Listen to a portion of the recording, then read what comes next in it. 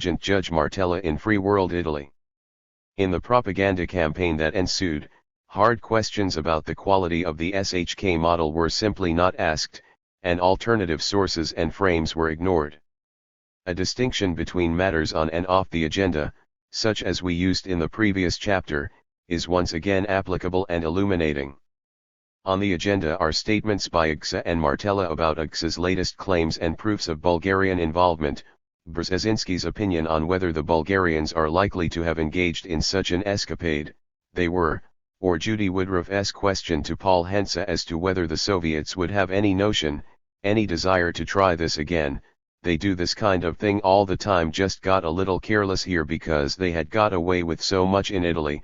Point 44. As in the Third World election cases described in Chapter 3, the media prefer to focus on superficial detail about the participants and opinions within a narrow range of establishment views, plus bluff denials by Bulgarian and Soviet officials, along with each development supporting the accepted case, a defector's accusations, a further IGSA confession, an investigator's or prosecutor's report, and leaks of alleged claims or expected new developments, whatever its credibility. Off the agenda are arguments and facts that would call into question the validity of the basic SHK model, and those relating to the alternative model, which starts with the question of why IGSA confessed so late and the likelihood that he was encouraged and pressed to talk. We will run through only a few of the important questions and points of evidence that the mass media put off the agenda. The basic SHK model rested its case on the Soviet motive, IGSA's stay in Sofia, and the high professionalism of the Soviet and Bulgarian secret police, which made it likely that they were manipulating IGSA if he stopped off in Bulgaria. Only the ABC 20/20 program of May 12, 1983, explored the Soviet motive in any depth, despite the constant mass media reiteration of the SHK line. ABC went to the trouble of asking the Vatican about the validity of Marvin Kalb's claim that the Pope had written a note threatening to resign and to return to Poland to lead the resistance to any Soviet invasion. Cardinal John Krall, speaking for the Vatican, said that not only was there not such a letter, but such a letter directly from the Pope to Brezhnev would have been a total departure from all normal procedures. In no way could you conceive of the Holy Father saying, "I would resign." ABC's information from the Vatican too was that the Pope's spoken message to Brezhnev was conciliatory. This spectacular repudiation of an important element in the SHK case was unreported in the rest of the media, and simply died with the ABC broadcast. And any balancing of supposed gains against the costs and risks to the Soviet Union in sponsoring IGSA was simply not undertaken in the mass media. None of them stopped to evaluate IGSA's 1979 letter threatening to kill the Pope on his earlier visit to Turkey. Sterling's ludicrous claim that the KGB hired a Turk to kill the Pope in order to damage Turkey's relation to NATO was never discussed. The question of the authenticity of IGSA's letter to Turks, which bears on IGSA's political commitments, and thus another SHK premise, was never discussed in the US mass media.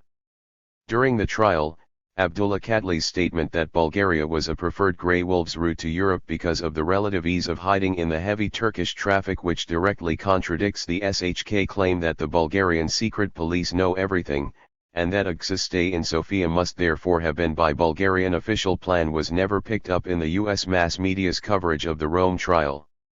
The most striking deficiencies of the mass media's handling of the basic SHK claims, however, was their remarkable naivete in the face of the pseudoscientific speculations of SHK and the accumulating violations of elementary principles of plausible deniability.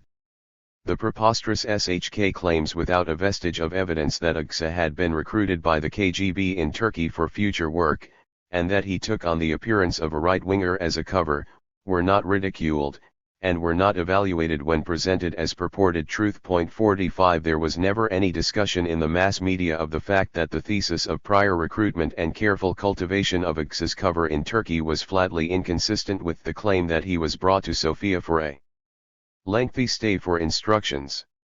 With regard to IGSA's alleged open dealings with Bulgarians in Rome, the mass media simply refused to discuss the fact that the alleged professionalism and use of the right-wing Turk as a cover had disappeared. As regards the alternative model, and the likelihood that UGSA had been encouraged and coached. Here also the mass media refused to explore these dissonant possibilities. They simply would not examine and discuss the convenience of the newly discovered plot for so many Western interests, the huge time lag in the naming of Bulgarians, UGSA's prison conditions and prison contacts, reports of meetings, offers, and threats to UGSA to induce him to talk, and the compromised character of the Italian police and intelligence agencies. This involved the media in the suppression of important documents. As one important instance, the July 12, 1984, Italian report of the Parliamentary Commission on the Masonic Lodge P2 describes in great detail the penetration of this massive neo-fascist conspiracy into the military establishment, secret services, press, and judiciary, among others. This report was newsworthy in its own right, but it also had a bearing on the Bulgarian connection case, as it addressed characteristics of Italian institutions that were directly involved in making and prosecuting the case against the Bulgarians. The New York Times, Time, Newsweek, and CBS Evening News never mentioned the publication of this report. As a second major illustration, 1 year later, in July 1985, the Criminal Court of Rome handed down a judgment in the matter of Francesco Piacenza et al., which described repeated corrupt behavior by officials of the Italian Secret Service agency SISMI, including the forgery and planting of documents. These officials were also charged with involvement in a cover-up of the agents carrying out the 1980 Bologna railway station massacre, the kind of terrorist connection that attracts frenetic mass media attention when attributable to suitable villains. As we noted earlier, SISMI officials had visited UGSA in prison and SISMI had issued a forged document implicating the Soviet Union in the shooting of the Pope on May 19, 1981, only 6 days after the assassination attempt. This forgery was never mentioned in the Times, Time, and Newsweek, or on CBS News, and the July 1985 court decision was barely mentioned in a back-page article of the Times. These blackouts are of materials that suggest a corrupt Italian process and the possibility that UGSA was persuaded and coached to pin the plot on the East. A propaganda system exploiting the alleged Bulgarian connection will naturally avoid such documents. UGSA's extremely loose prison conditions and the numerous claims in the Italian and dissident U.S. press of visits by Italian intelligence personnel were also virtually unmentioned by the U.S. mass media throughout 1982 and 1983. In June 1983, Diana Johnstone, the foreign editor of the newspaper in these times, submitted an op-ed column to the New York Times and the Philadelphia Inquirer that summarized the evidence and claims of intelligence agency visits, the reported threats to UGSA that his open and pleasant prison conditions might be terminated if he remained uncooperative, and Martella's proposed deal with UGSA. This op-ed offering was rejected, and no commentary or news along these lines was permitted to surface in the Times or the Philadelphia Inquirer or elsewhere, to our knowledge. Several years later, in an article in the New York Times of June 17, 1985, referring to Pandico's detailed description of how UGSA was coached in prison, John Tagliabue describes UGSA's prison as notoriously porous. But the Times had never mentioned this notorious fact before, or considered it in any way relevant to the case. When UGSA identified the Bulgarians in November 1982, the integrity of the Italian investigative judicial process in pursuing the case was already badly compromised for a wide variety of reasons. 46 But the US mass media weren't interested. Nor were they interested in the strange circumstances of the famous Antonov photo, widely circulated in the Western press, which shows Antonov very clearly and in a remarkable likeness watching the scene at St. Peter's Square on May 13, 1981. This photo, Martella eventually claimed, was not of Antonov but an American tourist. But this tourist, who apparently looked exactly like Antonov, has never been located, and the film from which this shot was taken has unaccountably disappeared. 47 UGSA's alterations in his claims about the Bulgarians, with Martella generously allowing him to change his recollections about the timing of events on May 13 whenever Bulgarian counter-evidence was too strong, failed to attract the media's attention. 48 UGSA's June 28, 1983, retraction of his claim that he had visited Antonov's apartment and met his family was not mentioned in the mass media until a full year after the event, and even then suggested to the press no very serious problems with the case or with Martella's investigative work. Point 49. How could Agsa know details about Antonov's apartment if he had never been there? An honest press would have pursued this relentlessly. The New York Times, with Sterling as its reporter, suppressed the issue. Point 50. The rest of the press simply wasn't interested. The media also weren't interested in Orson Neumann's finding that the Vatican had gone to some pains to try to implicate the Bulgarians, or the trial disclosure that the West German authorities had tried to bribe Grey Wolves member Oral Selig to come to West Germany and confirm Agsa's claims. Pandiko's and Pichinza's insider claims of Mafia and Sismi involvement in getting Agsa to talk were also given only the slightest attention, and this accumulating mass of materials on the Italian process was never brought together for a reassessment.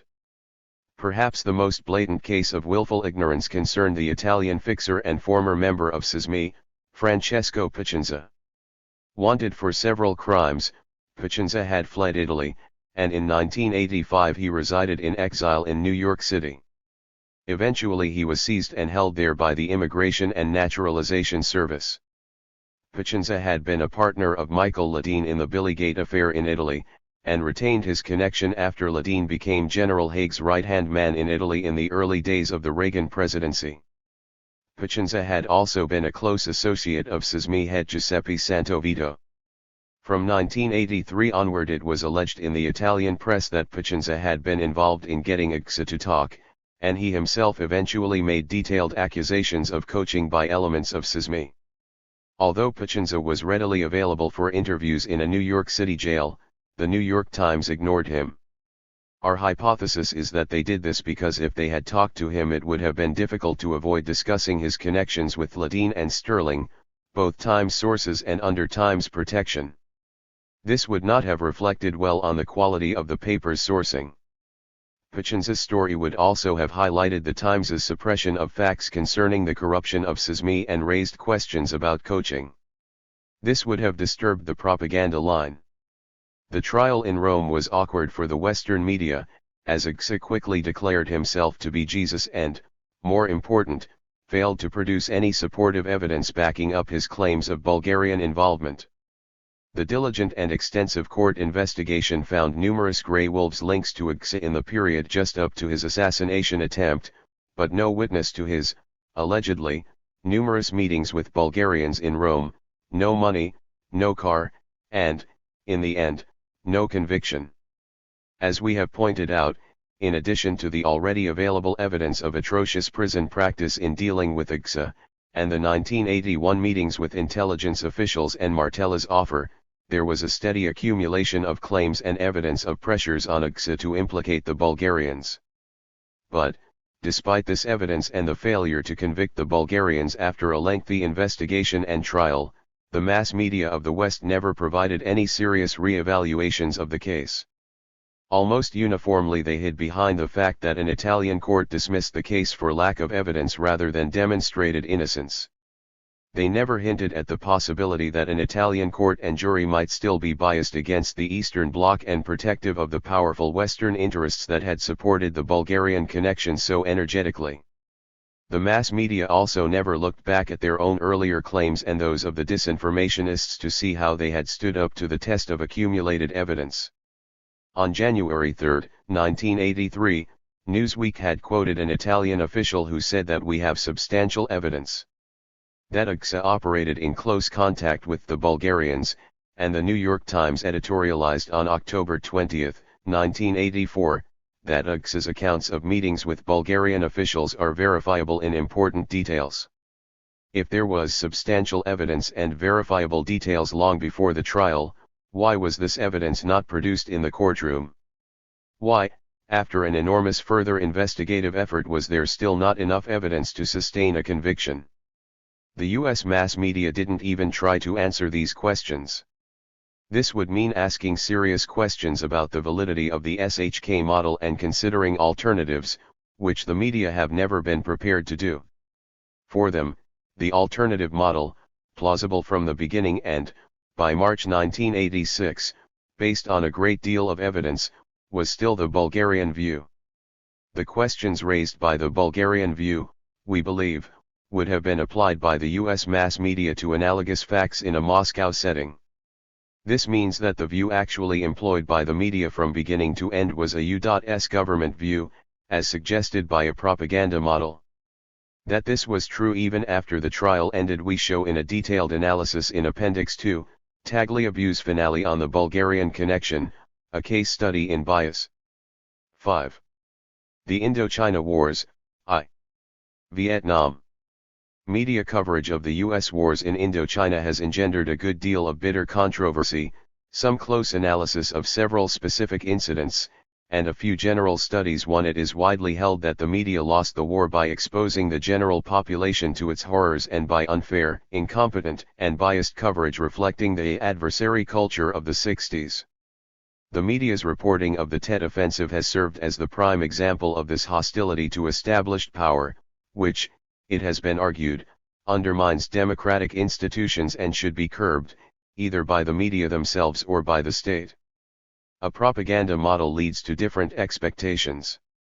On its assumptions, we would expect media coverage and interpretation of the war to take for granted that the United States intervened in the service of generous ideals, with the goal of defending South Vietnam from aggression and terrorism and in the interest of democracy and self-determination. With regard to the second-level debate on the performance of the media, a propaganda model leads us to expect that there would be no condemnation of the media for uncritical acceptance of the doctrine of U.S. benevolence and for adherence to the official line on all central issues, or even awareness of these characteristics of media performance. Rather, given that the U.S. government did not attain all of its objectives in Indochina, the issue would be whether the media are to be faulted for undermining the noble cause by adopting too adversarial a stance and departing thereby from fairness and objectivity. We shall see that all of these expectations are amply fulfilled. 5.1. The bounds of controversy. For the first time in history, Robert Elegant writes, the outcome of a war was determined not in the battlefield, but on the printed page, and above all, on the television screen, leading to the defeat of the United States in Vietnam. The belief that the media, particularly television, were responsible for U.S. government failures is widely expressed. It was endorsed by the right-wing media monitoring organization Accuracy in Media in its hour-long Vietnam Op/Ed aired by public television in response to its own 13-part series on the war. 2. According to a more moderate expression of this view, the media had become a notable new source of national power by 1970 as part of a general excess of democracy, contributing to the reduction of governmental authority at home and a resulting decline in the influence of democracy abroad. Broader interests of society and government require that if journalists do not impose standards of professionalism, the alternative could well be regulation by the government to the end of restoring a balance between government and media. 3. Freedom House Executive Director Leonard Sussman, commenting on Big Story, the study of media coverage of the Tet Offensive sponsored by Freedom House, describes the adversarial aspect of the press-government relation as normal. Presupposing without argument that it has been demonstrated, but asks, must free institutions be overthrown because of the very freedom they sustain? 4. John Roche proceeds further still, calling for congressional investigation of the workings of these private governments who distorted the record in pursuit of their anti-Johnson mission, although he fears Congress is too terrified of the media and their awesome power to take on this necessary task. 5. New York Times television critic John Corey defends the media as merely unmindful, not unpatriotic as the harsher critics claim. They are not anti-American, despite their adversarial stance, rather, they reflect a powerful element of the journalistic literary political culture, where the left wins battles. By default, because its ideas make up the moral and intellectual framework for a large part of the culture, and television becomes an accomplice of the left when it allows the culture to influence its news judgments, as in his view it regularly does. 6. Media spokespersons, meanwhile, defend their commitment to independence while conceding that they may err through excessive zeal in calling the government to account in vigorous pursuit of their role as watchdog. Within the mainstream, the debate is largely framed within the bounds illustrated by the PBS AIM interchange broadcast on the public television network. Ames Vietnam Op/Ed accused PBS of deliberate misrepresentation and other sins, while the producers of the documentary defended its accuracy. A dozen commentators, ranging from extreme hawks to mild critics of the war such as General Douglas Kinnard, added their thoughts. 7 The program concluded with a studio wrap-up featuring 3 intelligent citizens, Colonel Harry Summers of the Army War College, a hawkish critic of the tactics of the war, Peter Braystrup, one of the harshest critics of media war coverage, and Win San Thong, speaking for what the moderator called the South Vietnamese community, meaning the exile community. The hypothesis advanced by the propaganda model, excluded from debate as unthinkable, is that in dealing with the American wars in Indochina, the media were indeed unmindful, but highly patriotic in the special and misleading sense that they kept and keep closely to the perspective of official Washington and the closely related corporate elite, in conformity to the general journalistic literary political culture from which the left, meaning dissident opinion that questions jingoist assumptions, is virtually excluded. The propaganda model predicts that this should be generally true not only of the choice of topics covered and the way they are covered, but also, and far more crucially, of the general background of presuppositions within which the issues are framed and the news presented. Insofar as there is debate among dominant elites, it will be reflected within the media, which in this narrow sense may adopt an adversarial stance with regard to those holding office, reflecting elite dissatisfaction with current policy. Otherwise the media will depart from the elite consensus only rarely and in limited ways. Even when large parts of the general public break free of the premises of the doctrinal system, as finally happened during the Indochina Wars, real understanding based upon an alternative conception of the evolving history can be developed only with considerable effort by the most diligent and skeptical. And such understanding as can be reached through serious and often individual effort will be difficult to sustain or apply elsewhere, an extremely important matter for those who are truly concerned with democracy at home and the influence of democracy abroad, in the real sense of these words. These conclusions concerning media conformism are accepted in part by mainstream critics of the media. Thus Leonard Sussman, of Freedom House, observes that U.S. intervention in 1965 enjoyed near total editorial support. 8. The intervention in 1965 included the deployment of U.S. combat forces in Vietnam, the regular bombing of North Vietnam, and the bombing of South Vietnam at triple the scale in a program of unlimited aerial warfare inside the country at the price of literally pounding the place to bits. 9. It is a highly significant fact that neither then, nor before, was there any detectable questioning of the righteousness of the American cause in Vietnam, or of the necessity to proceed to full-scale intervention.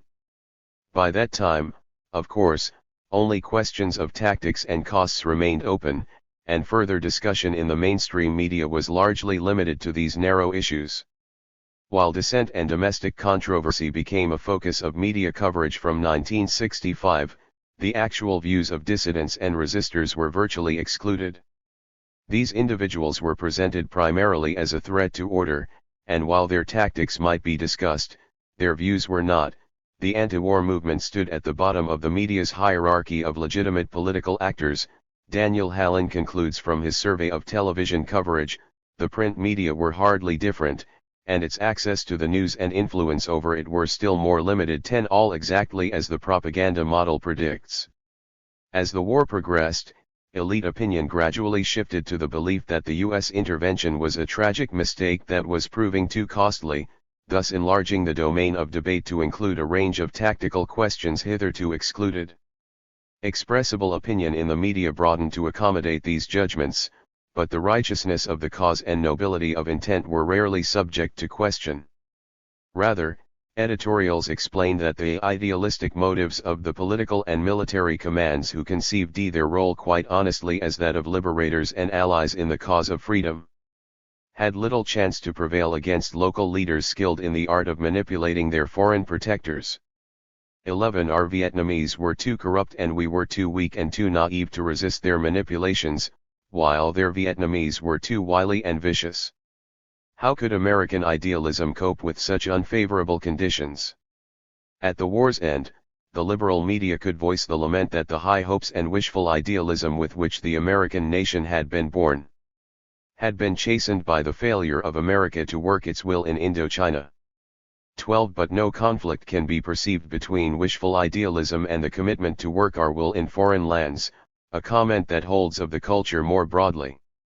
As for direct reporting, the major charge of the influential Freedom House study of the Tet Offensive, echoed by others who condemn the media for their overly adversarial stance, is that reporting was too pessimistic. We return to the facts, but consideration of the logic of the charge shows that even if accurate, it would be quite consistent with the propaganda model. There was, no doubt, increased pessimism within the German General Staff after Stalingrad. Similarly, Soviet elites openly expressed concern over the wisdom of the defense of Afghanistan and its costs, and some might have been overly pessimistic about the likelihood of success in this endeavor.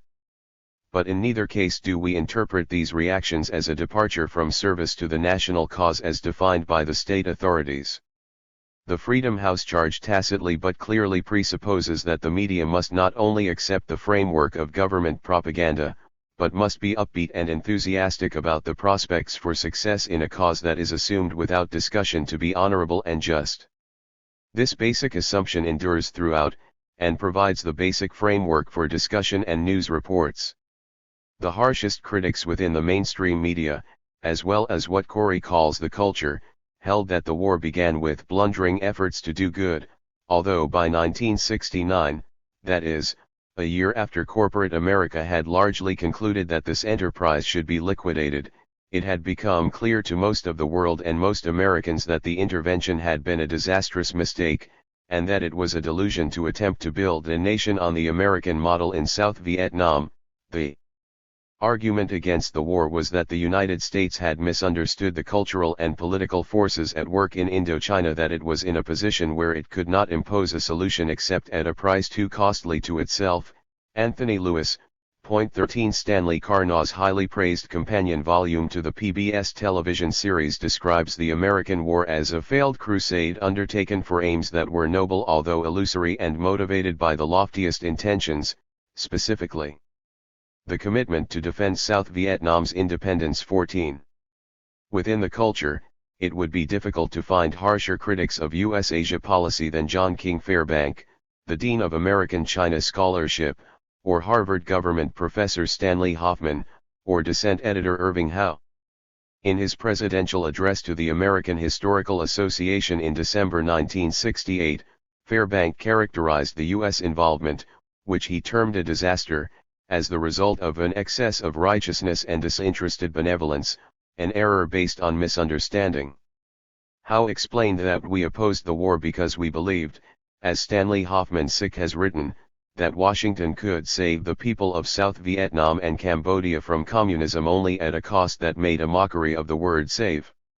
Hoffman explains later that our efforts in supporting the South Vietnamese were undermined by the way the war was fought, while the means adopted to deter the North Vietnamese from further infiltration were never sufficient, and sufficient means, had the United States been willing to commit them, would have created for the United States real external dangers with potential adversaries and in relations with allies. Again, we find not the slightest recognition that the familiar pieties of state propaganda might be subject to some question. 15. In its 1985 10th anniversary retrospective on the Vietnam War, Foreign Affairs presents both the hawk and the dove positions. Representing the more dovish view, David Fromkin and James Chase assert without argument that the American decision to intervene in Indochina was predicated on the view that the United States has a duty to look beyond its purely national interests, and that, pursuant to its global responsibilities, the United States must serve the interests of mankind. As a moral matter, we were right to choose the lesser of two evils and to oppose communist aggression by the Vietnamese in Vietnam, but on the practical side it was wrong because our side was likely to lose. The moral imperatives of our service to the interests of mankind do not, however, require that we intervene to overthrow governments that are slaughtering their own populations, such as the Indonesian government we supported in 1965, or our Guatemalan and Salvadoran clients of the 1980s. On the contrary, they observe, the success of our Indonesian allies in destroying the domestic political opposition by violence in 1965 was a respectable achievement that should have led us to reconsider our Vietnam policy. They cite Lyndon Johnson's national security advisor, McGeorge Bundy, who feels in retrospect that our effort in Vietnam was excessive after 1965, when a new anti-communist government took power in Indonesia and destroyed the Communist Party, the only mass-based political party in that country, incidentally slaughtering several 100,000 people, mostly landless peasants, and thus securing Indonesia in accord with our global responsibilities and serving the interests of mankind. 16. Frumkin and Chase define opponents of the war, meaning, presumably, critics whose views merit serious consideration as those who did not believe that whipping the enemy North Vietnam was enough, so long as the enemy refused to submit or surrender. The media, they say, brought home to the American people how little effective control over the population had been purchased by all of General Westmoreland's victories, thus strengthening the opponents of the war, dissatisfied by our inability to gain effective control over the population. The media cannot be blamed for pointing out the problem, and if General Westmoreland knew the answer to it, perhaps he should have revealed it to the public. Outside of those committed to the cause, although possibly skeptical about its feasibility or the means employed, there are only those whom McGeorge Bundy once described as wild men in the wings, referring to people who dared to question the decisions of the first team that was determining U.S. policy in Vietnam. 17. Quite generally, insofar as the debate over the war could reach the mainstream during the war or since, it was bounded on the one side by the hawks, who felt that with sufficient dedication the United States could succeed in defending South Vietnam, controlling the population, and thus establishing American-style democracy there. 18. And on the other side by the doves, who doubted that success could be achieved in these noble aims at reasonable cost. 19. Later, there arrived the owls, who observed the proceedings judiciously without succumbing to the illusions of either extreme of this wrenching controversy. Reporting and interpretation of the facts were framed in accordance with these principles. 5.2. The wild men in the wings. As the elite consensus eroded in the late 1960s, criticism of the noble cause on grounds of its lack of success became more acceptable, and the category of wild men in the wings narrowed to those who opposed the war on grounds of principle, the same grounds on which they opposed the Soviet invasions of Hungary, Czechoslovakia, and, later, Afghanistan. Let us consider how superpower intervention would be presented from a point of view that permits aggression to be understood as aggression. In the case of Soviet intervention, there is no serious controversy. True, the Soviet Union has security concerns in Eastern Europe, including states that collaborated with the Nazis in an attack on the Soviet Union that practically destroyed it a generation ago and now serve as a buffer to a rearmed West Germany that is part of a hostile and threatening military alliance. True, Afghanistan borders areas of the Soviet Union where the population could be inflamed by a radical Islamic fundamentalist revival, and the rebels, openly supported by bitter enemies of the Soviet Union, are undoubtedly terrorists committed to harsh oppression and religious fanaticism who carry out violent acts inside the Soviet Union itself and have been attacking Afghanistan from Pakistani bases since 1973, 6 years before the Soviet invasion. 20. But none of these complexities bear on the fact that the Soviet Union invaded Czechoslovakia, Hungary, and Afghanistan, holds Poland in a firm grip, etc. True, the Russians were invited into Afghanistan in 1979, but as the London Economist accurately observed, an invader is an invader unless invited in by a government with some claim to legitimacy. 21. And the government that the Soviet Union installed to invite it in plainly lacked any such claim. None of these matters elicit serious controversy, nor should they. The Soviet invasion of Afghanistan, like earlier cases of Soviet intervention in the region occupied by the Red Army as it drove out the Nazis during World War II, are described as aggression, and the facts are reported in these terms. The United Nations has repeatedly condemned the Soviet aggression in Afghanistan and regularly investigates and denounces the crimes they have committed. Western reporters cover the war from the standpoint of the rebels defending their country from foreign attack, entering Afghanistan with them from their Pakistani sanctuaries. Official Soviet pronouncements are treated not merely with skepticism but with disdain. In the case of the U.S. intervention in Indochina, no such interpretation has ever been conceivable, apart from the wild men in the wings, although it is at least as well grounded as the standard, and obviously correct, interpretation of the Soviet aggression in Afghanistan. Furthermore, the reporting practice of journalists and commentators is also radically different in the two cases. We put off for a moment the more significant issue of how the war is understood, focusing first on the narrower question of journalistic practice. In sharp contrast to the Soviet aggression, it was standard practice throughout the Indochina War for journalists to report Washington pronouncements as fact, even in the extreme case when official statements were known to be false. Furthermore, this practice persisted through the period when the media had allegedly become a notable new source of national power threatening government authority. To mention only one typical case from the year in which, we are to understand, this status had been definitively attained, CP 158, in March 1970 the media reported a North Vietnamese invasion of Laos on the basis of a speech by President Nixon announcing that North Vietnamese forces in Laos had suddenly risen from 50,000 to 67,000. Nixon's comment came immediately after the U.S. military attaché in Vientiane presented his standard briefing citing the lower figure a source of much private amusement among the press corps in Vientiane, as one of us witnessed at first hand, but the presidential fabrication was reported as fact.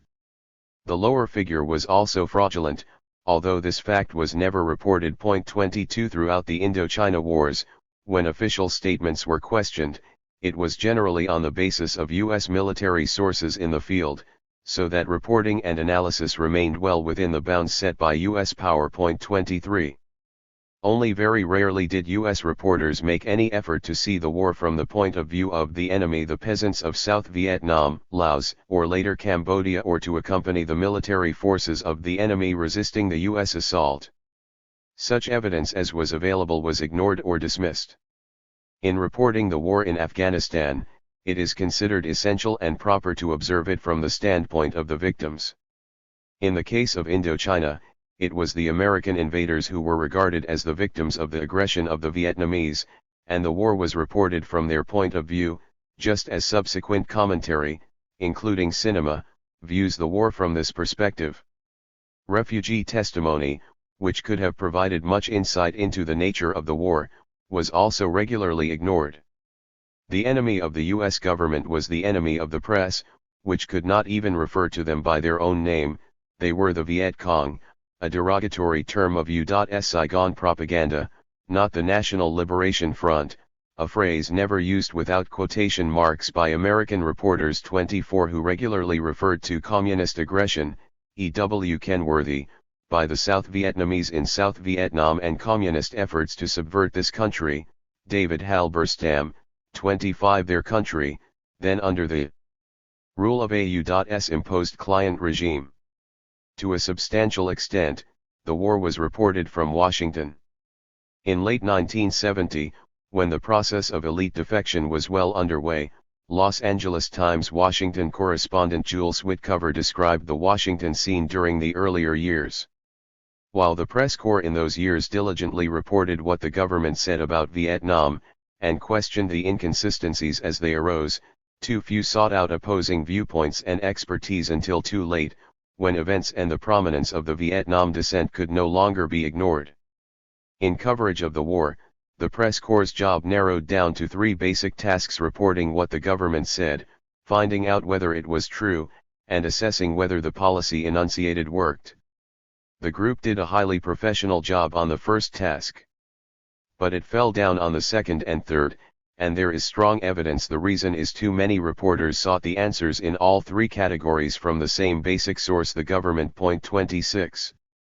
The search for opposing viewpoints as things went wrong was also extremely narrow, limited to the domain of tactics, that is, limited to the question of whether the policy enunciated worked, viewed entirely from the standpoint of U.S. interests, and with official premises taken as given.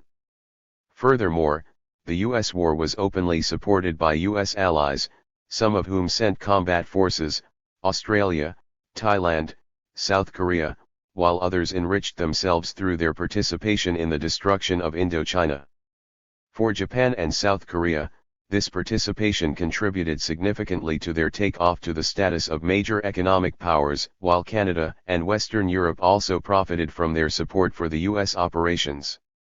In contrast to the Soviet invasion of Afghanistan, the United Nations never condemned the U.S. intervention, nor did it investigate or denounce the crimes committed in the course of U.S. military operations, a reflection of U.S. world power and influence.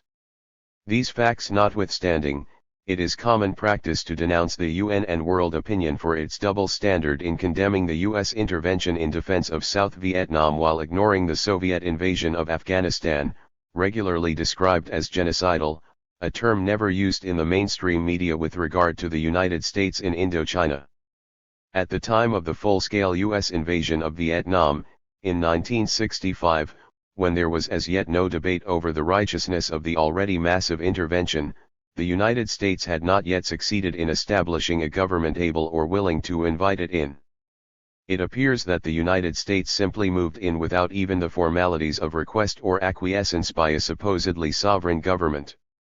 Nevertheless, at the dovish extreme of U.S. journalism, Tom Wicker, explaining his view that the United States has no historic or God-given mission to bring democracy to other nations, observes that the matter is different in the case of the maintenance of freedom where it already exists. U.S. support for a democratic regime that is being attacked or subverted by repressive forces of the left or right might well be justified if invited, although, as in Vietnam, the freedom being defended may be minimal and the cost may be astronomical. 27. As a dissident commentator, Wicker recognizes that the freedom we were defending in Vietnam was minimal and that the cost proved too high.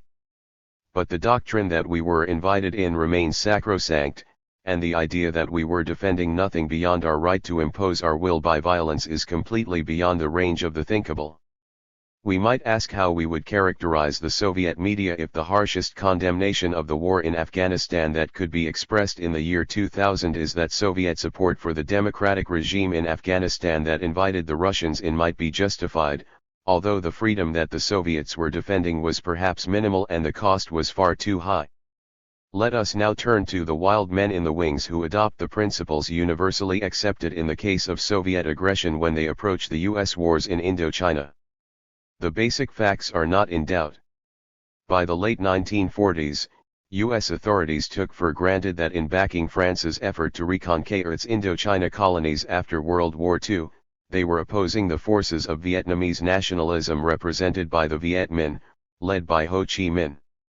In 1947, the State Department noted that Ho had established himself as the symbol of nationalism and the struggle for freedom to the overwhelming majority of the population. 28 By September 1948, the department deplored our inability to suggest any practicable solution of the Indochina problem in the light of the unpleasant fact that Communist Ho Chi Minh is the strongest and perhaps the ablest figure in Indochina and that any suggested solution which excludes him is an expedient of uncertain outcome, the Communists under Ho having captured control of the nationalist movement, while the U.S. long-term objective was to eliminate so far as possible Communist influence in Indochina. 29 Nonetheless, the United States supported the cause of France against Vietnam, covering some 80% of the cost of the war at the end and contemplating a direct U.S. attack, had France agreed. When the French withdrew, in 1954, the United States at once turned to the task of subverting the Geneva Agreements that laid the groundwork for unification of Vietnam with countrywide elections by 1956, establishing a client state in South Vietnam, the GVN, that controlled its population with substantial violence and rejected the terms of the Geneva political settlement, with U.S. support. State terrorism evoked renewed resistance, and by 1959, Viet Minh cadres in the South, who were being decimated by U.S. organized state terror, received authorization to use violence in self-defense, threatening the quick collapse of the U.S. imposed regime, which by then had killed tens of thousands of people and alienated much of the peasantry as well as urban elites. The Vietnam correspondent for the London Times and The Economist, David Hotham, wrote in 1959 that the Diem regime imposed by the United States has crushed all opposition of every kind, however anti-communist it might be. He has been able to do this, simply and solely because of the massive dollar aid he has had from across the Pacific, which kept in power a man who, by all the laws of human and political affairs, would long ago have fallen. Diem's main supporters are to be found in North America, not in Free Vietnam. Point 30. The leading U.S. government specialist on Vietnamese communism, Douglas Pike, whose denunciations of the Viet Cong often reached the level of hysteria, conceded that the NLF maintained that its contest with the GVN and the United States should be fought out at the political level and that the use of massed military might was in itself illegitimate, until forced by the United States and its clients to use counter-force to survive. 31. The Kennedy administration escalated the war in South Vietnam, engaging U.S. military forces directly in bombing, defoliation, and advising combat troops from 1961 to 1962 as part of an effort to drive several million people into concentration camps, strategic hamlets, in which they could be protected behind barbed wire and armed guard from the guerrillas whom, the United States conceded, they were willingly supporting. Douglas Pike assessed indigenous support for the NLF at about 50% of the population at the time, which is more than George Washington could have claimed, while the United States could rally virtually no indigenous support. He explained that political options were hopeless, since the NLF was the only truly mass-based political party in South Vietnam, and no one, with the possible exception of the Buddhists, thought themselves equal in size and power to risk entering a coalition, fearing that if they did the whale the NLF would swallow the minnow. As for the Buddhists, the United States regarded them as equivalent to card-carrying communists, Ambassador Henry Cabot Lodge, and later backed the use of force to destroy their political movement, to ensure that no independent political force would remain, since no such force could be controlled. 32 In a highly regarded military history and moral tract in justification of the American War, Gunter Louis describes the purpose of the U.S. air operations of the early 1960s, which involved indiscriminate killing and took a heavy toll of essentially innocent men, women, and children, in a manner that Orwell would have appreciated. Villages in open zones were subjected to random bombardment by artillery and aircraft so as to drive the inhabitants into the safety of the strategic hamlets. 33. It was conceded on all sides that the government imposed by the United States lacked any significant popular support. The experienced U.S. pacification chief John Paul Vann, widely regarded as the U.S. official most knowledgeable about the situation in South Vietnam, wrote in 1965 that a popular political base for the government of South Vietnam does not now exist. The existing government is oriented toward the exploitation of the rural and lower-class urban populations. It is, in fact, a continuation of the French colonial system of government with upper-class Vietnamese replacing the French. The dissatisfaction of the agrarian population is expressed largely through alliance with the NLF. 34. Virtually all parties concerned, apart from the United States, were making serious efforts in the early 1960s to avoid an impending war by neutralizing South Vietnam, Laos, and Cambodia. The official stand of the National Liberation Front, the Viet Cong of U.S. propaganda, essentially the southern branch of the Viet Minh. But the United States was committed to preventing any political settlement. Unable to develop any political base in the South, the U.S. government proceeded to expand the war. It was able to do this by continually manipulating the political scene in South Vietnam to assure the attainment of its objective, continued fighting until an anti-communist regime, susceptible to American will, was established in the South. Ambassador Lodge observed in January 1964 that it is obvious that the generals are all we have got. 35 And we would keep replacing them until we got the right ones, right meaning that they were willing to follow orders and fight, not negotiate. One of Diem's early replacements told newsmen that he found out that he was going to be the next head of state only when his U.S. advisor told me that a coup d'état was planned in Saigon and that I was to become president.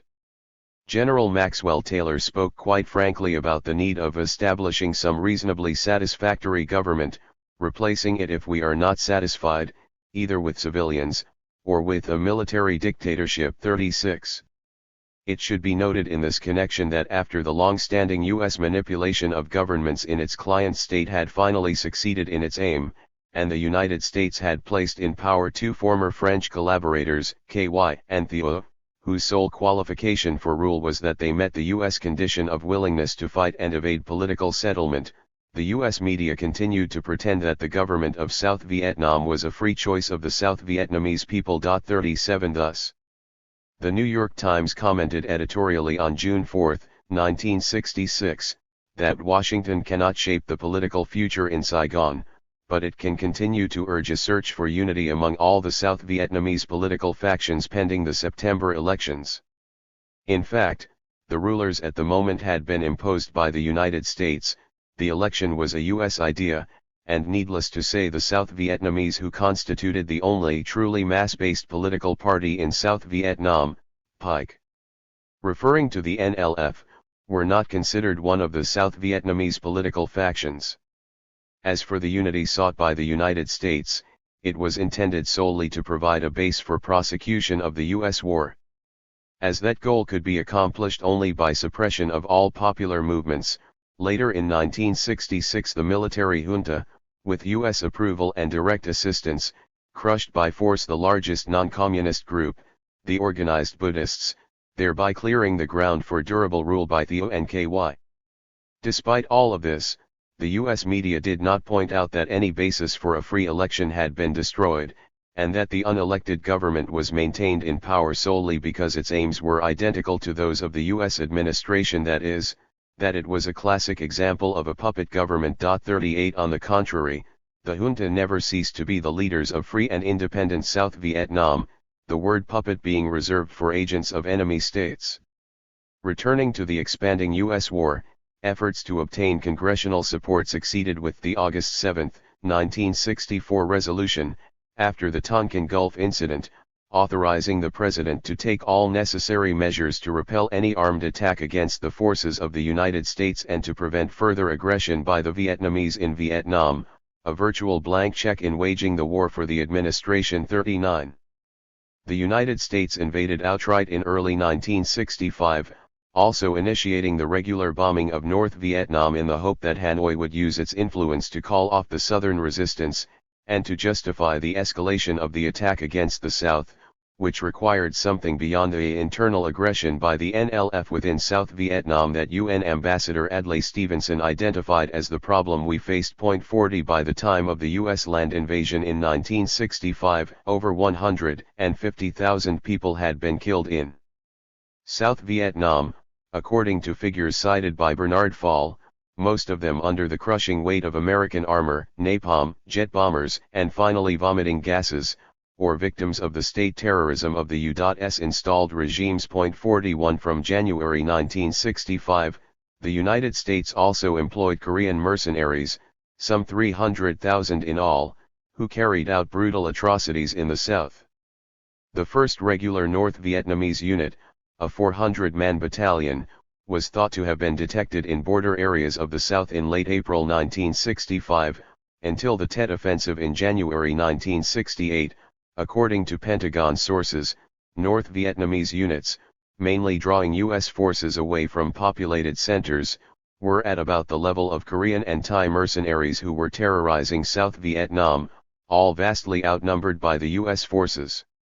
By 1967, the war had reached such a level of devastation that, in Fall's words, Vietnam as a cultural and historic entity is threatened with extinction. As the countryside literally dies under the blows of the largest military machine ever unleashed on an area of this size. 42 The strategy of destroying South Vietnam was generally considered a success. Harvard professor and government advisor Samuel Huntington concluded that in an absent-minded way the United States in Vietnam may well have stumbled upon the answer to wars of national liberation, namely, forced draft urbanization and mobilization by violence so extreme as to produce a massive migration from countryside to city, thus undercutting the Maoist strategy of organizing the peasant population, over 80% of the population when these techniques were initiated, and undermining the Viet Cong, a powerful force which cannot be dislodged from its constituency so long as the constituency continues to exist. 43. The Tet Offensive of January 1968, conducted almost entirely by South Vietnamese NLF forces in cities and towns throughout the country, convinced U.S. elites that the war was proving too costly to the United States, and that strategy should shift toward a more capital-intensive operation with reliance on an indigenous mercenary army, in the technical sense of the phrase, and gradual withdrawal of the U.S. forces, which were by then suffering a severe loss of morale, a matter of growing concern to military authorities. U.S. forces undertook a post-Tet accelerated pacification campaign, in actuality a mass murder operation that demolished the NLF and much of what was left of the peasant society while killing tens of thousands and extending the destruction of the country. Much of North Vietnam, particularly the southern region, was turned into a moonscape, and Laos was battered under the heaviest bombing in history, including the peasant society of northern Laos where, the U.S. government conceded, the bombing had no relation to its war in South Vietnam. The United States bombed and invaded Cambodia, destroying much of the countryside and mobilizing embittered peasants to the cause of the Khmer Rouge, previously a marginal force. By the war's end, the death toll in Indochina may have reached 4 million or more. 44 and the land and societies were utterly devastated. Subsequent U.S. policy has sought to prevent any recovery from this cataclysm by refusing reparations, aid, and trade, and blocking assistance from other sources. Although not all aid, U.S. aid to the Khmer Rouge in the 1980s appears to have run to many millions. 45. Applying the principles that we rightly adopt in the case of Soviet aggression, the conclusion seems obvious. The United States attacked South Vietnam, arguably by 1962 and unquestionably by 1965, expanding its aggression to all of Indochina with lethal and long-term effects. Media coverage or other commentary on these events that does not begin by recognizing these essential facts is mere apologetics for terrorism and murderous aggression. The United States was defending South Vietnam in the same sense in which the Soviet Union is defending Afghanistan. But from the point of view of the media, or the culture, there is no such event in history as the U.S. attack against South Vietnam and the rest of Indochina. One would be hard put to find even a single reference within the mainstream to any such event, or any recognition that history could possibly be viewed from this perspective, just as Pravda, presumably, records no such event as the Soviet invasion of Afghanistan, only the defense of Afghanistan against bandits supported by the CIA. Even at the peak period of peace movement activism there was virtually no opposition to the war within the intellectual culture on the grounds that aggression is wrong. 46 The grounds universally adopted in the case of the Soviet invasion of Czechoslovakia in 1968 for a very simple reason: the fact of U.S. aggression was unrecognized. There was much debate during the war over whether the North Vietnamese were guilty of aggression in Vietnam, and as we have seen, even the South Vietnamese were condemned for internal aggression, Adlai Stevenson, but there was no discussion of whether the United States was guilty of aggression in its direct attack against South Vietnam, then all of Indochina. These intriguing facts reflect the overwhelming dominance of the state propaganda system and its ability to set the terms of thought and discussion, even for those who believe themselves to be taking an adversarial stance. As for the media, departures from these doctrinal principles were negligible. Indeed, they may well have been literally zero in the vast coverage and commentary on the war, while it was in progress or since. In a revealing article entitled Lessons of Running Viet's War, published in August 1987, Stanley Carnaugh, a veteran Asia correspondent and author of a highly regarded liberal history of the Vietnam War, argues that the United States erred in Vietnam because it allowed the Vietnamese people to depend too heavily on us. 47 Reciprocally, the South Vietnamese people also allowed themselves to be lulled into a complacent sense of dependency on the United States, thinking we wouldn't back down, not realizing that small clients are expendable. The South Vietnamese people who fought the U.S. invasion are never mentioned, or considered to be South Vietnamese within Carnaugh's patriotic frame, although they constituted the majority of the population and the only serious political force, According to U.S. specialists and officials on the scene, and despite the fact that the U.S. selected faction repeatedly stressed that frankly, we are not strong enough now to compete with the communists on a purely political basis. 48A Soviet Karna would no doubt express similar concern in retrospect that the Soviet Union allowed the Afghans to rely too heavily on Soviet power. By the standards we rightly apply to the actions of the Soviet Union or other official enemies, there is nothing further that need be said about the media and Indochina. Any further discussion is on a par with the minor question of whether Pravda reports facts accurately about the Soviet defense of Afghanistan. Adopting the Freedom House, Trilateral Commission perspective, a Communist Party functionary might criticize Pravda for excessive pessimism or for too adversarial a stance, contributing to the eventual loss of the war and the takeover of Afghanistan by feudalist elements committed to terrorism, horrifying repression of women, religious fanaticism, plans to march on Jerusalem, etc. Or if he found that the reporting was sufficiently upbeat and not too distorted, he might laud Pravda for its accuracy and objectivity. But all of this would be nonsense. Whatever is discovered, serious evaluation of the media is effectively over when we discover that the basic principle of state propaganda, the principle that the USSR is defending Afghanistan from terrorist attack, is adopted as the unquestioned framework for further reporting and discussion. The same is true in the case of US aggression in Indochina. We cannot quite say that the propaganda model is verified in the case of the Indochina Wars, since it fails to predict such extraordinary, far-reaching, and exceptionless subservience to the state propaganda system. The fact that this judgment is correct as it plainly is startling enough. Even more revealing with regard to Western intellectual culture is that the simple facts cannot be perceived, and their import lies far beyond the bounds of the thinkable.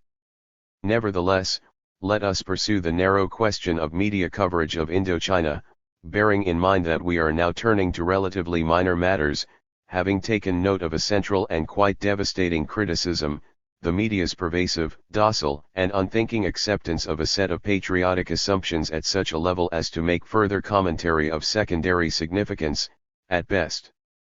5.3. The early stages, a closer look.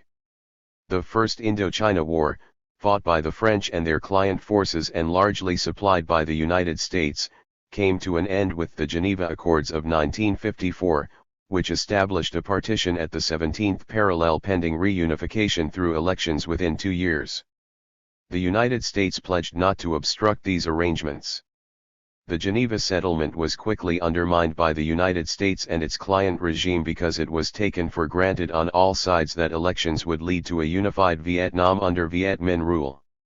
American intelligence sources were unanimous that the U.S. imposed client would lose any national election, George Kaheen concludes from a close inspection of the available record.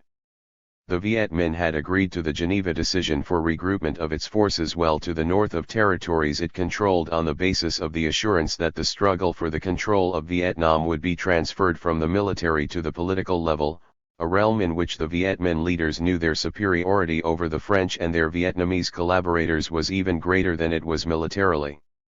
For the Viet Minh, this was the heart of the Geneva Agreements. 49. The secret U.S. response to the perceived disaster of Geneva was a plan to resort to military action, including attacks on China if deemed necessary, in the event of local communist subversion or rebellion not constituting armed attack, in explicit violation of the UN Charter, which limits the use of force to self-defense in the event of armed attack until the UN Security Council is able to respond. This crucial decision, misrepresented beyond recognition in the Pentagon Papers' history and generally ignored, also recommended operations against China, covered operations on a large and effective scale throughout Indochina, including North Vietnam, remilitarization of Japan, development of Thailand as the focal point for U.S. covert and psychological operations in Southeast Asia, etc. 50 Defense Secretary Robert McNamara observed in a memorandum for President Johnson that only the U.S. presence after 1954 held the South together, and enabled DM to refuse to go through with the 1954 provision calling for nationwide free elections in 1956. 51. Surveying the media during this period, Howard Elterman observes that during a 6-month period in 1955 and 1956, there was virtually no news coverage about the U.S. policy of undermining the Geneva Accords in the New York Times and the 3 news weeklies. Communist charges to this effect were occasionally mentioned on back pages but dismissed as propaganda-accurate propaganda. In fact, when the evasion of elections was conceded, it was justified on the basis of communist terror and regimentation. The Times, June 2, 1956, described Vietnam as a country divided into the communist regime in the north and a democratic government in the south, namely, the murderous and corrupt Diem dictatorship. Newsweek denounced the wide infiltration in South Vietnam in support of the implacable purpose of the Viet Minh, while U.S. News and World Report condemned Ho Chi Minh for plotting new red aggression in Southeast Asia. 52. More generally, through 1956 the press ensured that the reading public would view the war as a struggle between communism and the free world, Susan Welch observes on the basis of her survey of several leading journals. Ho Chi Minh and the Viet Minh were presented as merely agents of Moscow and Peking whose primary means of gaining support was through terror and force, although occasional mention was made of their nationalist appeal, while France was a gallant ally, fighting alongside the United States to preserve liberty and justice in Asia, a cause carried on by the United States alone after Geneva. State doctrine was never challenged by editors or columnists. The liberal press showed particular enthusiasm for the cause, and news stories also reinforced the preconceptions of the administration, because the press relied almost completely on administration sources for information which was reported. Although coverage of Indochina was limited, apart from a peak in 1954, and faded still further afterwards, the terms of the future debate over U.S. policy were being hardened into usage by the press. 53. With peaceful settlement successfully deterred, the United States and its client regime turned to the task of internal repression, killing tens of thousands and imprisoning tens of thousands more. 54 Diem supporter and advisor Joseph Buttinger describes massive expeditions in 1956 that destroyed villages, with hundreds or thousands of peasants killed and tens of thousands arrested by soldiers in regions controlled by the communists without the slightest use of force, facts that were kept secret from the American people and still are. 55. The main target of the repression was the anti-French resistance, the Viet Minh, which was virtually decimated by the late 1950s. The reasons for the resort to violence were simple and have been amply documented. 56 Recourse to violence was the only feasible response to the successes of the Viet Minh, reconstituted as the National Liberation Front, NLF, in organizing the peasantry, which left the United States only one option: to shift the struggle away from the political arena, where it was weak, to the arena of violence, where it was strong. Despite the U.S. organized terror, the Communist Party continued to advocate political action. The outline of strategy for the coming year sent to the South in late 1958 still called for political struggle without the use of arms. 57 As Jeffrey Race documents, when the Communist Party finally authorized the use of violence in self-defense in 1959 in response to pleas from the Southern Viet Minh, the slaughter could no longer proceed unimpeded, and government authority quickly collapsed. Nevertheless, the government terrorized far more than did the revolutionary movement. For example, by liquidations of former Viet Minh by artillery and ground attacks on communist villages, and by roundups of communist sympathizers. The fundamental source of strength for the revolutionary movement, Race continues, was the appeal of its constructive programs. For example, the land reform program, which achieved a far broader distribution of land than did the government program, and without the killing and terror which is associated in the minds of Western readers with communist practices in land reform. On the contrary, the principal violence was brought about not by the party but by the government, in its attempts to reinstall the landlords, the usual pattern, in fact, although not in the minds of Western readers. The lowest economic strata benefited the most from the redistributive policies implemented. Authority was decentralized and placed in the hands of local people, in contrast to the rule of the U.S. client regime, perceived as outside forces by major segments of the local population, What attracted people to the revolutionary movement was that it represented a new society in which there would be an individual redistribution of values, including power and status as well as material possessions. In Long An province, near Saigon, which Ray studied intensively, the NLF had become dominant in the early 1960s, while the government apparatus and its armed forces dissolved without violent conflict, undermined by NLF organizing and propaganda. By late 1964, parts of the province were declared a free strike zone, and by early 1965, revolutionary forces had gained victory in nearly all the rural areas of Long An 58. The first units of the North Vietnamese aggressors entered the province at the time of the 1968 Tet Offensive. In fact, up to summer 1969, when the post-Tet accelerated pacification campaign had succeeded in decimating the indigenous resistance, U.S. sources reported about 800 North Vietnamese against an estimated total of 49,000 Viet Cong soldiers and support troops in the entire Mekong Delta. 59. This picture and what it entails was essentially invisible to the American public, and it is so remote from news coverage that sampling of the record is beside the point.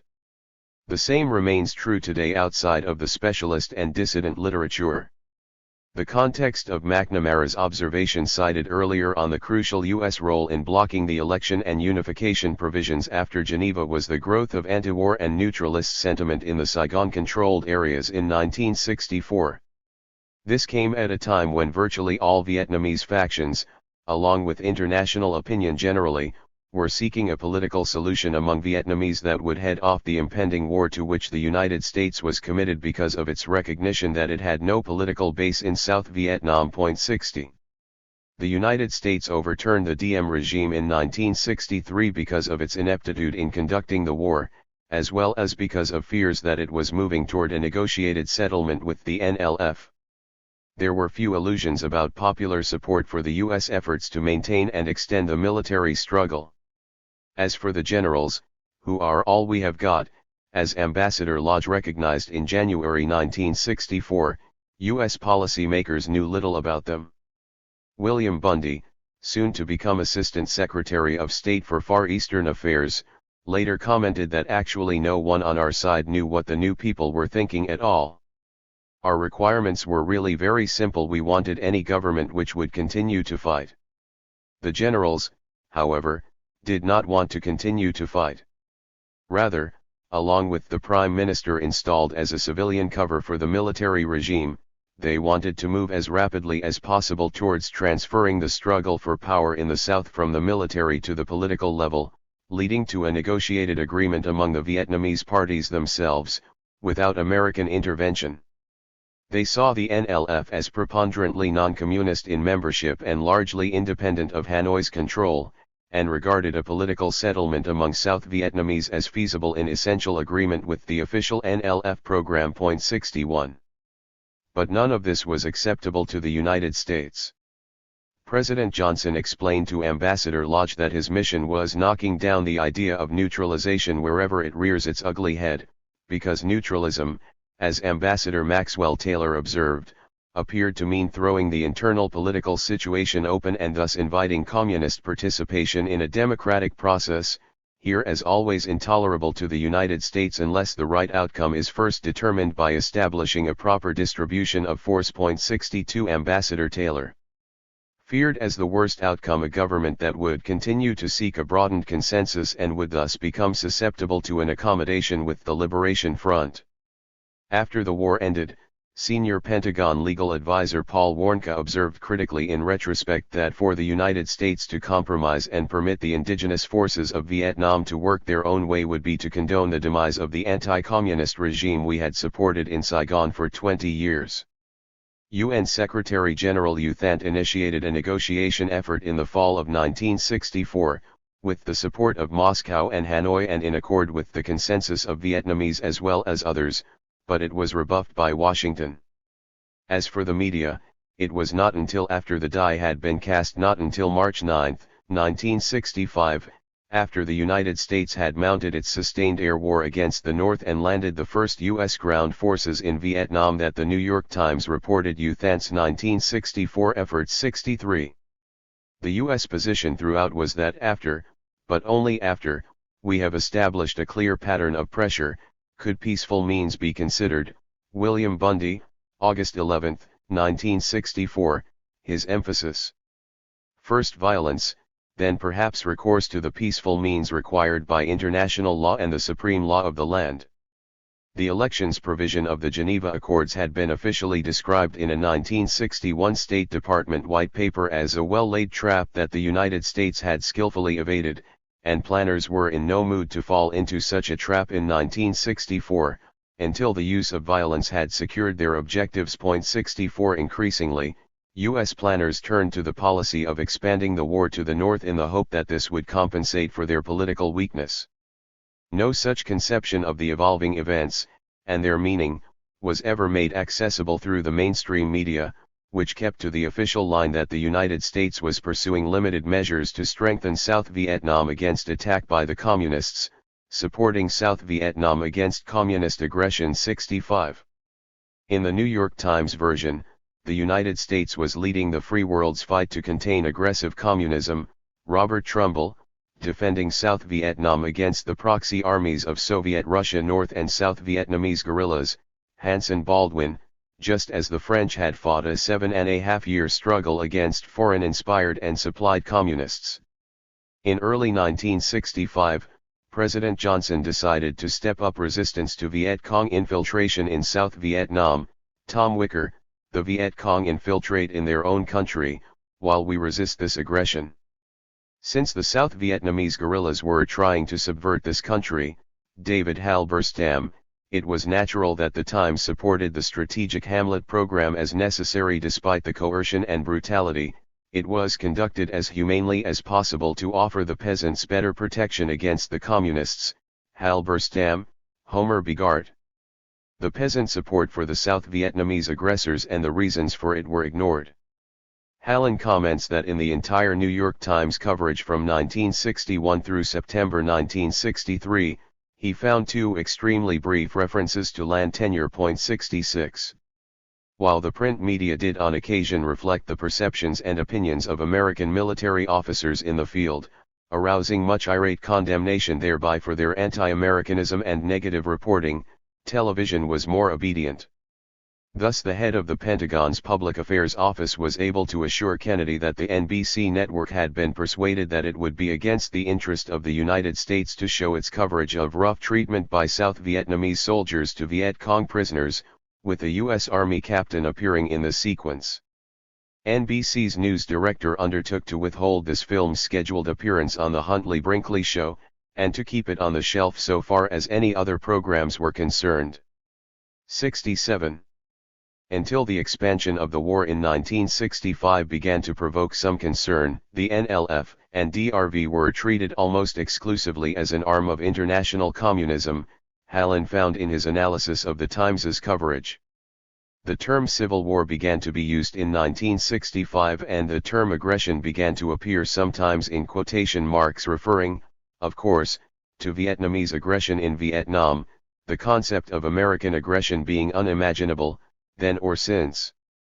But concern over Vietnamese aggression never abated, as when James Reston discussed the main point: how, then, is this aggression by subversion to be stopped? Referring to aggression by Vietnamese against the American invaders and their clients.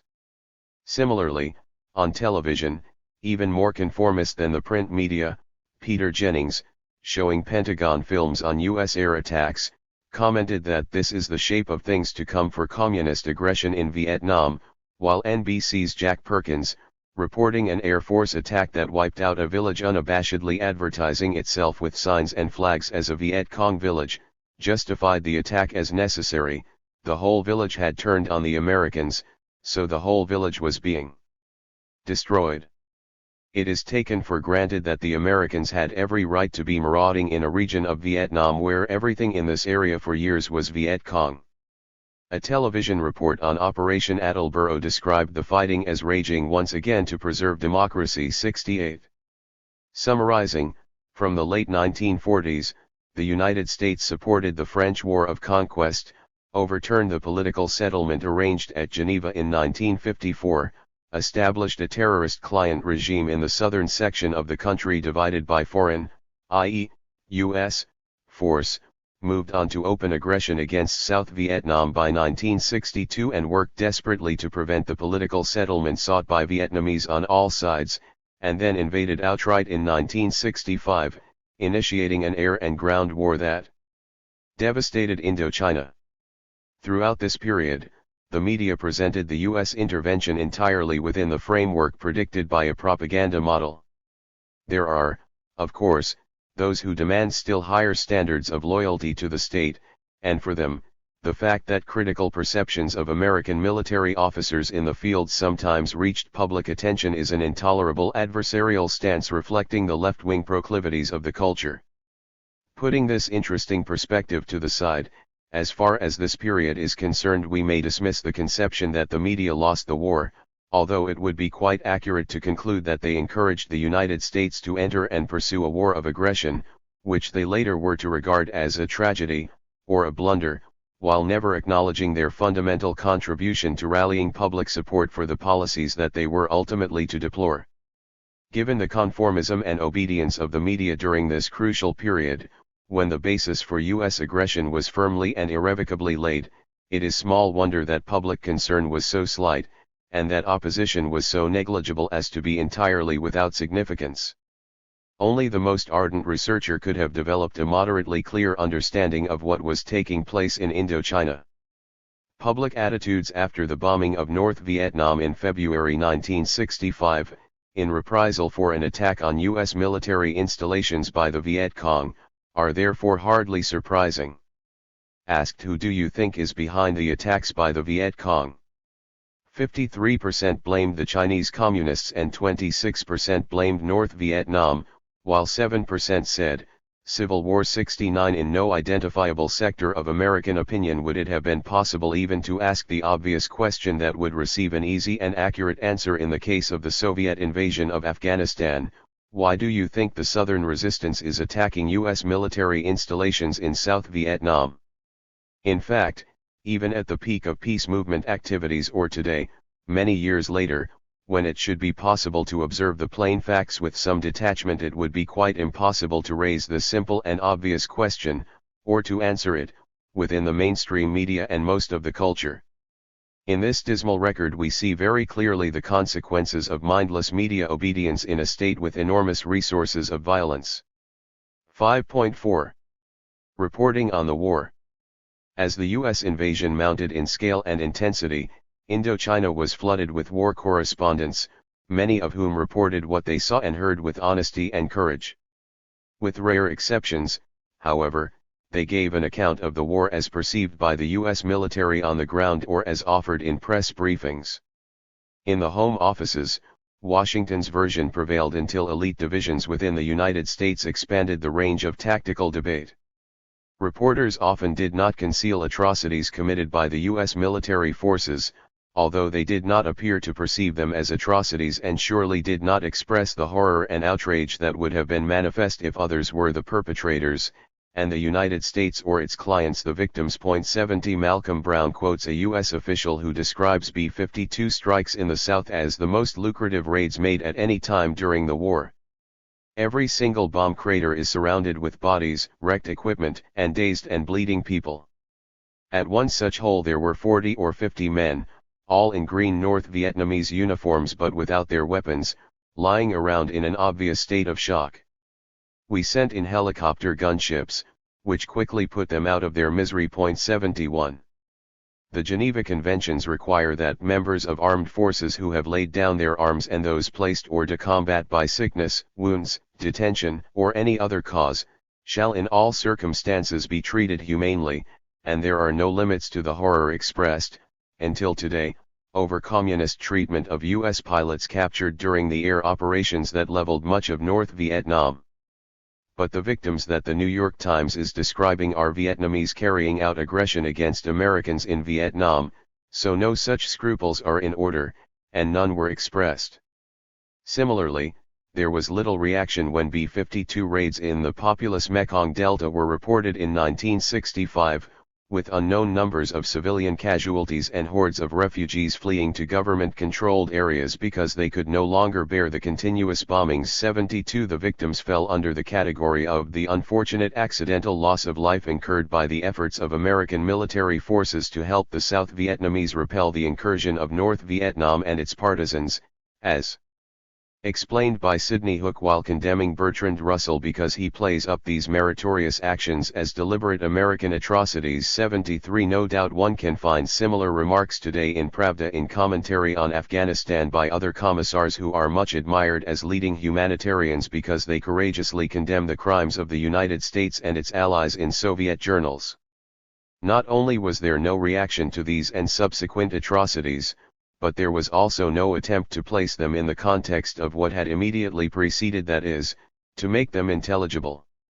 Indeed, there was little awareness of the background, because the media were so closely wedded to U.S. government goals and perceptions that they never sought to learn the facts. As the war progressed, ample evidence became available from U.S. government sources to explain why the United States had been forced to resort to violence in the populous Delta, as elsewhere, as we described in the preceding section. But such materials, inconsistent with the preferred image of the United States defending South Vietnam from communist terror and aggression, had little impact on news reporting or commentary, except for occasional illustration of the difficulties faced by the United States in pursuing its noble cause. The reason for the U.S. resort to violence was overwhelmingly clear by the time of the outright U.S. invasion in 1965, and would have been no less clear before had any serious effort been made to determine the facts.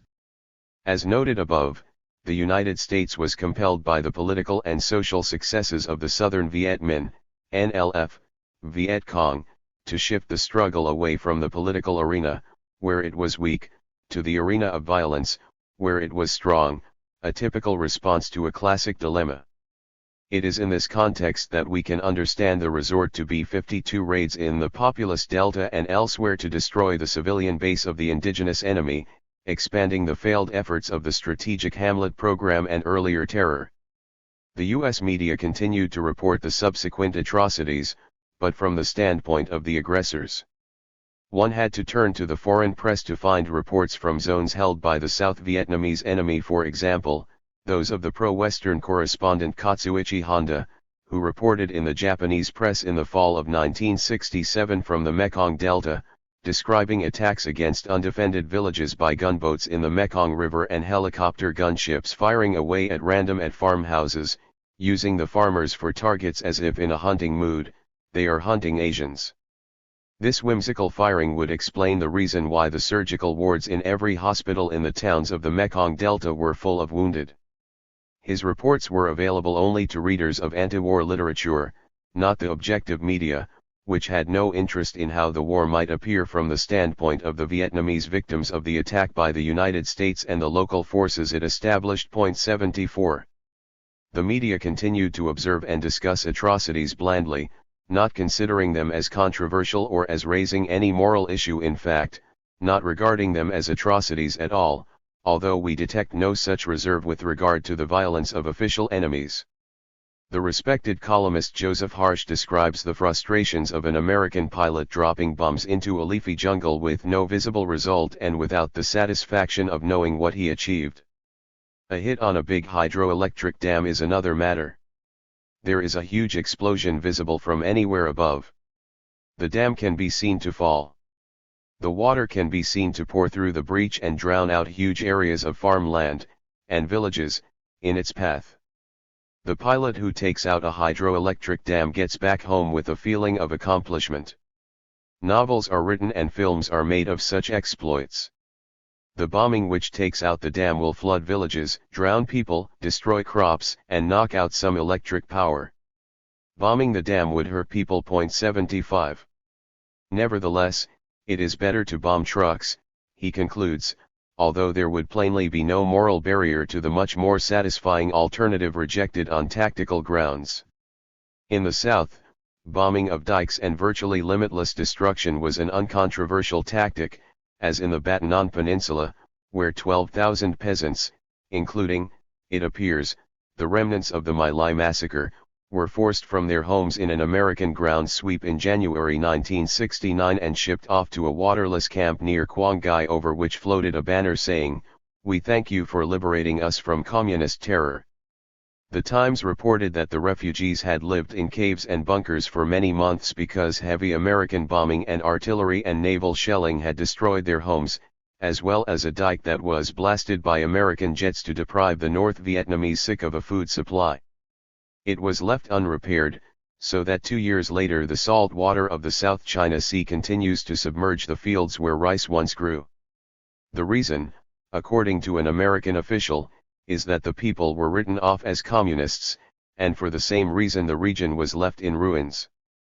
The hills that overlook the flooded paddies, once scattered with huts, are filled with bomb fragments, mines, and unexploded artillery shells, and B-52 craters nearly 20 feet deep pock the hills. 76.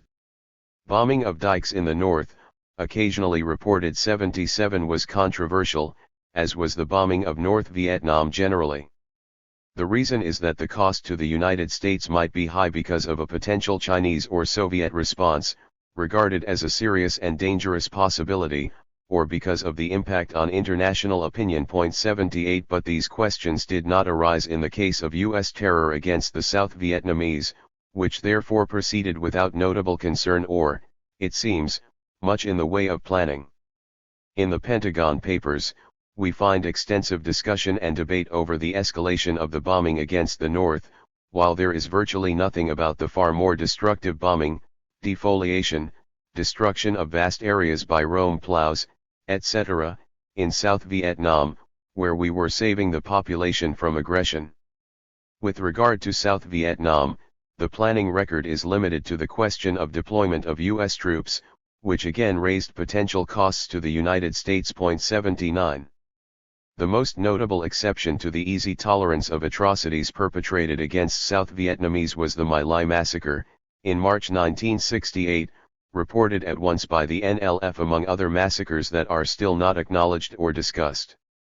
Details were disclosed in Paris in June 1968, but neglected by the media until November 1969 despite extensive efforts by helicopter gunner Ronald Ridenhour to publicize the story, which finally broke through to the general public, thanks to the persistence of Seymour Hersh, at the time of a massive demonstration in Washington, when media attention was focused on anti-war protest.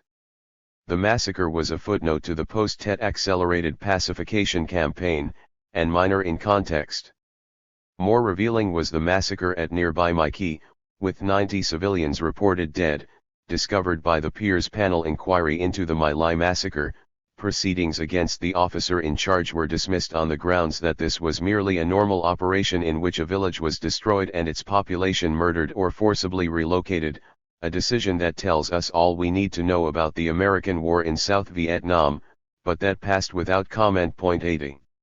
While the nation agonized about the sentencing of Lieutenant William Calley for his part in the My Lai massacre, a new ground sweep in the same area drove some 16,000 peasants from their homes, and a year later the camp where the My Lai remnants were relocated in this operation was largely destroyed by air and artillery bombardment, the destruction attributed to the Viet Cong 81. These events too passed with little notice, and no calls for an inquiry reasonably enough, since these too were normal and routine operations.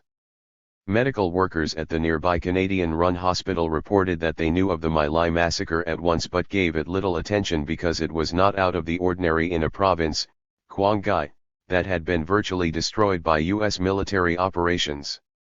The highest-ranking officer to have faced court-martial charges for the massacre, Colonel Oron Henderson, stated that every unit of brigade size has its My Lai hidden someplace, although every unit doesn't have a Ridenhour to expose what had happened. 82 Knowledgeable elements of the peace movement also gave the My Lai massacre no special notice, for the same reasons. The reasons why this particular massacre became a cause célèbre were explained by Newsweek's Saigon bureau chief Kevin Buckley, referring to Operation Wheeler Wallowa, with 10,000 enemy reported killed, including the victims of My Lai, who were listed in the official body count. An examination of that whole operation would have revealed the incident at My Lai to be a particularly gruesome application of a wider policy which had the same effect in many places at many times. Of course, the blame for that could not have been dumped on a stumblebum lieutenant. Cali was an aberration, but Wheeler Wallowa was not. The real issue concerning this operation, Buckley cabled to the U.S. office of Newsweek, was not the indiscriminate use of firepower, as is often alleged. Rather, it is charges of quite discriminating use as a matter of policy, in populated areas, as in this operation or many others, among them Operation Speedy Express, with thousands of civilians murdered and many others driven to refugee and prison camps by such devices as B-52 raids targeted specifically on villages. An experienced U.S. official, cited by Buckley, compared My Lai to the exploits of the U.S. 9th Infantry Division in a range of similar operations. The actions of the 9th Division in inflicting civilian casualties were worse. The sum total of what the 9th did was overwhelming. In sum, the horror was worse than My Lai. But with the 9th, the civilian casualties came in dribbles and were pieced out over a long time. And most of them were inflicted from the air and at night. Also, they were sanctioned by the command's insistence on high body counts. The result was an inevitable outcome of the unit's command policy. 83. In short, the My Lai massacre was ignored when it occurred, and the substantial attention given to it later is a more subtle form of cover-up of atrocities. An honest accounting, inconceivable in the media or the culture generally, would have placed the responsibility far higher than Lieutenant Cali, but it was more convenient to focus attention on the actions of semi-crazed GIs in a gruesome combat situation with every Vietnamese civilian a threatening enemy. My Lai did not prompt the media generally. There were some individual exceptions to take a deeper look at the nature of the war, or to display an interest in reports of similar events in nearby areas that suggested its unexceptional character. This particular massacre was made exceptional by an arbitrary cut-off of attention and refusal to investigate beyond narrowly circumscribed limits. The limited but dramatized attention to My Lai was even used to demonstrate the conscience of America, in the face of enemy provocations. Thus a 1973 New York Times report from My Lai describes the battered Batanon Peninsula, an area where the inhabitants were generally supporters of the Viet Cong, now demolished by U.S. bombardment and ground operations. Big guns fire into the peninsula as they have again and again over the 8 years that American, South Korean and South Vietnamese forces have been trying to make it safe. The report quotes villagers who accuse the Americans of having killed many people here. They are in no position to appreciate what the name My Lai means to Americans, the reporter adds thoughtfully. 84. The standard critique of the media for having lost the war identifies television as the major culprit. Television analyst Edward J. Epstein formulates the standard view as follows. Over the past 10 years, almost nightly, Americans have witnessed the war in Vietnam, on television. Never before in history has a nation allowed its citizens to view uncensored scenes of combat, destruction, and atrocities in their living rooms, in living color.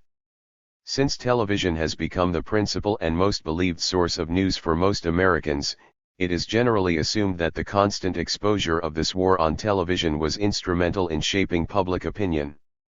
It has become almost a truism, and the standard rhetoric of television executives, to say that television, by showing the terrible truth of the war, caused the disillusionment of Americans with the war.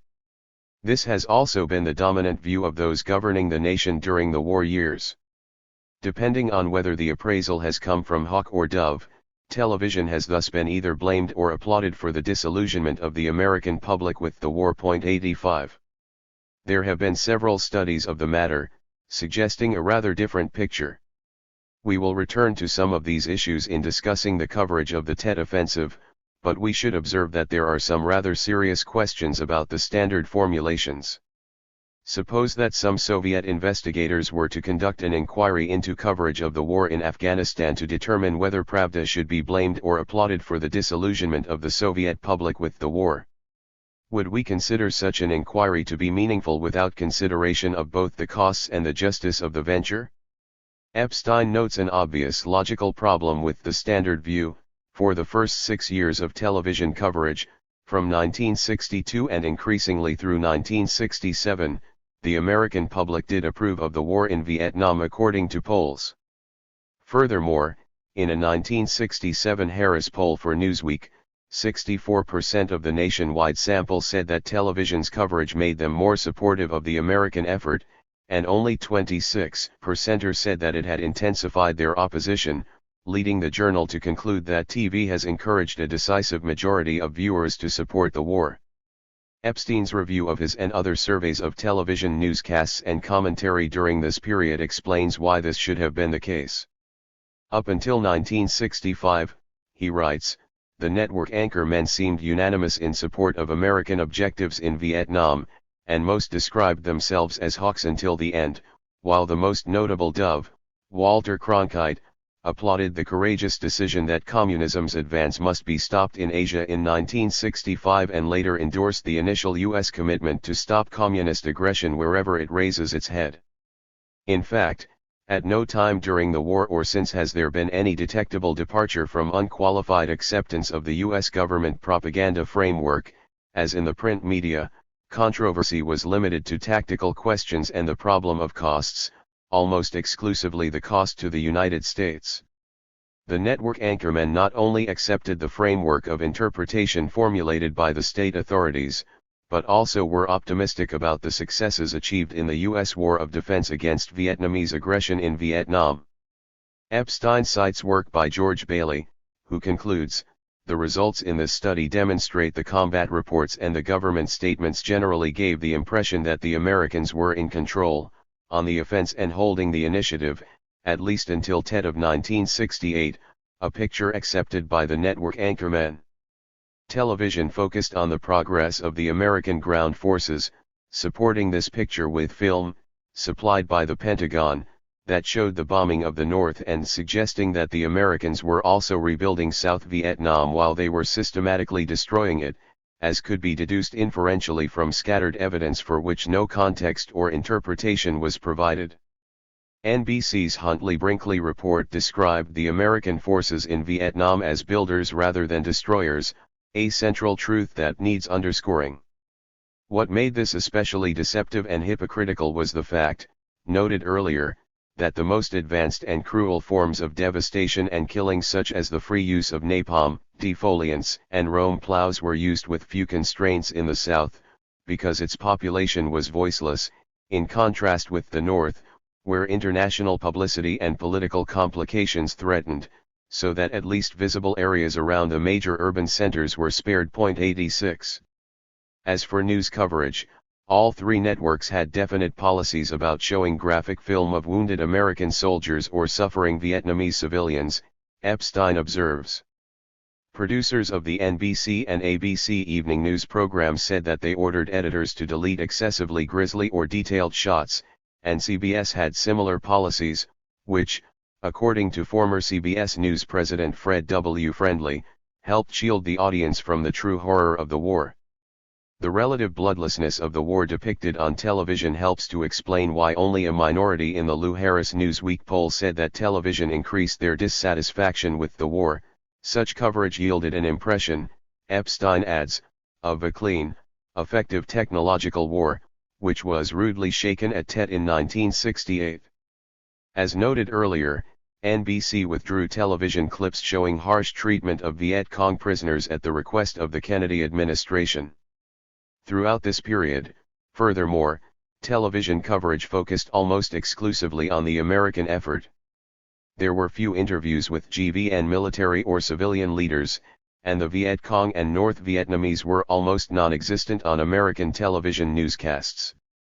There was one famous exception to the sanitizing of the war, an August 5, 1965, CBS report by Morley Safer showing U.S. Marines burning huts in the village of Cam Ne with cigarette lighters, which elicited a semi-official campaign by the Pentagon to discredit the television story and vilify the correspondent as unpatriotic. But surveys of television newscasts by Epstein and Wisconsin professor Lawrence Lichty show that instances shown on TV of American brutality toward the South Vietnamese, such as Cam Ne, could be counted on one hand. Lichty, even though hundreds of South Vietnamese villages were destroyed during this period. The Cam Ne story is famous for being the exception to the rule. Returning soldiers told a different story, and it became increasingly clear, although not through the medium of television, that the war was bloody and brutal, leading to disillusionment and among a large sector of the general population, increasingly out of control, a much stronger and more appropriate reaction. But, Epstein continues, the televised picture of gradual progress in the war was abruptly shattered by the Communist Tet Offensive in February 1968, when the military lost its control over the movements of the press, who could step outside their hotels and find themselves willy-nilly in the midst of bloody fighting. For this brief moment, correspondents sent on-the-spot reports that were aired in place of the usual carefully edited view of an orderly, controlled war, and the policy of shielding American viewers from the grisly close-ups of wounded Americans, body bags, and death briefly collapsed, though newscasts continued to be edited in home offices as too strong, in the words of NBC producer Robert Northshield. This coverage convinced Walter Cronkite that the war had become a bloody stalemate, in a controversial report to which we will return. The Tet Offensive convinced U.S. elites that the war was becoming too costly to the United States, and the government shifted toward the policy of Vietnamization, large-scale massacre operations to destroy the indigenous resistance and its civilian base, expansion of the war in Laos and Cambodia, and the commencement of negotiations with North Vietnam. Accordingly, the networks again changed the focus of their coverage, this time from the battlefields in Vietnam to the negotiation tables in Paris. The story was now the negotiations, not the fighting, Northshield explained, adding that combat stories seemed like a contradiction and would confuse the audience. Similar decisions were made at the other networks, Epstein adds, as all altered their coverage in late 1969 from combat pieces to stories about the Vietnamization of the war and the negotiations in Paris. The post-Tet accelerated pacification campaign, one of the most crucial and murderous operations in the U.S. war against South Vietnam, received little attention. Epstein believes that there is a marked difference between the coverage of the formative years of the war, 1962 to 1967, and the later years, when the anti-war movement was at its height. Up until 1968, television coverage was controlled to a large extent by the American military, and generally it reflected a controlled American initiative which seemed to be winning the countryside and decimating the Viet Cong. The searchlight rarely focused on related questions, such as the sufferings of Vietnamese civilians. During the Tet Offensive, the focus changed to Americans shown on the defensive, endangered and helplessly frustrated, then to the story of the American withdrawal as negotiations began at the end of 1968. The differences, however, are misleading. Apart from the live coverage during the Tet Offensive, there is very little departure from the principle that the war must be viewed from the standpoint determined by official Washington doctrine, a standpoint that broadened in scope after Tet, as tactical disagreements arose within elite circles. In his survey of network newscasts from 1965 through the January 1973 peace treaty, Daniel Hallen reaches similar conclusions. Until the Tet Offensive, television coverage was lopsidedly favorable to American policy in Vietnam, well beyond even the remarkably docile print media. Like Epstein, he notes the dramatic change after Tet, part of a larger change, a response to as well as a cause of the unhappiness with the war that was developing at many levels, from the halls of the Pentagon, to Main Street, USA, and the fire bases of Quang Tri Province and, much more crucially, the unhappiness that had become quite significant by 1968 among business elites, leading to the changes in U.S. government policy already discussed. Before Tet, editorial comments by television journalists ran nearly 4-1 in favor of administration policy, after Tet, 2-1 against, reflecting divisions in the establishment itself. He quotes New York Times editor Max Frankel, who said in an interview that we re an establishment institution, and whenever your natural constituency changes, then naturally you will too. The same was true of television, and it is hardly surprising and quite in accord with the propaganda model that its fervent loyalty to the administration changed when the establishment bastards have bailed out, as Lyndon Johnson put it bitterly after the wise men advised him in March 1968 to abandon hope of military victory and to de-escalate the conflict, in the wake of the Tet Offensive. 87. Television typically presented events in terms of a kind of morality play. A dramatic contrast between good, represented by the American peace offensive in 1966, and evil, represented by Hanoi.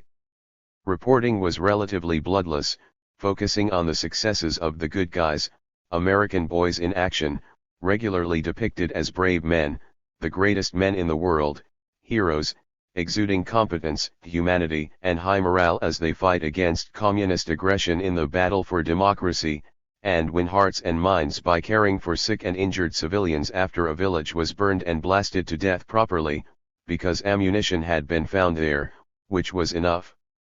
Proof of its being used by the Viet Cong. Greg Harris, NBC TV, October 27, 1967. The issue of racism was apparently too sensitive to touch, Hallen adds, noting that he found no comment on the hostility that many American soldiers felt towards all Vietnamese. A prominent theme in veterans' recollections of the war. The focus of coverage was the Americans, soldiers bravely defending Vietnam, medics caring for the wounded, pacification officials rebuilding after the damage for which communist terror bore responsibility. Our South Vietnamese were virtually ignored, with virtually nothing on political, economic, or social affairs, and the peasant figured in the news mainly as a victim and prize of the conflict. The political opposition in Vietnam was portrayed with considerable hostility, like the anti-war movement at home. They were forces of anarchy. On the March, Walter Cronkite, CBS TV, March 31, 1966. The utterly fraudulent elections were portrayed as a triumph as democracy, courageously carried out in defiance of the disruptive attacks of Viet Cong terrorists. 88. Civilian casualties were downplayed, or regarded as unavoidable side consequences of a job that had to be done, raising no moral question. Observing an airstrike on a village of unabashed Viet Cong supporters after a column of American soldiers had drawn fire, NBC's Jack Perkins commented, "There was no discriminating one house from another. There couldn't be, and there did not need to be. The whole village had turned on the Americans, so the whole village was being destroyed, as is only right and just." In a follow-up on the Cam Ne incident, Dan Rather offers a comment that Hallen cites as an example of a muckraking tone, the harshest he presents: "The Marines are holding Cam Ne by force, not through the pacification program. Which hasn't taken hold in Cam Ne. And until it does take hold here and a lot of other places in South Vietnam, nobody can feel very good about this dirty little war. In short, as long as there is still resistance to American violence, we cannot feel good about proceeding with our necessary chores." Such comments as these presumably account for Rather's reputation among the Doves as a courageous opponent of the war, and among the Hawks as a dangerous leftist.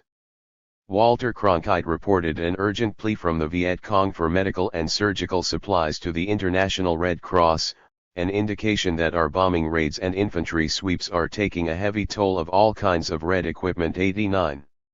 Reporting of civilian casualties rose from 1966 to a peak in early 1968, then declined sharply as the United States turned to the murderous accelerated pacification campaign, which Hallen does not discuss, presumably because it was largely ignored by television, which had shifted attention to the negotiating tables in Paris in accordance with Washington priorities. The coverage rose again in 1972, when casualties could be attributed to a North Vietnamese offensive and the U.S. response. In a 1971 CBS documentary entitled The Changing War in Indochina, Charles Collingwood reported the progress of the pacification campaign in Kien Hoa province in the Mekong Delta, once an NLF stronghold. Hallen observes.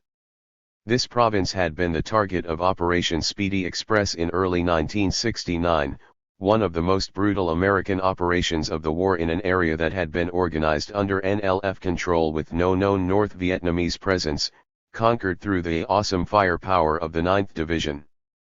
This included airstrikes using napalm, high explosives, and anti-personnel bombs, B-52 bombing, and artillery shelling around the clock at a level that it is impossible to reckon, with armed helicopters scouring the landscape from the air night and day and accounting for many and perhaps most of the enemy kills, about 11,000 according to the U.S. command, with 748 weapons captured, a fair indication of who was killed. 90 Collingwood was pleased to observe progress in pacification, although there was still Indian country beyond. This is almost like St. Louis on the move into the frontier, his companion, a U.S. government advisor, replied, in a reference that is more accurate than he probably knew. 91. In contrast to the heroic and humane image of the American soldiers defending democracy, the NLF and North Vietnamese were portrayed in an almost perfectly one-dimensional image. As cruel, ruthless, and fanatical. Of 12 positive comments by journalists that he found throughout the war, Hallen remarks, 10 concerned the effectiveness of enemy forces. This was the only element of television's image of the enemy that changed substantially in the course of the post-Tet shift, mirroring establishment qualms about the prospects for the success of American arms. What did not change was the dark picture of evil. When U.S. forces burned villages, this was a necessity because they provided cover and support for the Viet Cong. The results of B-52 saturation bombing were a tragedy of war.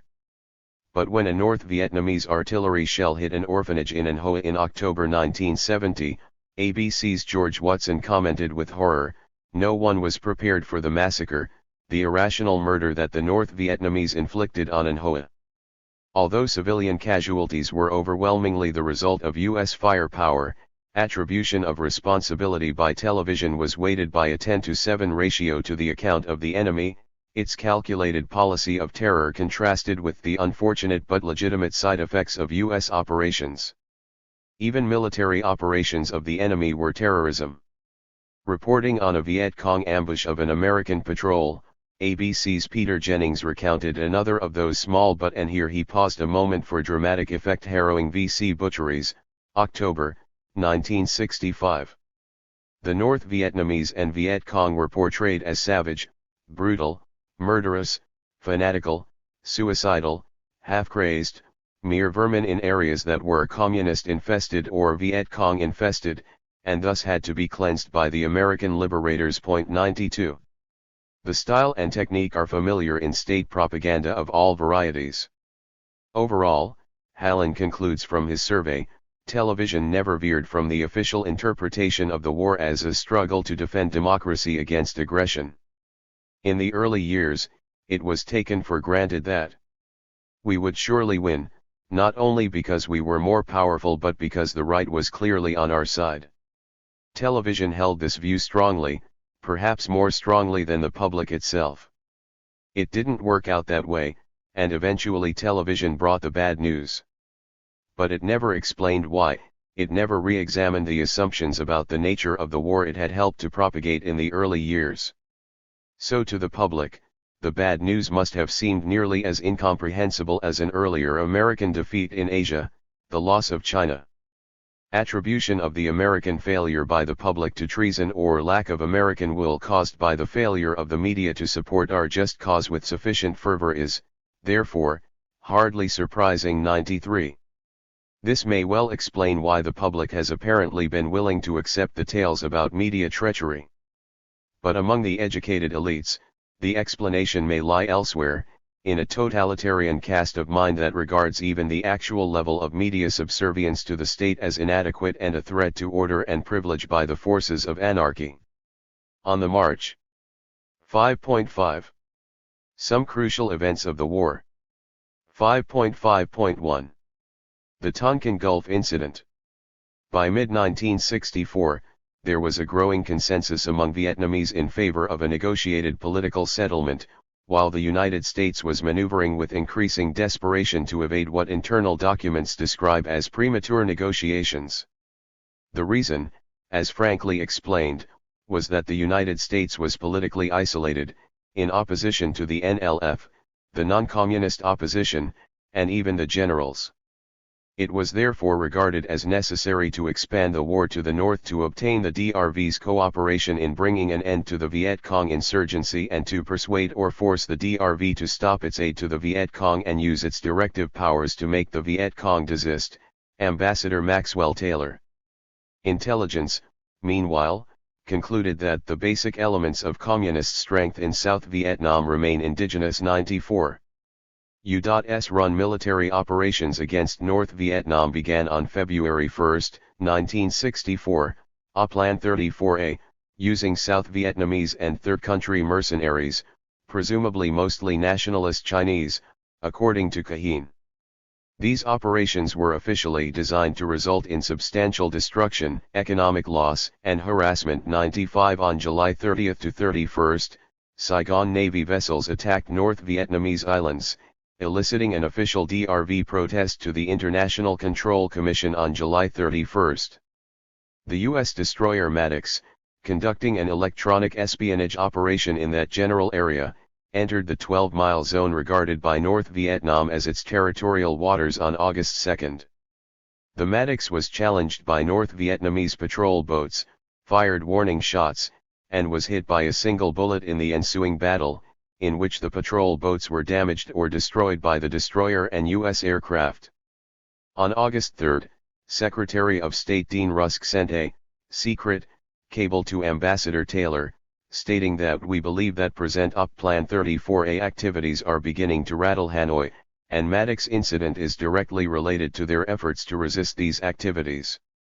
The Maddox was returned to the area along with the destroyer Turner Joy on August 3, and on August 3 and 4 Saigon naval vessels bombarded North Vietnamese coastal facilities, quite possibly one that the destroyer's electronic surveillance had activated and located, Cahin observes.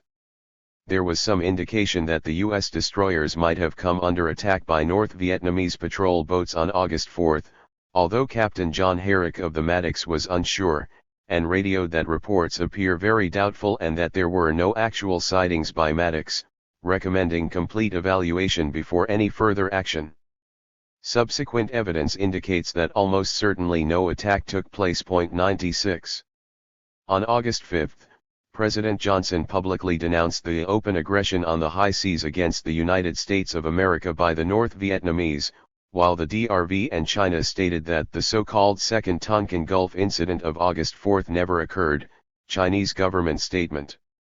On August 5, U.S. planes bombed North Vietnamese installations and destroyed North Vietnamese patrol boats. After testimony by Defense Secretary Robert McNamara in which he falsely claimed that the Maddox was operating in international waters, was carrying out a routine patrol of the type we carry out all over the world at all times, Congress passed a resolution authorizing the President to take all necessary measures to repel any armed attack against the forces of the United States and to prevent further aggression. 416-0 in the House, Wayne Morse and Ernest Gruening alone in opposition in the Senate.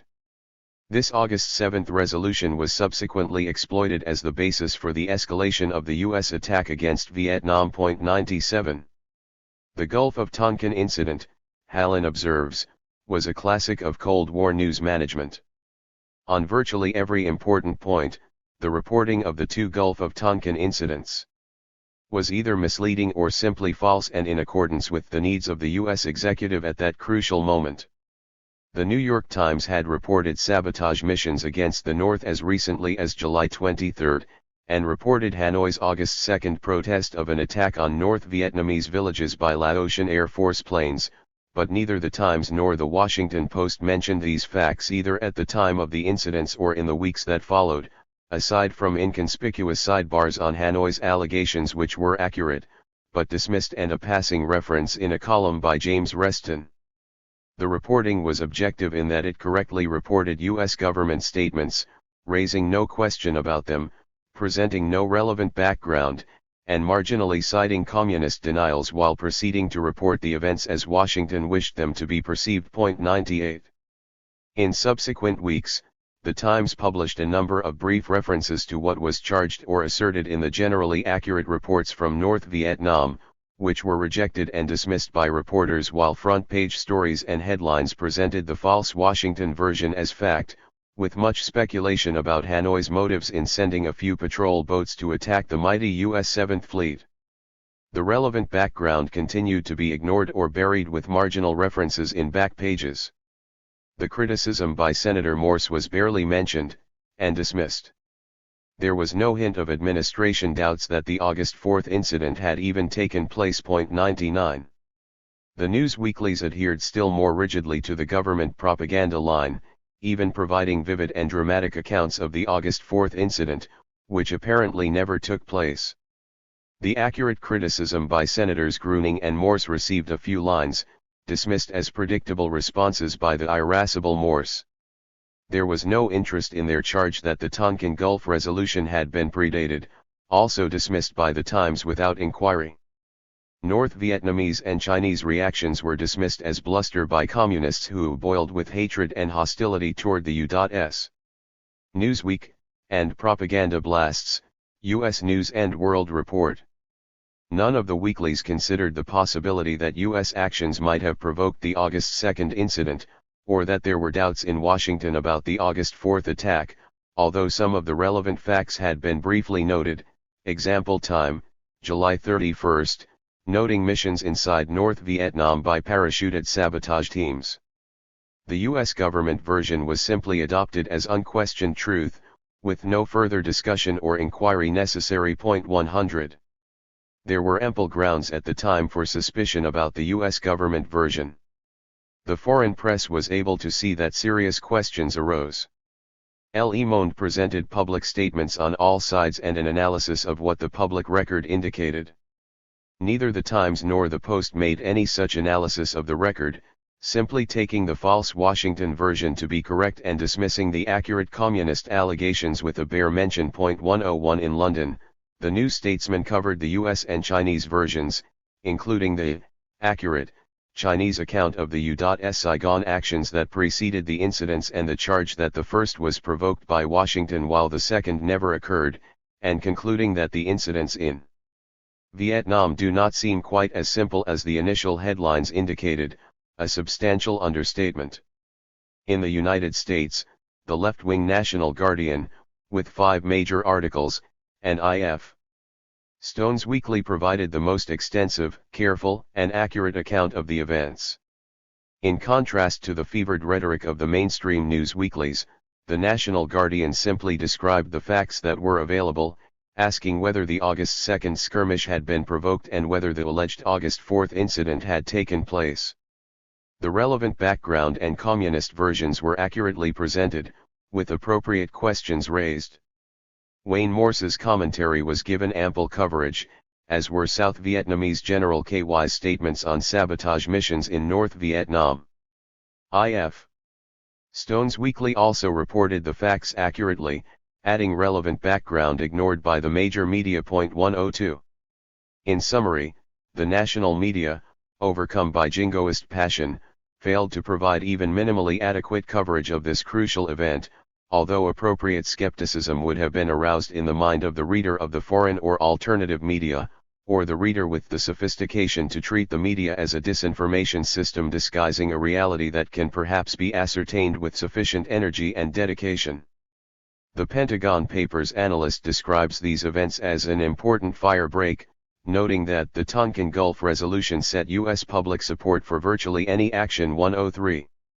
The willingness of the media to serve as a vehicle for government propaganda helped impel the country toward what they were later to regard as the tragedy of Vietnam.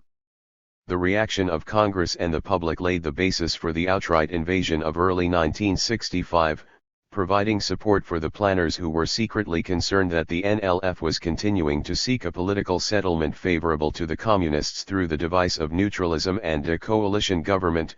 Maxwell Taylor, August 10, 1964, and who warned about Saigon and Vientiane hanky-panky with Reds, John McNaughton, October 1964, that is, moves toward a political settlement in accordance with the NLF program as described by intelligence, to seek victory through a neutralist coalition rather than by force of arms. 104 When the United States extended the war in early 1965 to try to salvage its position in the South, the media continued to offer total support, in accordance with the guiding principle of American foreign policy since 1945 as outlined by the distinguished liberal commentator of the New York Times James Reston, that no state shall use military force or the threat of military force to achieve its political objectives. And the companion of this principle has been that the United States would use its influence and its power, when necessary and where it could be effective, against any state that defied this principle.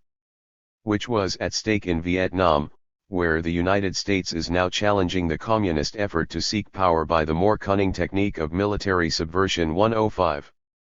In the Orwellian world of American journalism, the attempt to seek a political settlement by peaceful means is the use of military force, and the use of military force by the United States to block a political settlement is a noble action in defense of the guiding principle that the use of military force is illegitimate.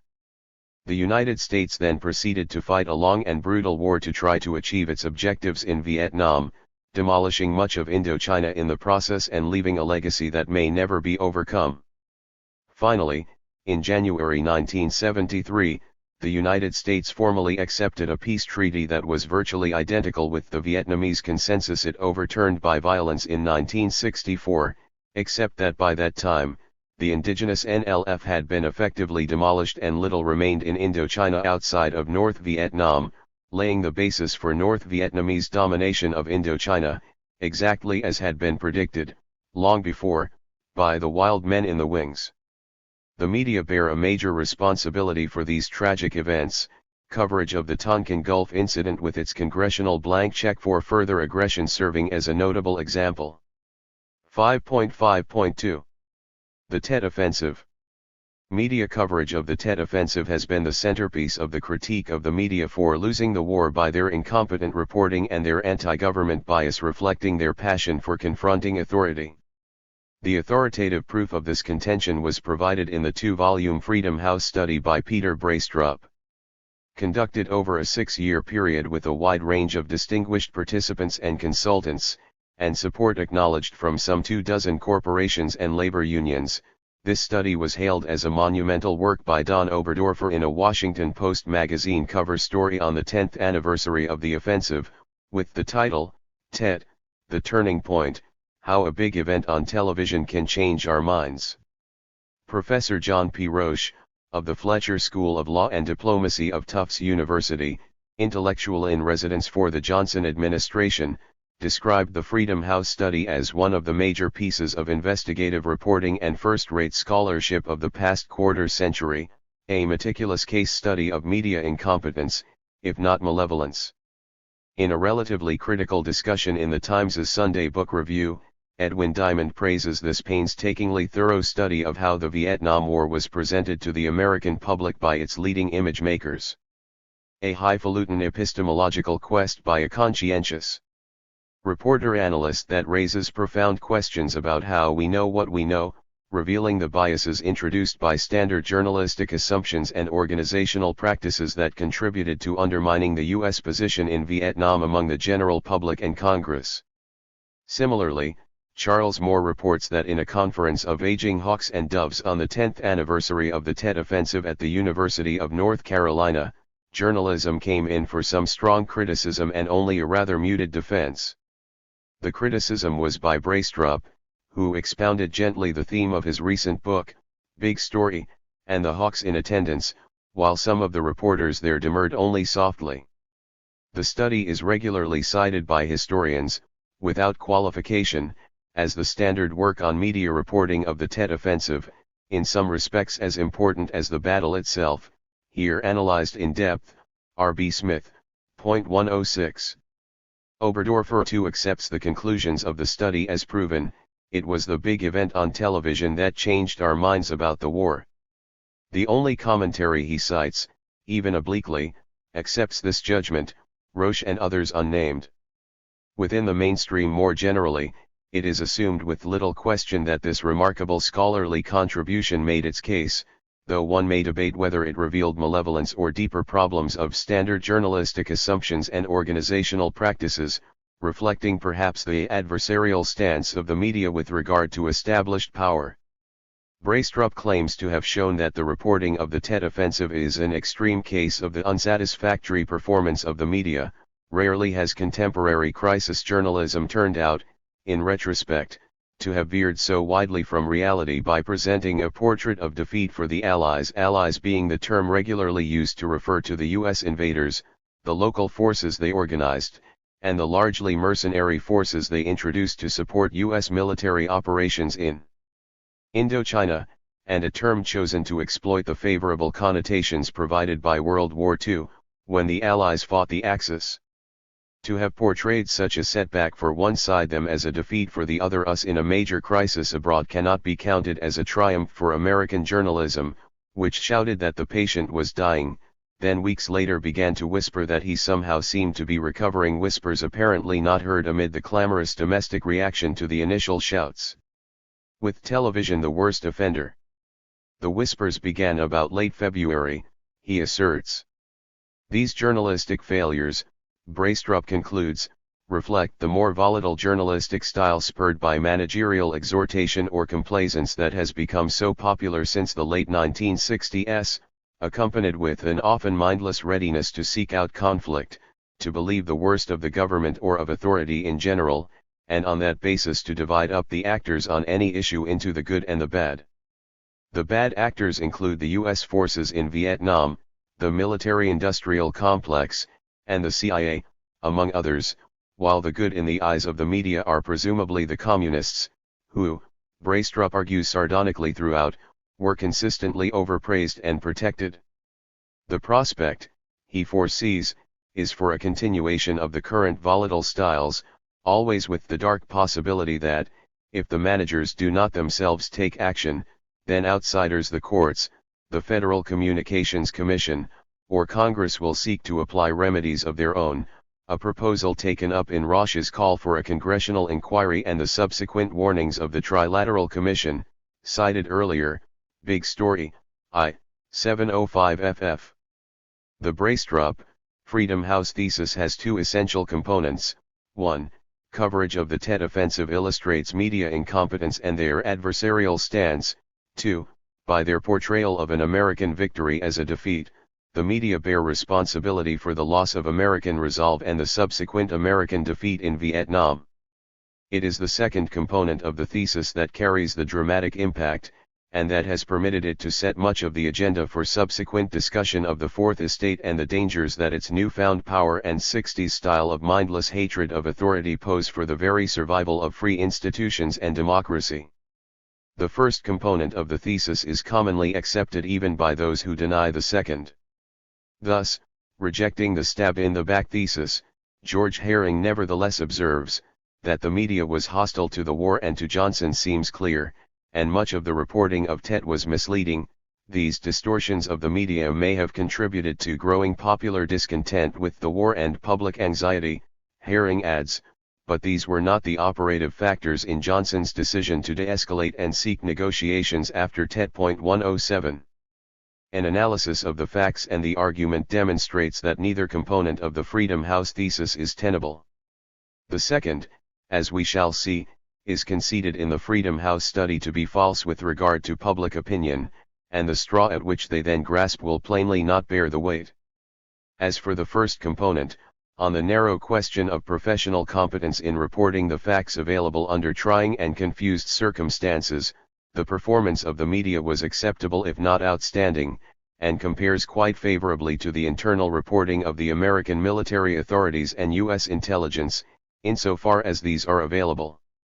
But when we turn to broader questions of the sort discussed earlier, that is, if we evaluate the media by the standards that we would properly apply to reporting, say, on the Soviet invasion of Afghanistan, we see that indeed they can be faulted in precisely the terms anticipated by the propaganda model. The very example selected as providing the strongest grounds for their accusations by Freedom House and other critics from the jingoist right wing of the political spectrum actually happens to demonstrate the precise opposite of what is alleged, namely, it provides yet another striking illustration of the subservience of the media to the state propaganda system. 108. The Freedom House study itself provides ample documentation to establish these conclusions, and to refute its own specific allegations point by point. Given the major role that the study and the thesis it allegedly established has played in recent ideology, we will give some attention to the chasm that lies between its interpretation and summaries, on the one hand, and the documentary record that it, in part, presents, on the other. 109 The comments and summaries often seriously misrepresent the contents of the documents described or are outright falsifications. The analysis, laced with bitter sarcasm throughout, is thoroughly undermined when compared with the actual documents. When the countless errors and careless and inaccurate comments are corrected, nothing remains of the Freedom House case.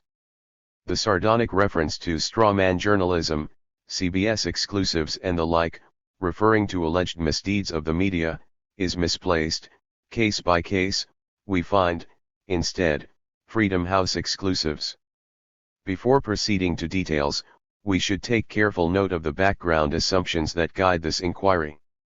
As we noted, for Braystrup and Freedom House, the allies are the United States, the South Vietnamese client government, and the various South Korean, Thai, Australian, Chinese nationalist, and other forces, largely mercenary, mobilized by the United States. The South Vietnamese include our client government and the armed forces organized, supplied, trained, and directed by the United States, but exclude the indigenous NLF and its supporters, although the U.S. government never had the slightest doubt, and its specialists do not hesitate to concede, that the client regime had little support while its opponents in South Vietnam constituted so powerful a political force that any peaceful settlement was unthinkable. That the United States has a right to conduct military operations in South Vietnam to uproot the NLF and destroy the peasant society in which it was based, that its goals are democracy and self-determination, and that its forces protect and bring security to South Vietnamese peasants are principles taken for granted in the Braystrup, Freedom House version, where no patriotic assumption or cliché is ever challenged or even noticed, so deeply rooted are these doctrines. Correspondingly, the fact that the media coverage surveyed is framed entirely within these patriotic premises passes unnoticed. The Freedom House inquiry cannot perceive fundamental bias favorable to the state because all of the premises of state doctrine are taken as given. There is mindlessness here, as Braystrup observes, although it is not quite what he perceives. Rather, we find that Braystrup mindlessly adopts what we referred to in Chapter 3 as a patriotic agenda, even more so than the media he condemns. And as we described in Chapter 1, the function of such flak machines as Freedom House is to ensure that the press stays within the bounds of this patriotic agenda. The Tet Offensive of January 1968 began on January 21 with a siege by North Vietnamese, NVA, regulars of a U.S. military base at Khe Sanh, near the 17th parallel. It was soon apparent that the purpose was to draw U.S. forces away from populated centers, and the siege succeeded in this aim, as General Westmoreland rushed combat forces to the northern areas. On January 31, all major cities and 36 of 44 provincial capitals, along with numerous other towns, came under simultaneous attack by Southern NLF resistance forces, Viet Cong, along with some NVA elements. The effects are succinctly summarized by Wallace Thies in his scholarly study of the U.S. strategy of coercing Hanoi. Although U.S. military commanders would later claim that the offensive had been anticipated and that the heavy casualties suffered by the attackers had resulted in a great victory for the Allies, the offensive was in fact a military setback for the American side. To meet the threat in the northern provinces and forestall a Dien Bien Phu-type defeat at Khe Sanh, half of all U.S. maneuver battalions in South Vietnam were deployed in I Corps in the north, the rest, along with the bulk of the combat-ready ARVN-GVN, Government of South Vietnam units, were tied down defending the cities against the possibility of a second wave of attacks. As a result, the countryside went by default to the NLF, the pacification program was left in a shambles, and whatever losses the DRV/VC North Vietnamese/Viet Cong forces did suffer in the initial assaults were largely offset by the unimpeded recruiting that they conducted in the rural areas in the weeks that followed. 110. International Voluntary Services, IVs, which had a close familiarity with the situation in rural areas, withdrew most of its field workers in early 1968 because of security conditions. A volunteer reported in February, "The number of locations at which we can safely place a volunteer have significantly decreased in recent months." Another added that we all knew that security in the countryside was getting worse and worse, contrary to the optimistic evaluations of the U.S. High Command and Washington, which were relayed with little skepticism by the media in the pre-Tet period. A South Vietnamese senator estimated that after Tet, the government controlled only 1/3 of the country, the remaining 2/3 being in the hands of the NLF, an estimate consistent with U.S. intelligence reports. 111. The Tet offensive left Washington in a state of troubled confusion and uncertainty, Undersecretary of the Air Force Townsend Hoops observed, and performed the curious service of fully revealing the doubters and dissenters to each other, in a lightning flash, within the Pentagon. While General Westmoreland persisted with the optimistic assessments that had been undermined by this dramatic demonstration that the NLF remained firmly rooted in the South despite the devastating American attack on the rural society, the reaction in official Washington circles was quite different. Summarizing the impact in Washington, George Herring observes that in private, Johnson and his advisers were shocked by the suddenness and magnitude of the offensive, and intelligence estimates were much more pessimistic than Westmoreland. An air of gloom hung over White House discussions, General Maxwell Taylor later observed, and Chairman of the Joint Chiefs of Staff General Earl Wheeler likened the mood to that following the First Battle of Bull Run. 112. General Wheeler reported that to a large extent the VC now control the countryside, the situation being particularly bad in the Mekong Delta, and the Pentagon Systems Analysis Group concluded that our control of the countryside and the defense of the urban areas is now essentially at pre-August 1965 levels, when the U.S. war was being lost, according to General Westmoreland. A U.S. government military historical summary of the offensive in the Mekong Delta, completed in April 1968, concluded that the Tet offensive in 4 Corps had a devastating effect on the Revolutionary Development Pacification Program. As we shall see, these internal assessments are considerably more pessimistic than those of the media that are denounced for the crime of excessive pessimism by Freedom House standards. We might incidentally note that in 4 Corps, including the Mekong Delta, there were no regular North Vietnam units according to Defense Secretary McNamara. The Freedom House study states that in the southernmost Delta, it was an ARVN Viet Cong actually, U.S. Viet Cong guerrilla struggle, and more generally, Hanoi had yet to commit sizable, multi-division, forces in sustained, concerted attacks anywhere in South Vietnam. 24.113. These assessments are what motivated the mass slaughter campaign carried out in the rural areas of the Delta and elsewhere in the post-Tet accelerated pacification campaign, discussed earlier. Even before the Tet offensive, Defense Secretary McNamara had privately concluded that military victory was an unreasonable objective and that the course of the war should be changed. Clark Clifford, who was brought in to replace him after Tet, had long shared such doubts, and they were reinforced by the evidence available to him and by the conclusions of the wise men whom Johnson called in to assess the situation. 114. Dean Acheson, who headed this group of longtime hawks drawn from business and political elites, agreed with Clifford's pessimism and advised Johnson to scale down ground operations, reduce the bombing, and seek every means of terminating hostilities without abandoning South Vietnam. The wise men, after full briefings from diplomatic and military officials, confirmed Acheson's findings. The consensus, as summed up by one of the participants, was that there are no military conclusions in this war or any military end in the future, so that Johnson should therefore de-escalate the conflict. 115. Notice that at this point some rather serious problems arise concerning the second component of the Freedom House thesis, that the misdeeds of the media caused the public to oppose the war, undermining government resolve and leading to U.S. failure in its, by definition, benevolent, aims. To establish the stab-in-the-back component of the Freedom House thesis, it is necessary to show that public opinion was swayed toward opposition to the war by media coverage, and that the media and public opinion were a significant factor in the shift of government policy. Neither claim can be sustained. With regard to the course of public opinion, the Freedom House study decisively refutes its own thesis. It includes a chapter on public opinion polls by Burns-Roper, which demonstrates, as Braystrup concedes, that there is no available evidence of a direct relationship between the dominant media themes in early 1968 and changes in American mass public opinion vis-a-vis the Vietnam War itself, but rather a continuing slow drift toward the Dove side after an initial wave of support for the president and frustration and anger at the foe during the Tet Offensive.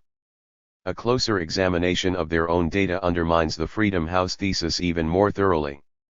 The early response to the Tet Offensive, during the period when media incompetence and unwarranted pessimism were allegedly at their height, was an increase in the belligerency of the American public.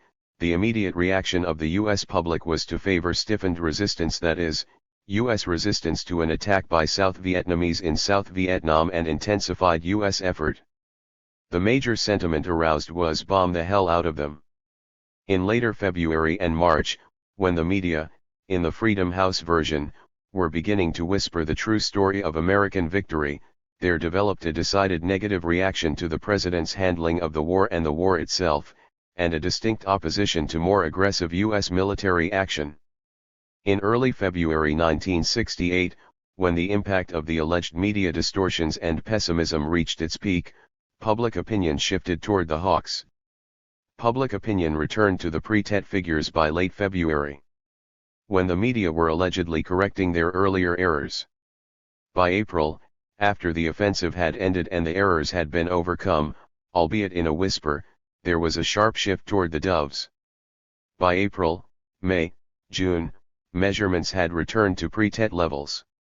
When looked at on this broader time scale, the Tet Offensive appears merely to have caused a minor ripple in a steadily changing attitude toward our involvement in the war, a shift toward the position of the Doves after an initial shift toward the Hawks during the period of media pessimism. Tet was just one more incident that reminded the public that the war was not going well, that the confident predictions out of Washington had to be taken with a grain of salt, and that helped move public opinion in the anti-war direction in which it had been moving for nearly 3 years. 116. Faced with this thorough refutation of one essential component of their thesis, without which the thesis loses all significance even if the residue were tenable, the Freedom House analysts retreat to the position that although the public was unaffected by the perverse behavior of the media, there was an effect on the nation's leadership segment. Burns, a safer claim, since, as they concede, no data are available. The director of the Freedom House study, Leonard Sussman, concludes that the Tet Offensive, as portrayed in the media, appeared to have had a far greater effect on political Washington and the administration itself than on the U.S. population's sentiment on the war. The media failures, in short, left the public unaffected or even more supportive of the war, while they misled the government along with presidential advisor Clark Clifford, the wise men from the corporate, political, and military elites, including former top-level military commanders, and such media addicts as Dean Acheson, Henry Cabot Lodge, McGeorge Bundy, Douglas Dillon, Robert Murphy, etc.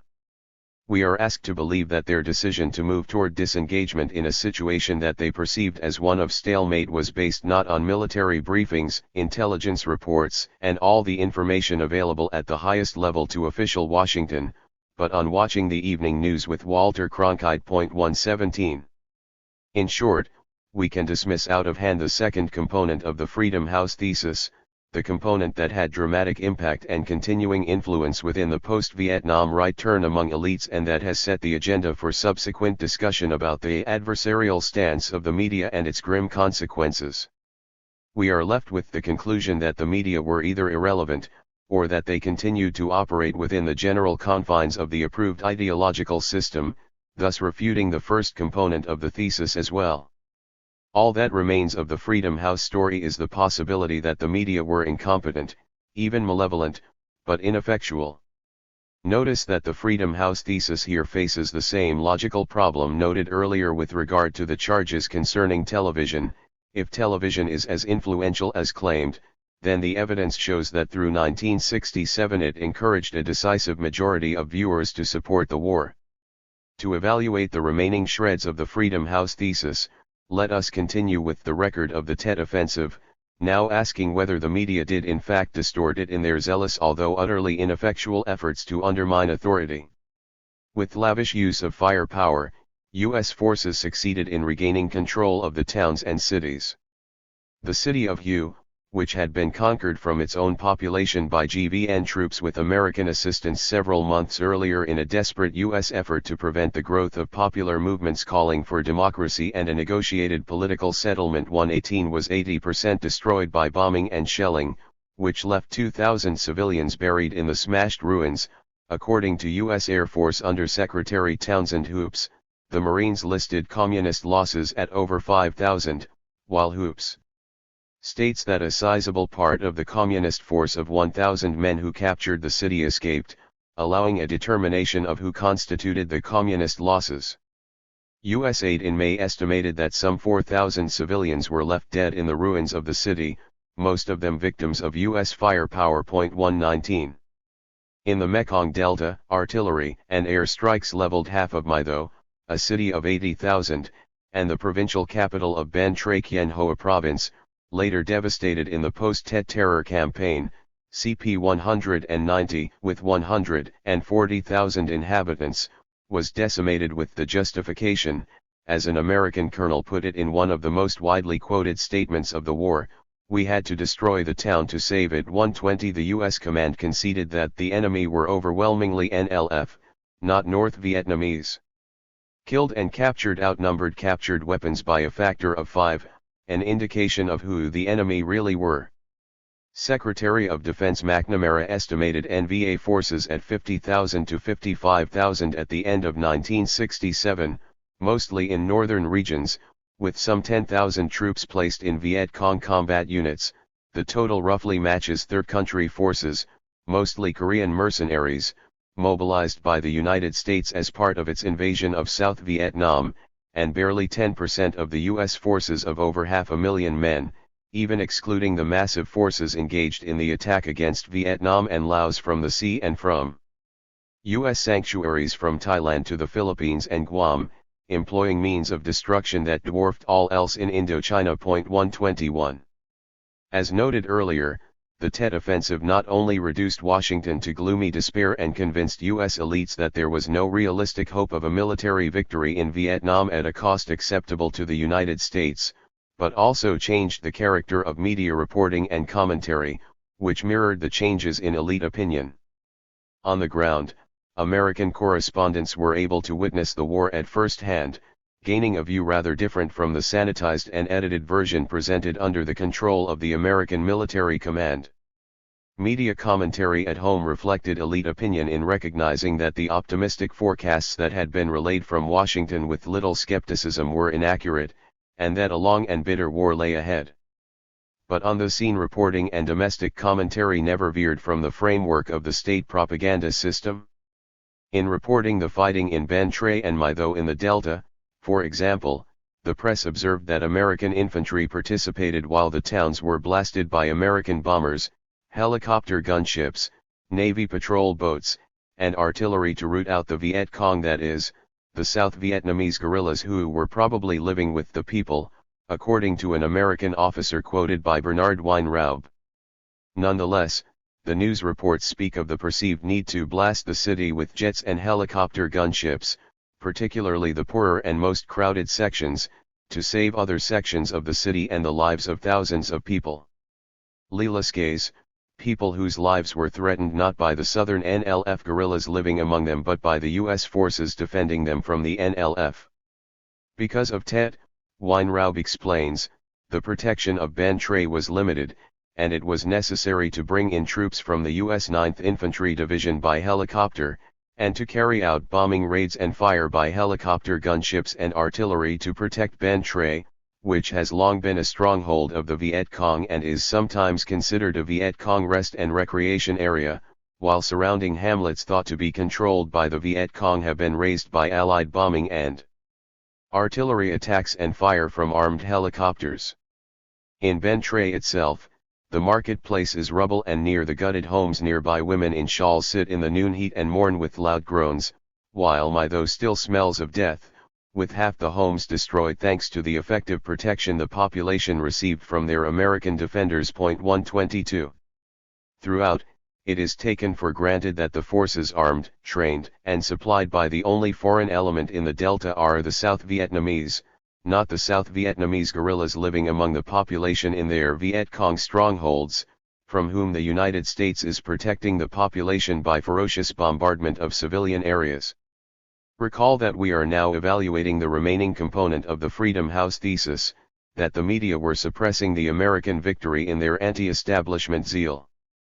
In fact, they were reporting the story accurately in a narrow sense, but completely within the framework of the government propaganda system never questioned, in a shameful display of media servility. We may imagine what the reaction would be to a comparable performance on the part of the Nazi or Soviet press. Braestrup's final comment that a free society deserves better of its media, I. 728, is accurate enough, although not quite in the sense intended in the Freedom House study. As throughout the war, the standpoint of the media continued to reflect the perceptions and attitudes of the American military. For example, an American official who observed, "What the Viet Cong did was occupy the hamlets we pacified just for the purpose of having the Allies move in and bomb them. By their presence, the hamlets were destroyed." 123. The same New York Times report from Binh Dinh province, the showcase province for pacification, indicates this had been going on, unreported, well before the Tet Offensive. The enemy moves in December, which several military men called a softening up for the offensive, resulted in a wave of Allied air strikes on villages. Hundreds of homes were destroyed. The U.S. military resistance, to borrow the Freedom House terminology, took the same form elsewhere. Robert Chapelin reported from the scene that in Saigon, a dozen separate areas, comprising perhaps 60 or 70 blocks, had been totally burned out. These were almost all residential areas. Most of the damage was the result of rocket attacks by American armed helicopters or other planes, though some of it had been caused by artillery or ground fighting. A modern $10 million textile plant, containing 40,000 spindles, was entirely destroyed by bombs because it was suspected of being a Viet Cong hideout. 124. Le Monde correspondent Jean-Claude Pomonti observed that in the popular suburbs, the Front NLF has proven that the only way to eliminate its control is through systematic destruction. To dislodge it, the Air Force had to level many residential areas. Fleeing the bombardments, tens of thousands of refugees have poured into the center of the city. 125. Charles Moore, whom Freedom House singles out for perhaps the consistently best reporting from Vietnam, reported that in towns such as Hue, Vinh Long, Benter, and Mytho, appalling destruction was wrought when encircled Allied forces took the decision to destroy the attacking Viet Cong forces by destroying the places they had occupied. He quotes an American official in Saigon as stating, "The government won the recent battles, but it is important to consider how they won. At first the Viet Cong had won and held everything in some towns except the American military compound and a South Vietnamese position." 126. By the government, he means the reader to understand the GVN, who won thanks to U.S. firepower and troops. As in this example, the U.S. government claim that the Tet Offensive was a military defeat for the Communists was widely reported, although the U.S. government officials' perception of an initial Viet Cong victory goes well beyond the typical media accounts in the crime of pessimism. Journalists generally accepted the official claim that Tet was a military defeat for the North Vietnamese and NLF. Daniel Hallen concludes in his review of the press and television, for example, Walter Cronkite, who said at once over CBS on February 14 that first, and simplest, the Viet Cong suffered a military defeat. 127. Clear and forthright. These facts do not comport well with what remains of the Freedom House thesis, the charge that until late February, the media portrayed the enemy's defeat as a defeat for the Allies in clamorous shouts, only conceding from late February in a whisper that this was not quite accurate, television being the worst offender, with Walter Cronkite the arch-criminal. 128. It was this gross incompetence or malevolence that illustrates most dramatically the mindless readiness to believe the worst of the government or of authority in general. In the real world, the facts were quite the opposite, and the last remnants of the Freedom House thesis thus disappear, apart from the charge, to be evaluated in the appendix, that the reporting was technically incompetent. Some would contend that the issue of how they won, which concerned the American official cited earlier, is as important as who won in evaluating the significance of the Tet Offensive. This idea never penetrated the minds of Braestrup or his Freedom House associates, however, at the time or in their study. Consider political scientist Milton Sachs, a specialist on Vietnam and a GVN advisor, thanked for providing historical perspective for the Freedom House study, XXIII. In February 1968, he wrote, with no further comment. In conventional terms, it now seems clear that the Communists have suffered a military defeat in their Tet Offensive. They have expended the lives of thousands of their soldiers without securing a single province or district town of significance. 129. U.S. officials, in contrast, were impressed with the fact that the NLF and NVA occupied vast areas previously thought to be controlled, wreaked havoc with the pacification program, and were dislodged only by a further and still more violent U.S. attack on the civil society of South Vietnam. It was feared that it might not be an easy task to convince the populace that the Communists were to blame for the slaughter and destruction by U.S. forces. The problem, as reported from Hugh by Mark Ribot of Le Monde in April, was that the population appeared to compare ARVN behavior unfavorably with that of the NVA or NLF, while the deepest bitterness and resentment was directed against the Americans, whose blind and systematic bombardment had turned Hugh into an assassinated city. This reaction may have also been in part a residue of the deep bitterness and resentment left by the U.S.-backed ARVN conquest of Hugh a few months earlier. 130 In IV's worker quoted in Newsweek said, as difficult as this may be to believe, not a single Vietnamese I have met in Saigon or in the Delta blames the Viet Cong for the events of the past 2 weeks, and in its last issue of the Tet period, Newsweek reported from Hugh, with the same surprise at this inexplicable reaction, that, curiously, moreover, few of the population point an accusing finger at the North Vietnamese. When the NVA were here, said one student, they were polite and well disciplined, totally different from the government troops, the Americans, or even the Viet Cong. The hope is that the Vietnamese people will blame the Communists rather than the Americans for whatever damage is being done, Don Webster reported from Hugh on February 12 in the midst of the reconquest of the city by the U.S. Marines. 2 days earlier, John Lengel of AP wrote that it is still impossible to gauge the breadth of the damage. But few seasoned observers see the devastation of Hugh backfiring on the Communists. They see as the greatest hope a massive and instant program of restoration underlined by a careful psychological warfare program pinning the blame on the Communists. 131. Braestrup places the word devastation in italics as an illustration of the unfairness and anti-American bias of the media. Comment seems superfluous. While the U.S. media rarely strayed from the framework of the state propaganda system, others were unconstrained by these limits. For example, the Le Monde correspondents cited, or British photojournalist Philip Jones Griffiths, who concluded from his observations on the scene that the thousands of civilian victims of the reconquest of Hugh were killed by the most hysterical use of American firepower ever seen, and then designated as the victims of a communist massacre. 132. To comprehend fully the nature of the Freedom House charges, we may imagine how the inquiry urged by John Roche might proceed. Who else is implicated in the terrible misdeeds that Freedom House perceives? General Westmoreland and the U.S. command in Saigon must surely be placed on the docket because of their estimates of early VC successes. See Appendix 3 for further examples, along with William Bundy, Assistant Secretary of State for Far Eastern Affairs, given his extreme pessimism.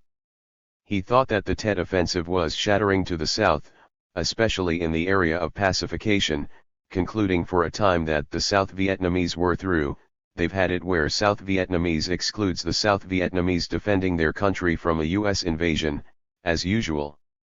These conclusions, which do conform to the Freedom House parody of the media, were based not on the press but on reports from people in the field out in Vietnam, so presumably they too are implicated. I. 625. Similarly, Lyndon Johnson was guilty, since he seemed to some degree psychologically defeated by the threat to Khe Sanh and the onslaught on the cities of Vietnam, so Braystrup concludes, I. 626, 630. The same is true of Johnson's civilian advisers, given the air of gloom among them and the Battle of Bull Run mood, and the author of the official U.S. government military historical summary, cited earlier, and Dean Acheson and other wise men who urged a shift of course because of the same undue pessimism for which the media are condemned by Freedom House. Also Ambassador Ellsworth Bunker, who reported that the offensive had disrupted the pacification effort for the time being, and the pacification advisor who reported that in his showcase area, pacification does not exist, 184-86. Further candidates for investigation appear in the Pentagon Papers, for example, General Wheeler, who summarized the situation in the following terms to the President on February 27, just as Walter Cronkite was speculating about stalemate, arousing Freedom House ire. The enemy is operating with relative freedom in the countryside, probably recruiting heavily and no doubt infiltrating NVA units and personnel. His recovery is likely to be rapid, his supplies are adequate, and he is trying to maintain the momentum of his winter-spring offensive. ARVN is now in a defensive posture around towns and cities, and there is concern about how well they will bear up under sustained pressure. The initial attack nearly succeeded in a dozen places, and defeat in these places was only averted by the timely reaction of U.S. forces. In short, it was a very near thing. There is no doubt that the RD program pacification has suffered a severe setback. To a large extent the VC now control the countryside. MACV estimates that U.S. forces will be required in a number of places to assist and encourage the Vietnamese army to leave the cities and towns and re-enter the country. This is especially true in the Delta. The media reports that Braystrup derides were rarely as pessimistic as the chairman of the Joint Chiefs of Staff, whose summary of the situation led the president to order the initiation of a complete and searching reassessment of the entire U.S. strategy and commitment in South Vietnam, the Pentagon Papers analyst reports. 133. The CIA must also be investigated for contributing to the decline of free institutions by its pessimism.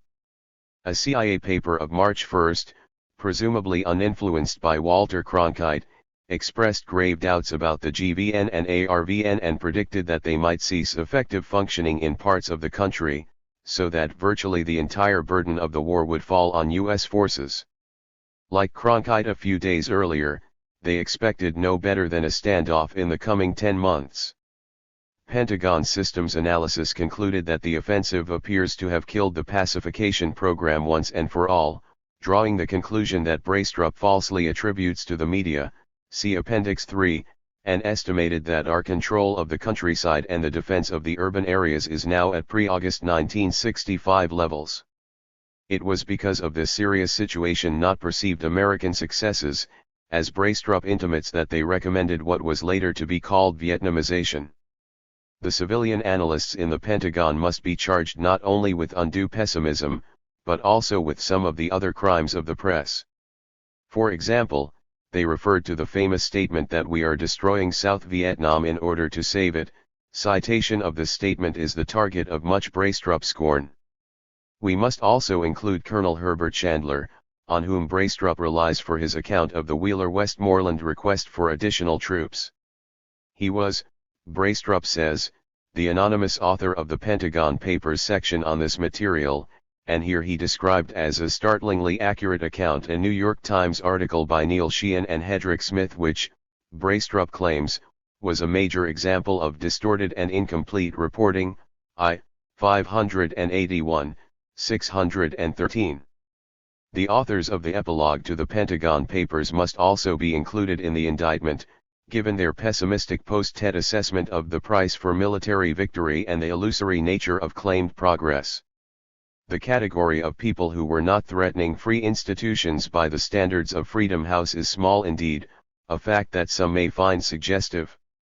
It is significant that the major criticism of the media in the Freedom House study is that they were too pessimistic. Strikingly absent is the obvious standard of comparison, the internal reports from the field and analysis by intelligence and official Washington, which were, if anything, even more pessimistic. The logic of the Freedom House brief against the media is highly revealing. In their view, the media in a free society must not only accept without question the principles of the state doctrinal system, as the media did throughout, a fact that Freedom House never addresses, and apparently cannot perceive, but must do so with a degree of enthusiasm and optimism that exceeds that of U.S. intelligence, the military command, Johnson's wise men, and other leading figures in the military, political, and corporate world who draw their information from a full range of government sources. It is an interesting conception of a free society. We might ask how the Freedom House conception of a free press in a free society would be applied by Soviet commissars, let us say, to the case of the mass circulation weekly Ogoniak, which published a series of long articles that presented a bleak picture of the war in Afghanistan, depicting it in stark terms, speaking of poor morale and desertion among Afghan units and tough fighting between elite Soviet troops and Afghan guerrillas, and implying that large areas of Afghanistan are under guerrilla control.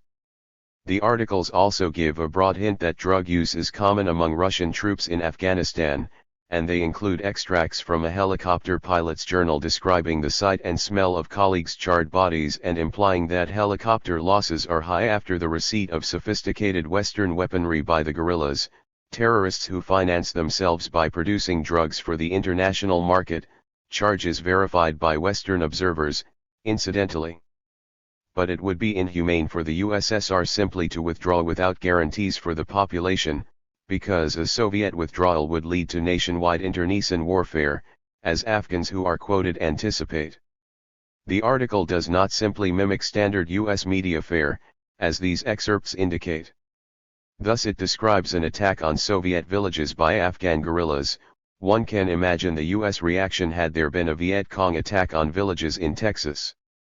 But by Freedom House standards, it is plain that the editors merit severe censure for their adversarial stance, pessimism, and volatile styles, always with the dark possibility that, if the managers do not themselves take action, then outsiders in the government will seek to apply remedies of their own. 134 And, in fact, in January 1988, General Dmitry T. Yakov, the Soviet defense minister, applied Freedom House and Braistrup principles to the adversarial Soviet press, sharply criticizing articles in Ogoniak and Literaturная Gazeta for reporting on the Afghan war in ways that undermined public confidence in the Soviet army and played into the hands of the West. 135. In the light of the evidence presented in the Freedom House study, and of much that is ignored, the following conclusions seem reasonable. During the Tet Offensive and its aftermath, media performance was creditable, sometimes very highly so, in a narrow sense. More broadly, this reporting was highly deceptive in that it was framed within the unchallenged and unrecognized doctrines of the state propaganda system, which impose a severe distortion. Media reports compare favorably in accuracy with those available to official Washington at the highest level from internal sources, although they were regularly less alarmist, perhaps because the media tended to give credence to official statements and were unaware of the internal assessments. The reports from the scene led media commentators to draw approximately the same conclusions as Johnson's high-level advisors. The manner in which the media covered the events had little effect on public opinion, except perhaps to enhance its aggressiveness and, of course, to instill ever more deeply the basic and unexamined tenets of the propaganda system. As we shall see in Appendix 3, a closer examination establishes these conclusions still more firmly, while demonstrating further the utter incompetence to use the kindest term of the Freedom House study that has been so influential in the subsequent period. We have now addressed the argument presented by critics of the media for its alleged adversarial stance on their own chosen grounds, the grounds that they select as the strongest for their case. The propaganda model is once again confirmed, thus meeting the most severe test that can be posed. The model is also vindicated by the manner in which Freedom House fulfills its function as a flak machine, attempting to bully the media into a still more thoroughgoing conformity with the propaganda requirements of state policy by methods that are a travesty of honest journalism, let alone scholarship, all, of course, in the interest of freedom. 5.5.3 The Paris Peace Agreements. The Tet Offensive convinced large sectors of elite opinion that the costs of the U.S. effort were too high. Lyndon Johnson stepped down. In what was termed by the government a bombing halt, and reported as such, the bombers were shifted from North Vietnamese targets to Laos, where the defenseless rural society of scattered villages in the north was demolished, and later Cambodia, where the same was true on an even more horrendous scale.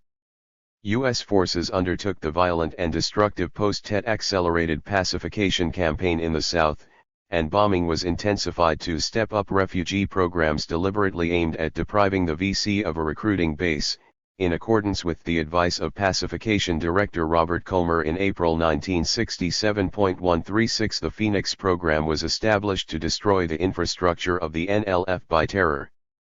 The burden of ground fighting was shifted to Vietnamese forces supplied and directed by the United States, and U.S. conscripts were withdrawn, a more typical pattern for colonial wars that essentially duplicated the earlier French effort to reconquer Indochina. And the United States finally agreed to pursue the path of a negotiated settlement, although still not relinquishing the aim of preventing the unification of Vietnam and retaining Indochina, apart from North Vietnam, within the U.S. global system. This was not the maximal goal the United States had pursued. Thus in the late 1950s the U.S. government still hoped for unification of Vietnam under anti-communist leadership, and the U.S. client regime always regarded itself as the government of all of Vietnam, GVN equals Government of Vietnam, and so declared in the first and unamendable article of its constitution. But by the late 1960s, if not before, control over all Indochina apart from North Vietnam was regarded as the maximum goal attainable. As we have seen, opportunities for a peaceful diplomatic settlement had long existed, but they had never been pursued because they were regarded as inconsistent with the essential goal, preservation of an independent South Vietnam that would be a U.S. client state. By October 1972, the negotiators in Paris had reached the essential terms of an agreement, the 9-point plan. President Nixon, however, objected to the terms of the agreement, and the Thieu government in Saigon was completely opposed to them. Nixon's hope was to delay further negotiations until after the November presidential elections, when he would have more leverage. 137 The delay would also permit a vast shipment of arms to the GVN, something that would surely be prohibited by the agreements. In an effort to pressure Nixon to sign the agreements, the DRV made the terms public on October 26 in a radio broadcast. In a Washington press conference, Kissinger stated that the Radio Hanoi broadcast gave on the whole a very fair account, then offering the following paraphrase: as was pointed out by Radio Hanoi, the existing authorities with respect to both internal and external politics would remain in office in the South. Thus Kissinger sought to insinuate that according to the accurate account on Radio Hanoi, the GVN, the existing authorities, would remain in office as the government of the South, and would somehow deal with the other party, whose status remained mysterious. But what was pointed out by Radio Hanoi correctly, as Kissinger conceded, was something quite different, namely, that the two present administrations in South Vietnam will remain in existence with their respective domestic and external functions, these being the GVN and the PRG, based upon the NLF. Having reached agreement, these two parties were then to move toward reunification, to be carried out step by step through peaceful means, with no external meaning U.S. interference. The differences are crucial. From its earliest days, the war was fought over the question of whether the South Vietnamese people shall decide themselves the political future of South Vietnam, as the October 9-point plan explicitly stipulated must be the case, or whether the United States would enforce the rule of its client regime, the GVN, as the sole legitimate government in the South, in accordance with Kissinger's version of the terms to which he had theoretically agreed, a version that plainly departed radically from the text. 138. Kissinger's announcement that peace is at hand, designed with the upcoming U.S. presidential elections in mind, was also blatant deception. As his distortion of the essential terms of the agreement clearly revealed, the United States was backing away from the settlement and refusing to implement it. Nixon later explained that we had to use Kissinger's press conference to undercut the North Vietnamese propaganda maneuver, namely, making public the terms of the agreement and to make sure that our version of the agreement was the one that had great public impact. 139 This result was substantially achieved. The media characteristically accepted Kissinger's version with no recognition that it was diametrically opposed to the terms of the 9-point plan, though the facts were plain to anyone who troubled to look at the readily available public record. The United States then proceeded with a vast shipment of arms to the GVN while demanding substantial changes in the October agreements. Hanoi, in contrast, publicly insisted that the October agreements be signed. The media adopted the version of events relayed regularly by Kissinger, depicting him as caught between two irrational adversaries, Hanoi and Saigon. The Christmas bombings of Hanoi and Haiphong followed, causing great damage and also the loss of several dozen B-52s. The exact numbers are contested, but the losses clearly shocked the Pentagon, as well as a highly adverse world reaction, although the media continued to relay the Washington interpretation of what had happened.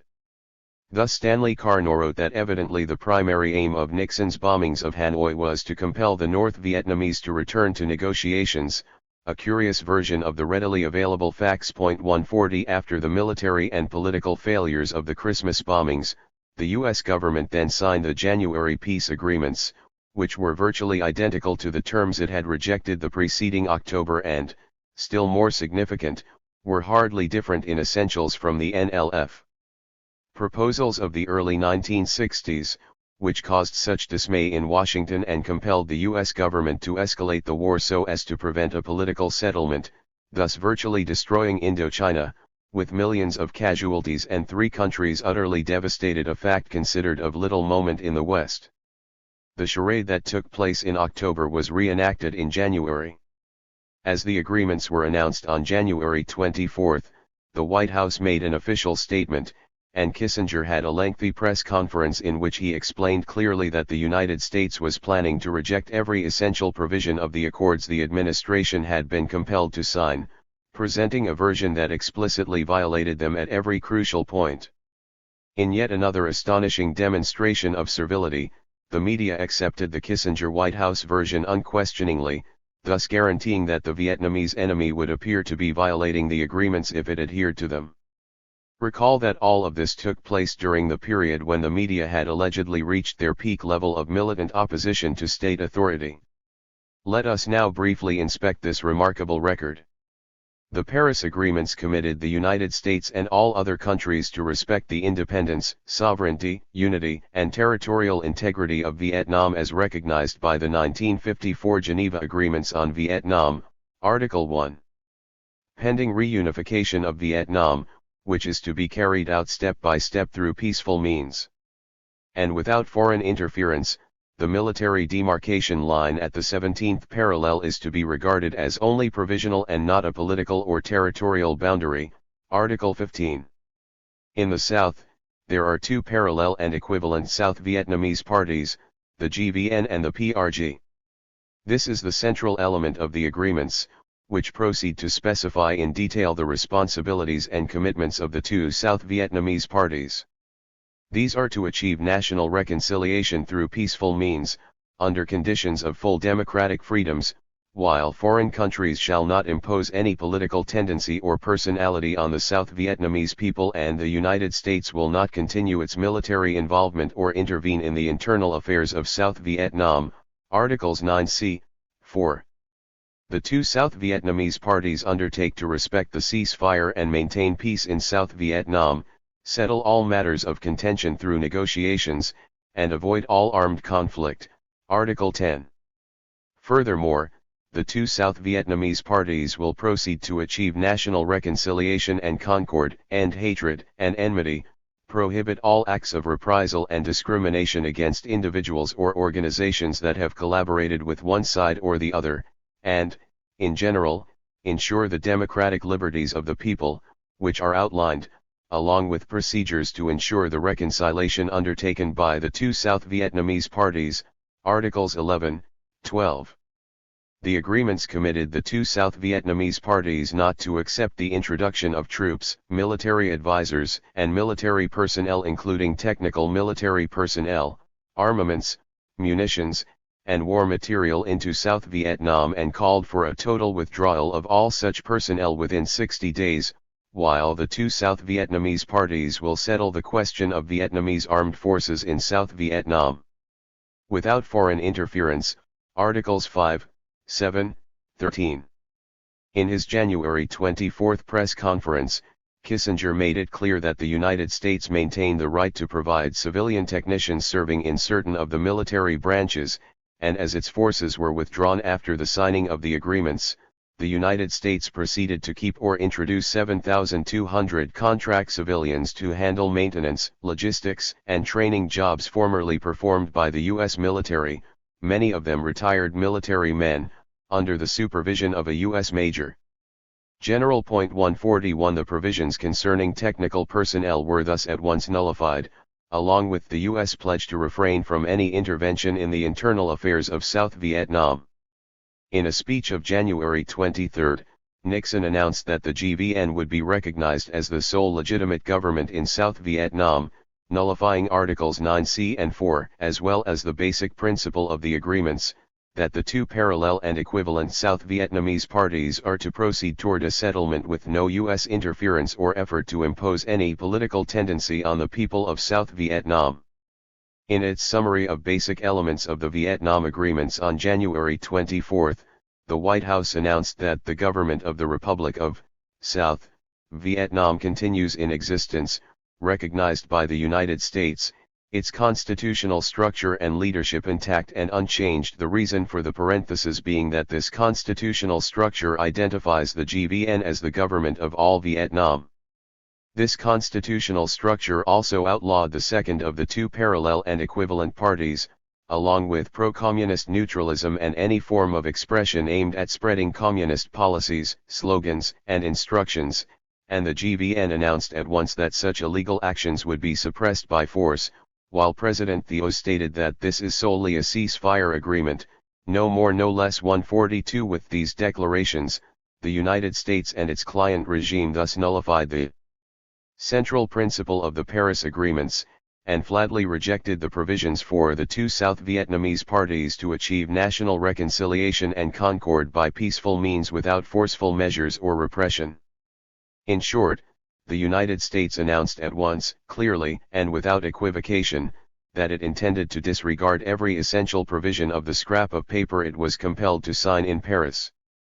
Kissinger attempted to obfuscate the matter in his January 24 press conference, reprinted in full in the New York Times. 143 He claimed, falsely, that we have achieved substantial changes from the October 9-point plan, thus implicitly offering a justification for the Christmas bombings.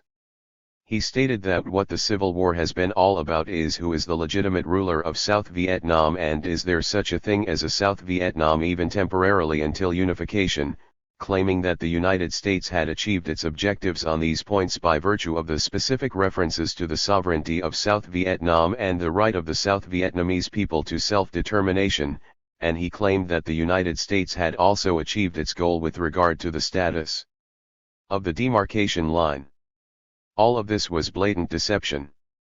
The wording of the agreements reflected the DRV-PRG position in all the respects Kissinger mentioned, while Kissinger's insinuation that the agreements permitted the United States to recognize the GVN as the legitimate ruler of South Vietnam is in explicit contradiction to the agreements he had just signed, as is his attempt to create the impression that the civil war is between North and South Vietnam. The core provision of the Paris Agreements establishes the GVN and the PRG as the two South Vietnamese parties, parallel and equivalent, to move toward unification with the North, abrogating the provisional demarcation line, which has no political status. Kissinger was attempting to confuse sovereignty of South Vietnam with sovereignty within South Vietnam. The latter is what the war was all about from the outset, and the agreements simply reiterated the position of the enemy that this was a matter to be settled by the two South Vietnamese parties without external interference, as in the October 9-point plan. 144. Just as in October, the purpose of this obfuscation was, in Nixon's words, to make sure that our version of the agreement was the one that had great public impact. And again it succeeded. The media without exception, to our knowledge, accepted the Kissinger, White House version as expressing the contents of the agreements, enabling them to interpret the PRGDRV insistence on the actual terms of the Paris agreements as an effort to disrupt them. Thus Joseph Kraft, a liberal dove on these issues, wrote that much of the blame goes to the communists for the subsequent breakdown of the ceasefire, because Hanoi has never abandoned the objective of unifying all of Vietnam, that is, Hanoi has never abandoned its objective of living up to the terms of the Geneva Accords of 1954, now explicitly reiterated in the Paris Agreements of January 1973. 145. As a dove, he also added that just as much of the blame goes to President Thieu but none, of course, can be assigned to Washington. He cites communist military actions in the South and dispatch of equipment as the major reason for the breakdown of the ceasefire, citing no evidence. As we shall see, the facts reveal quite a different reason. At the liberal extreme of U.S. opinion, Tom Wicker wrote that American policy, which never accepted the Geneva Agreement, came to insist, instead, that South Vietnam was a legally constituted nation being subverted and invaded by another power, and that view is implied even in the documents that finally produced the ceasefire. 146. Wicker adopts Kissinger's version, which is in explicit contradiction to the actual documents. These simply reiterate the long-held position of the NLF and Hanoi with regard to the status of South Vietnam. In the New Republic, Stanley Carnot wrote that the Viet Cong considers the PRG to be a parallel administration, failing to observe that it is not only the Viet Cong, but also the Paris agreements just signed by the United States government that assign to the PRG a status exactly parallel to that of the GVN. 147. In Newsweek, Stuart Alsop proclaimed that if the marvelously elaborate Nixon-Kissinger settlement survives more or less intact, we will have won the war, which would be true. Under the Nixon-Kissinger interpretation, although under the evidently irrelevant terms of the Paris agreements, the United States had abandoned its war aims and accepted the basic proposals of the Vietnamese enemy. Newsweek went on to explain in the same issue that Hanoi has now accepted the provision that North and South are divided by a sacrosanct demarcation line, thus tacitly acknowledging the legitimacy of the Saigon regime. Equally vital to the Nixon administration was specific mention of the sovereignty of the Saigon government, and on this point, too, the U.S. had its way. Hanoi finally conceded that, in Kissinger's words, there is an entity called South Vietnam. In one important sense, the dispute over that question was what the war in Vietnam was all about. 148. Again, utterly and transparently false in every respect, as a comparison with the text just quoted immediately demonstrates, although in accord with Kissinger's deceptive version of the agreements, taken as sacrosanct by the loyal media.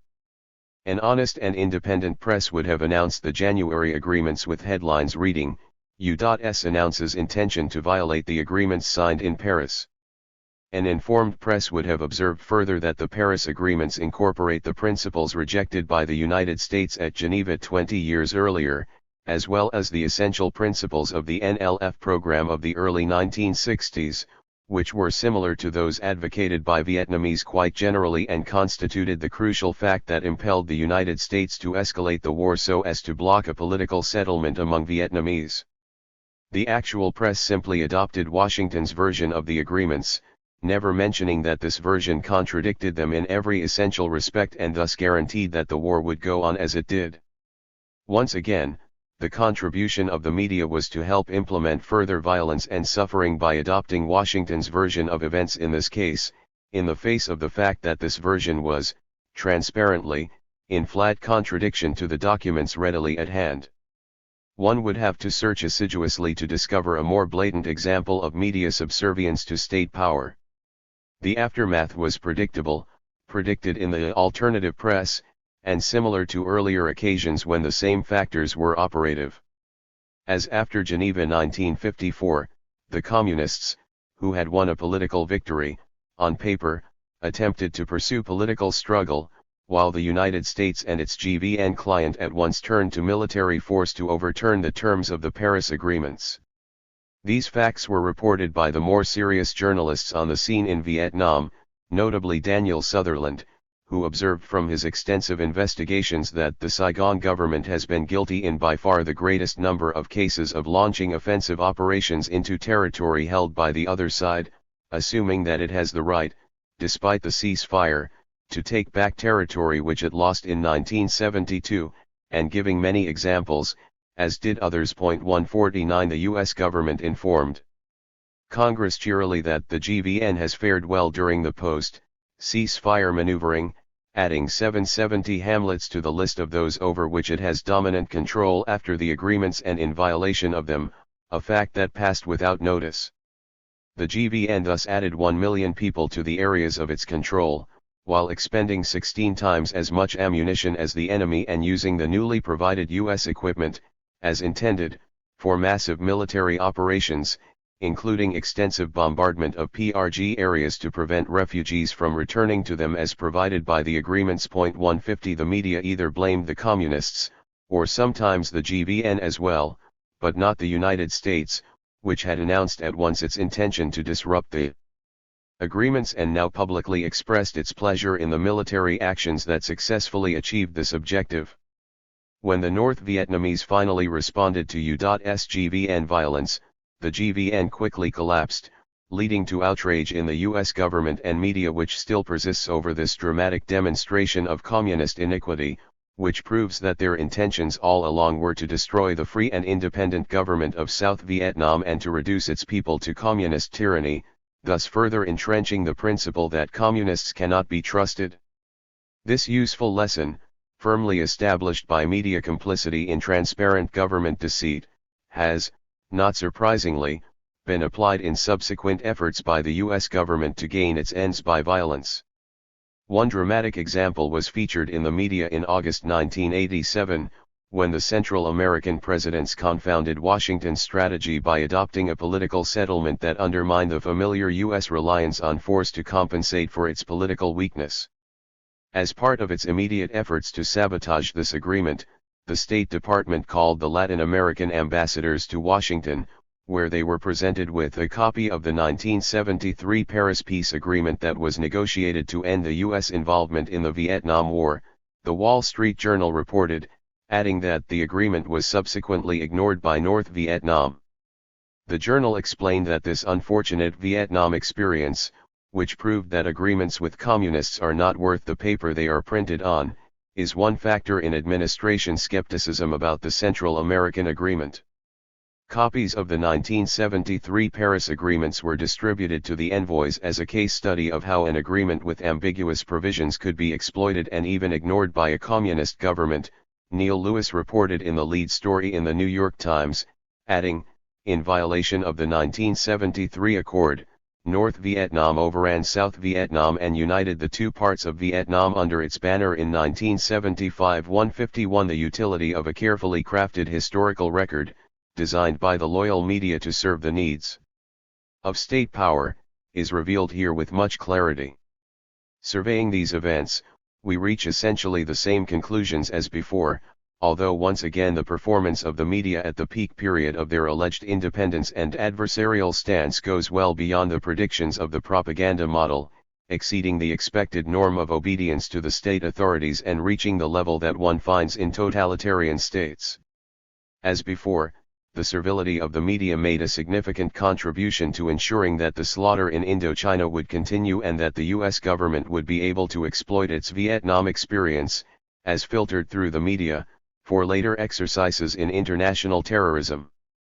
The remarkable performance of the media also laid the basis for the post-war interpretation of what the war was all about and why the United States failed to attain its ends, a matter to which we turn in the next section. 5.6. The Vietnam War in retrospect.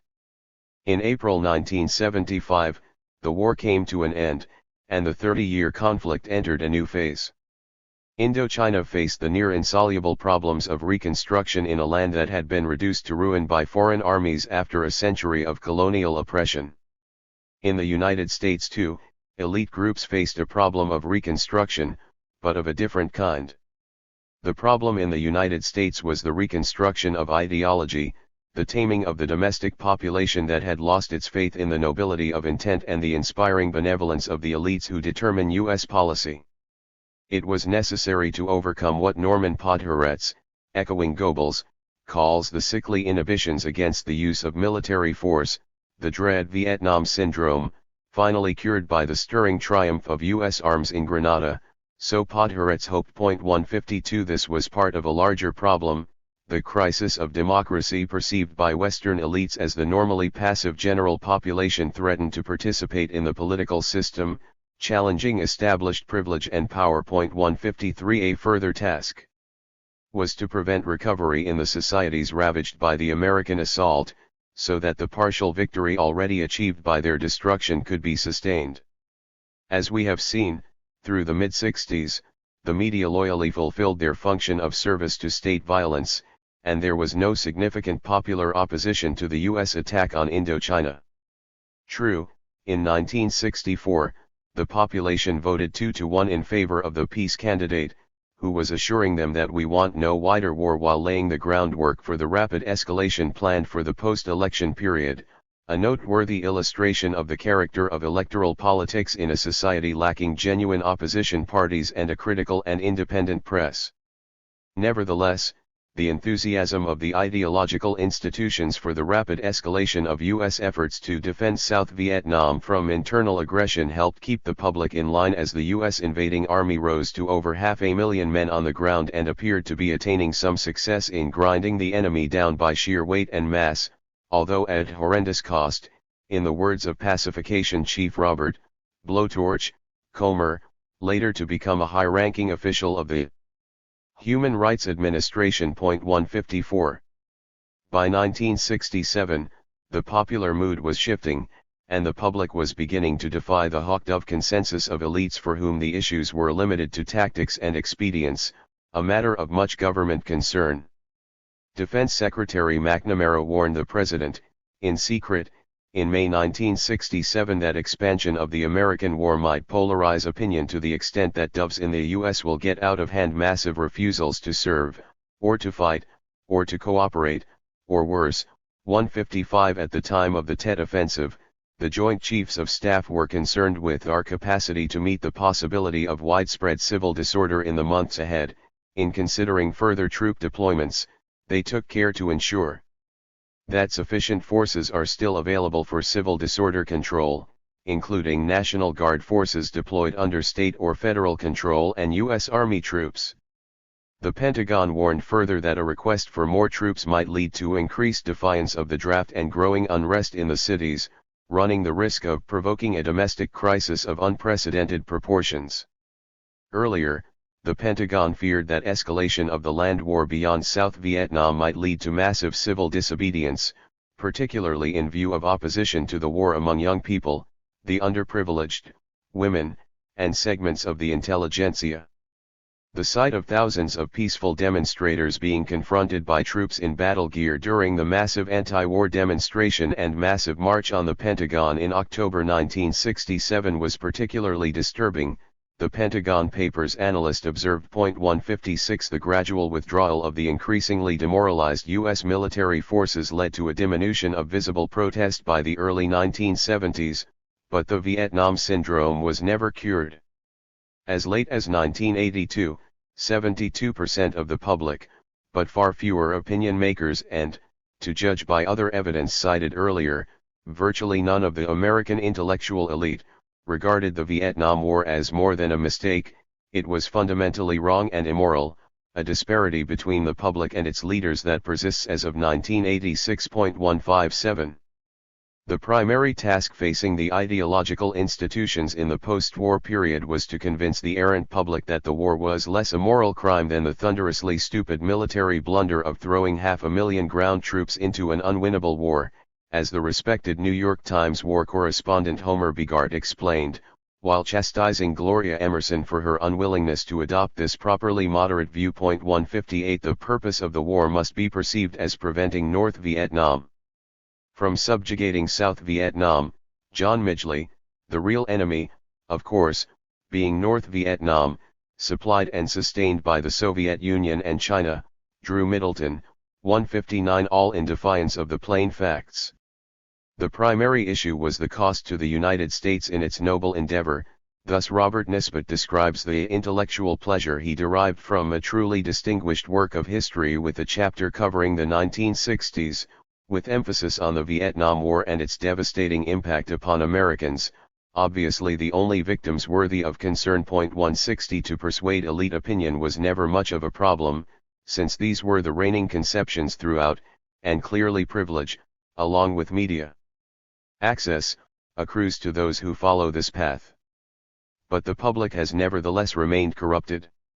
An ancillary task has been to keep the devastation that the United States left as its legacy in Indochina hidden from public view. Indeed, one finds only scattered reference to this not entirely trivial matter in the US media, a remarkable achievement, given the agency of destruction and its scale. Keeping just to Vietnam, the death toll may have passed 3 million. In an article entitled "Studies Show Vietnam Raids Failed," Charles Moore observes that the CIA estimated deaths from bombing of the North at well over 30,000 a year by 1967, heavily weighted with civilians. 161 Crop destruction programs from 1961 had a devastating impact, including aerial destruction by chemicals, ground operations to destroy orchards and dikes, and land clearing by giant tractors, roam plows, that obliterated agricultural lands, often including extensive systems of paddy dikes, and entire rural residential areas and farming hamlets, leaving the soil bare, gray, and lifeless, in the words of an official report cited by Arthur Westing, who compares the operations to the less efficient destruction of Carthage during the Punic Wars. The combined ecological, economic, and social consequences of the wartime defoliation operations have been vast and will take several generations to reverse. In the empty landscapes of South Vietnam, recovery will be long delayed, if possible at all, and there is no way to estimate the human effects of the chemical poison dioxin at levels 300 to 400% greater than the average levels obtaining among exposed groups in North America. 162. In the South, 9,000 out of 15,000 hamlets were damaged or destroyed, along with some 25 million acres of farmland and 12 million acres of forest. 1.5 million cattle were killed, and the war left 1 million widows and some 800,000 orphans. In the North, all 6 industrial cities were damaged, 3 razed to the ground, along with 28 of 30 provincial towns, 12 completely destroyed, 96 of 116 district towns, and 4,000 of some 5,800 communes. 400,000 cattle were killed and over 1 million acres of farmland were damaged. Much of the land is a moonscape, where people live on the edge of famine, with rice rations lower than those in Bangladesh. Reviewing the environmental effects, the Swedish Peace Research Institute SIPRI concludes that the ecological debilitation from such attack is likely to be of long duration. The respected Swiss-based environmental group IUCN, International Union for Conservation of Nature and Natural Resources, concluded that the ecology is not only refusing to heal but is worsening, so that a catastrophe may result unless billions of dollars are spent to reconstruct the land that has been destroyed, a monumental task that could be addressed only if the United States were to offer substantial reparations, a possibility that cannot be considered in a cultural climate of abysmal ignorance, chauvinism, and the self-righteous pursuit of self-interest. Destruction of forests has increased the frequency of floods and droughts and aggravated the impact of typhoons, and war damage to dikes, some of which, in the South, were completely destroyed by U.S. bombardment, and other agricultural systems has yet to be repaired. The report notes that humanitarian and conservationist groups, particularly in the United States, have encountered official resistance and red tape when requesting their government's authorization to send assistance to Vietnam. Naturally enough, since the United States remains committed to ensure that its achievements are not threatened by recovery of the countries it destroyed. 163. There is little hint of any of this, or of the similar Carthaginian devastation in Laos and Cambodia, in mainstream U.S. media coverage. Rather, With remarkable uniformity and self-righteousness, the problems of reconstruction, hampered further by the natural catastrophes and continuing war to which the United States has made what contribution it can, are attributed solely to communist brutality and ineptitude. The sole remaining interest in post-war Vietnam in the U.S. media has been the recovery of remains of U.S. personnel presumed to be killed in action, the Vietnamese preoccupation with other matters serving as further proof of their moral insensitivity. In one of his sermons on human rights, President Carter explained that we owe Vietnam no debt and have no responsibility to render it any assistance because the destruction was mutual. 164, a statement that elicited no comment, to our knowledge, apart from our own, a fact that speaks volumes about the prevailing cultural climate. Some feel that there may once have been a debt but that it has been amply repaid. Under the headline "The Debt to the Indochinese is Becoming a Fiscal Drain," Bernard Gewirtzman quotes a State Department official who said he believed the United States has now paid its moral debt for its involvement on the losing side in Indochina. The remark, which also passed without comment, is illuminating. We owe no debt for mass slaughter and for leaving 3 countries in ruins, no debt to the millions of maimed and orphaned, to the peasants who still die today from exploding ordnance left from the U.S. assault. Rather, our moral debt results only from the fact that we did not win. By this logic, if the Russians win in Afghanistan, they will have no moral debt at all. Proceeding further, how have we paid our moral debt for failing to win? By resettling Vietnamese refugees fleeing the lands we ravaged, one of the largest, most dramatic humanitarian efforts in history according to Roger Winter, director of the U.S. Committee for Refugees. But despite the pride, Gewirtzman continues, some voices in the Reagan administration and in Congress are once again asking whether the war debt has now been paid. 165. The media are not satisfied with mutual destruction that effaces all responsibility for some of the major war crimes of the modern era. Rather, the perpetrator of the crimes must be seen as the injured party. We find headlines reading, "Vietnam, trying to be nicer, still has a long way to go. It's about time the Vietnamese demonstrated some goodwill," said Charles Prince, of Human Rights Advocates International, referring to negotiations about the Amerasian children who constitute a tiny fraction of the victims of U.S. aggression in Indochina. Barbara Crossett adds that the Vietnamese have also not been sufficiently forthcoming on the matter of remains of American soldiers. Although their behavior may be improving, there has been progress, albeit slow, on the missing Americans. The unresolved problem of the war is what they did to us. Since we were simply defending ourselves from internal aggression in Vietnam, it surely makes sense to consider ourselves the victims of the Vietnamese. In a derisive account of Vietnamese laments over the failure of the United States to improve relations with them, Barbara Crossett reports their continuing exaggeration of Vietnam's importance to Americans under the headline, "For Vietnamese, realism is in short supply. The Vietnamese do not comprehend their irrelevance," she explains with proper imperial contempt. U.S. interest in Vietnam, she continues, is limited to the natural American outrage over Hanoi's invasion of Cambodia, to overthrow our current ally Pol Pot, and its failure to be sufficiently forthcoming on the issue of American servicemen missing since the end of the war.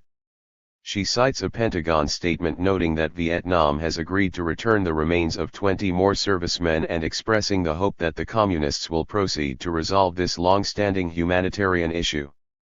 She quotes an Asian official as saying that we all know they have the bones somewhere. If Hanoi's leaders are serious about building their country, the Vietnamese will have to deal fairly with the United States.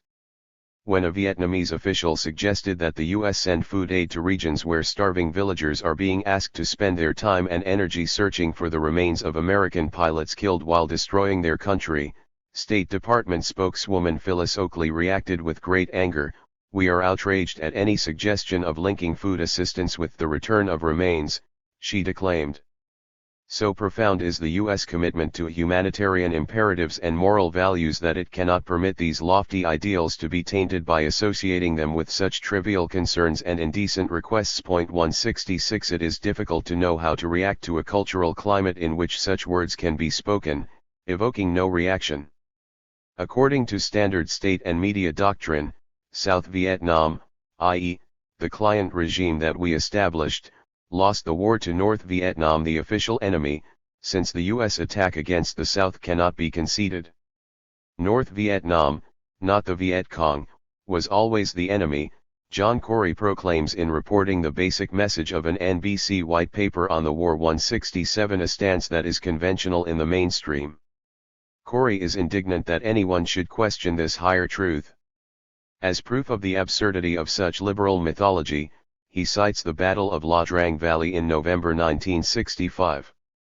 It was clear then that North Vietnam was in the war. Nonetheless, liberal mythology insisted that the war was being waged only by the Viet Cong, mostly righteous peasants. Corey presents no example of liberals who described the Viet Cong as righteous peasants, there being none, and no example of anyone who denied that North Vietnamese troops had entered the South by November 1965, since, again, there were none. Furthermore, opponents of the war at that time and for several years after included few representatives of mainstream liberalism.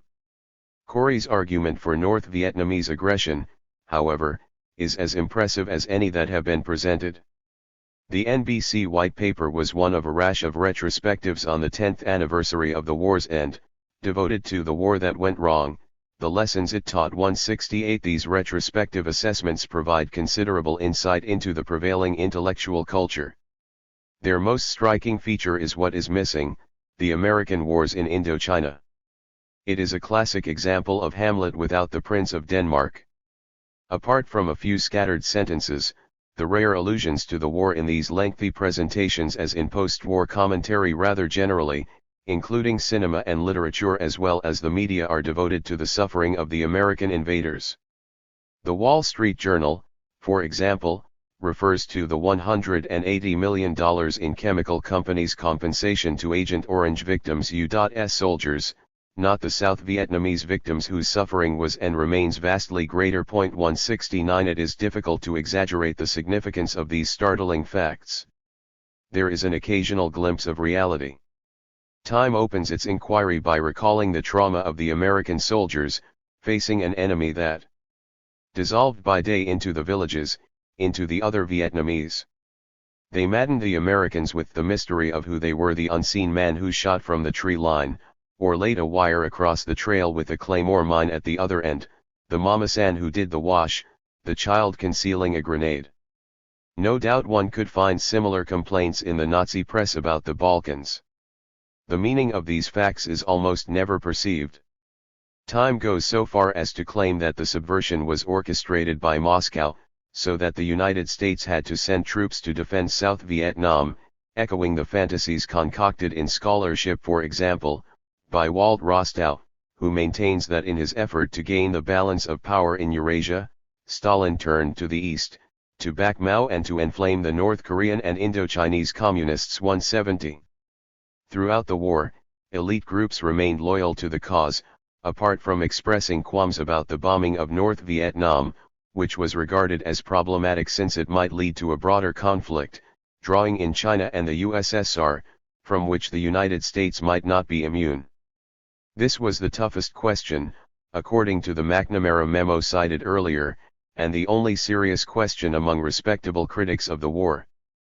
The massacre of innocents is a problem only among emotional or irresponsible types, or among the aging adolescents on college faculties who found it rejuvenating to play revolution. 171. Decent and respectable people remain silent and obedient, devoting themselves to personal gain, concerned only that we too might ultimately face unacceptable threat, a stance not without historical precedent. In contrast to the war protesters, two commentators explain, decent, patriotic Americans demanded and in the person of Ronald Reagan have apparently achieved a return to pride and patriotism, a reaffirmation of the values and virtues that had been trampled upon by the Vietnam-spawned counterculture. 172. Most crucially, the virtues of marching in parades chanting praises for their leaders as they conduct their necessary chores, as in Indochina and El Salvador. The extent of this servility is revealed throughout the 10th anniversary retrospectives, not only by the omission of the war itself but also by the interpretation provided. The New York Times writes sardonically of the ignorance of the American people, only 60% of whom are aware that the United States sided with South Vietnam as Nazi Germany sided with France, as the USSR now sides with Afghanistan. Given that we were engaged in a defense of freedom in South Vietnam, Charles Krothammer, it must be that the critics of this noble if flawed enterprise sided with Hanoi, and that is indeed what Standard Doctrine maintains. The fact that opposition to American aggression in South Vietnam, or even against the North, entails no such support, just as opposition to Soviet aggression entails no support for either the feudalist forces of the Afghan resistance or Pakistan or the United States, is an elementary point that inevitably escapes the mind of the well-indoctrinated intellectual. The Times retrospective alleges that North Vietnam was portrayed by some American intellectuals as the repository of moral rectitude. No examples are given, nor is evidence presented to support these charges, and the actual record is, as always, scrupulously ignored. Critics of the peace movement are quoted expounding on its moral failure of terrifying proportions, and several former peace activists who had leaped across the ideological divide and now are taking their stand with conservative Christians of the Reaganite variety are quoted at length. But those who are allegedly guilty of these terrifying crimes are given no opportunity to explain the basis for their opposition to U.S. aggression and massacre. Nor are they permitted to assign to their proper place in history those who condemn the moral failure of opposing U.S. aggression or those who praise themselves for their occasional twitters of protest when the cost to us became too great. We read that the opponents of the war brandished moral principles and brushed aside complexity, but nothing of what they had to say, as was the case throughout the war. 173. A current pretense is that principled critics of the war had access to the mainstream media during these years. In fact, they were almost entirely excluded, and now we are regaled with accounts of their alleged crimes but are almost never permitted to hear their actual words, exactly as one would expect in a properly functioning system of indoctrination with the task of preserving privilege and authority from critical analysis. The Times informs us that Vietnam now stands exposed as the Prussia of Southeast Asia, because since 1975 they have unleashed a series of pitiless attacks against their neighbors, referring to the Vietnamese invasion that overthrew the Pol Pot regime, after 2 years of border attacks from Cambodia, the regime that we now support despite pretenses to the contrary. Although the Times is outraged at the Prussian-style aggression that overthrew our current Khmer Rouge ally, and at the Vietnamese insistence that a political settlement must exclude Pol Pot, the reader of its pages will find little factual material about any of these matters. There are, incidentally, countries that have unleashed a series of pitiless attacks against their neighbors in these years. For example, Israel, with its invasions of Lebanon in 1978 and 1982. But as an American client state, Israel inherits the right of aggression, so it does not merit the bitter criticism Vietnam deserves for overthrowing Pol Pot, and in any event, Israel's invasion of Lebanon was a liberation, as the Times explained at the time, always carefully excluding Lebanese opinion on the matter as obviously irrelevant. 174. The Times recognizes that the United States did suffer shame during its Indochina wars, the shame of defeat. Victory, we are to assume, would not have been shameful, and the record of aggression and atrocities generally supported by the Times evokes no shame. Rather, the United States thought it was resisting communists when it intervened in Indochina. How we resist the natives defending their homes from our attack, the Times does not explain. That the United States lost the war in Indochina is an inescapable fact. Wall Street Journal, repeated without question throughout the retrospectives and in American commentary generally. The truth is more complex, although to see why, it is necessary to escape the confines of the propaganda system and to investigate the rich documentary record that lays out the planning and motives for the American wars in Indochina over 30 years. This record shows that a rather different conclusion is in order, an important fact to understand. The United States did not achieve its maximal goals in Indochina, but it did gain a partial victory. Despite talk by Eisenhower and others about Vietnamese raw materials, the primary U.S. concern was not Indochina but rather the domino effect, the demonstration effect of independent development that might cause the rot to spread to Thailand and beyond, perhaps ultimately drawing Japan into a new order from which the United States would be excluded. 175 This threat was averted as the United States proceeded to teach the lesson that a war of liberation is costly, dangerous, and doomed to failure. Kennedy advisor General Maxwell Taylor, testifying to Congress, 176 The countries of Indochina will be lucky to survive. They will not endanger global order by social and economic success in a framework that denies the West the freedom to exploit, infecting regions beyond, as had been feared. It might parenthetically be noted that although this interpretation of the American aggression is supported by substantial evidence 177 there is no hint of its existence in the popular histories or the retrospectives, for such ideas do not conform to the required image of aggrieved benevolence. Again, we see here the operation of the Orwellian principle that ignorance is strength. While proceeding to extirpate the rot of successful independent development in Indochina, the United States moved forcefully to buttress the second line of defense. In 1965, the United States backed a military coup in Indonesia, the most important domino, short of Japan, while American liberals and Freedom House lauded the dramatic changes that took place there, the most dramatic being the massacre of hundreds of thousands of landless peasants and the destruction of the only mass-based political party as a proof that we were right to defend South Vietnam by demolishing it, thus encouraging the Indonesian generals to prevent any rot from spreading there. In 1972, the United States backed the overthrow of Philippine democracy, thus averting the threat of national capitalism there with a terror and torture state on the preferred Latin American model. A move toward democracy in Thailand in 1973 evoked some concern, prompting a reduction in economic aid and increase in military aid in preparation for the military coup that took place with U.S. support in 1976.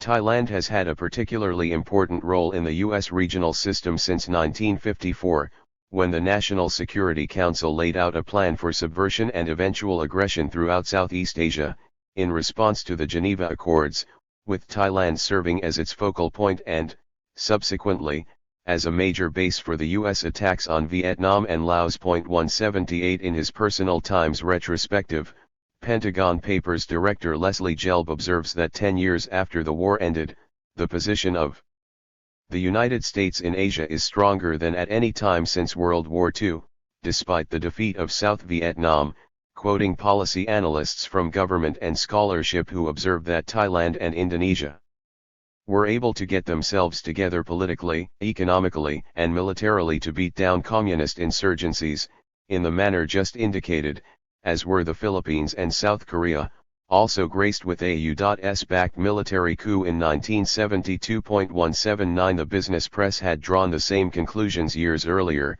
during the latter stages of the war. 180 In short, the United States won a regional victory, and even a substantial local victory in Indochina, left in ruins.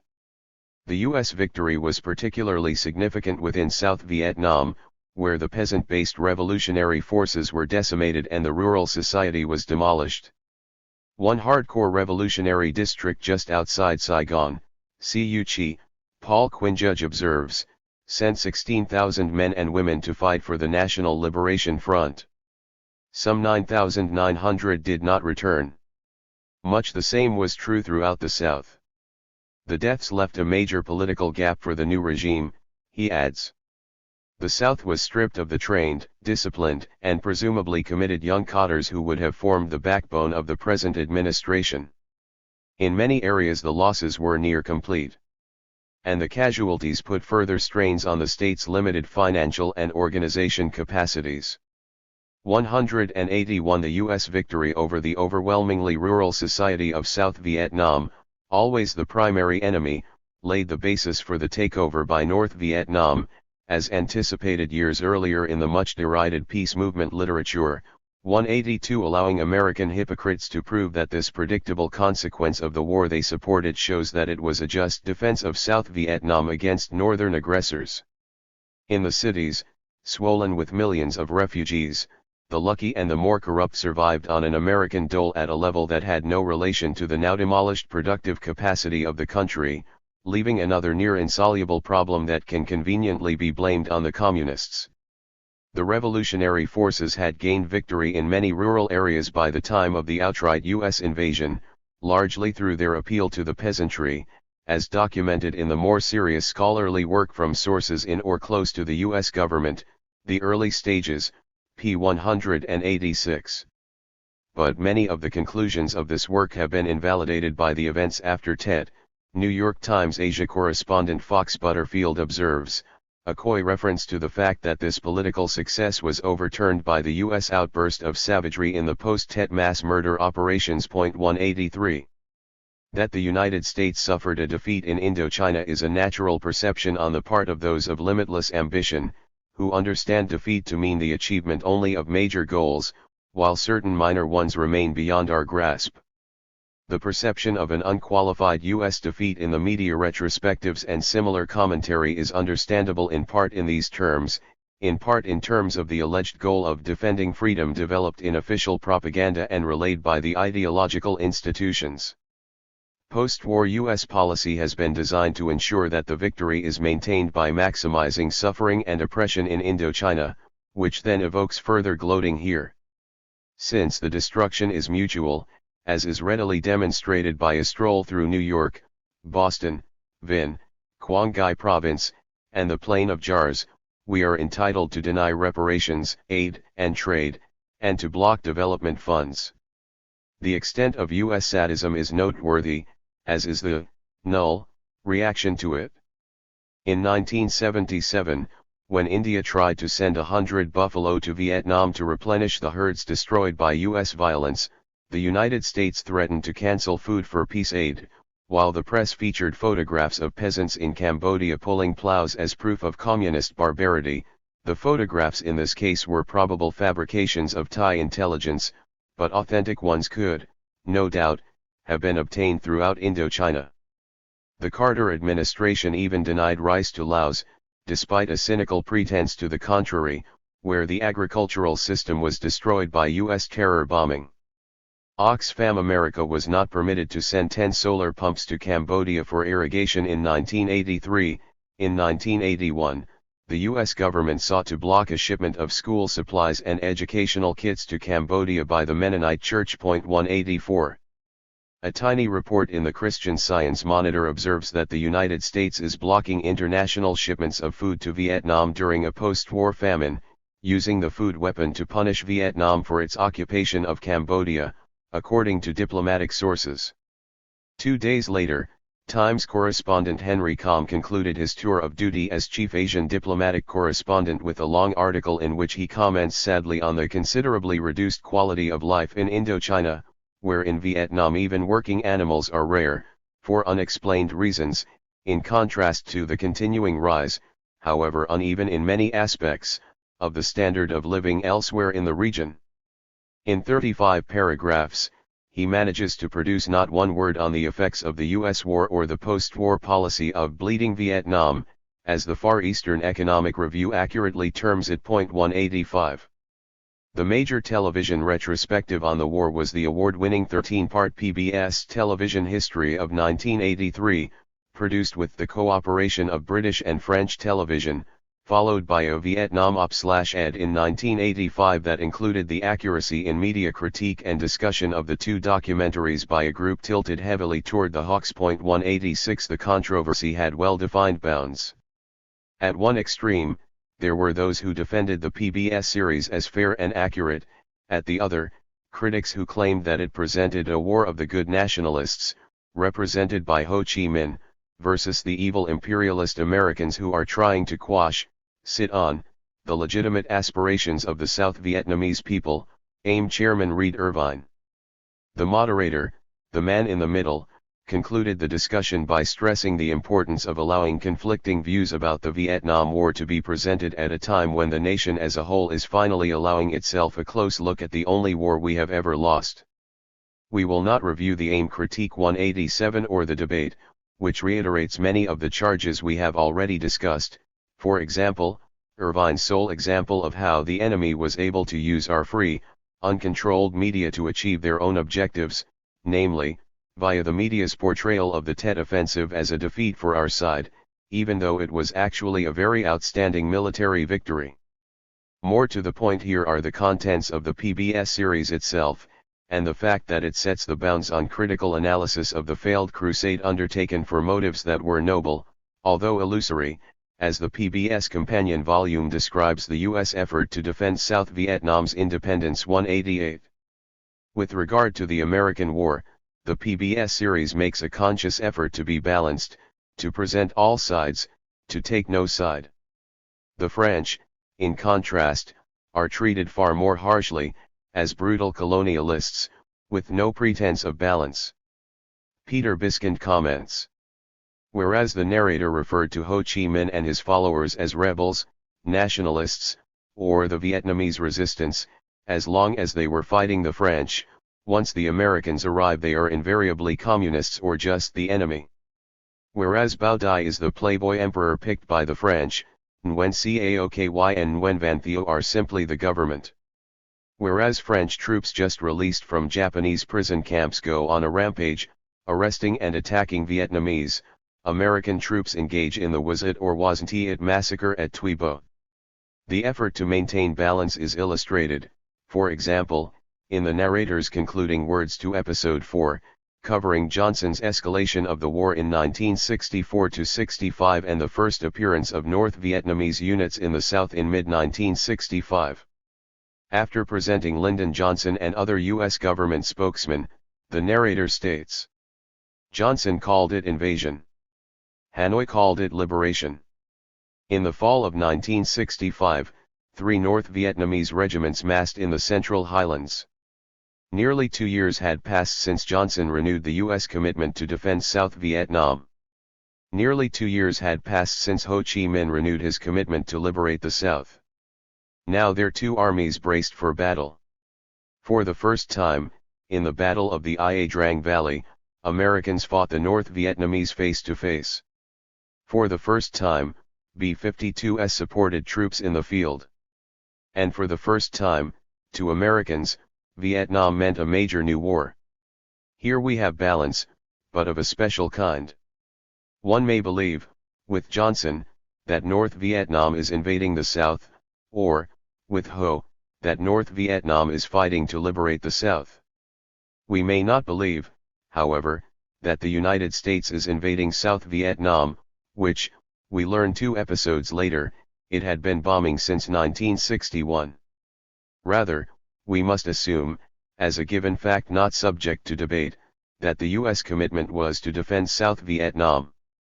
To evaluate this effort at balance, we may observe that during the preceding summer, 1965, 5 months after the United States began the regular bombing of North Vietnam, the Pentagon estimated that the 60,000 U.S. troops then deployed faced an enemy combat force of 48,500, 97% of them South Vietnamese guerrillas, Viet Cong. A few months after the Ia Drang Valley battle, in March 1966, the Pentagon reported 13,100 North Vietnamese forces in the south, along with 225,000 Viet Cong, facing 216,400 U.S. troops and 23,000 third-country troops, mostly South Korean, in addition to 690,000 ARVN troops. 189 Considering these facts, and the earlier history, it would seem possible to imagine a point of view that departs from the framework established here, one that is, furthermore, plainly accurate. The United States was stepping up its attack against South Vietnam. But that goes beyond balance, which is construed similarly throughout, thus consigning the series to the familiar system of state propaganda on the most crucial and essential point. A position critical of foreign aggression, that is, the U.S. aggression that was plainly the central element of the war, is excluded as unthinkable, although it may be conceded that to the communists in Hanoi, America's presence in the South was yet another act of foreign aggression. Episode 4. The NLF in the South is granted no opinion on the matter, and the episode ends with a ringing declaration by LBJ. 190. It is not that the facts are entirely hidden. Thus Episode 5, America Takes Charge, opens with a description by a GI of how the ARVN and the VC are the same people, the same race, the same culture, and yet one side seems to be chicken and the other side seems to fight in the face of overwhelming disadvantages in what is clearly their country. A US major discusses the problem in Ben Din province, which had never been really in friendly hands since 1946 but rather under VC control throughout, compelling the United States to resort to awesome firepower that turns heavy jungle into a moonscape. But the plain truth that such facts entail cannot be expressed, or perceived. Balance is also preserved in an account from both sides of what happened in the village of Twibo, in January 1967, where British producer Martin Smith had been shown the site of what villagers claimed to be a My Lai-style massacre, one of many they alleged, with 100 women and children killed. Fox Butterfield reports that in contrast to the balanced picture actually presented by PBS, the British participants in the series argued that the Marine attack on Twibo should be labelled a war crime. This failure to maintain balance was in keeping with what a filmmaker involved in the project termed their more moralistic stance, anxious to accentuate the aspects of the war that were immoral at the expense of looking at it afresh, which would apparently exclude the more moralistic stance. 191 In this episode, the Marines tell their story of an assault on a VC-defended village and then the villagers, given 35 lines of the transcript, to 90 for the Marines, tell their conflicting version of a Marine massacre of wounded and captured civilians. The sequence ends with a Marine describing what took place as a normal procedure, with burning them Hoots down and digging them Vietnamese people out of holes with grenades and rifle fire and scattering animals, pigs and chickens around like we normally do, especially after 3 days in the field under brutal conditions. The account continues in the same vein. We hear that American aircraft dropped 6 times more bombs on South Vietnam than on the Communist North, and that most of the enemy troops were native Southerners, Episode 8. But no conclusion is suggested, except that the purpose of the U.S. bombing of Vietnam, distributed in this curious manner and at twice the tonnage dropped on Germany and Japan in World War II, was to try to stop North Vietnam from sending soldiers and supplies to the south. Nevertheless, 140,000 made it through 1967 according to the U.S. government, Episode 7, about half the number of South Korean mercenaries and a small fraction of the Americans who were destroying South Vietnam. The Phoenix program of political assassination is justified at length by its director, William Colby, who denies that it was what it was, and, for balance, some comments are added by critics in the military and by a civilian aid worker, describing apparent random killing and torture. The post-Tet military operations are passed over in total silence. After Nixon's election in 1968, when these wholesale U.S. massacres began in full force, the war continued. We learn, the weapons were Viet Cong rockets, the victims were Da Nang civilians killed by the Viet Cong and North Vietnamese. After the breakdown of negotiations in October 1972, the North was again intransigent, we learn namely, in demanding that the agreements be signed, a fact ignored, and in South Vietnam, too, the agreement was still unacceptable, the familiar evasion of U.S. responsibility, see the Paris Peace Agreements, p. 212. The terms of the January 1973 agreement are given, but with no indication that the U.S. government announced at once its intent to disregard them, as it did. Rather, we hear that to the North Vietnamese and Viet Cong, the struggle had not ended, because Vietnam was still divided. The facts are quite different, as we have seen. They are indeed more accurately stated, although briefly, 2 episodes later, Episode 12, although the U.S. role is suppressed except by implication, America was still committed to South Vietnam, the narrator says, without noting that this commitment to the GVN, identified with South Vietnam by the U.S. government and by PBS, is in explicit violation of the agreements signed in Paris. Whatever their views of the war, the narrator adds, most Americans now believed that the cost had been too great, particularly the cost of American lives. They believed that no more Americans should die for Vietnam. The only other Americans are those who thought it proper that more Americans should die for Vietnam. Americans were dying for Vietnam in the same sense in which Russian boys are dying for Afghanistan, but those who could perceive this fact, and who opposed the war not merely because the cost was too great but because aggression is wrong, are excluded from the category of Americans. As in the media retrospectives, the anti-war movement is given short shrift. A few activists are quoted, but permitted to discuss only questions of tactics. Even Eugene McCarthy, plainly the favored anti-war figure in this presentation, says nothing except that I think the case is rather clear about what's wrong about our involvement, which is fair enough, since the media's favorite dove had never been a serious critic of the war and was to disappear quickly from the scene after failing to gain political power, thus demonstrating again where his commitments lay. James Fallows is permitted to describe the spirit of the times, to look for the painless way out, namely, a physical deferment. In the real world, this was a position that hardly defined the spirit of the times, although it is a facet of this spirit that is far more acceptable to mainstream opinion than the principled and courageous resistance of many thousands of young people, an intolerable phenomenon and therefore erased from the record. As Peter Biskind observes, for all the attempt at balance, and despite the preference of the PBS series for doves over hawks, it is the right, not the left, that has set this film's political agenda, in conformity to elite opinion. Biskind concludes his review of the PBS series by stating, "The truth is that the war was a crime, not a tragedy. The tragedy is that this film lacks the conviction to say so." The same may be said about the retrospective commentary generally.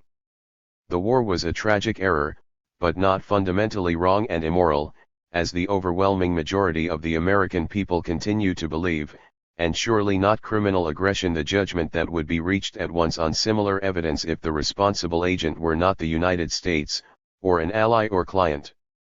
Our point is not that the retrospectives fail to draw what seem to us, as to much of the population, the obvious conclusions. The more significant and instructive point is that principled objection to the war as fundamentally wrong and immoral, or as outright criminal aggression, a war crime, is inexpressible. It is not part of the spectrum of discussion. The background for such a principled critique cannot be developed in the media, and the conclusions cannot be drawn. It is not present even to be refuted. Rather, the idea is unthinkable.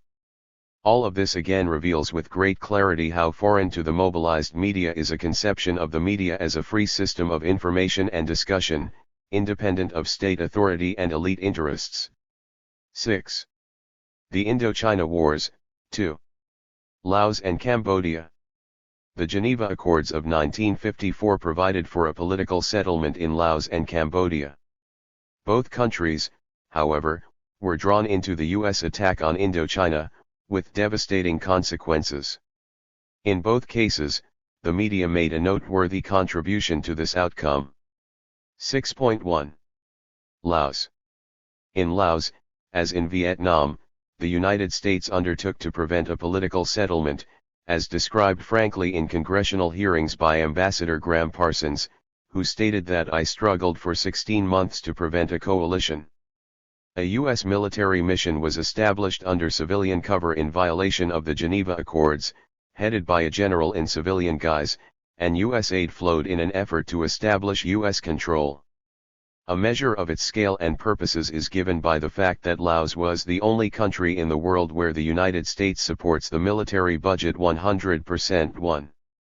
Nevertheless, a coalition government was established in 1958 after the only elections worthy of the name in the history of Laos. Despite extensive U.S. efforts, they were won handily by the left. 9 of the 13 candidates of the Pathet Lao guerrillas won seats in the National Assembly, along with 4 candidates of the left-leaning neutralists, fellow travelers, as they were called by Ambassador Parsons. Thus communists or fellow travelers won 13 of the 21 seats contested. The largest vote went to the leader of the Pathet Lao, Prince Suphanuvong, who was elected chairman of the National Assembly. U.S. pressures including, crucially, the withdrawal of aid quickly led to the overthrow of the government in a coup by a pro-Western neutralist who pledged his allegiance to the free world and declared his intention to disband the political party of the Pathet Lao, Neo-Lao Haksat, or NLHS, scrapping the agreements that had successfully established the coalition. He was overthrown in turn by the CIA favorite, the ultra-right-wing General Fumi Nozavan. After U.S. clients won the 1960 elections, rigged so crudely that even the most pro-U.S. observers were appalled, civil war broke out, with the USSR and China backing a coalition extending over virtually the entire political spectrum apart from the extreme right, which was backed by the United States. The U.S. government assessment was that by the spring of 1961 the NLHS appeared to be in a position to take over the entire country, primarily because of its control of the countryside, where it had diligently built up an organization covering most of the country's 10,000 villages, as noted ruefully by the bitterly anti-communist Australian journalist Dennis Warner. Point 2. The problem was the familiar one: the United States and its clients were militarily strong but politically weak. Recognizing that its policies were in a shambles, the United States agreed to take part in a new Geneva Conference, which proposed a new settlement in 1962.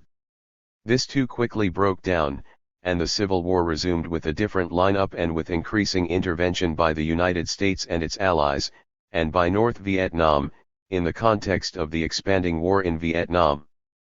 U.S. clandestine military operations began in 1961, and the regular U.S. bombing began in early 1964.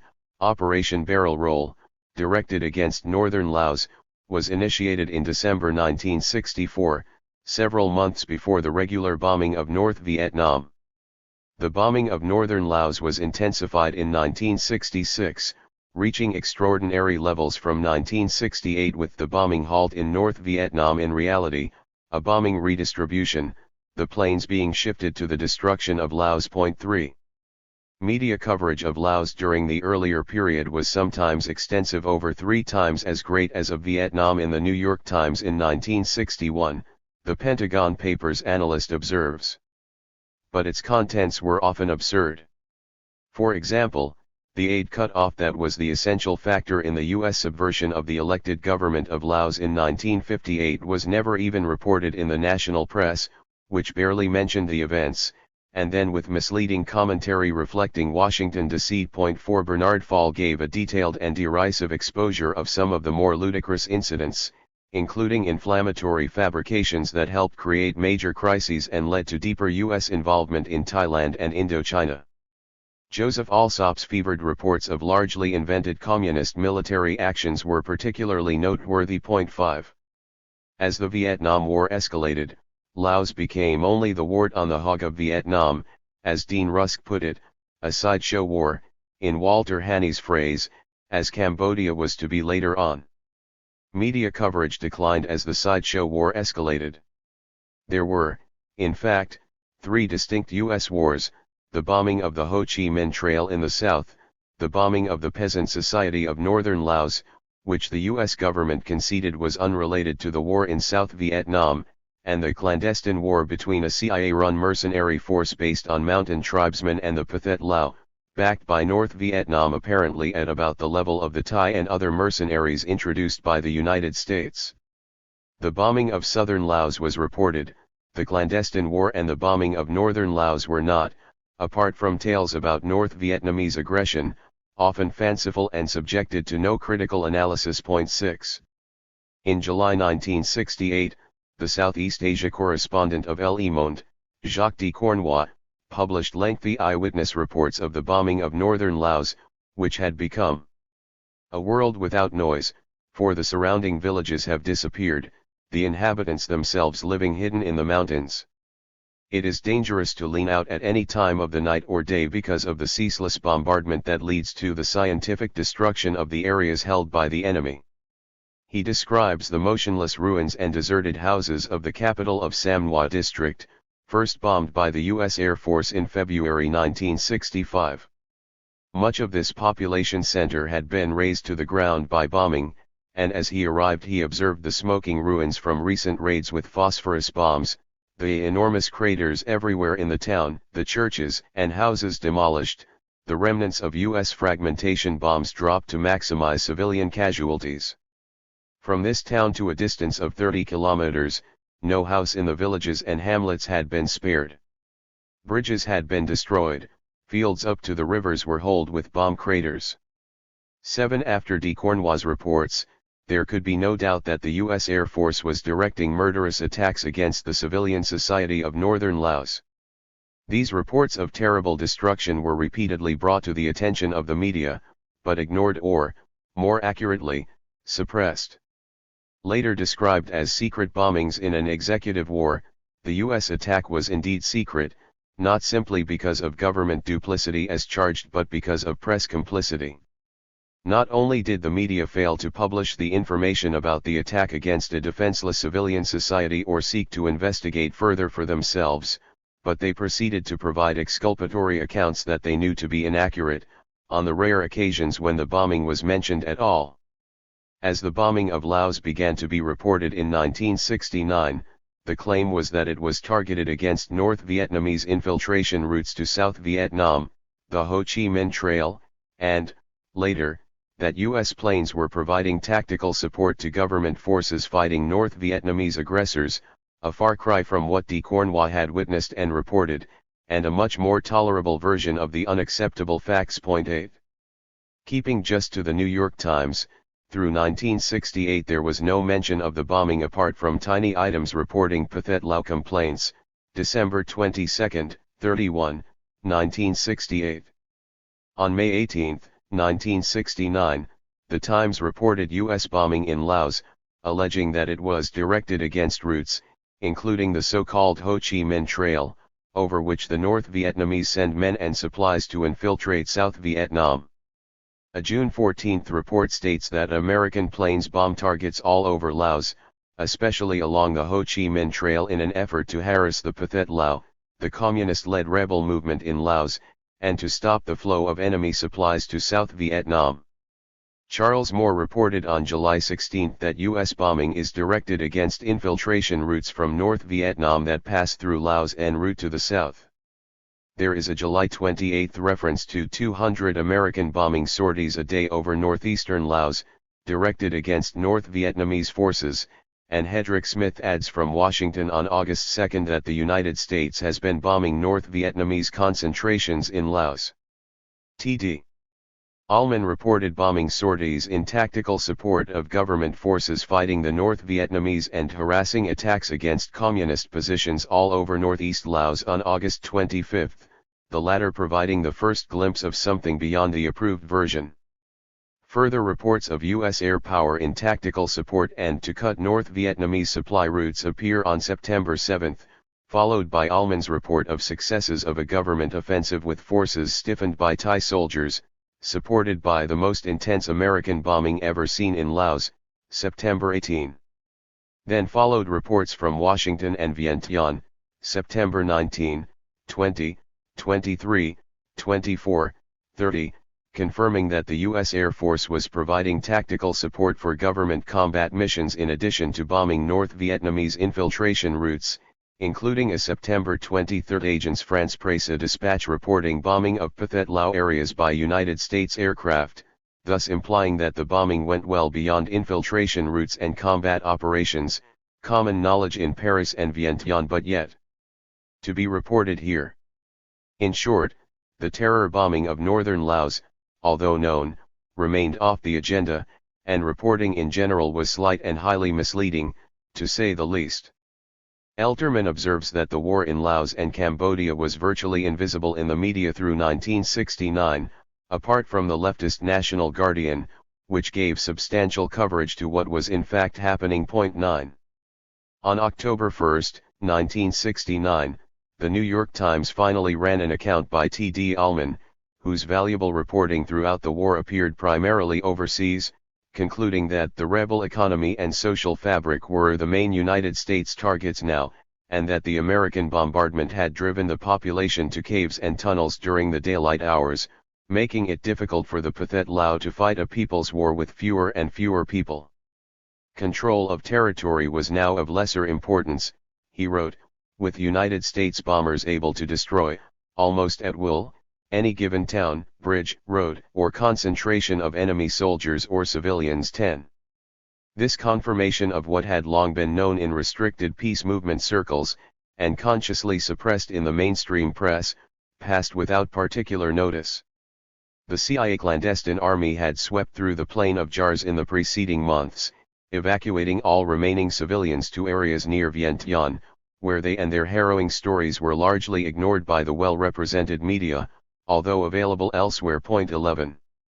Walter Haney, a Lao-speaking American who compiled a detailed collection of refugee interviews that was described as serious and carefully prepared by U.S. Ambassador to Laos William Sullivan, quotes remarks by a UN official in Laos as the most concise account of the bombing. By 1968 the intensity of the bombings was such that no organized life was possible in the villages. The villages moved to the outskirts and then deeper and deeper into the forest as the bombing reached its peak in 1969 when jet planes came daily and destroyed all stationary structures. Nothing was left standing. The villagers lived in trenches and holes or in caves. They only farmed at night. Each of the informants, without any exception, had his village completely destroyed. In the last phase, bombings were aimed at the systematic destruction of the material basis of the civilian society. 12.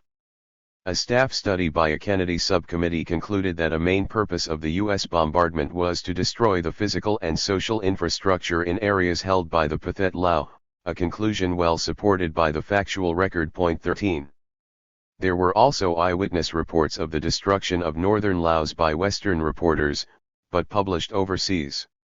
T.D. Ullman flew over the plain of Jars in late 1971, reporting that it is empty and ravaged by the napalm and B-52 saturation bombing being used in an attempt to extinguish all human life in the target area. All vegetation has been destroyed and the craters, literally, are countless and often impossible to distinguish among the endless patches of churned earth, repeatedly bombed. At the same time, The Washington Post published the statement of Air Force Secretary Robert Seamans, who reported from northern Laos that I have seen no evidence of indiscriminate bombing, it is the North Vietnamese who are rough. And the people are not against the United States, just the opposite.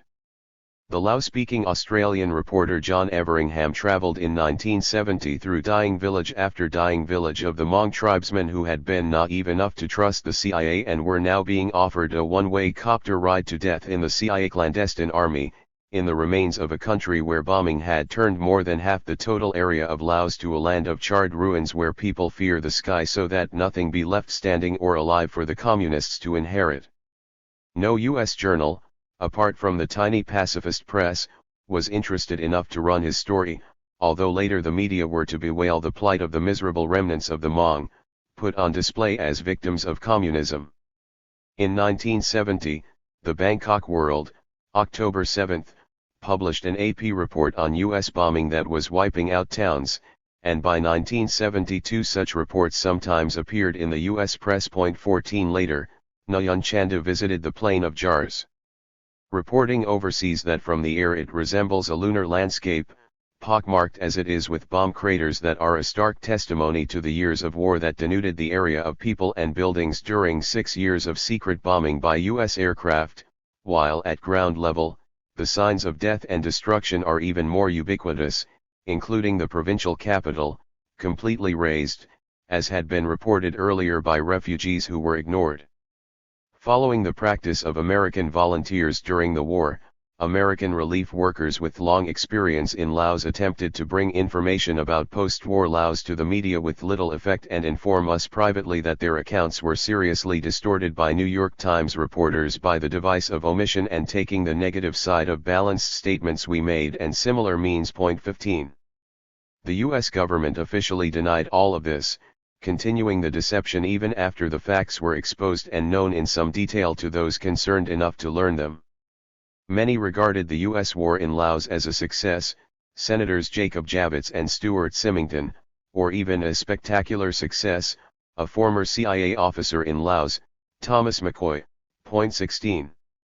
In scale and care, the extensive analysis of refugee reports by a few young American volunteers in Laos compares very favorably to the subsequent studies of refugees from Cambodia that received massive publicity in the West after the Khmer Rouge takeover, and the story was both gruesome and highly pertinent to ongoing U.S. operations.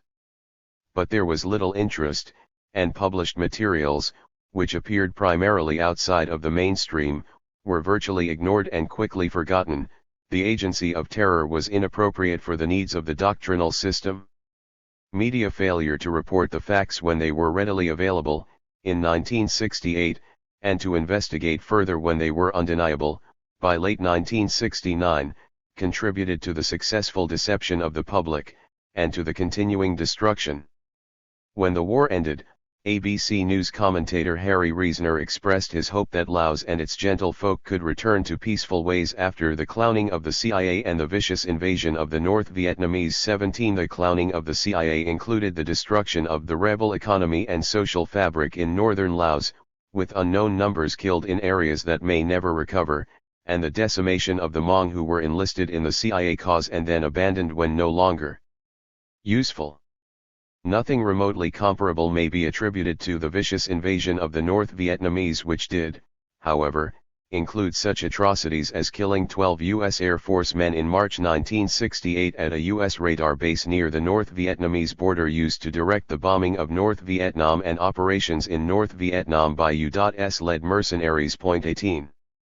The New York Times reviewed the war in Laos at the war's end, concluding that 350,000 people had been killed, over a tenth of the population, with another tenth uprooted in this fratricidal strife that was increased to tragic proportions by warring outsiders. The fratricidal strife might well have been terminated by the 1958 coalition government had it not been for outsiders, with the United States playing a decisive role throughout, a role completely ignored in this purported historical analysis apart from a few misleading comments. At this late date, the Times continued to pretend that the U.S. bombing was directed against North Vietnamese supply trails. Nothing else is mentioned. The crucial events of the actual history also disappear, or are grossly misrepresented. Subsequent reporting also regularly obliterated the U.S. role in creating the devastation and post-war problems attributed to the Communists alone, a shameful evasion in the light of the undisputed historical facts. 19. Once again, the media record, less than glorious, is well explained throughout by the propaganda model. 6.2. Cambodia. 6.2.1. The decade of the genocide. Few countries have suffered more bitterly than did Cambodia during the 1970s. The decade of the genocide, as the period is termed by the Finnish Inquiry Commission that attempted to assess what had taken place, consisted of 3 phases now extending the time scale to the present, which bears a heavy imprint of these terrible years. Phase I, from 1969 through April 1975, U.S. bombing at a historically unprecedented level and a civil war sustained by the United States left the country in utter ruins. Though Congress legislated an end to the bombing in August 1973, U.S. government participation in the ongoing slaughter continued until the Khmer Rouge victory in April 1975.21. Phase 2, from April 1975 through 1978, Cambodia was subjected to the murderous rule of the Khmer Rouge, Democratic Kampuchea, DK, overthrown by the Vietnamese invasion of Cambodia in December 1978. Phase 3, Vietnam installed the Hung Samrin regime in power in Cambodia, but the Democratic Kampuchea, DK, coalition, based primarily on the Khmer Rouge, maintained international recognition apart from the Soviet bloc. Reconstructed with the aid of China and the United States on the Thai-Cambodia border and in Thai bases, the Khmer Rouge guerrillas, the only effective DK military force, continue to carry out activities in Cambodia of a sort called terrorist when a friendly government is the target. We turn now to the travail of Cambodia during these grim years, and the way it has been depicted, first with some preliminary observations and then in further detail, phase by phase. 6.2.2. Problems of scale and responsibility.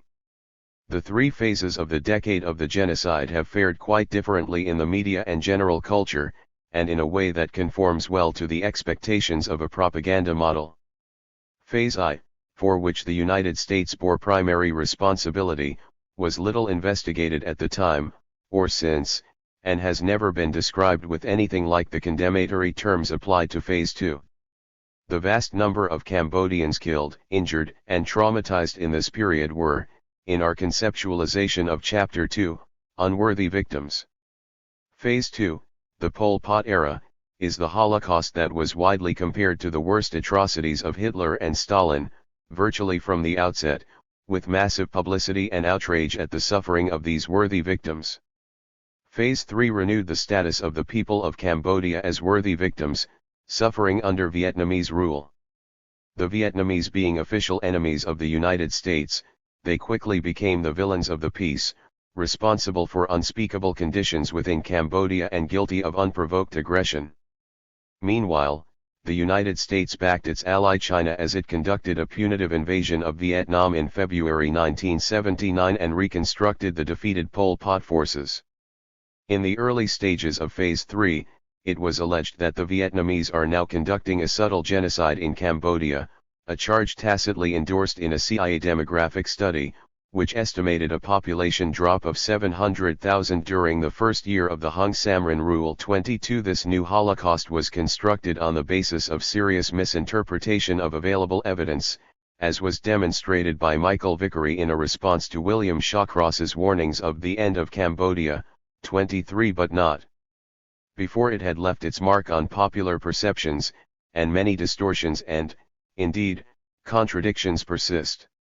In his Quality of Mercy, Shawcross agrees that, as Vickery had concluded, there was no large-scale famine of the character initially reported. 24 But he later wrote that the Hung Samrin regime was responsible for creating many of the conditions that caused the famine in Cambodia.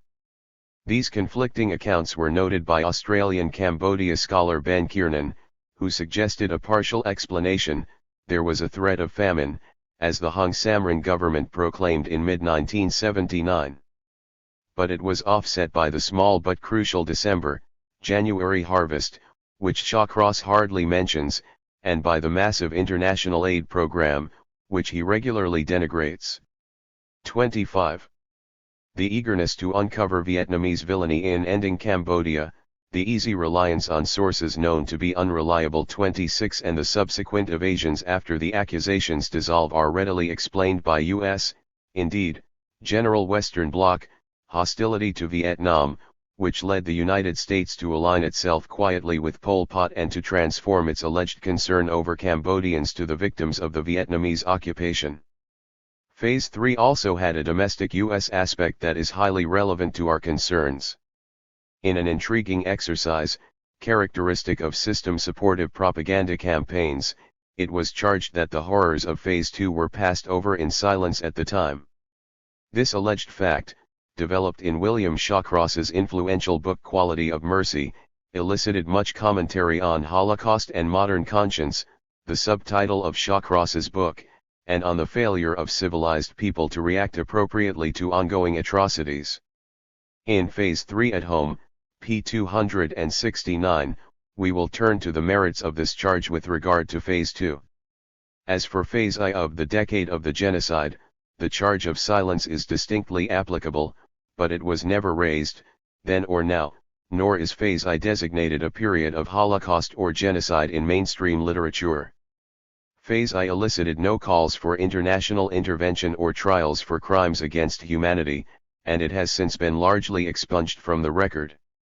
In retrospect, the harshest critics within the mainstream attribute the destruction of Cambodian society during Phase I to years of warfare and careless policies of the White House, nothing more. 27 The issue of U.S. bombing of Cambodia did arise during the Watergate hearings, but the primary concern there was the failure to notify Congress.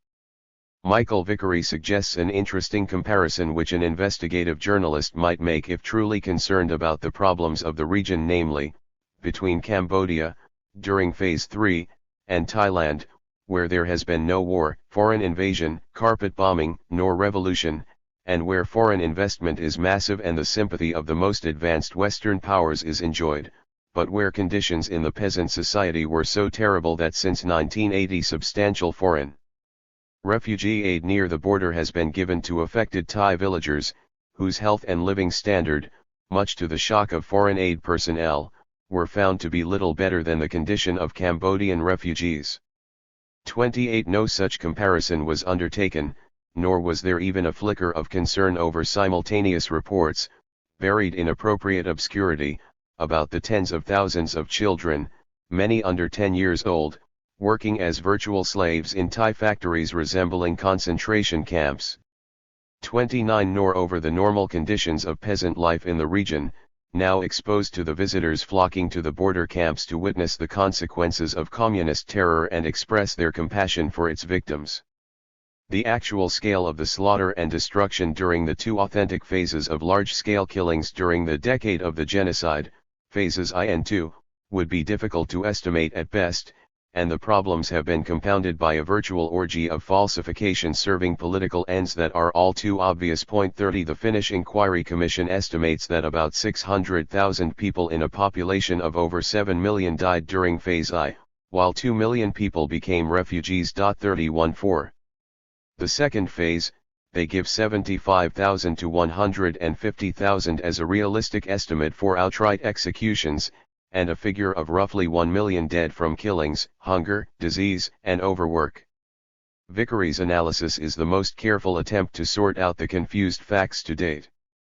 He accepts as plausible a war loss of over 500,000 for the first phase, calculated from the CIA estimates but lower than their conclusions, see Note 31, and about 750,000 deaths in excess of normal and due to the special conditions of decay, with perhaps 200,000 to 300,000 executed and a total population decline for this period of about 400,000. 32.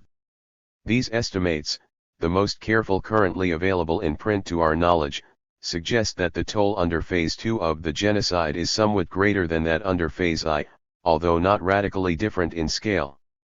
But before accepting these figures at face value, we must bear in mind that part of the death toll under Phase II must be attributed to the conditions left by the U.S. war. As the war ended, deaths from starvation in Phnom Penh alone were running at about 100,000 a year, and the U.S. airlift that kept the population alive was immediately terminated. Sources close to the U.S. government predicted 1 million deaths in Cambodia if U.S. aid were to cease.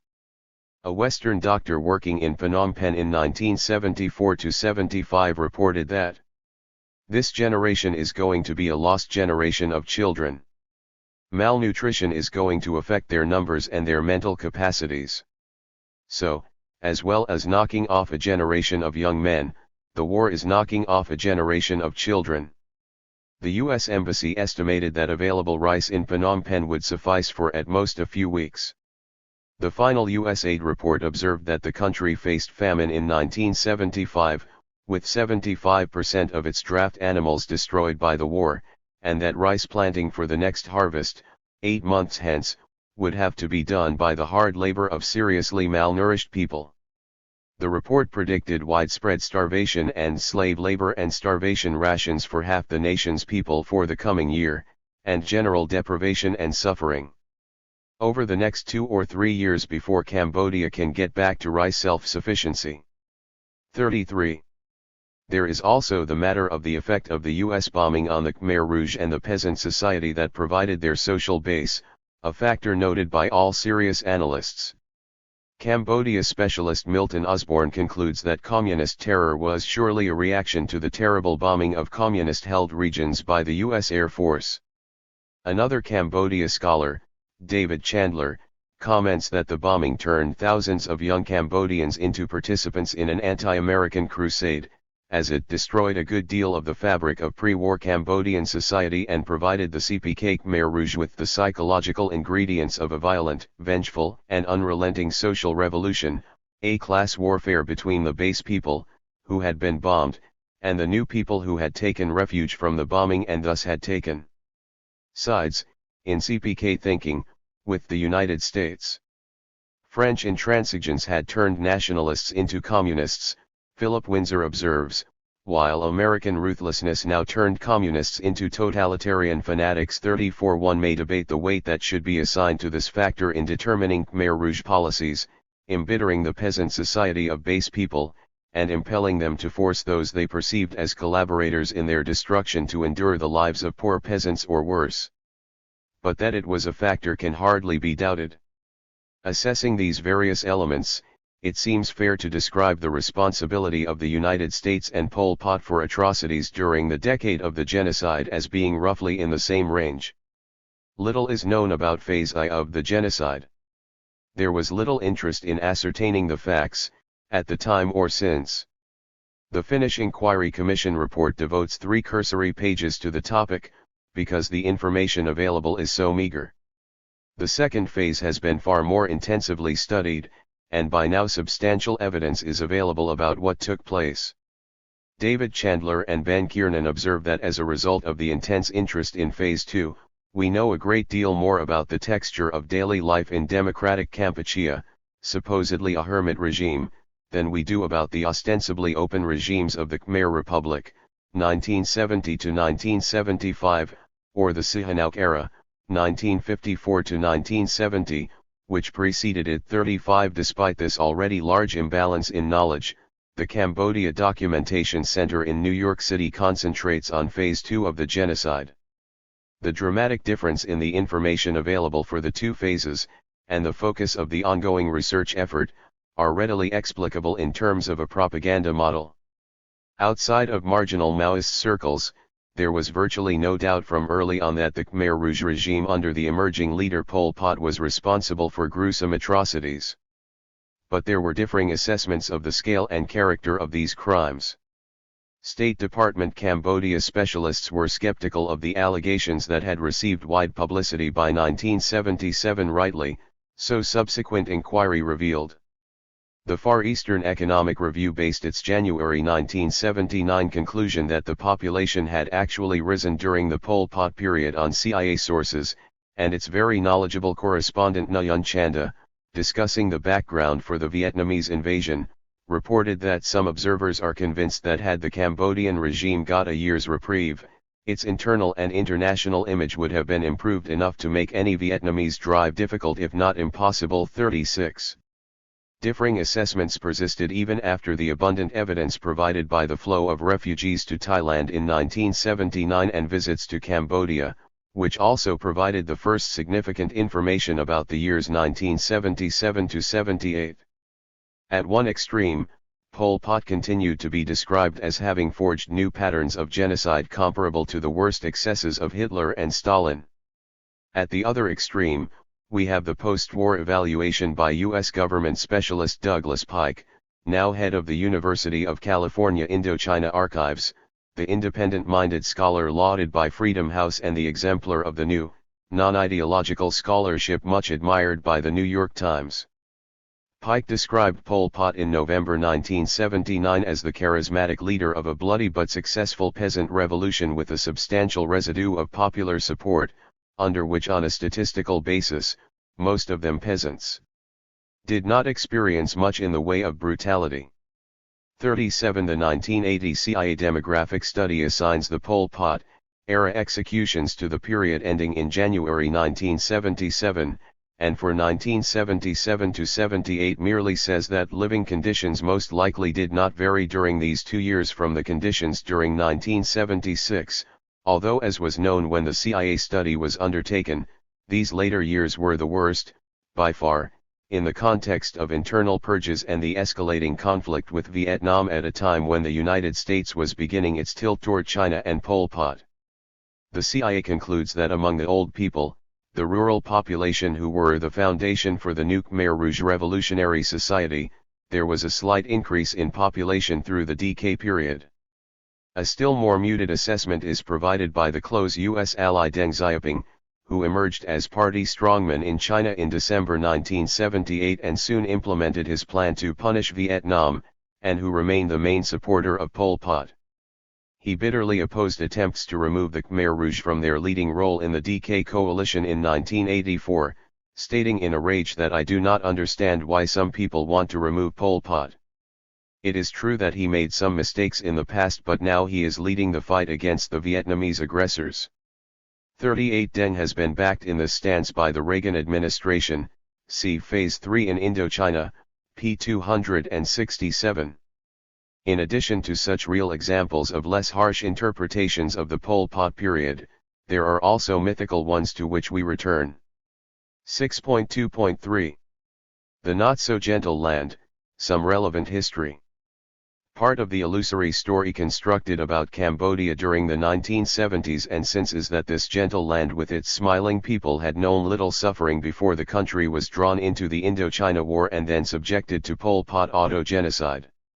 The reality is different. Behind the famous Khmer smile, as Prince Sihanouk's French advisor Charles Meyer observed, lies ample bitterness and violence. 39 Vickery observes that earlier chronicles are filled with references to public executions, ambushes, torture, village burnings and forced emigration, with the destruction of villages and landscapes, torture and killing a matter of course, and few institutional restraints on terror. The peasantry of Inner Cambodia, largely unknown to Western scholarship or to the urban population, appear to have lived under conditions of extreme violence and hatred for the oppressors from outside the village. During the French War of Reconquest in the late 1940s, up to perhaps 1 million rural inhabitants were forcibly regrouped. The huge flow of refugees to Phnom Penh during Phase I of the decade of the genocide was not the first massive dislocation in recent history, Vickery continues, adding that it is, furthermore, a strange kind of history that regards the displacement of people fleeing from US bombs and savage fighting as somehow less abhorrent or more normal than the reverse movement of 1975, the forcible evacuation when the peasant army of the Khmer Rouge conquered the city. Leaders of the anti-French resistance after World War II describe horrifying atrocities conducted with obvious pleasure as a normal part of Khmer Maoris.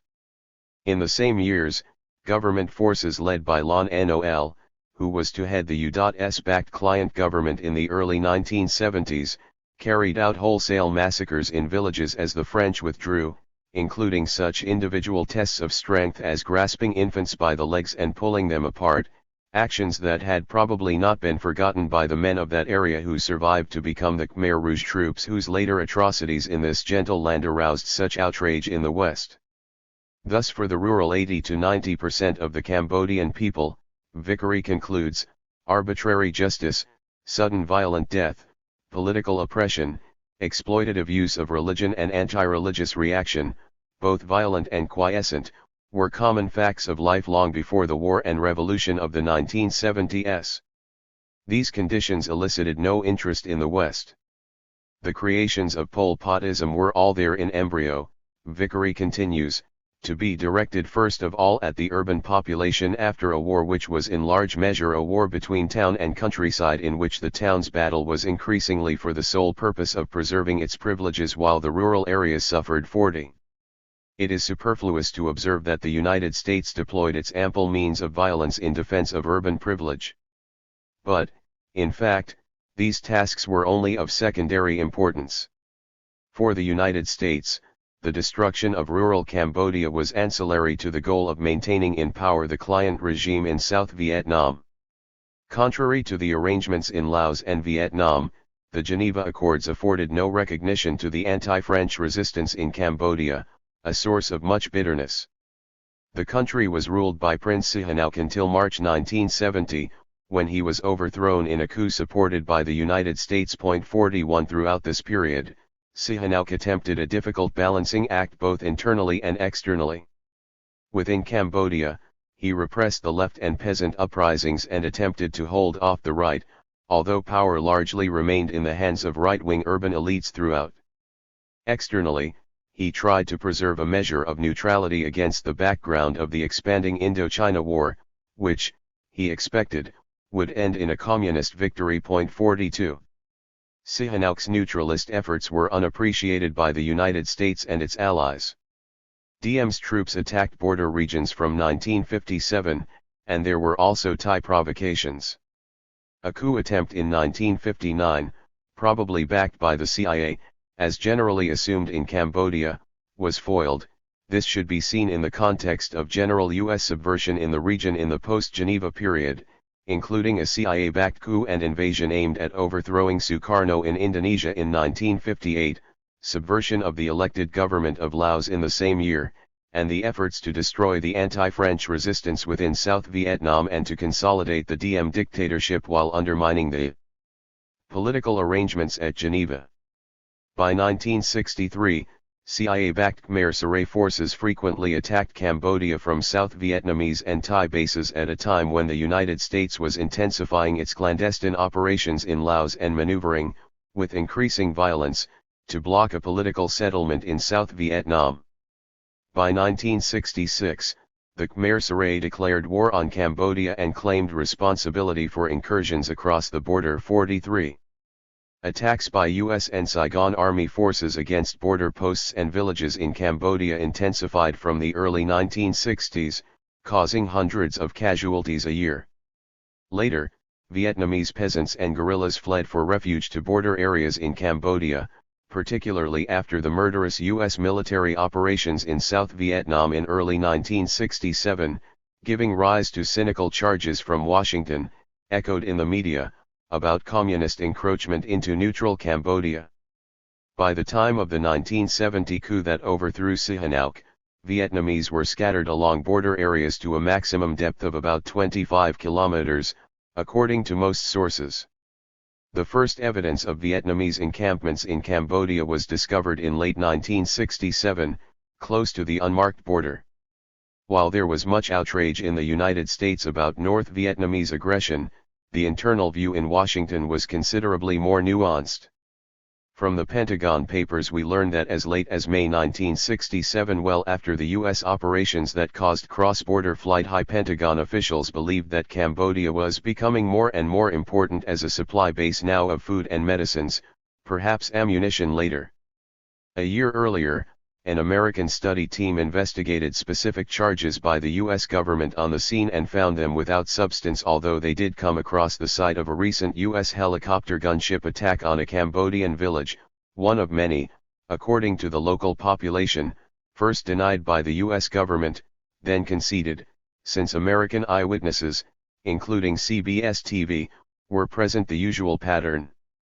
The Cambodian government reported many such incidents.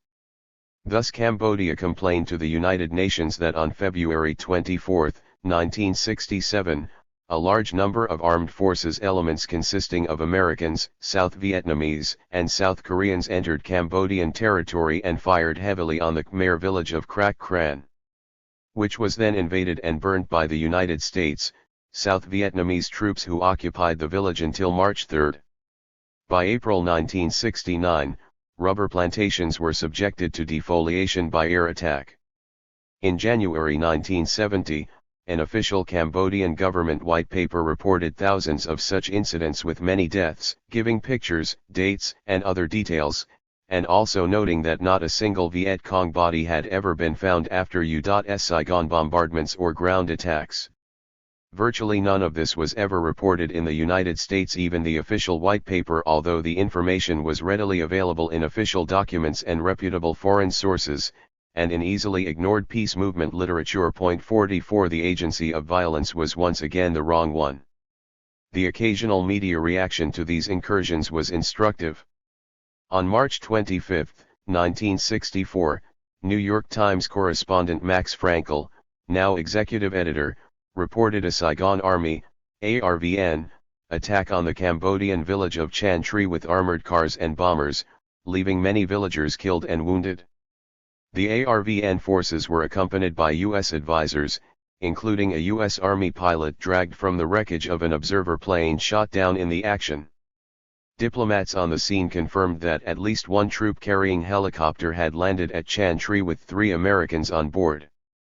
Frankel was outraged at Cambodia, which had the gall to demand reparations, leaving Washington alarmed and saddened, but confused. The headline reads, "Stomping on U.S. toes, Cambodia typical of many small nations putting strain on a policy of patience." Cambodia has borrowed a leaf from Fidel Castro's book, Frankel stormed, by requesting compensation for this U.S. atrocity, it is open season again for the weaker nations to stomp on the toes of big ones.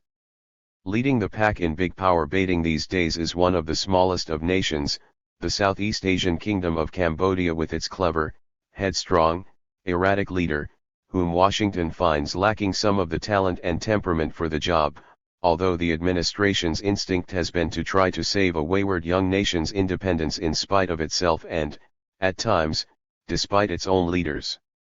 Washington is also alarmed by Cambodia's current effort to force the United States into a major conference that would embarrass its Thai and Vietnamese friends.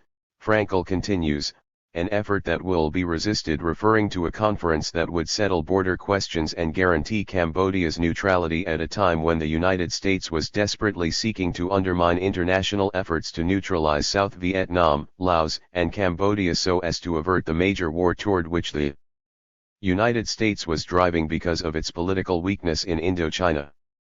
This classic of colonialist paternalism reflects quite accurately the general mood of the day, as does the refusal to report such trivial matters as the regular U.SARVN attacks on Cambodia, which have largely passed from history in the United States, apart from the dissident literature.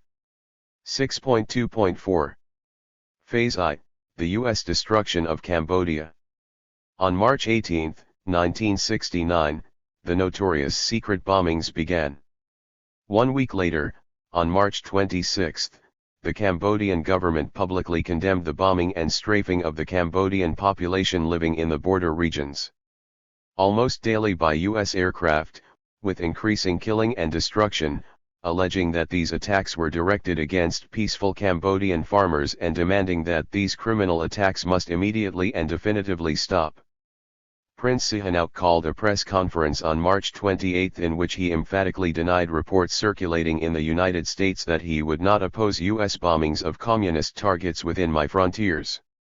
Unarmed and innocent people have been victims of U.S. bombs, including the latest bombing, the victims of which were Khmer peasants, women and children in particular.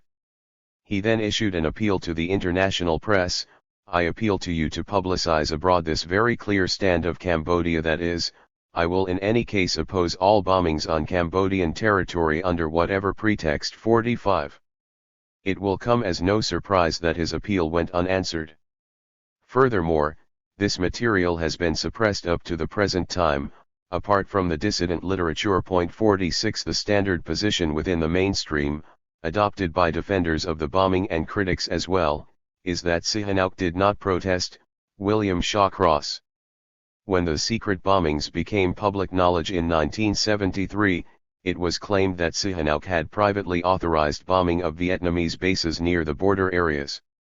True or false, that is irrelevant to the suppression of Sihanouk's impassioned appeals, which referred to the bombing of Khmer peasants.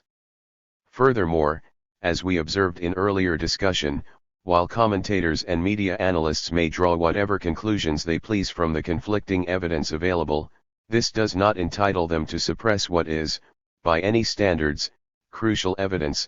In this case, Sihanouk's attempt to arouse international protest over the U.S. bombing of the civilian society. 47.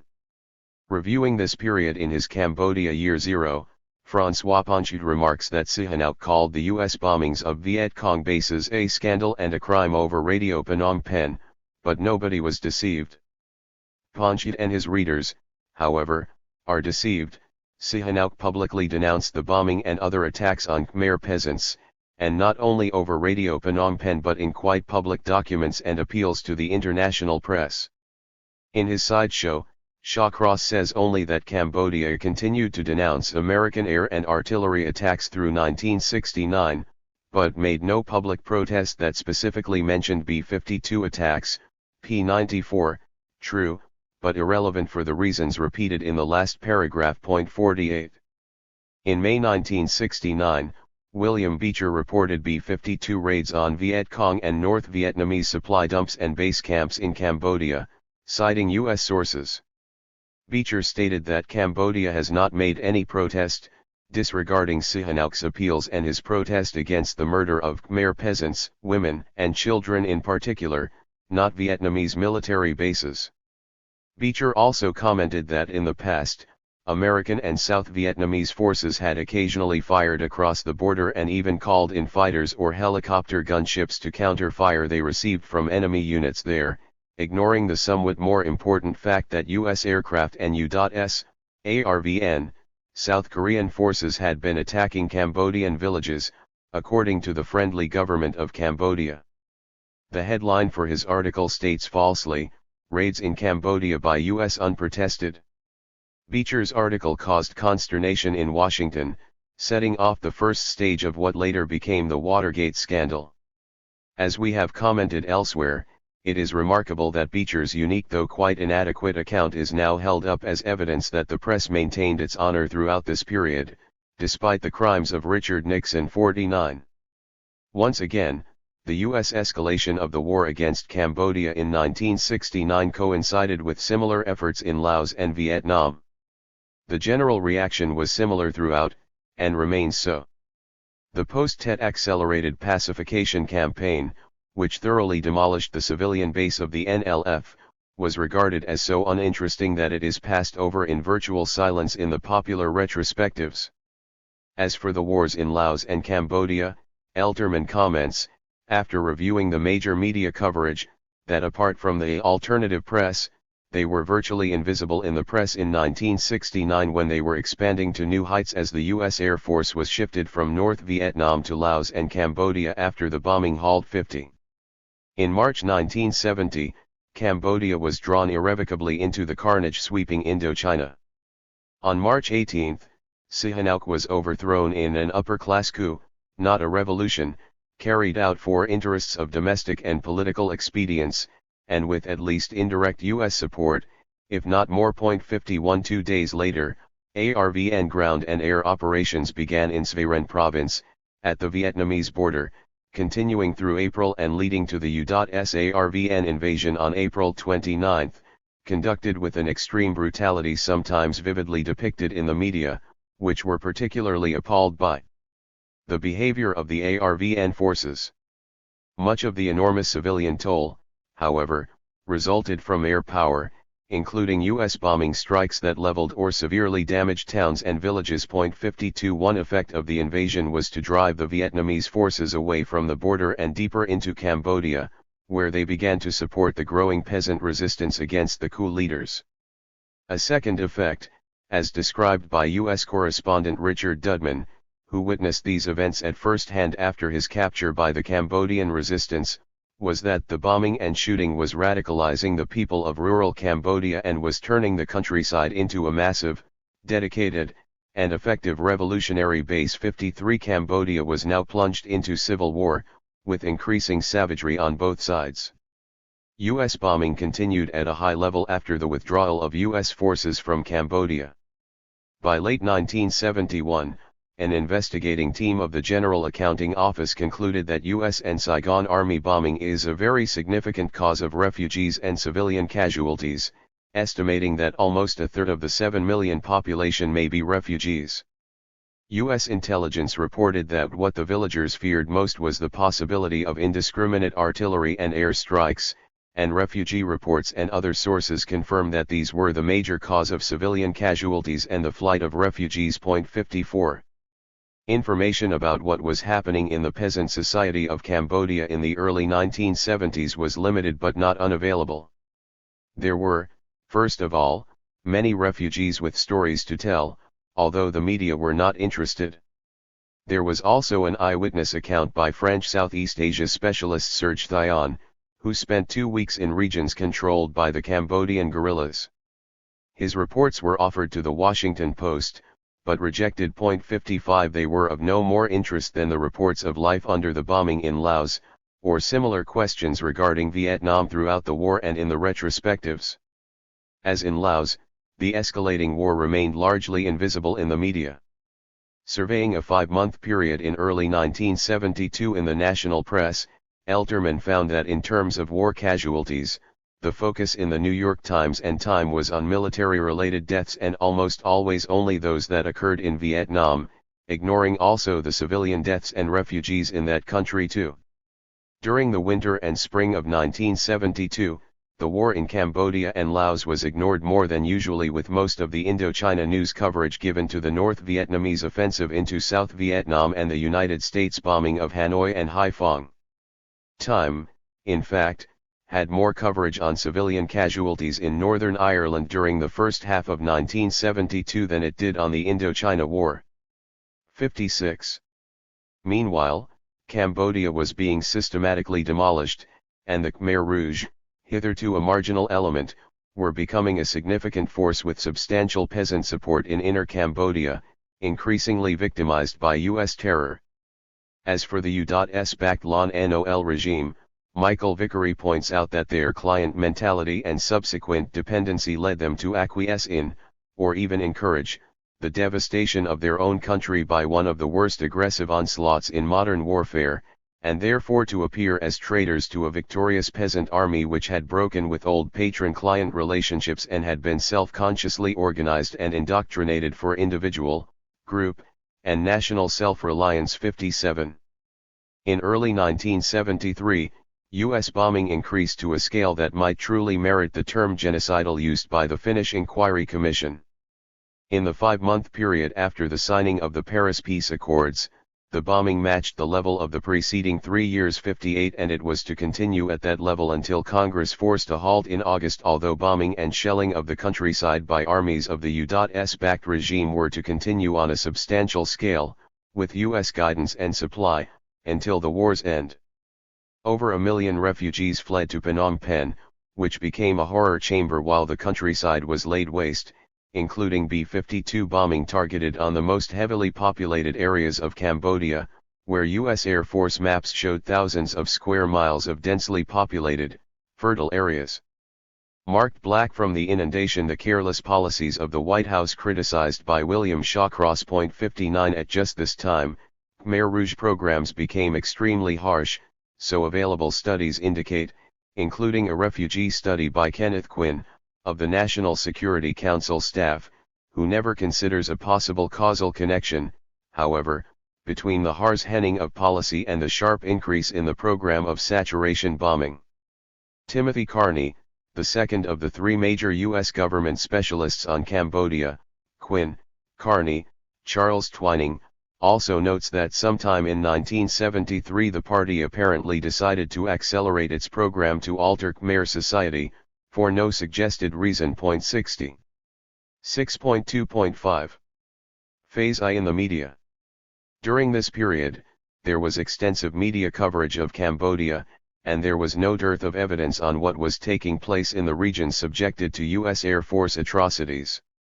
It was not necessary to undertake a difficult expedition to the Thai-Cambodia border to find refugees who would tell what they knew, but the victims of Phase I of the decade of the genocide who were huddled in the slums of Phnom Penh or other towns and villages to which they fled were of no more interest than those in the miserable camps on the outskirts of Vientiane, unless they had tales of terror by the Cambodian insurgents to recount, the Vietnamese long having faded into the background. 61. No books or articles were written by Father Panchit, who lived among the peasants and sympathized deeply with their plight, so he informed us when the time came to expose atrocities of the Khmer Rouge. The same was true of many others who were later to express their heartfelt concerns for Cambodians suffering under Khmer Rouge terror, but who did not seek to investigate and publicize the plight of the rural population during Phase I of the genocide, when such efforts might have had a crucial impact on the policies that were destroying Cambodia, a fact that might merit some thought. The standard U.S. media picture of Phase I is something like this. Until the turning point in 1973. On the surface, Cambodians smiled and were full of pleasantries. 62. But afterwards the mood of Cambodians became one of apathy and resignation because impoverished farmers, refugees, and soldiers, most of whom were press-ganged into service from among the poor and refugee communities, felt that their leaders seemed powerless to defend them against human and natural adversities. 63. There is a spirit of doom as the government is teetering on the wreckage of the democratic republic it set out to create with the coup that overthrew Sihanouk. 64. The Americans try, but with little success, to give the Cambodians some sense of confidence in their leadership, but, nevertheless, Cambodian morale has been sliding steadily for a long time.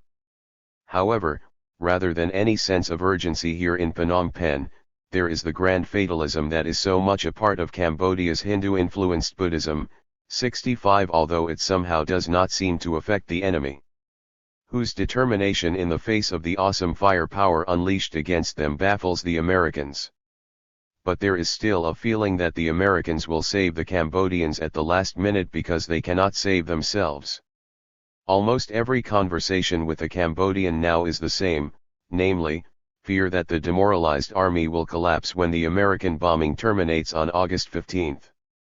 The impending bombing cutoff is painful to the Cambodians because of the recent steady successes of enemy troops against overwhelming odds.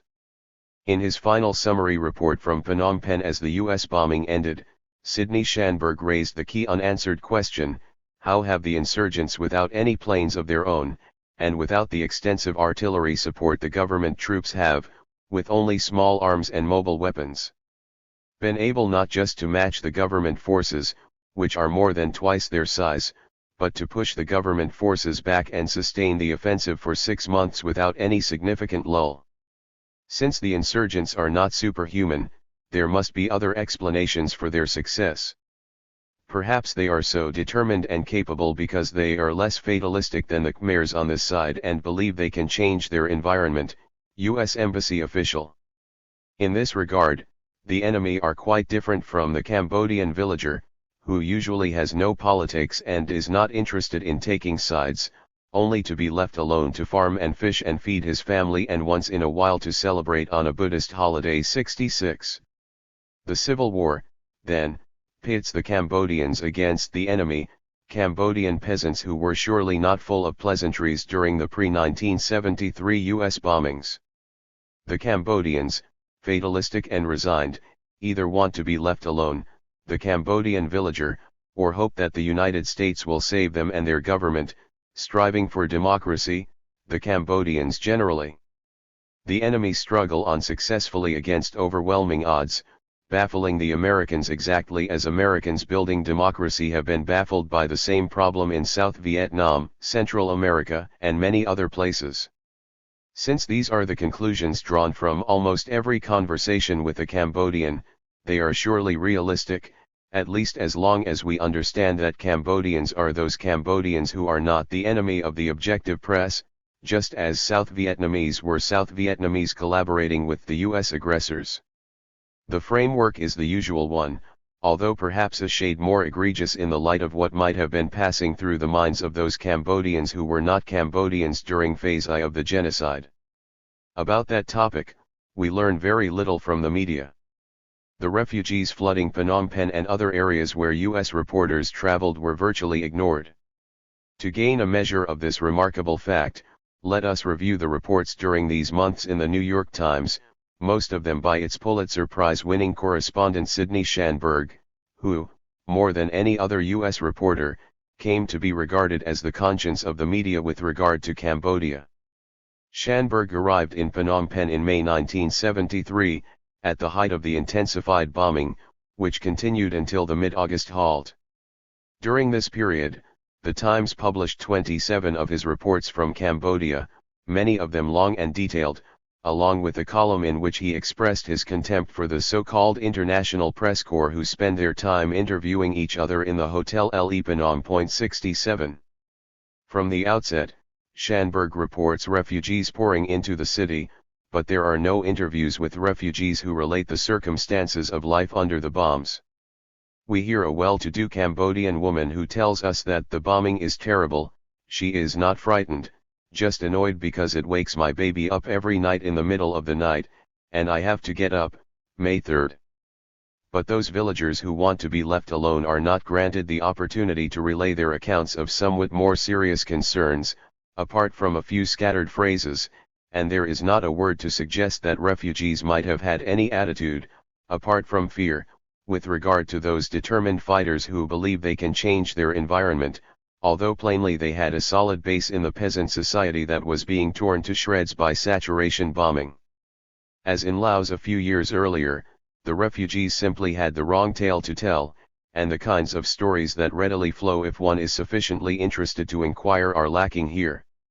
Running through the column seriatim for relevant material, number 5, May 11, quotes a Western European diplomat who says that American men in American planes are bombing the hell out of this place, and notes that the U.S. aircraft do not always receive accurate answers about civilians in the targeted areas from the Cambodian commanders who direct the jet fighter bombers.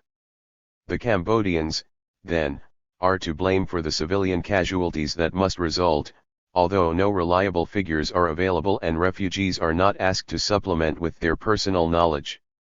The next two columns, May 24, 27, are the only ones concerned directly with the effect of the bombing in the countryside. The first reports extensive destruction from bombing that has wiped out a whole series of villages along the main highway, with often not even a piece of a house left standing for miles, while a few people wander forlornly through the rubble, stunned by what has happened, skirting the craters, picking at the debris. A group of villagers from Svaren province, abutting Vietnam, report the destruction of 7 villages, with many killed. The frightened villagers uprooted by the bombing have a great deal to say, Schanberg comments, but we do not read it here. Rather, he explains that there is no doubt that the 7th Air Force is making a marked effort to avoid civilian casualties at least outside the eastern third of the country, which is solidly held by the enemy, and if there are casualties it is the fault of Cambodian military officials who request air strikes with almost no concern about civilian lives or property. The second column informs us that the refugees frequently tell about the bombing, which has destroyed villages and terrified all the rest of the villagers, a Western diplomat reports. But the refugees are granted only 2 phrases, an incongruously polite request that I would be very glad if the government would stop sending the planes to bomb, and a plea from a monk to ask the United States and other governments, don't destroy everything in Cambodia. We hear no more from the refugees until column 15, July 26, a graphic account of a terror attack on the civilian population by communist forces who shelled the outskirts of Phnom Penh. A weeping child describes how her little brother's hand was cut off, and the blood-stained road and doorsteps testify to communist barbarity, as distinct from the operations of the scrupulous American command. Column 19, August 5, tells of thousands of new refugees fleeing from enemy assaults, and column 21, August 7, describes Cambodian soldiers looting a recaptured village that looked as if struck by a storm with a tongue of fire, with many houses smashed in by shells, but no word from the victims, who had fled. Then follow 3 columns, August 7, 9, 12, describing in extensive detail the bombing of the village of Neek Luang in error, killing many government soldiers and their families. This is the sole example of American bombing that was shown in the film The Killing Fields, the only depiction there of phase I of the genocide, a memory that is acceptable since it was plainly an error. We located 18 additional reports datelined Cambodia, from March 25 through August 18.681 quotes a villager who says the bombers may kill some communists but they kill everyone else. 2. Brown, April 11, but we found no other examples of reactions by the victims, although there is a picture of a Cambodian soldier weeping for his wife and 10 children killed in the bombing of Neek Luang by error, August 10. In 45 columns, then, there are 3 in which victims of U.S. bombing are granted a few phrases to describe what is happening in Cambodia. Not a single column seeks to explore the reactions of the refugees not far from the Hotel El Phnom, or in Battambang, or in the far more miserable refugee camps in the countryside nearby, or to attempt to develop some sense of what must have been happening under the frenzied bombing of these months. Recall that in Phnom Penh alone there were almost 1.5 million refugees who had fled from the countryside, some, surely, who must have had some information to relate about phase I of the genocide at its peak. The reader could no doubt ascertain that terrible things were happening in the Cambodian countryside, but what they were remains obscure, and the Americans are explicitly exonerated, apart from the error of bombing the wrong village. The story remained much the same as phase I of the genocide continued. The horrors in Phnom Penh itself were sometimes vividly described, primarily abroad 69, but there was little effort to determine what was happening in the areas held by the enemy of the U.S. government, hence the enemy of the U.S. press, virtually the entire country, as the Cambodians were confined to urban centers swelled by a huge flood of refugees who remain as hidden from view as those in the teeming slums of Saigon or the camps around Vientiane. Western correspondents evacuated from Phnom Penh after the Khmer Rouge victory were able to obtain a fleeting picture of what had taken place in the countryside. British correspondent John Swain summarizes his impressions as follows. The United States has much to answer for here, not only in terms of human lives and massive material destruction, the rigidity and nastiness of the un-Cambodian-like fellows in black who run this country now, or what is left of it, are as much a product of this wholesale American bombing which has hardened and honed their minds as they are a product of Marx and Mao. The mass evacuation of the cities does not constitute a deliberate campaign of terror, rather it points to poor organization, lack of vision and the brutalization of a people by a long and savage war. The war damage here in the countryside, as everywhere else we saw, is total. Not a bridge is standing, hardly a house. I am told most villagers have spent the war years living semi-permanently underground in earth bunkers to escape the bombing. The entire countryside has been churned up by American B-52 bomb craters, whole towns and villages razed. So far I have not seen one intact pagoda. 70. The conditions are much like those reported in 1970 by refugees from the Plain of Jars, in Laos. In both cases, these accounts were almost entirely excluded from the mainstream media. So ended phase I of the genocide. In later years, those who had transmitted narrowly selected fragments of this tale of horror expressed their bitterness that Cambodia had been forgotten.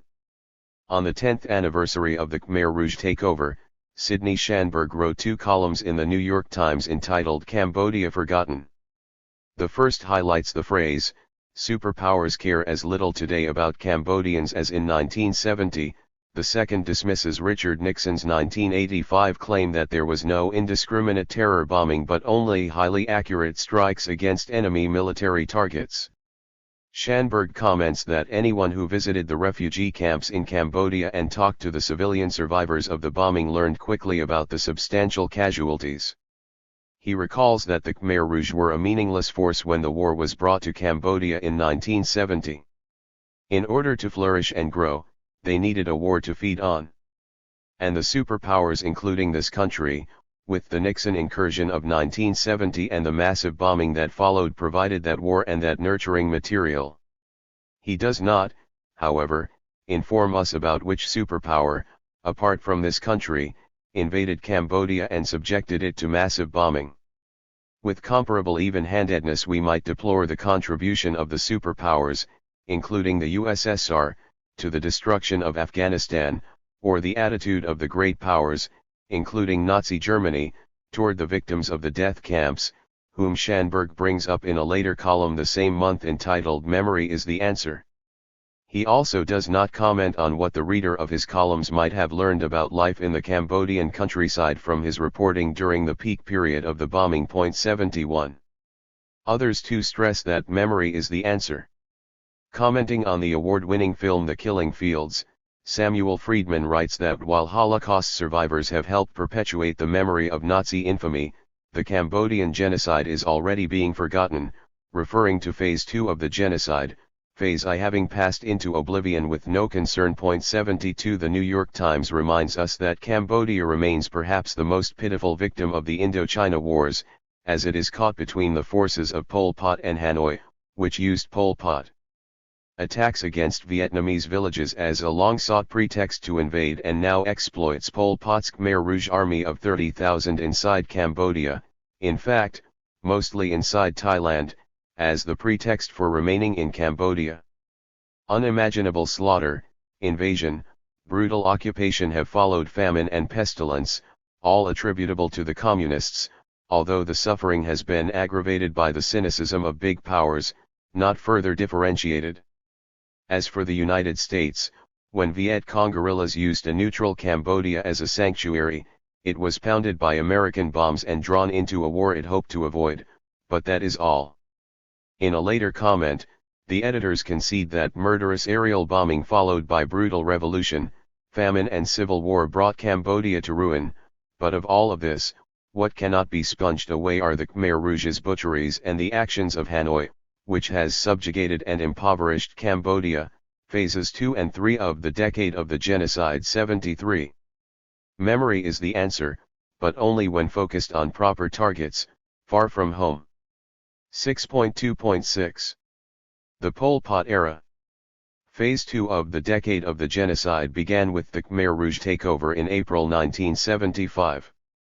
Within a few weeks, the Khmer Rouge were accused in the national press of barbarous cruelty and genocidal policies comparable to the Soviet extermination of the kulaks or with the Gulag Archipelago 74. This was at a time when the death toll was perhaps in the thousands.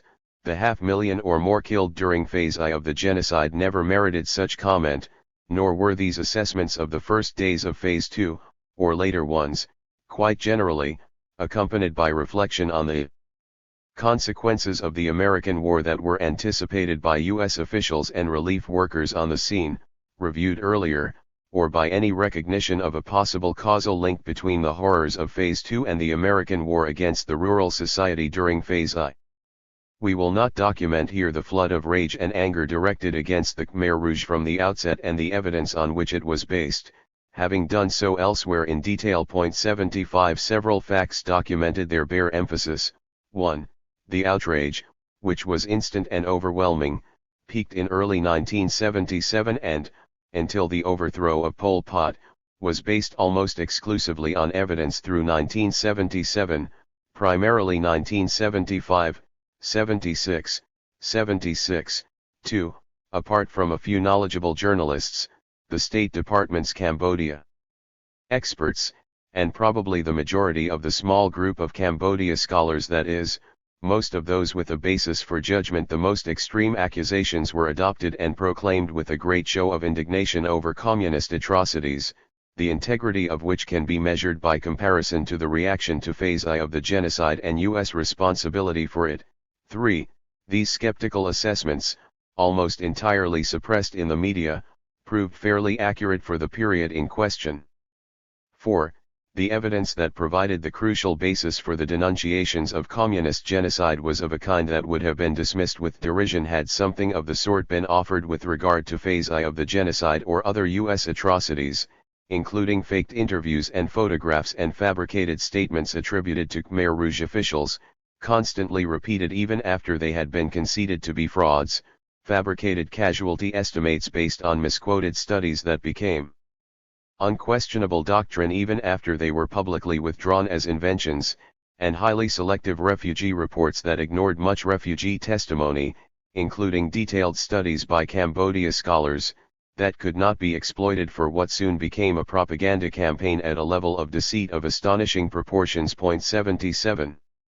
As we also noted from the first paragraph of our earlier review of this material, to which we will simply refer here for specifics, there is no difficulty in documenting major atrocities and oppression, primarily from the reports of refugees. There is little doubt that the record of atrocities in Cambodia is substantial and often gruesome and represents a fearful toll. When the facts are in, it may turn out that the more extreme condemnations were in fact correct, although if so, it will in no way alter the conclusions we have reached on the central question addressed here: how the available facts were selected, modified, or sometimes invented to create a certain image offered to the general population. The answer to this question seems clear, and it is unaffected by whatever may yet be discovered about Cambodia in the future. As we repeatedly stressed, in this chapter of a 2-volume study on U.S. policy and ideology, our concern remained the United States, not Indochina. Our purpose was not to establish the facts with regard to post-war Indochina on the basis of the evidence available, but rather to examine the constructions developed on the basis of this evidence, to analyze the way this evidence was refracted through the prism of Western ideology, a very different task. 78 The conclusions drawn there remain valid. To our knowledge, no error or even misleading statement or omission has been found. 79. This review of an impressive propaganda exercise aroused great outrage. Not at all surprisingly, the response within Soviet domains is similar, as are the reasons. when dissidents expose propaganda fabrications with regard to the United States, Israel, and other official enemies. Indignant commentators depicted us as apologists for Khmer Rouge crimes in a study that denounced Khmer Rouge atrocities, a fact always suppressed, and then proceeded to demonstrate the remarkable character of Western propaganda, our topic throughout the two-volume study in which this chapter appeared. There was also a new wave of falsification, often unanswerable when journals refused to permit response. We will not review these further propaganda exercises here, but merely note that they provide an intriguing expression of what, in other contexts, is described as the totalitarian mentality. It is not enough to denounce official enemies, it is also necessary to guard with vigilance the right to lie in the service of power. The reaction to our challenge to this sacred right again fits neatly within the expectations of a propaganda model, standing alongside the Freedom House attack on the media for failure to serve state policy with sufficient vigor and optimism. By early 1977, denunciations of the Khmer Rouge for having caused unprecedented murder in a gentle land and auto-genocide extended from mass circulation journals such as Reader's Digest, with tens of millions of readers, and TV Guide, circulation 19 million, to the New York Review of Books and the media generally, in addition to a best-selling book by John Barron and Anthony Paul based on their Reader's Digest article and the widely misquoted study by François Ponchid mentioned earlier. Similar material continued to flow in abundance in the press and news weeklies, the New York Times Magazine, and elsewhere. Evidence about the 1977-78 period became available primarily after the Vietnamese expulsion of the Khmer Rouge regime, which brought Phase 2 of the genocide to a close, eliciting new outrage over the alleged genocide brought about by the Prussians of Asia. The picture created by this chorus of denunciation, from the first days of Democratic Kampuchea, DK, in 1975, is described sardonically by Michael Vickery as the Standard Total View, STV. According to the STV, prior to the Khmer Rouge victory in April 1975, Cambodia had been a gentle land, Barron and Paul, of gentle if emotional people who wanted only to live in peace in their lush kingdom, Jack Anderson, a land in which hunger was almost unknown, Henry Com. But in 1975, the formerly fun-loving, easygoing Cambodians were subjected to the harsh regime of the Khmer Rouge, who ordered that all those not under their rule before the victory can be disposed of because they are no longer required, even if only 1 million Khmers remain. Donald Wise, citing several of the frequently quoted Khmer Rouge statements that were conceded to be fabrications, point 81. According to the STV, during the pre-1977 period on which the conclusions were based, the Khmer Rouge leadership was engaged in a policy of systematic extermination and destruction of all organized social and cultural life apart from the Gulag run by the 9 men at the top, Paris-trained communists, without local variation and with no cause other than inexplicable sadism and Marxist-Leninist dogma. By early 1977, it was alleged that they had boasted of having slaughtered some 2 million people, Jean Lacouture in the New York Review. This figure remained the standard even after Lacouture withdrew it a few weeks later, acknowledging that he had misread his source, Ponchid, and that the actual figure might be in the thousands, but adding that he saw little significance to a difference between thousands killed and a boast of 2 million killed. This position expresses with some clarity the general attitude toward fact during this period and since, as does his further statement that it is hardly important to determine exactly which person uttered an inhuman phrase. The case in question had to do with inhuman phrases he attributed to Khmer Rouge officials but which turned out to be mistranslations of phrases that had been fabricated outright by his source, Ponchid, or that had appeared not in a Cambodian journal, as he asserted, but in a Thai journal mistranslated by Ponchid that expressed virtually the opposite of what was claimed. The 2 million figure was later upgraded to 3 million or more, often citing Vietnamese wartime propaganda. The examples are quite typical. Not everyone joined in the chorus. The most striking exceptions were those who had the best access to information from Cambodia, notably, the State Department Cambodia specialists. Their view, based on what evidence was then available, primarily from northwestern Cambodia, was that deaths from all causes might have been in the tens if not hundreds of thousands, largely from disease, malnutrition, and brutal, rapid change, not mass genocide. These tentative conclusions were almost entirely ignored by the media. We found one important exception in our review because they were simply not useful for the purpose at the time, just as refugee testimony that did not conform to the STV was ignored. Overseas, journalists who had special knowledge of Indochina also gave rather nuanced accounts, notably, Nayan Chanda. 82.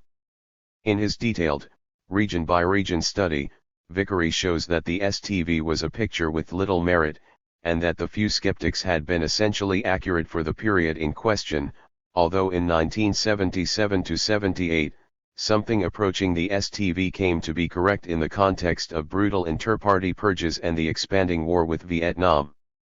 He also makes the obvious logical point that the evidence for 1977–78, which only became available after the Vietnamese conquest in 1979, does not retrospectively justify the STV, which reigned on the basis of evidence from the 1975–76 period, and the Vietnamese adoption of some of the worst Western propaganda stories as support for their case in 1979 does not prove that those stories were valid. 83 Recent work indicates that the worst massacres, including those that left the mass graves and horrifying heaps of skulls found by journalists who entered Cambodia after the Vietnamese conquest, were in the eastern zone bordering Vietnam in mid to late 1978.84.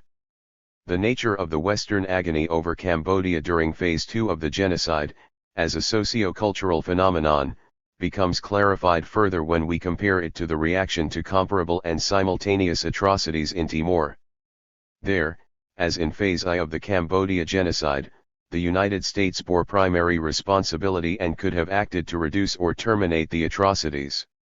In contrast, in Cambodia under DK rule, where the blame could be placed on the official enemy, nothing at all could be done, a point that was stressed by government experts when George McGovern called for international intervention in August 1978, eliciting much media ridicule. 85 Neither McGovern nor anyone else recommended such intervention against the United States during Phase I of the genocide, or against Indonesia and the United States during the Timor atrocities, to which the United States, and, to a much lesser extent, other powers, lent material and diplomatic support, just as there has been no call for intervention as the armies of El Salvador and Guatemala proceeded to slaughter their own populations with enthusiastic U.S. support in the early 1980s. The comparison between Timor and Phase 2 in Cambodia was particularly striking, and was occasionally noted after the fact. The excuses now produced for this refusal to report what was happening in Timor, or to protest these atrocities or act to stop them, are instructive in the present context. Thus, William Shawcross rejects the obvious interpretation of the comparative response to Timor and Cambodia in favor of a more structurally serious explanation, a comparative lack of sources and lack of access to refugees. 86 Lisbon is a 2-hour flight from London, and even Australia is not notably harder to reach than the Thai-Cambodia border, but the many Timorese refugees in Lisbon and Australia were ignored by the media, which preferred facts offered by the State Department and Indonesian generals. Similarly, the media ignored readily available refugee studies from sources at least as credible as those used as the basis for the ideologically serviceable outrage over the Khmer Rouge, and disregarded highly credible witnesses who reached New York and Washington along with additional evidence from church sources and others. The coverage of Timor actually declined sharply as massacres increased with mounting U.S. support. The real and structurally serious reason for this difference in scope and character of coverage is not difficult to discern, see Chapter 1, although not very comfortable for Western opinion, and becomes still more obvious when a broader range of cases is considered that illustrate the same conclusions. 87. 6.2.7. Phase 3 in Indochina, Cambodia and the Bleeding of Vietnam. As we write in 1987, Western moralists remain silent as their governments provide the means for Indonesia to continue its campaign of terror and repression in Timor. Meanwhile, the United States backs the DK coalition, largely based on the Khmer Rouge, because of its continuity with the Pol Pot regime, so the State Department informed Congress in 1982. The reason for this differential reaction to the Fretilin guerrillas resisting Indonesian aggression in Timor, and the Khmer Rouge guerrillas attacking Cambodia from Thai bases, is also explained by the State Department.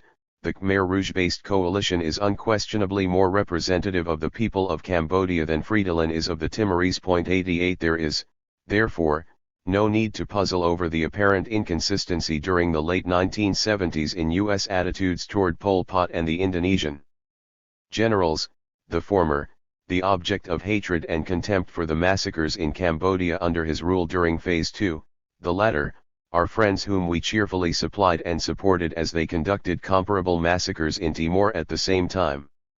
This apparent inconsistency, which briefly troubled even the editors of the Wall Street Journal in the early 1980s 89 is now happily resolved.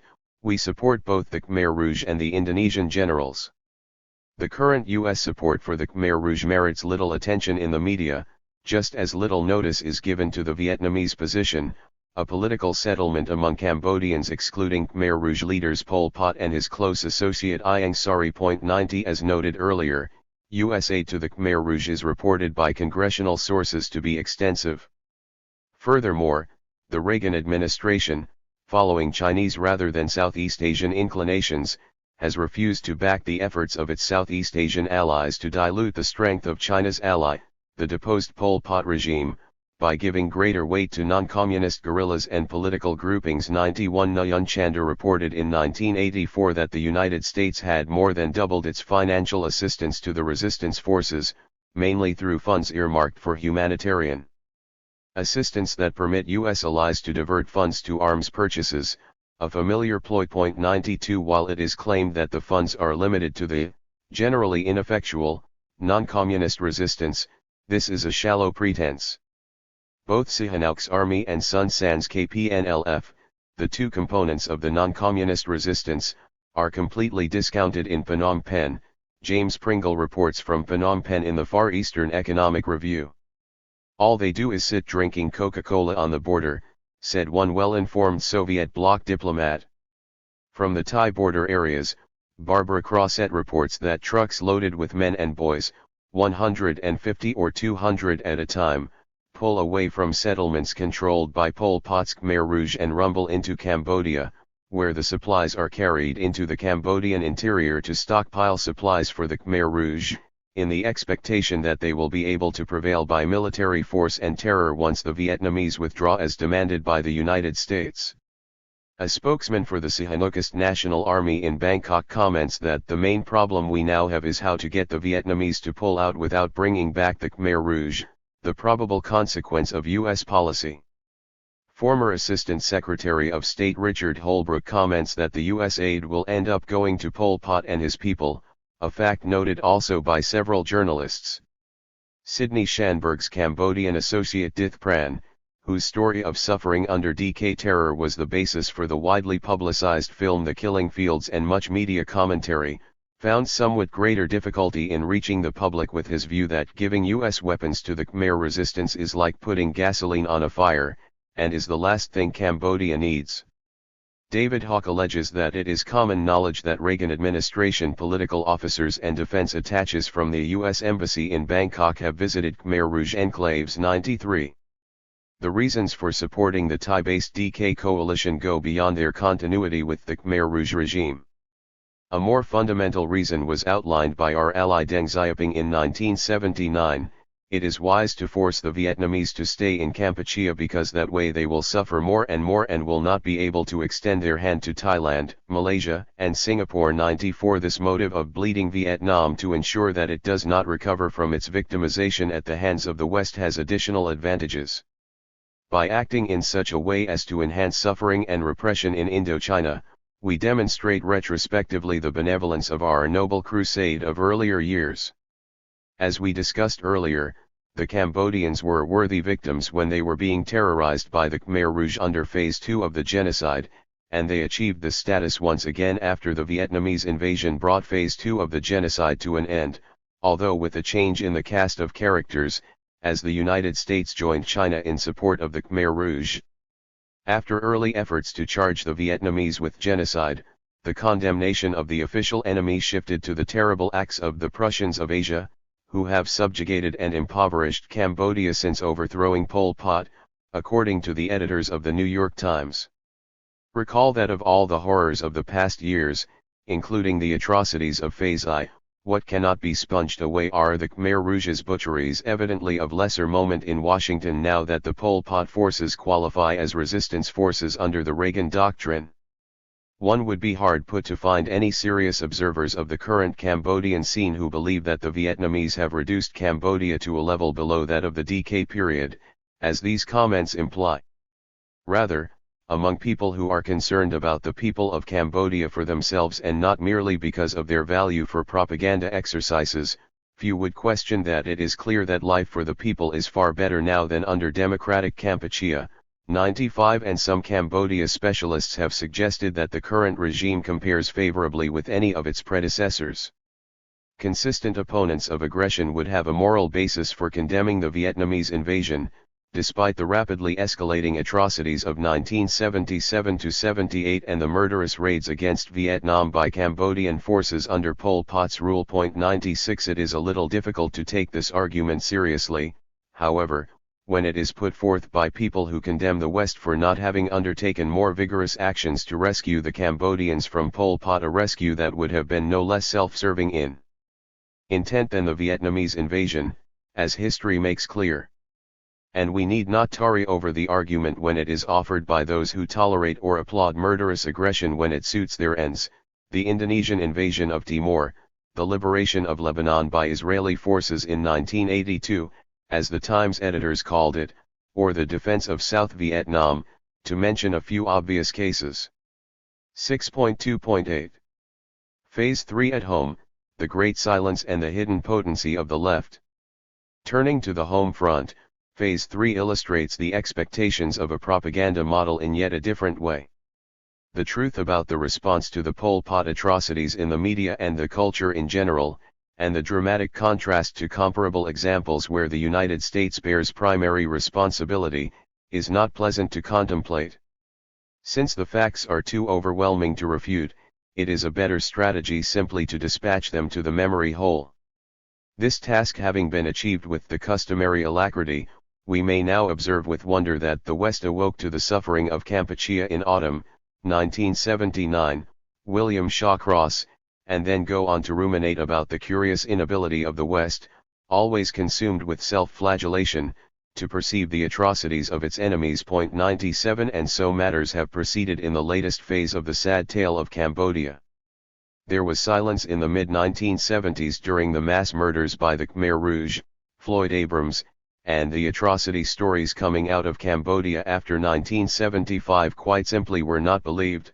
David Hawke, at a time when accusations of genocide of the Hitler-Stalin variety were resounding from the New York Times and Washington Post to the Reader's Digest and TV Guide to the New York Review of Books, and the mass media extensively. The West woke up to the horror of what had happened only after the Vietnamese invasion. Economist, and hardly anyone outside, on left or right, had noticed the horrors of the Pol Pot regime at the time they were actually going on. 1975 to 1978, Connor Cruz O'Brien, that is, at the time when Jimmy Carter branded Pol Pot the world's worst violator of human rights, and a British Foreign Office report condemned the regime for the death of many hundreds of thousands of people. 98 One might imagine that such outlandish claims could not pass without a raised eyebrow at least, but that is to underestimate the ability of the ideological institutions to rally to a worthy cause, in this case, the cause of suppressing the truth about the Western response to the decade of the genocide and other atrocities. That there was silence over Pol Pot atrocities was also an insistent claim right at the peak of the bitter outrage over Pol Pot genocide. Time magazine published a major article by David Aikman on July 31, 1978, claiming that the Khmer Rouge experiment in genocide was being ignored, and adding a new twist that was also taken up with enthusiasm in the subsequent reconstruction of history. There are intellectuals in the West so committed to the twin Molochs of our day, liberation and revolution, that they can actually defend what has happened in Cambodia. Some political theorists have defended it, as George Bernard Shaw and other Western intellectuals defended the brutal social engineering in the Soviet Union during the 1930s. No one was mentioned, for the simple reason that no one could be found to fit the bill, although Time did vainly attempt to elicit positive statements about the Pol Pot regime from anti-war activists to buttress this useful thesis. Each of these themes, the silence of the West, the defense of Pol Pot by Western intellectuals, is unequivocally refuted by massive evidence that is well known, although ignored, by the mobilized intellectual culture. But this level of misrepresentation in the service of a noble cause still does not suffice. The two themes were combined by William Shawcross in an inspired agitprop achievement that carried the farce a step further. 99 This new contribution evoked much enthusiasm. Several of the comments just cited are from reviews of his book, or are obviously inspired by it. In his study of Cambodia, Holocaust, and modern conscience, Shawcross muses on the relative silence of the West in the face of Khmer Rouge atrocities. The facts are radically different, but the idea that the West ignores communist atrocities while agonizing over its own is far more appealing to the Western conscience. Shawcross then proceeds to adopt Aikman's second thesis, applying it in an ingenious way to explain the mechanism that lies behind this unwillingness of the West to face up to communist atrocities, so notable a feature of Western life. The silence over Phase 2 of the genocide, he argues, resulted from the skepticism, to use a mild term, displayed by the Western left toward the stories coming out of democratic Kampuchea. That skepticism was most fervently and frequently expressed by Noam Chomsky, who asserted that from the moment of the Khmer Rouge victory in 1975 the Western press colluded with Western and anti-communist Asian governments, notably Thailand, to produce a vast and unprecedented campaign of propaganda against the Khmer Rouge 100. To buttress this claim, Shawcross provides what purports to be a quote but without citing an identifiable source, for two good reasons. First, the quote does not exist 101, although even his version undermines his basic claim, with its reference to the grim reality of Cambodia under Khmer Rouge rule. Second, the source of the manufactured quote is a work published in November 1979, almost a year after the fall of the Pol Pot regime. To cite the date would have raised the question of how this fervent and frequent expression of skepticism could have intimidated governments and the media from 1975 through 1978. Furthermore, we made it crystal clear that the record of atrocities was gruesome, perhaps even at the level of the most outlandish fabrications. Note that Shawcross could have cited real examples of skepticism, for example, the skepticism of State Department analysts at the height of the furor over Cambodia, or the retrospective comments of Douglas Pike and others cited earlier, pages 248 to 49, or the comments of journalists during Phase 2 who were willing to conclude only that refugee accounts suggest that the Khmer Rouge is finding it hard to govern the country except by coercion, and even suggest that terror is being employed as a system of government, noting that refugees did not appear to be in a sorry condition and that if the Khmer Rouge are perpetrating an atrocity, as claimed, then the atrocity did not begin in April 1975, it simply entered its sixth year. William Shawcross, point 102. But the truth plainly would not have served the purposes of this exercise. Point 103. Perhaps there was some other example of this fervent and frequent expression of skepticism that silenced the West.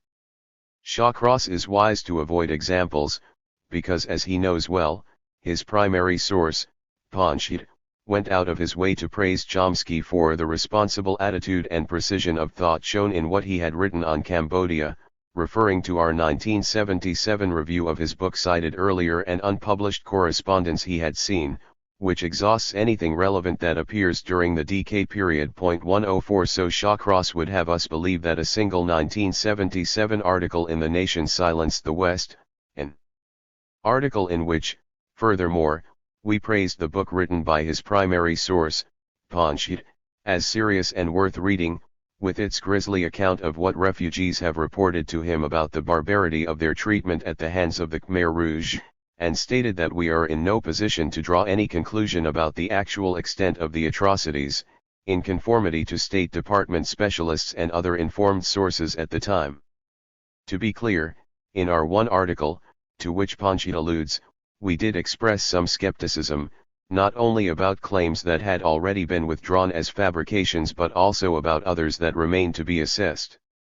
Thus in reviewing Panchit, we expressed skepticism about his estimate of casualties caused by American bombing, which appeared to us excessive and possibly based on misinterpretation of figures he cited, and we raised questions about some of the quotes attributed to the Khmer Rouge on which he, and later others, crucially relied, but which he had presented in very different forms on different occasions and which he later conceded to have no basis whatsoever. 105 It is noteworthy that our skepticism about charges against the United States, although based merely on suspicion, has elicited no comment, while our skepticism about charges against the Khmer Rouge, which was based on textual evidence and, as it later turned out, was much understated, has aroused great fury in what Vickery describes as incompetent, even dishonest, and often scurrilous commentary. 106 The differential reaction is easily explained. It is taken for granted that U.S. actions must be recounted with scrupulous care and in nuanced manner, so our insistence on this is simply what is to be expected, meriting no comment. We agree. In contrast, the acts of official enemies merit no such scruples, and it is an unforgivable crime to question propaganda exercises undertaken in the service of power. Notice that even had the skepticism of the Western left to which Shawcross alludes existed to any significant degree, the idea that this could have the consequences he describes, coming from people systematically barred from the media and mainstream discussion, is a construction of such audacity that one must admire its creator. Shawcross argues further that this alleged left-wing skepticism not only silenced Western media and governments but also prevented any meaningful Western response to Khmer Rouge atrocities.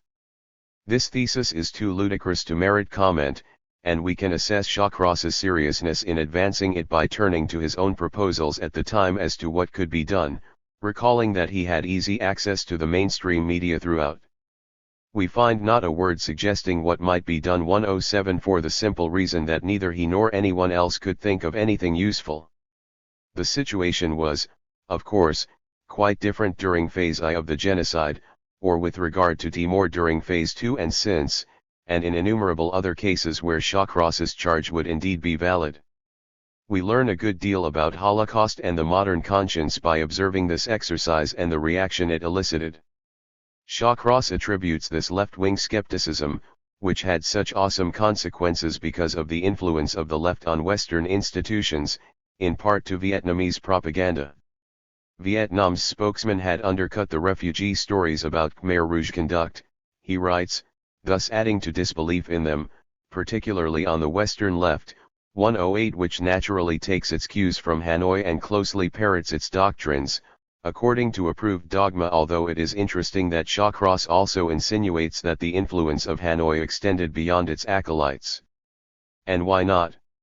If we have reached the point of claiming that the Western left silenced the media and governments, why not proceed to maintain that even outside these dangerous circles, Vietnamese propaganda is a powerful force in shaping opinion? Naturally, Shawcross does not make even a pretense of providing any evidence for what he knows perfectly well to be the sheerest fantasy, from beginning to end. We may place this outlandish explanation of the silence of the West alongside the similar claims that State Department communists lost China, that the media are threatening the foundations of democracy with their adversarial stance, etc. The reaction, however, was not ridicule, but rather great enthusiasm. To cite just one typical example, David Hawke observes that Shawcross attributes the world's indifference to the influence of anti-war academics and activists on the American left who obfuscated Khmer Rouge behavior, denigrated the post-1975 refugee reports and denounced the journalists who got those stories. 109 He accepts this thesis as valid but cites no evidence either for the indifference to the atrocities, which were being denounced worldwide as genocidal, or for the alleged behavior of the American left, nor does he explain the mechanisms whereby this behavior, had it existed, could have controlled the mainstream media, or even marginally influenced them. Convenient mythologies require neither evidence nor logic. Nor do they require any attention to Hawke's own performance at the time, as an Amnesty International official and specialist on Southeast Asia. The AI annual report for 1977 noted that the number of alleged executions in Cambodia was fewer than during the preceding year, and while it summarizes a number of reports of executions and disappearances, its account is restrained. The 1978 annual report, while stronger in its allegations of violence, pointed out that refugee reports, on which it was necessary to rely heavily, are often imprecise or conflicting, thus leaving AI and Hawke in the Shawcross-Hawke category of those who denigrated the post-1975 refugee reports. It is so easy to moralize in retrospect.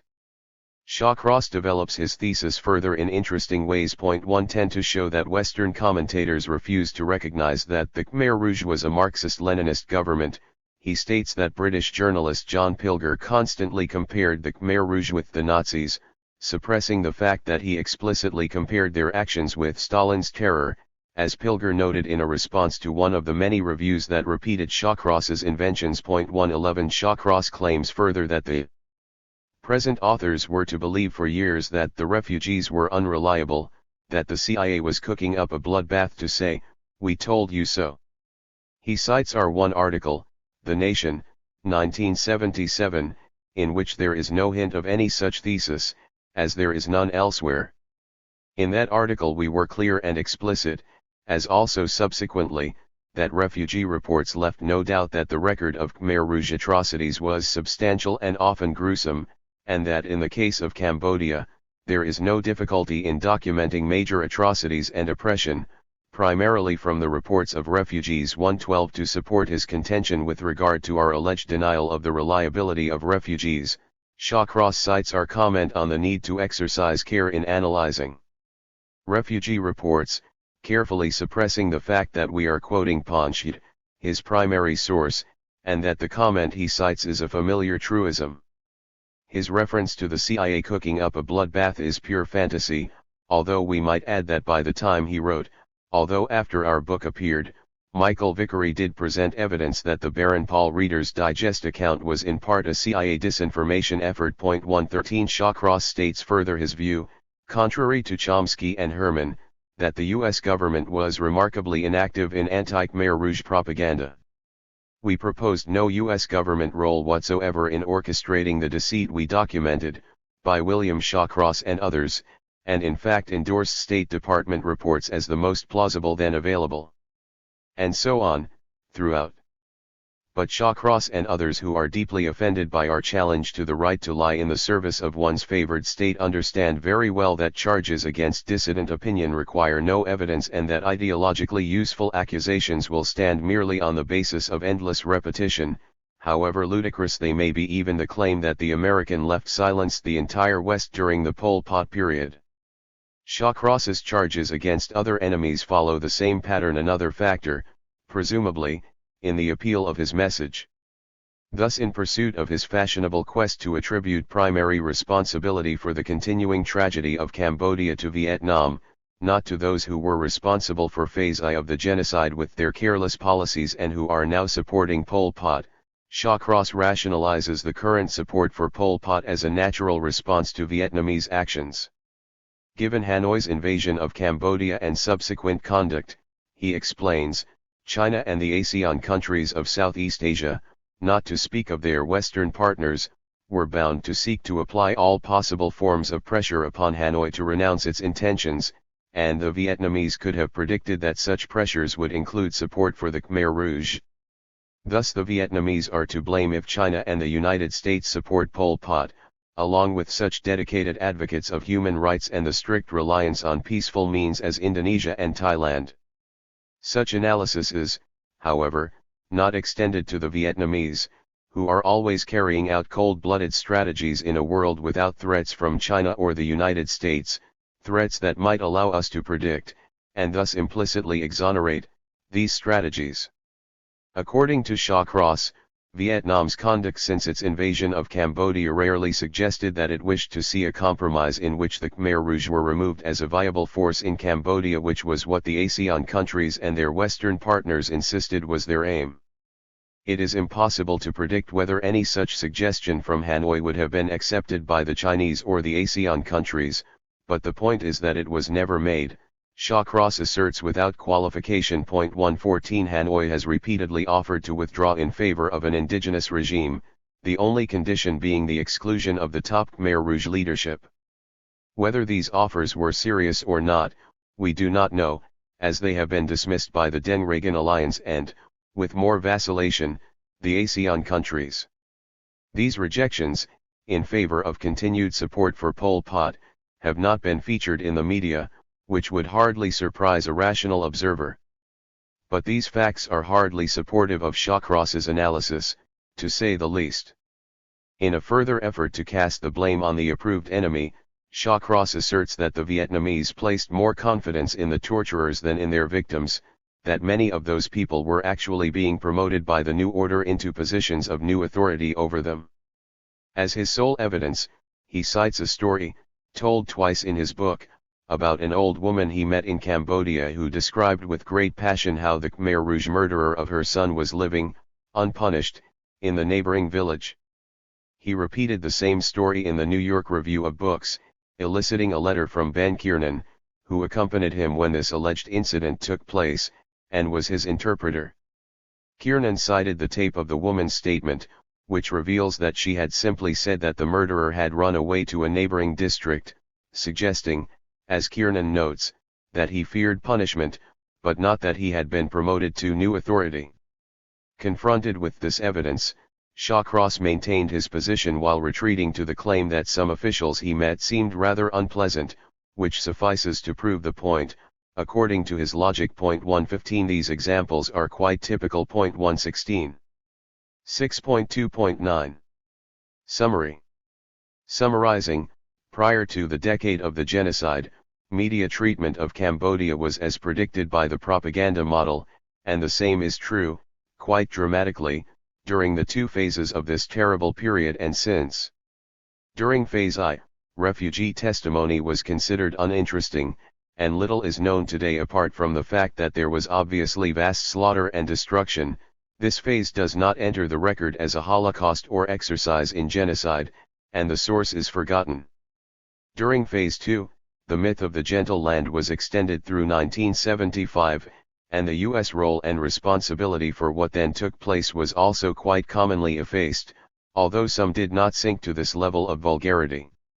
Refugee testimony was eagerly sought, although only if it lent support to the STV, and evaluations by State Department specialists and other knowledgeable commentators that gave a more nuanced, and in retrospect, essentially accurate, picture were dismissed as lacking utility. There was massive outrage, reaching its peak in early 1977 when the death toll was still well below that of Phase I, with a record of deception that is highly illuminating. 117 As something like the STV came to be realized in 1977-78, its horrors were downplayed in official government circles, and subsequent U.S. support for Pol Pot arouses little notice. Phase III proceeded along a dual course. In a fanciful reconstruction that maintains the level of integrity shown throughout, it is alleged that left-wing skepticism so dominated Western opinion and governments that there was silence throughout the decay period. The wide acceptance of this thesis, despite the quality of the evidence provided and its manifest absurdity, counts as yet another example of how readily the most implausible contentions can become doctrine, as long as they are serviceable. In Indochina, a new phase of Western concern about the victimization of Cambodia began, with outrage now directed not against Pol Pot but against the new oppressors who overthrew him.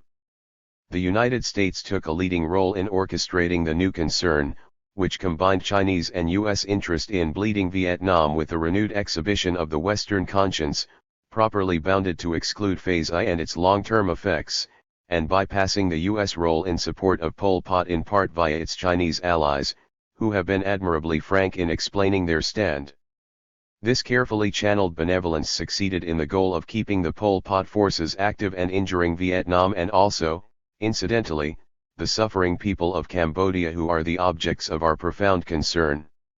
The relief effort in 1979–80 did succeed in aiding Cambodians in distress, but it has also sustained the Pol Pot forces and thereby impeded Cambodia's recovery and, perhaps, its independence, although about this we can only speculate.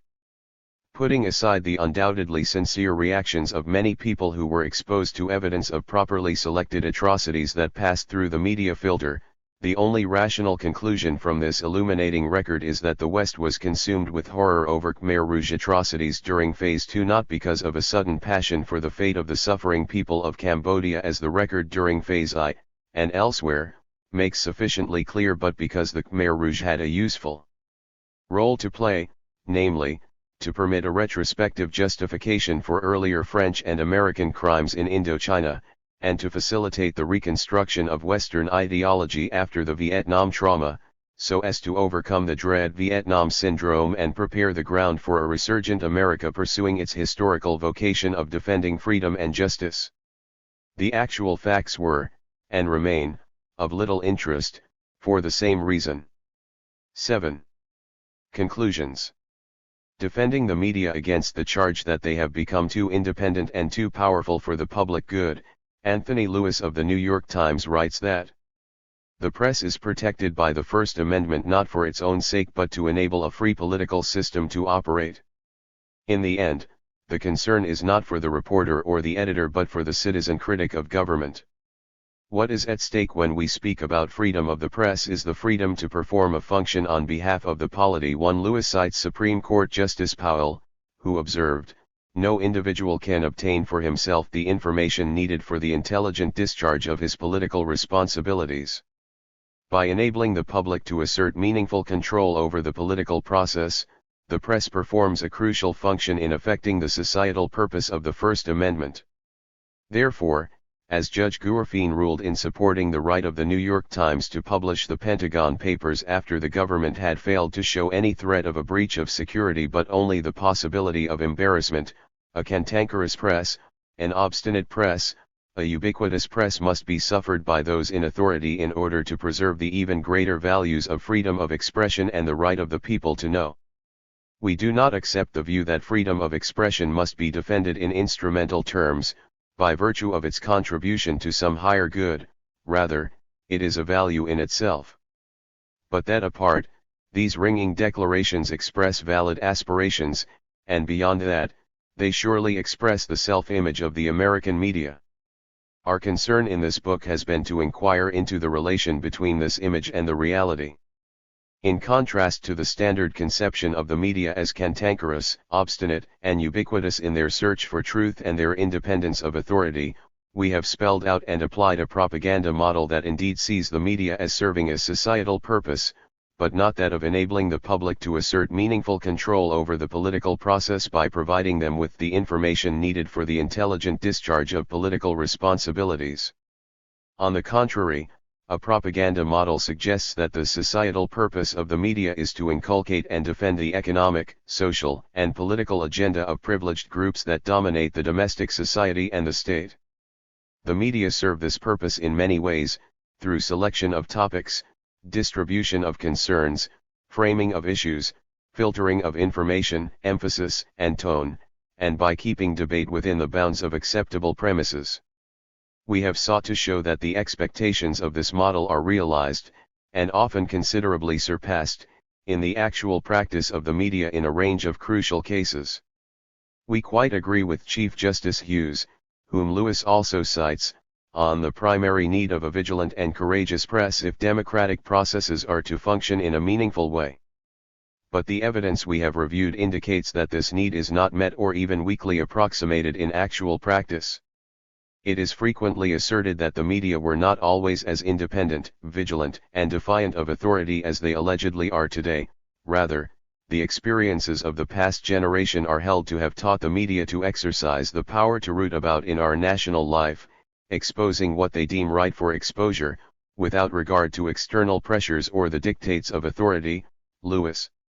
It is this period, then, that poses a challenge to a propaganda model, and we have therefore taken it as the focus of our inquiry.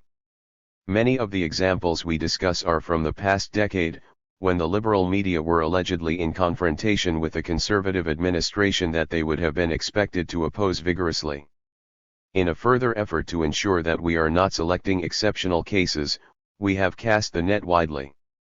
We have selected for close examination cases that pose the most severe challenge to our model, namely, those put forth by critics as demonstrating that the media have gone too far in their exuberant independence and challenge to authority, so far that they must be curbed if democracy is to survive.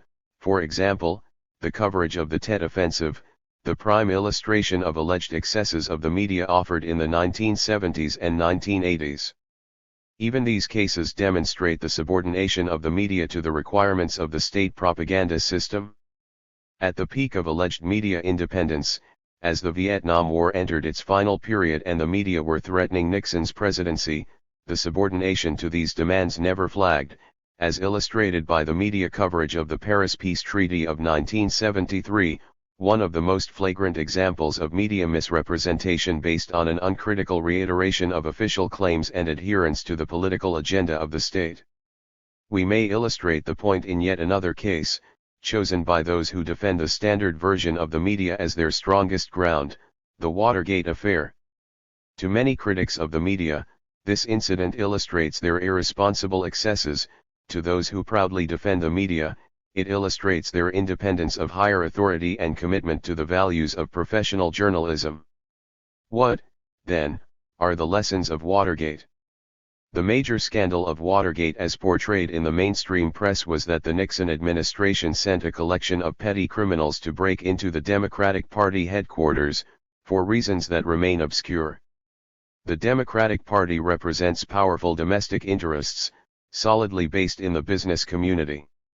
Nixon's actions were therefore a scandal.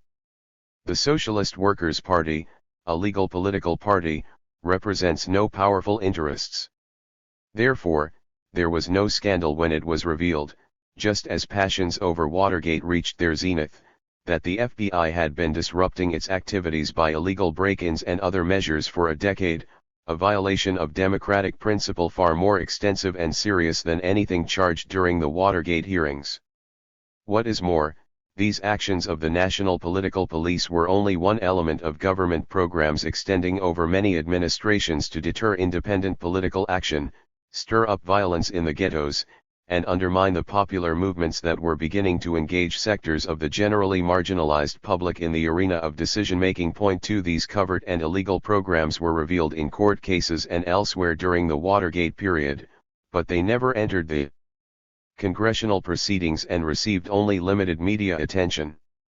Even the complicity of the FBI in the police assassination of a Black Panther organizer in Chicago was not a scandal, in marked contrast to Nixon's enemies list, which identified powerful people who were denigrated in private but suffered no consequences.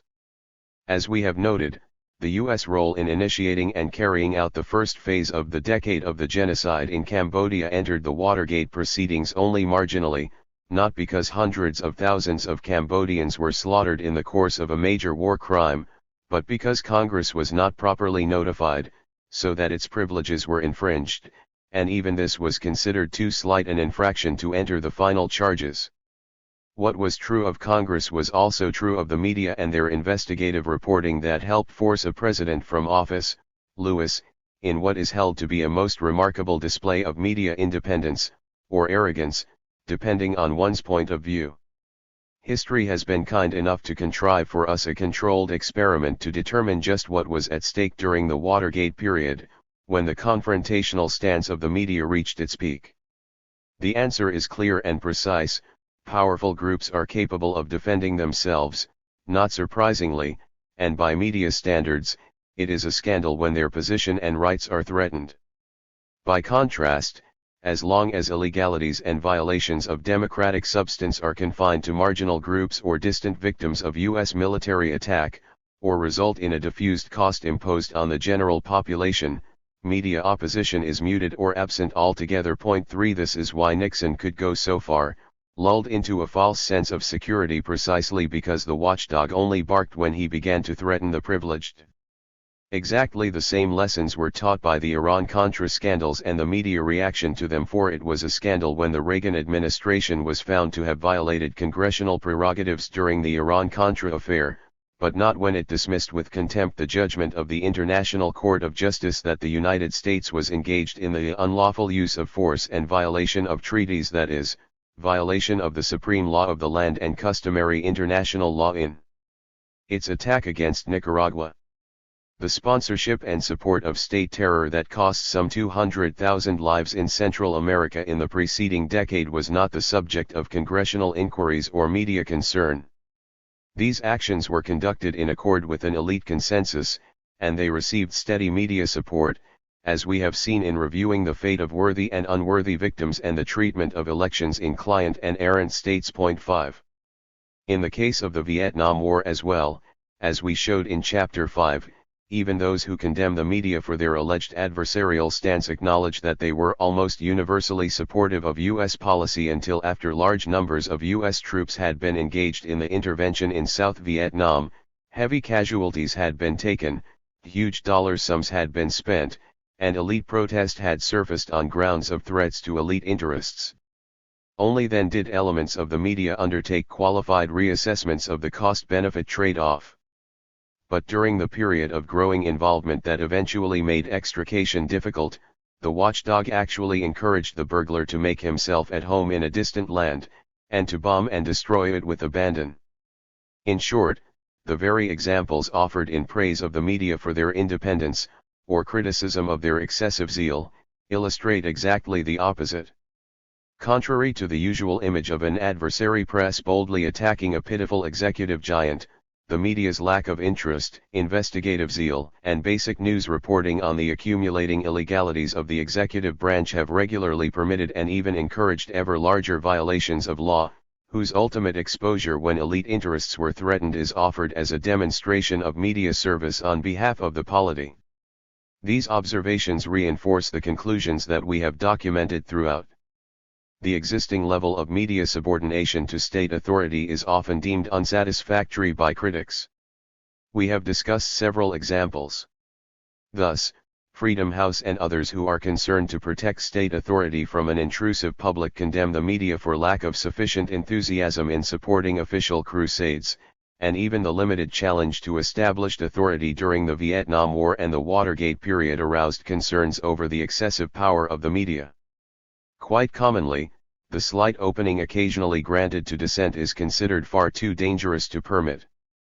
This perception sometimes even takes the form of a paranoid vision of left-wing power that sweeps all in its path.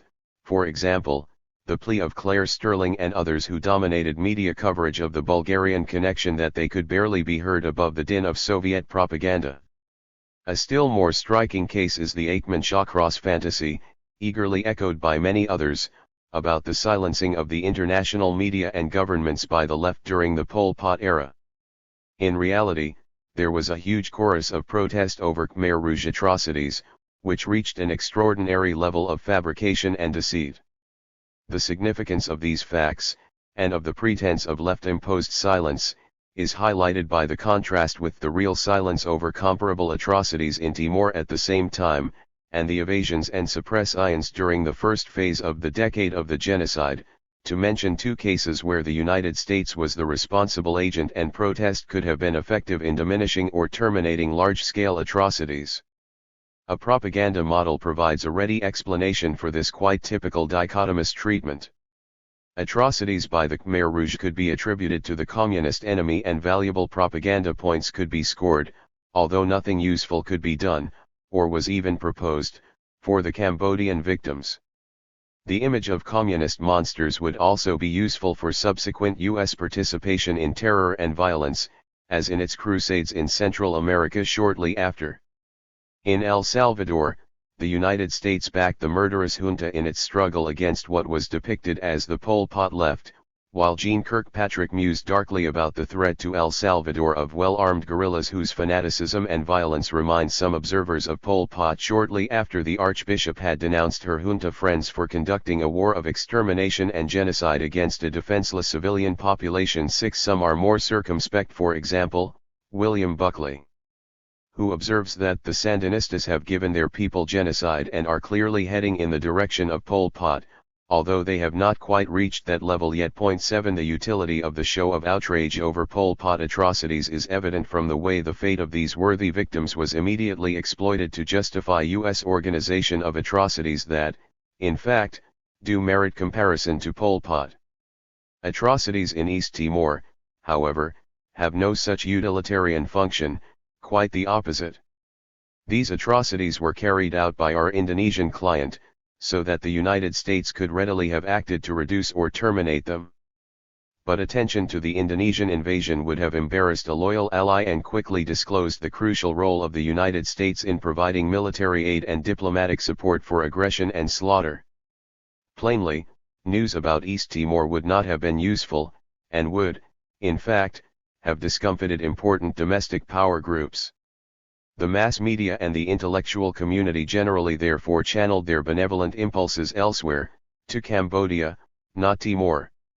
As we have stressed throughout this book, the U.S. media do not function in the manner of the propaganda system of a totalitarian state. Rather, they permit, indeed, encourage spirited debate, criticism, and dissent, as long as these remain faithfully within the system of presuppositions and principles that constitute an elite consensus, a system so powerful as to be internalized largely without awareness. No one instructed the media to focus on Cambodia and ignore East Timor. They gravitated naturally to the Khmer Rouge and discussed them freely, just as they naturally suppressed information on Indonesian atrocities in East Timor and U.S. responsibility for the aggression and massacres. In the process, the media provided neither facts nor analyses that would have enabled the public to understand the issues or the basis of government policies toward Cambodia and Timor, and they thereby assured that the public could not exert any meaningful influence on the decisions that were made. This is quite typical of the actual societal purpose of the media on matters that are of significance for established power, not enabling the public to assert meaningful control over the political process, but rather averting any such danger. In these cases, as in numerous others, the public was managed and mobilized from above, by means of the media's highly selective messages and evasions. As noted by media analyst W. Lance Bennett, the public is exposed to powerful persuasive messages from above and is unable to communicate meaningfully through the media in response to these messages. Leaders have usurped enormous amounts of political power and reduced popular control over the political system by using the media to generate support, compliance, and just plain confusion among the public. 9.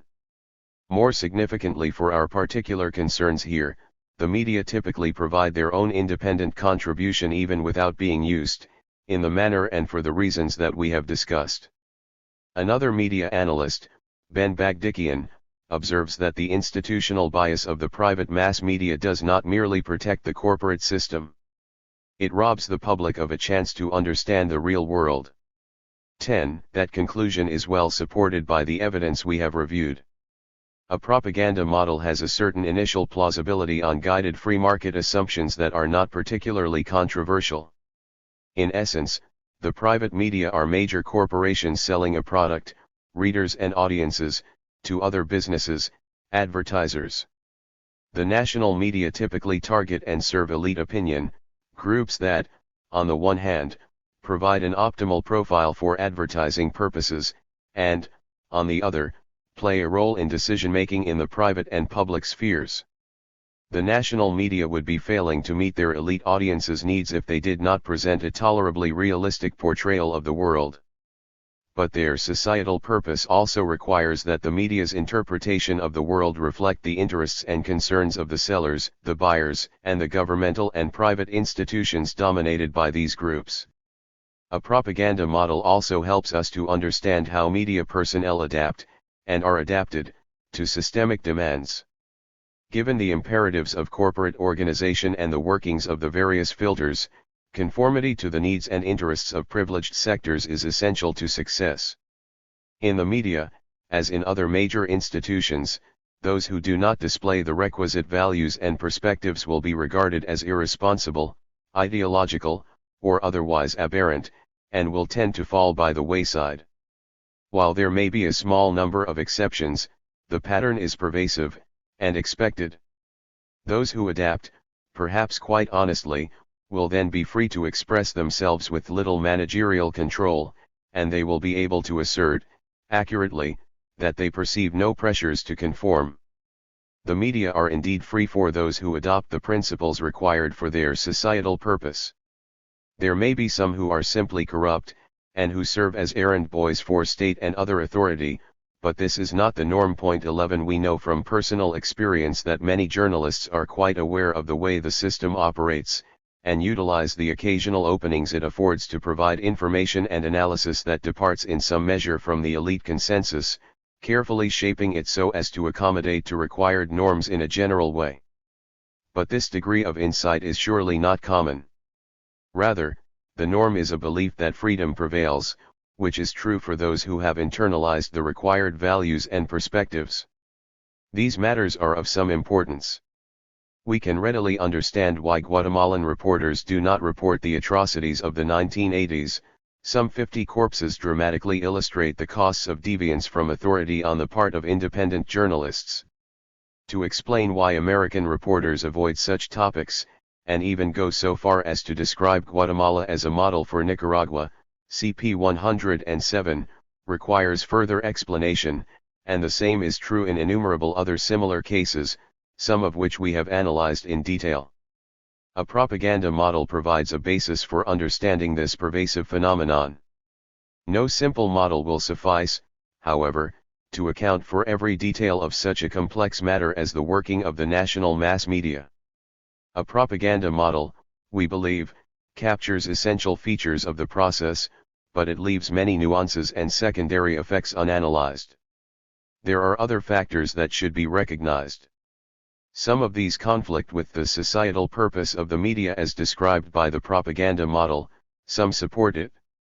In the former category, the humanity and professional integrity of journalists often leads them in directions that are unacceptable in the ideological institutions, and one should not underestimate the psychological burden of suppressing obvious truths and maintaining the required doctrines of benevolence, possibly gone awry, inexplicable error, good intentions, injured innocence, and so on, in the face of overwhelming evidence incompatible with these patriotic premises.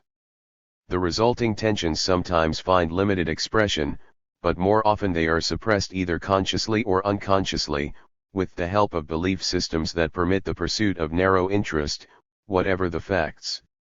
In the category of supportive factors, we find, first of all, elemental patriotism, the overwhelming wish to think well of ourselves, our institutions, and our leaders.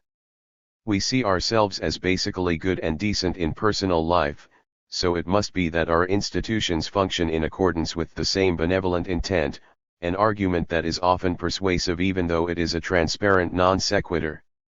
The patriotic premise is reinforced by the belief that we the people rule, a central principle of the system of indoctrination from early childhood, but also one with little merit, as an analysis of the social and political system will quickly reveal.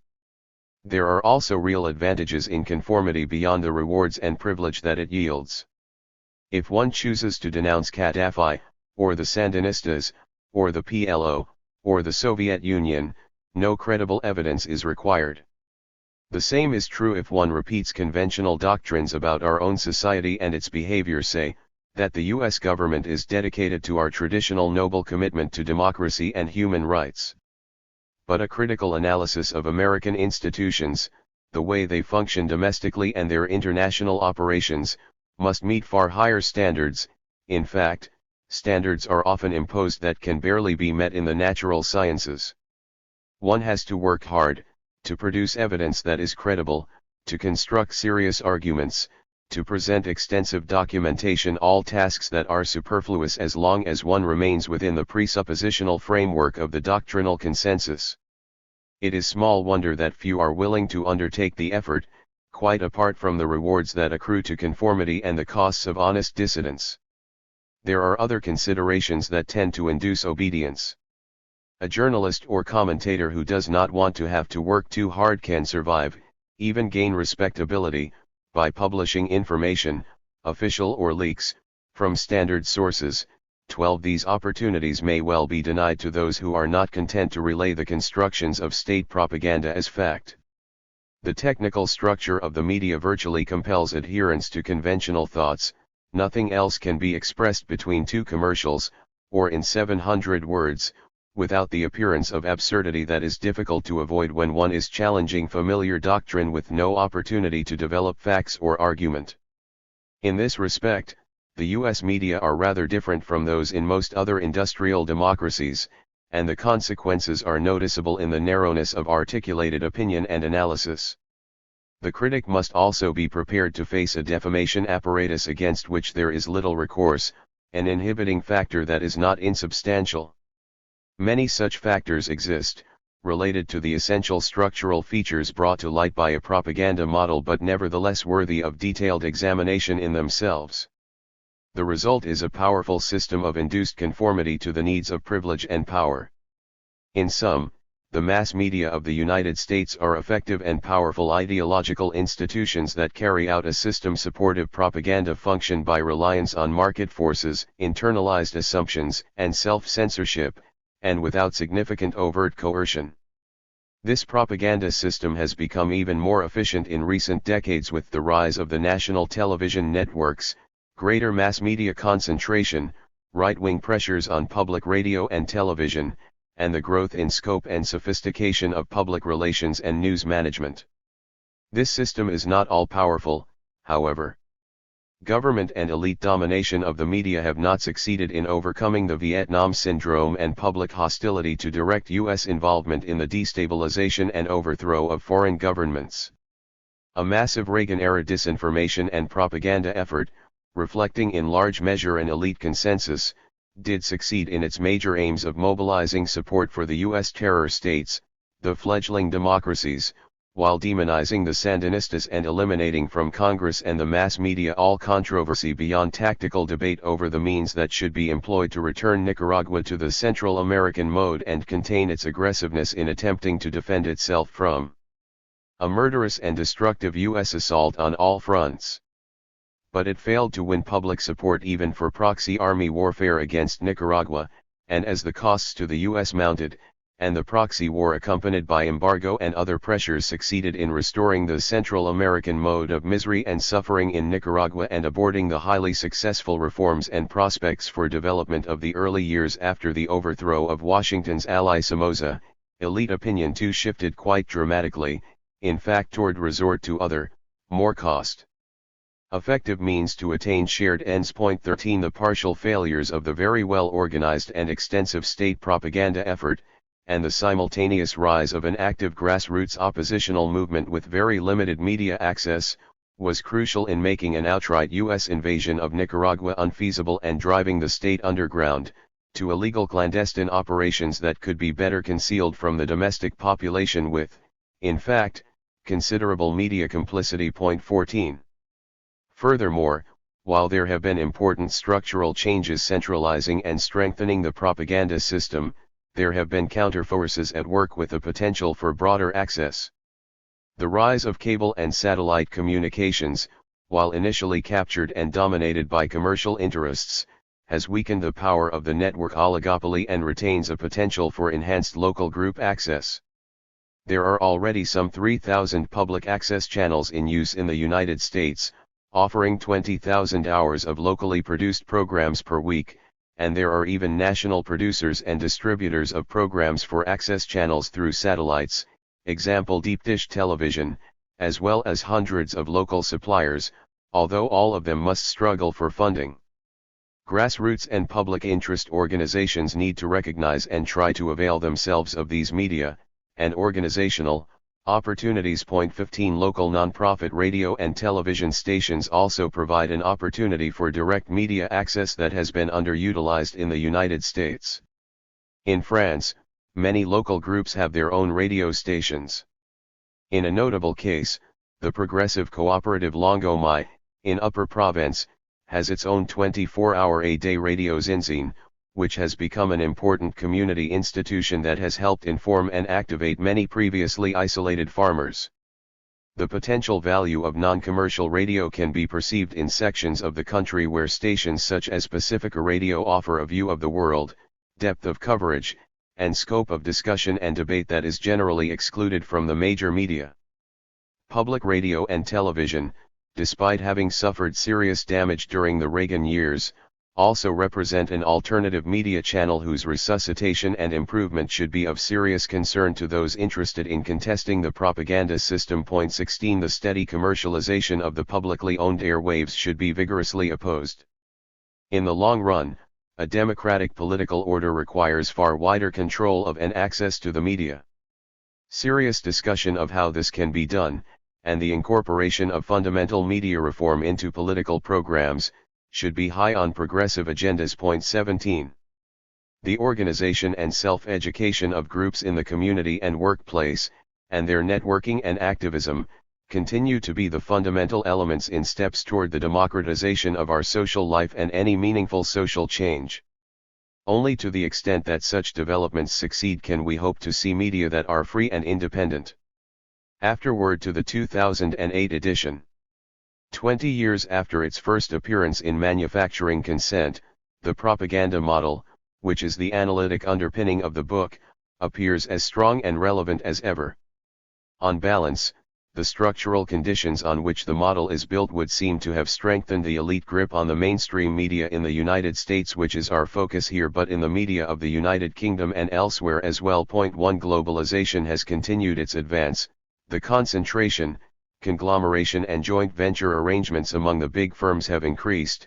2. Commercialization and bottom-line considerations dominate as never before, and the competition for advertising has intensified, with the old media, newspapers, broadcast radio and TV, and the movies, steadily losing ground to their cable, internet, and wireless progeny, and iPhones and iPods, and the like, now often providing multiple and in some cases essentially all of the above media functions. 3. The public sector has continued to decline and suffer a forced integration into the commercial sector. 4. These developments have resulted in more compromises on behalf of advertisers, including more friendly editorial policy, more product placements, more intrusive ads, more cautious news policy, a shrinkage in investigative reporting and greater dependence on wire service and public relations offerings, and a reduced willingness to challenge establishment positions and party lines. 5. This has made for a diminished public sphere and facilitated media management by government and powerful corporate and other lobbying entities.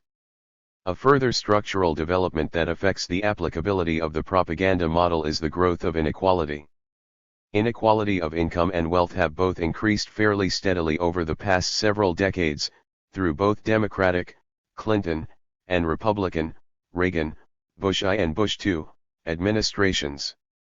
Between 1983 and 2004 the wealth of the top 1% increased by 77.8%, while that of the bottom 40% fell 58.7%, and between 1982 and 2004 the income of the top 1% rose by 67.6%, while that of the bottom 40% rose by only 4.3%. 6. The gap between what the majority and the prospering elite want and need has grown larger in consequence, and the challenge to the mainstream media, MSM, to protect elite interests from the demands of the great beast, Alexander Hamilton, has increased. The gigantic military establishment must be protected from a public that would like more resources used for the civil society. 7. Threats to the increasingly regressive tax system must be kept at bay. A tax on free trade, i.e., extended investor rights, must be fended off. Universal and affordable health care at the expense of vested insurance and pharmaceutical company interests cannot be supported.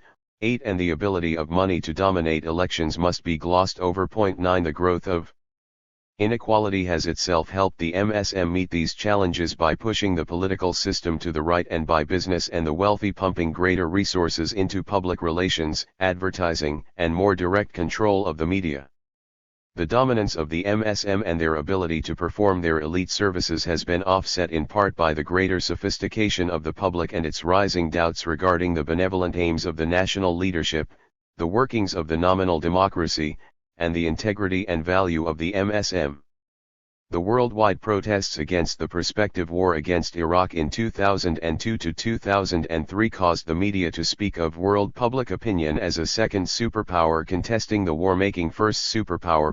10 This second superpower was helped along by the continuing rapid growth of the internet with its critical blogs, political and social websites, and widening email communication on an individual as well as group basis.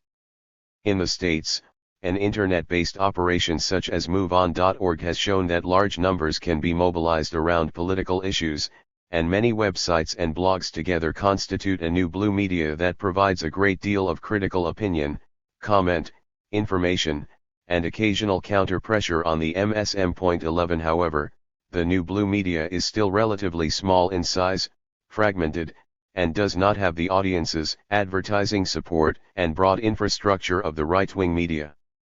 The latter, in addition to a large number of supportive blogs, has among other assets Fox TV and Fox Radio, Sinclair Broadcasting, the Clear Channel Radio Network, the Wall Street Journal editorial page, the New York Post, the Washington Times, and a 10-to-1 advantage in airtime on talk radio, reaching many millions of listeners. This right-wing echo chamber is powerful and intimidating and influences the MSM in a way no liberal or left institutions can match. 12 Thus, during the 2004 presidential campaign, this collective, led here by the Swift Boat Veterans for Truth, was able to damage John Kerry's presidential bid by discrediting his service record in the Vietnam War, based on strictly concocted and refutable evidence heavily publicized and not refuted by the MSM. 13 While helping make sure that the media essentially ignored George W. Bush's record of Vietnam War evasion and truly discreditable performance in the Texas Air National Guard. 14 This ability to damage Kerry while protecting Bush in a terrain of Kerry's strength and great potential vulnerability to Bush remains a model of right-wing media propaganda capabilities, unmatched by anything liberals or the left have ever accomplished. This same power has been important in reducing the willingness of the MSM to challenge propaganda campaigns of the war makers. Iraq's weapons of mass destruction and threat.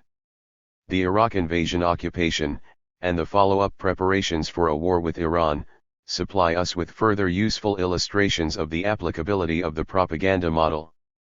Here the model's utility flows from the fact that in both cases the arguments and justifications for an attack have been laughably thin and evidence that would undermine the cases was plentiful and compelling. In both instances the attacks actually carried out or planned were in clear violation of the UN Charter and hence supreme international crimes.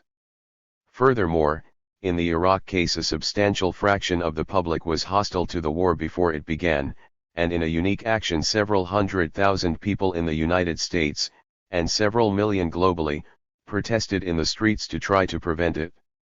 This necessitated and elicited a massive propaganda effort on the part of the administration to sell the war, with fear-mongering, intimidation, and an extraordinary level of deceit about the evidence and threats posed by the demonized villains. In short, the Iraq invasion was a case in which available information, international law, public opinion, and the public interest should have made the media skeptical and critical from the very start, whereas fulfillment of the aims of the administration and war party required media propaganda service. That propaganda service was forthcoming, and what should have been an invigorated public sphere with intense debate became an administration conduit and or cheerleading section. 15 Part of the reason for this was the Bush administration's post-9/11 fear-mongering, with periodic terrorism scares, intimidation, and rousing of patriotic ardor, which mobilized Republicans and Democrats alike, quieted or isolated dissenters, and left the administration without challenge to set the agenda in the political arena. But many editors and journalists seem to have become uncritical war supporters without intimidation, although internalization of this position became almost a necessity in elite journalistic circles from 9/11 on. The primary administration argument for the invasion occupation of Iraq was the threat posed by Saddam Hussein's weapons of mass destruction, WMD, although it was often supplemented with claims of his alleged links to Al-Qaeda and vague references to the West's democratic liberation stabilization aim. 16 The WMD threat was said by President Bush on March 6, 2003, to be the single question, whose answer led to the eventual attack 17, although Bush quickly made it clear that only we can evaluate the answer to that single question, given that when it comes to our security we really don't need anyone's permission. The MSM repeated the claims of a WMD threat on an almost daily basis in the run-up to the invasion, for the most part just reiterating assertions by officials, but sometimes reporting on claims by Iraqi defectors and expatriates. MSM sourcing bias, favoring officials and former officials and military personnel, some of the latter pre-cleared with the Pentagon and many of them fed, and feeding, a party line, was massive. 18 The high gullibility level in reporting the official claims, without verification or presentation of counter-evidence, is a hallmark of propaganda service. In one notable case, the New York Times placed an article by Judith Miller on its front page that passed along claims of Iraqi WMD by an alleged Iraqi scientist whom Miller hadn't even spoken to but was allowed to see at a distance. The actual information was provided to Miller by U.S. officials. 19. But beyond gullibility, there was evidence of a partnership in propaganda between officials and the media. Thus, while the government subsidized Iraqi expatriate Ahmet Chalabi and his Iraq National Congress, Chalabi both directly and through a number of Iraqi defectors fed war-supportive information to Judith Miller and the New York Times, who reported this material as fact without any independent corroboration. Government officials could then cite these reports as supportive evidence for the kind of claims they were making to the public, coming as it did from the newspaper of record. Thus, when the escalated war propaganda campaign began in September 2002, 20, the New York Times soon ran a long front-page article by Judith Miller and Michael Gordon headlined "Threats and Responses, the Iraqis, U.S. says Hussein intensifies quest for A-bomb parts," September 8, 2002, which was based entirely on official and anonymous sources. Howard Friel and Richard Falk list 18 statements in the article based on unnamed sources that turned out to be false. 21 The article focused heavily on the aluminum tubes that Saddam supposedly acquired for nuclear bomb making, which turned out, and were quickly recognized by many in the intelligence community, to be unusable for that purpose. On that very same day, September 8, 2002, Dick Cheney, appearing on NBC TV's Meet the Press, cited this Times article at length as backup for his own, false, assertions on the subject. 22.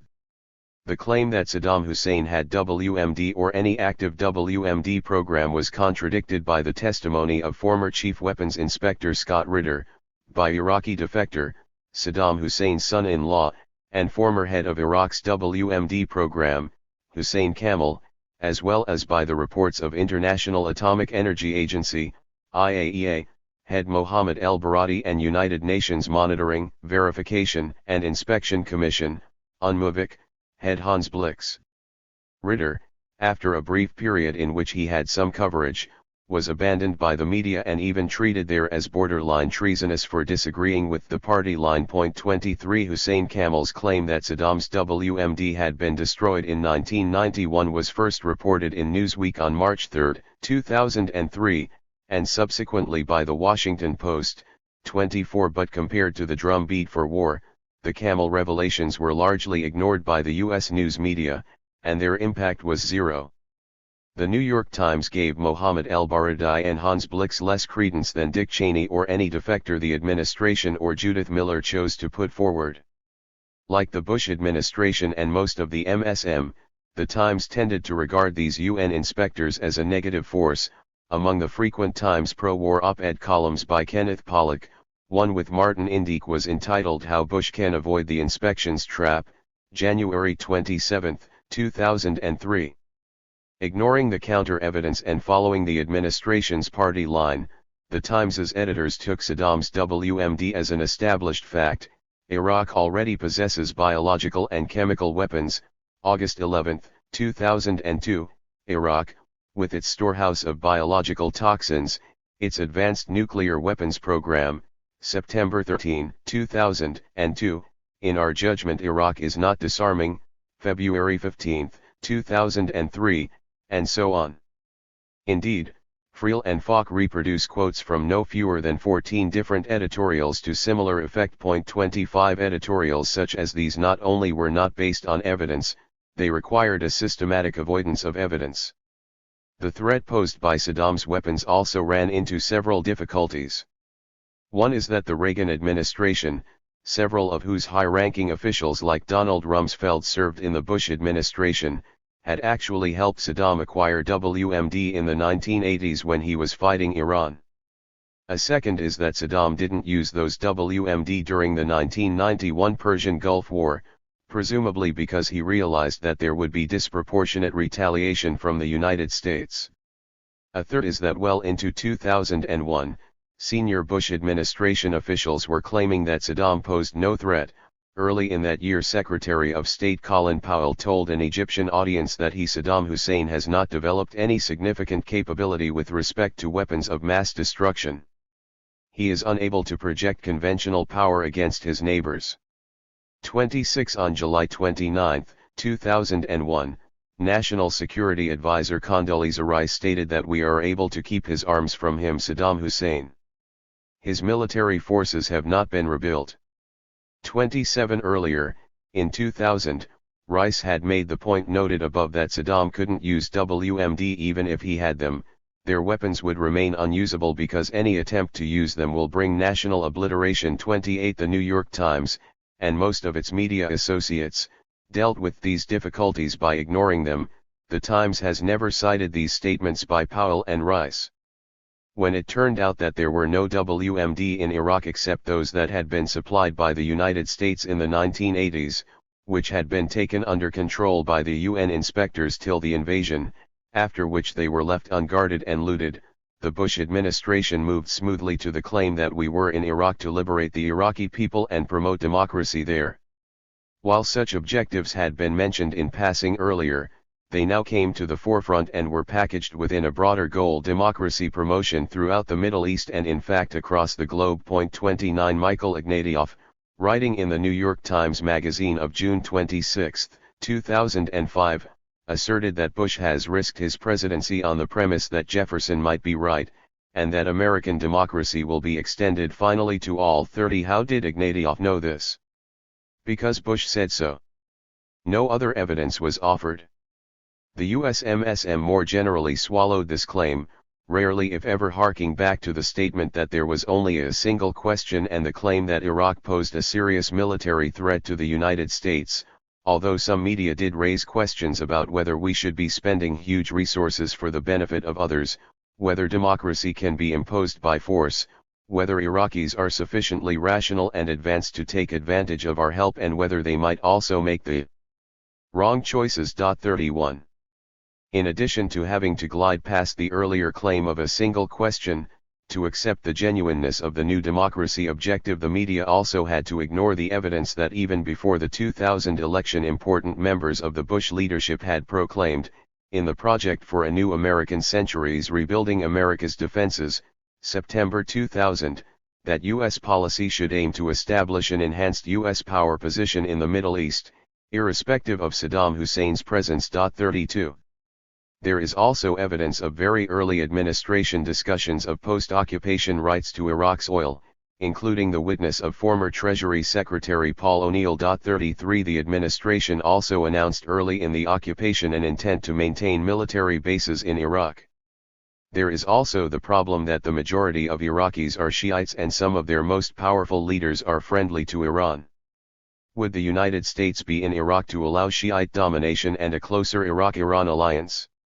These considerations all suggest that the invasion occupation was intended to yield U.S. control, possibly with a democratic facade, but certainly not real democracy and free choice for Iraqis. But it is also clear that the Bush administration aimed first for an Iraqi government that wasn't even much of a democratic facade. It would have liked a controllable Saddam-like ruler, as the Bush I administration would have liked back in 1991-34, and that aim would have been met by their initial choice of leader, the expatriate felon and disinformationist Ahmed Chalabi. As Juan Cole pointed out, if it had been up to Bush, Iraq would have been a soft dictatorship under Chalabi, or would have had stage-managed elections with an electorate consisting of a handful of pro-American notables. 35 Eventually, elections were held, but only after the administration had tried very hard to avoid them in favor of U.S. appointed Iraqi leaders or indirect elections through pre-selected power groups. 36 As the Financial Times noted, the January 2005 elections took place only because of the insistence of the Grand Ayatollah Ali Sistani, who vetoed 3 schemes by the U.S.-led occupation authorities to shelve or dilute them. 37 The election was essentially an ethnic census, in which the U.S. supported, and heavily funded, candidate Iyad Alawi got only 12% of the vote, and Shiite and Kurdish groups won a large majority of the seats. However, this did not make it a free election and shift of power to the Iraqis who won the election.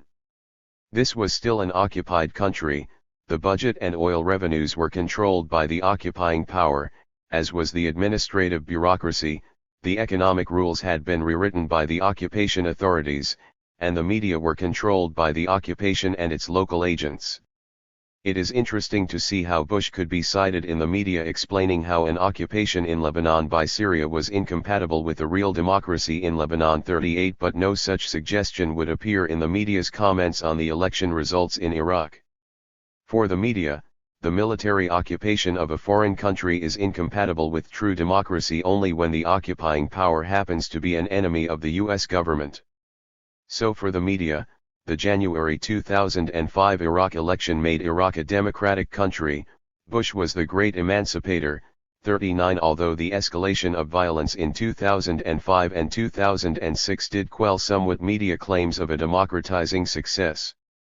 In 2008, with Bush negotiating with the Iraqi Prime Minister Nouri al-Maliki for a status of forces agreement with a possibly long stay for the U.S.'s enduring bases, along with an agreement for oil partnership deals and rights for 4 major U.S. oil companies, both long opposed by large Iraqi majorities, imperial objectives would seem to have triumphed over democracy promotion. But the U.S. MSM did not notice the contradiction or the distance traveled from the single question. The media record in covering the invasion occupation of Iraq had many other distinguishing blots, including the complete disinterest in international law. 40 The low-key treatment and normalization of massive civilian casualties, the same media that had been so focused and indignant on the much smaller casualties in Bosnia-Herzegovina, the swallowing of a series of Pentagon propaganda lies, the alleged heroism and mistreatment of Jessica Lynch, the heroic death of Pat Tillman, the lagged and modest interest in rendition and the torture gulag, and wide substitution of the word abuse for torture. 41 And the reluctant and low-key treatment of the Downing Street memo, allegedly old news although confirming Bush lies that had not been so described by the MSM at the time. 42 One of the more embarrassing disclosures testifying to media failure, except as agents of propaganda, has been the level of public ignorance shown in polls, with about half of the U.S. public in 2002 to 2005 believing that Iraq had provided substantial support to al-Qaeda and possessed WMD, or at least had a major WMD program. 43 Interestingly, large majorities said that the United States shouldn't have gone to war if Iraq didn't have such weapons or provide aid to al-Qaeda, so that the MSM's cooperation with the Bush administration in putting over their lies was essential war propaganda service. Iran's weapons of mass destruction and threat. In the wake of mounting and ultimately incontestable evidence that during the US and British government's year-long build-up towards their March 2003 Iraq War, the New York Times and Washington Post had funneled Bush's and Blair's pro-war propaganda along to their readers. Both these newspapers published quasi-apologies in 2004. 44 We have examined the failings of American and Allied intelligence, especially on the issue of Iraq's weapons and possible Iraqi connections to international terrorists, the editorial voice of the Times stated. We have found a number of instances of coverage that was not as rigorous as it should have been. Looking back, we wish we had been more aggressive in re-examining the claims as new evidence emerged or failed to emerge. But long before the Times, Post, and other media began to issue these weak and understated admissions that they had pushed official claims too hard and given inadequate attention to counter-evidence, They had already begun performing in exactly the same mode as the US government turned its attention to an alleged nuclear weapons program in Iran. Once again a state was targeted and demonized, and here alleged to be developing nuclear weapons in violation of its commitments under the Nuclear Non-Proliferation Treaty 45. Once again an inspections process was initiated under the auspices of the IAEA by the United States to harass the targeted state and to mobilize its own population and the international community to justify another attack and attempted regime change. And once again the MSM got on board, following the official spin about a nuclear weapons threat almost without deviation, ignoring the inconvenient context of U.S. nuclear policy and political opportunism, and the locus of the real threats of mushrooms clouds.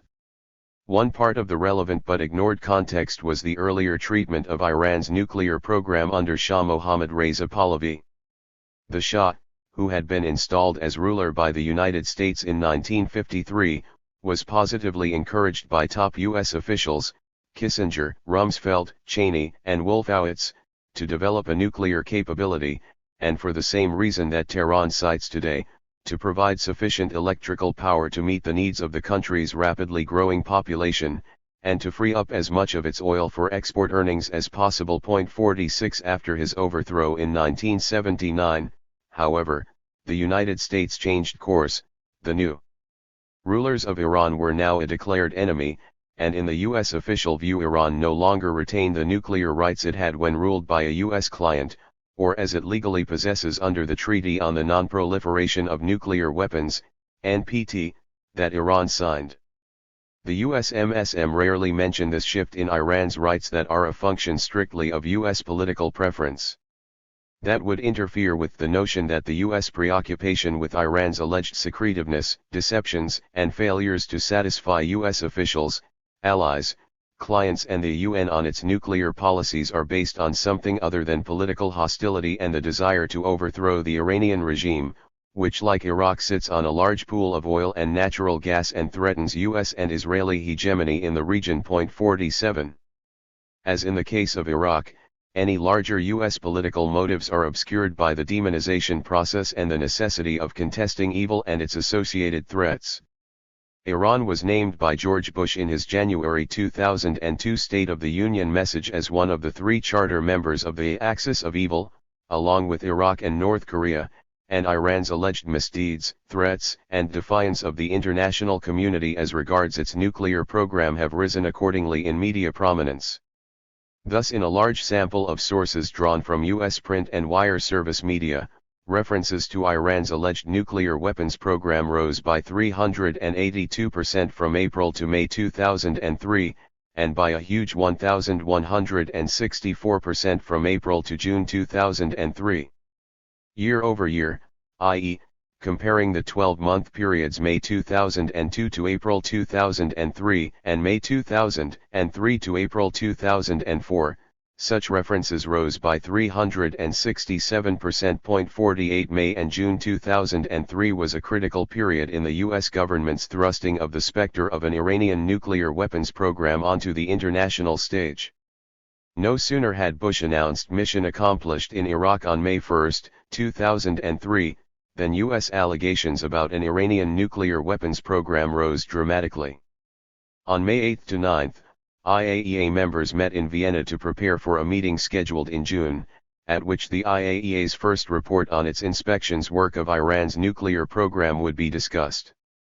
Also on May 8, the New York Times published a major front-page article detailing allegations from anonymous U.S. officials that Iran's nuclear facility at Natanz is so obviously a weapons facility that Iran stands in violation of the NPT and could lead to punitive action by the United Nations, adding pressure on Iran, which is already nervous about American troops in Iraq. 49 The explosive growth in coverage of these allegations was accompanied by strongly expressed fears and proposed actions regarding Iran's nuclear program.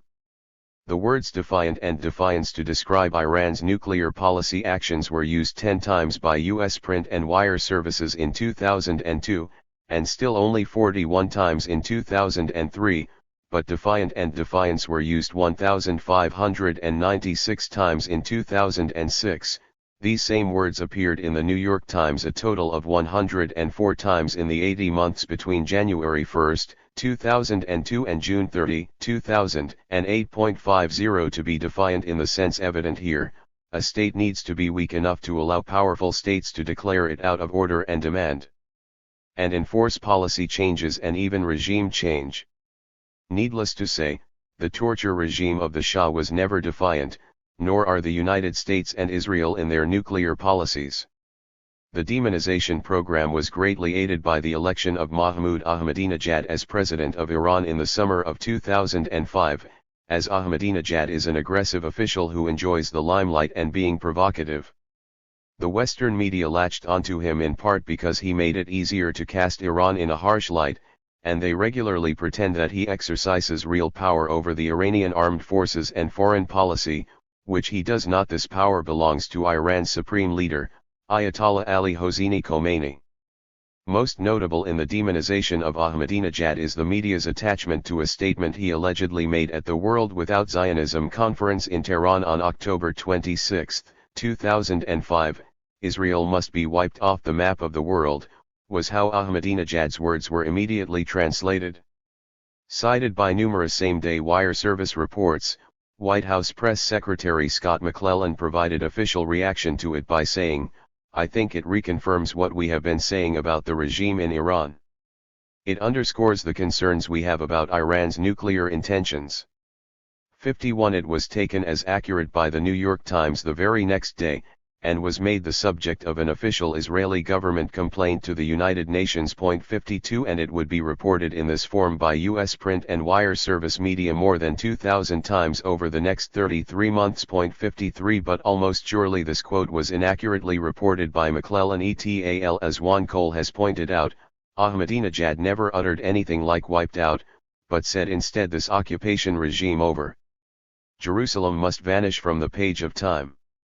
54 Ahmadinejad was paraphrasing Khomeini, who years ago said that Israel must vanish from the pages of time. Both were speaking of regime change, not extermination, and neither Khomeini nor Ahmadinejad came close to suggesting that Iran itself was threatening the existence of Israel or even pursuing regime change in Jerusalem. But the quote, mistranslated, was a handy instrument of demonization and threat inflation. Another part of the context that the MSM bypass is the fact that the United States itself is in serious violation of the NPT, and that for most of the world it poses, along with Israel, a serious nuclear weapons threat. In becoming a party to the NPT back in 1968, the United States, along with the other four declared nuclear weapons states China, France, the Soviet Union, and the UK, assumed the obligation to pursue negotiations in good faith on effective measures relating to cessation of the nuclear arms race and to nuclear disarmament, as well as a new and more comprehensive treaty on general and complete disarmament under strict and effective international control. The declared nuclear weapons states also pledged to facilitate the development of the applications of nuclear energy for peaceful purposes, especially in the territories of non-nuclear weapon states party to the treaty, with due consideration for the needs of the developing areas of the world. 55 The United States has violated all such promises. It has never made any move to eliminate its peerless nuclear weapons and means of delivery, and, to the contrary, has explicitly proclaimed them to be an integral component of its power projection and weapons plans for the future.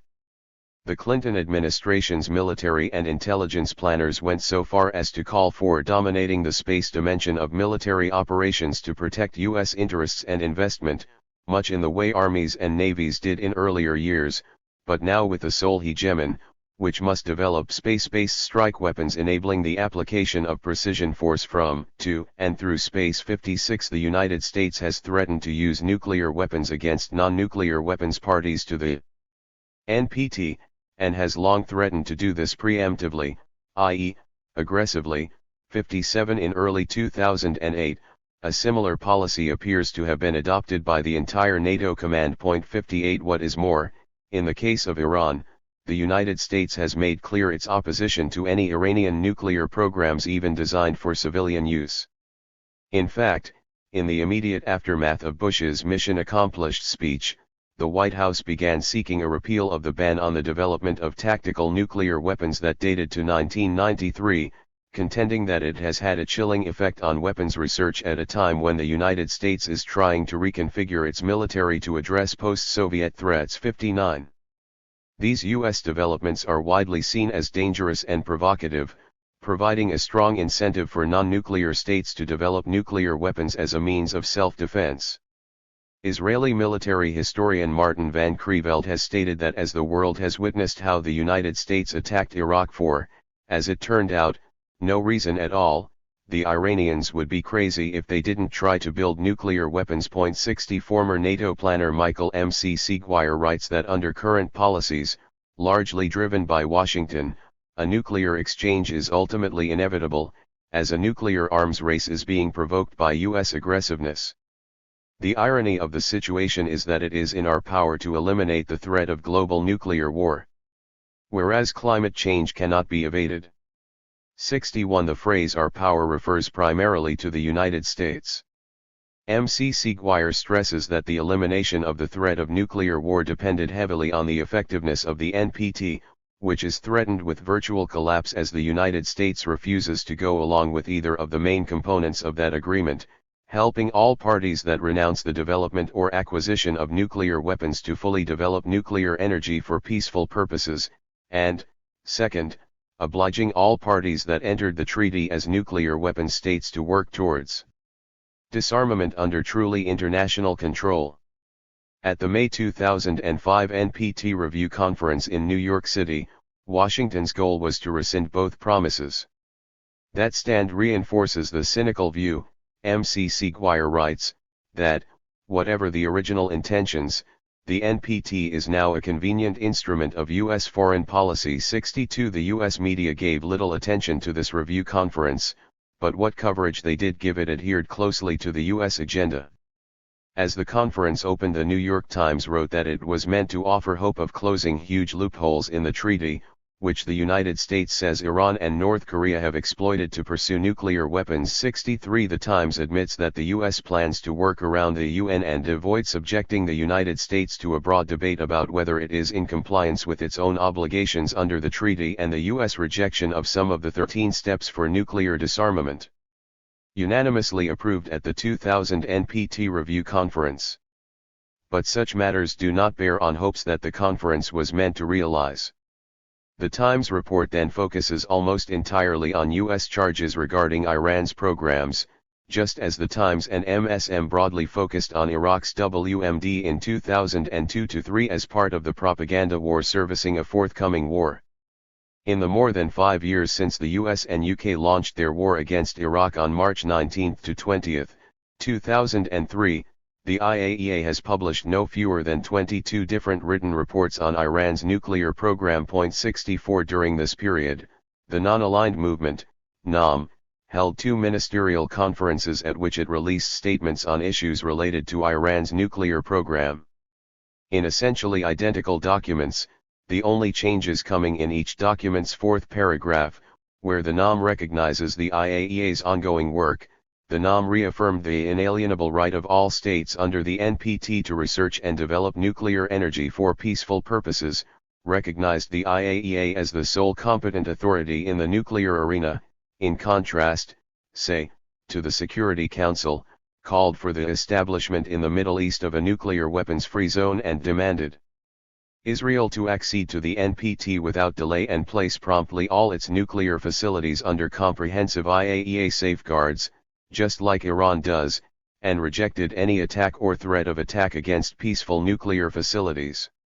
A possible US and Israeli attack on Iran's facilities having loomed increasingly large for the past 2 or 3 years. The NAM's far-reaching reaffirmations of the expressed principles of international order were never quoted by any major US print media.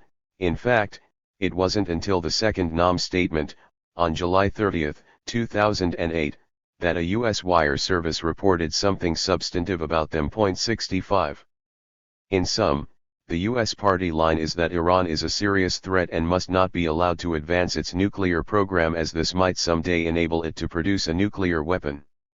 The fact that the United States is violating the NPT and that Israel refuses to sign up to the NPT and has secretly built a nuclear weapons arsenal, may be seen as a problem by the Noam and ordinary citizens across the globe, but they are not seen as problematic in Washington or among its clients, and hence are not issues for the MSM. Condoleezza Rice's acknowledgement several years before the plan to attack Iraq, that Iraq couldn't use any WMD because it would be annihilated in response, also applies to Iran. Any bomb that it acquired would only be meaningful, if at all, for self-defense. But that cannot be acknowledged today as it denies the existential threat of an Iranian bomb that services war makers today, just as Iraq's non-existent WMD served them in 2002-3, and of course the Iranian bomb doesn't exist either and may never come into being. So the point is not made in the MSM, as they continue their state service. Concluding note. Regrettably, the propaganda model still works well, with the MSM performance before and during the Iraq invasion occupation, and in readying the US public for an attack on Iran, showing them to be reliable members of the war-making team, even in these cases where the wars are based on lies and threat inflation. As in the past, the MSM are members of the corporate community and serve that community and its elite. The second superpower, public opinion, and the dissident media, continue to grow and fight back, but at this point in history they are overmatched by the dominant media and have not been able to stop the militarization and serial wars, and neoliberal policies, now being pursued by the US, and UK, establishment. We can only hope that that second superpower can organize and triumph before the establishment brings irremediable disaster, nuclear war, economic collapse, or environmental catastrophe. Edward S. Herman. Appendix 1. The U.S. official observers in Guatemala, July 1 to 2, 1984.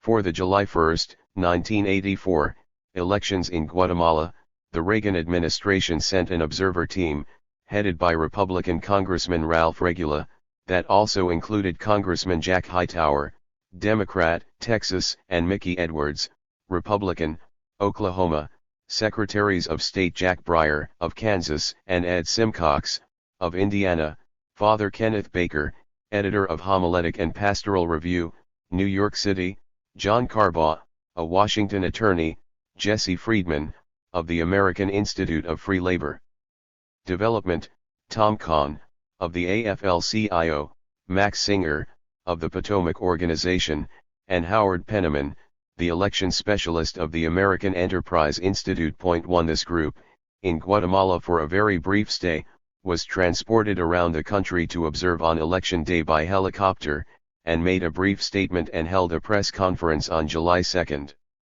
That statement and the press conference proceedings were released by the U.S. Embassy in Guatemala City on July 18, 1984, and form the basis for the discussion below. Although Guatemala had been assailed by human rights organizations for years for political murder on a vast scale and record-breaking numbers of disappeared, the words murder and disappeared do not appear in the remarks of any of the 10 observers who spoke at the press conference. Other words or phrases never uttered were national security doctrine, law of illicit association, state terrorism, death squad, massacre, torture, forced relocations, civil defense patrols, freedom of the press, or voting requirement. None of the observers doubted the authenticity of positive responses by Guatemalan peasants to questions by non-Spanish speaking foreigners flown in by helicopter in a country subject to military occupation. All of the observers felt quite capable of assessing the true feelings of the Guatemalan people on the basis of long lines, facial expressions, and a handful of responses to visitors under official protection. There was no dissent among the observers from the conclusion that the election was fair, inspiring, a testimonial to the eagerness of the Guatemalan people to participate and express their patriotic sentiments, and a first step toward democracy. No demonstration election cliché was omitted, history was blacked out, and no basic condition of a free election was examined by the observers. Let us sample a few of the clichés offered by these Guatemalan election observers. 1. People full of hope, very positive start. This was a dynamic beginning. A first step, according to delegation head Ralph Regula. Father Kenneth Baker found a great sense of hope for the future. The spirit of hopefulness. Jack Breyer also observed a spirit of hopefulness about the future, but not necessarily confidence in whatever actions may come about as a result of the elections. This is a very nuanced distinction that Breyer was able to make on the basis of translated brief answers by a few voters. Tom Kahn claimed that many of the workers whom we spoke to on the voting lines told us that they had great hope, that this was a first step. Kahn was asked during the press conference whether he had visited any of the embattled Coca-Cola workers. He hadn't. Neither Kahn nor his Eiffel colleague, Jesse Friedman, mentioned the enormous decline in union membership or the decimation of union leadership by murder. Two long lines, patient voters. The observers were deeply impressed with the way the people patiently waited to vote, Regula. Howard Penniman noted the extraordinary patience of the people voting. Ed Simcox pointed out that the voters did go out, they formed lines very early in the morning, they waited in some instances 2, 3, 4 hours to go up and vote. According to Congressman Hightower, the thing that impressed us instantly was the long lines. Tom Kahn was impressed with the calm and order which prevailed around the voting tables. Long lines and patient voters are quite compatible with voting by a terrorized population desiring mainly to survive. The official observers, who never once mention the record of spectacular state terror in Guatemala, merely postulate that voters who get in line and wait patiently do so for reasons that are benign. 3. The patriotic imperative. The main theme of this observer team is that the voters are eager to vote as good patriots, loyal to the militarized terrorist state that Ronald Reagan and the State Department find acceptable. Max Singer says that I did sense that Guatemalans feel that voting is important to them.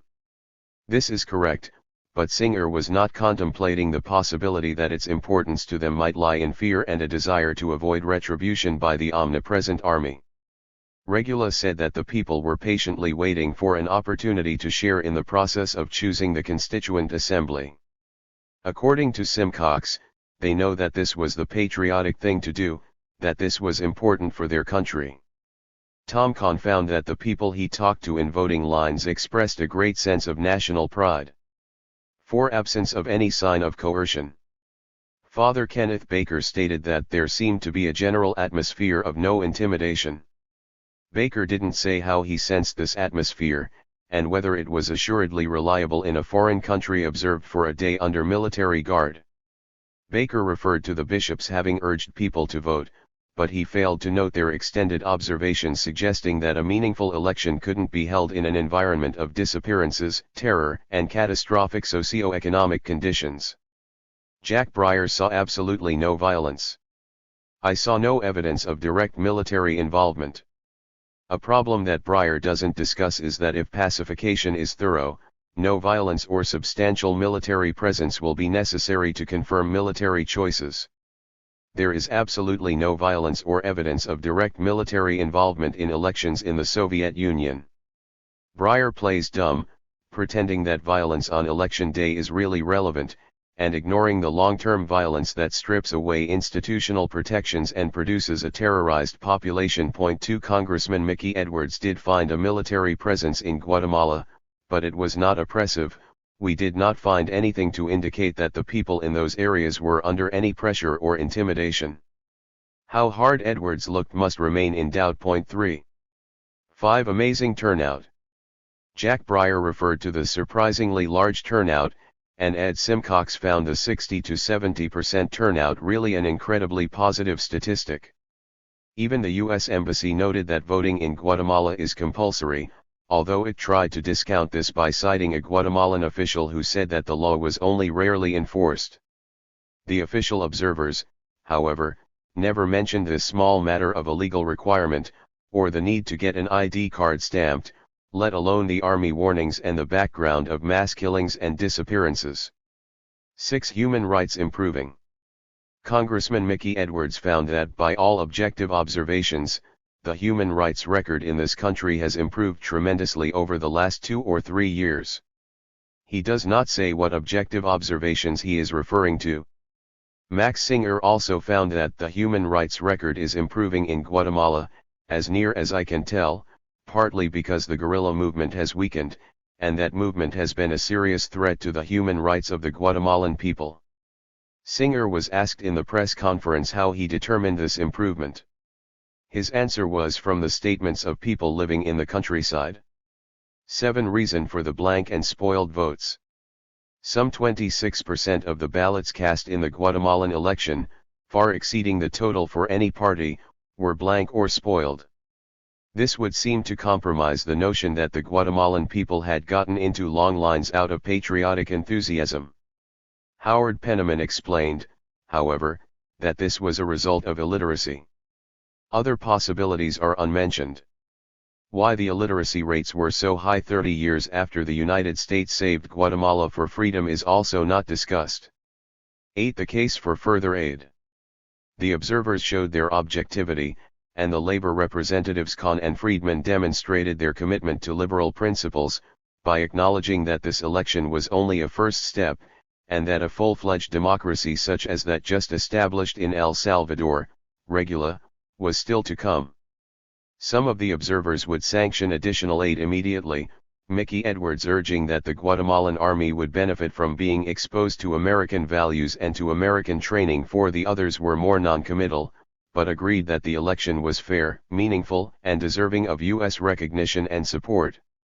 In sum, this was a caricature of observation, but a fairly typical performance of U.S. official observers.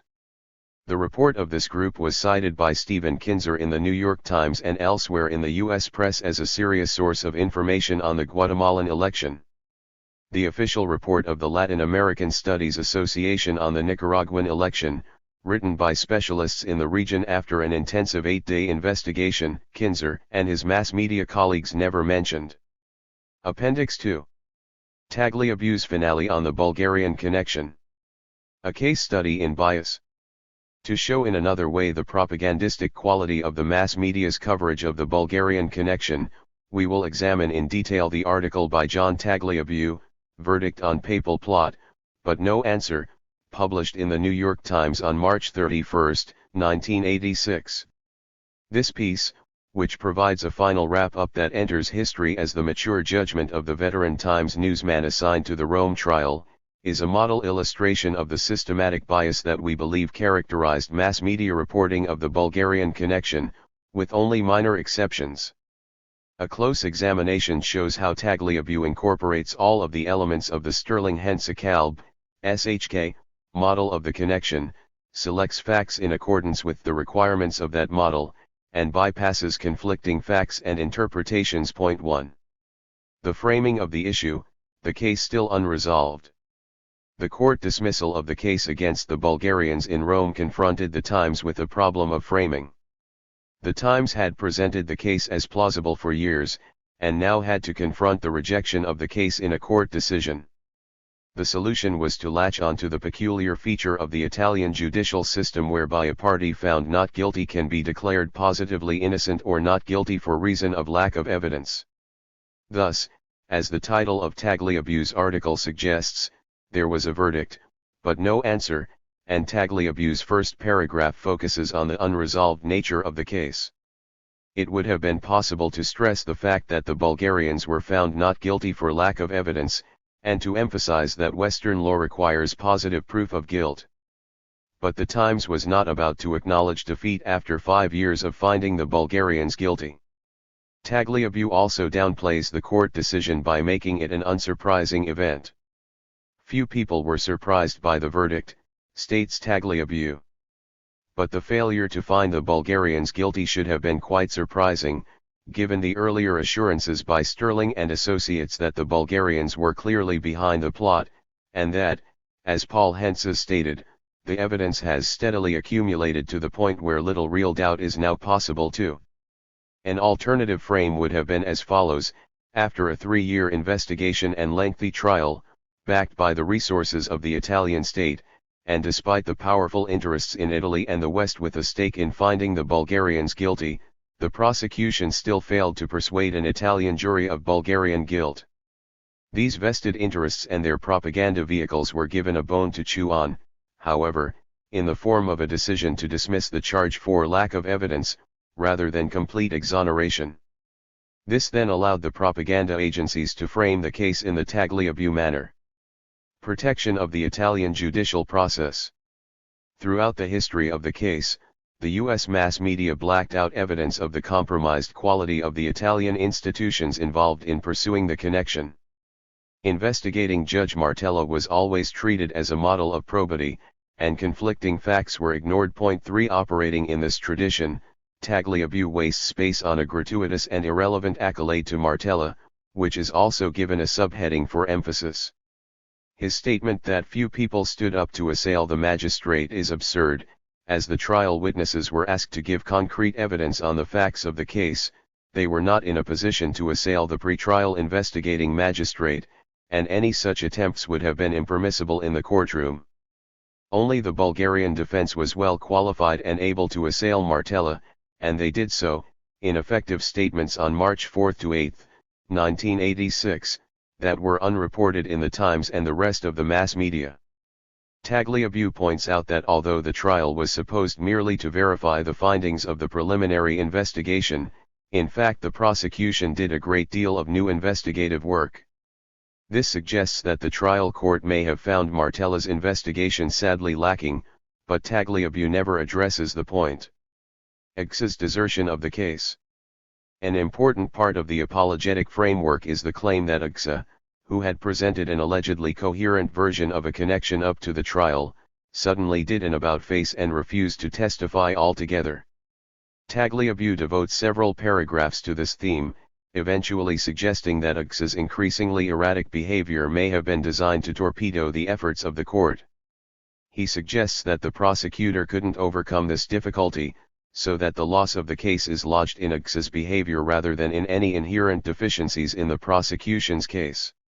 In reality, X's claims emerged very slowly and contradictorily, with dozens of retractions that, taken together, are best explained by coaching, outside information, and guesses by X as to what Martella and the press would like to hear. There is no reason to believe that X ever offered or settled upon a coherent version of a Bulgarian connection. On the contrary, it appears that his version changed continually, and that the final result in Martella's report was Martella's own arbitrary synthesis. Point 4. The claim that X became more erratic during the trial is also not based on evidence. X's persistently erratic behavior was obscured by the secrecy of his earlier testimony, but it is clear from the Martella report that he was already claiming to be Jesus and displaying other symptoms of irrationality. Furthermore, Tagliabue's statement that X refused to cooperate during the trial is false. X periodically withdrew from the proceedings when his testimony became too incoherent, but he always returned to the stand, and he answered a vast number of questions.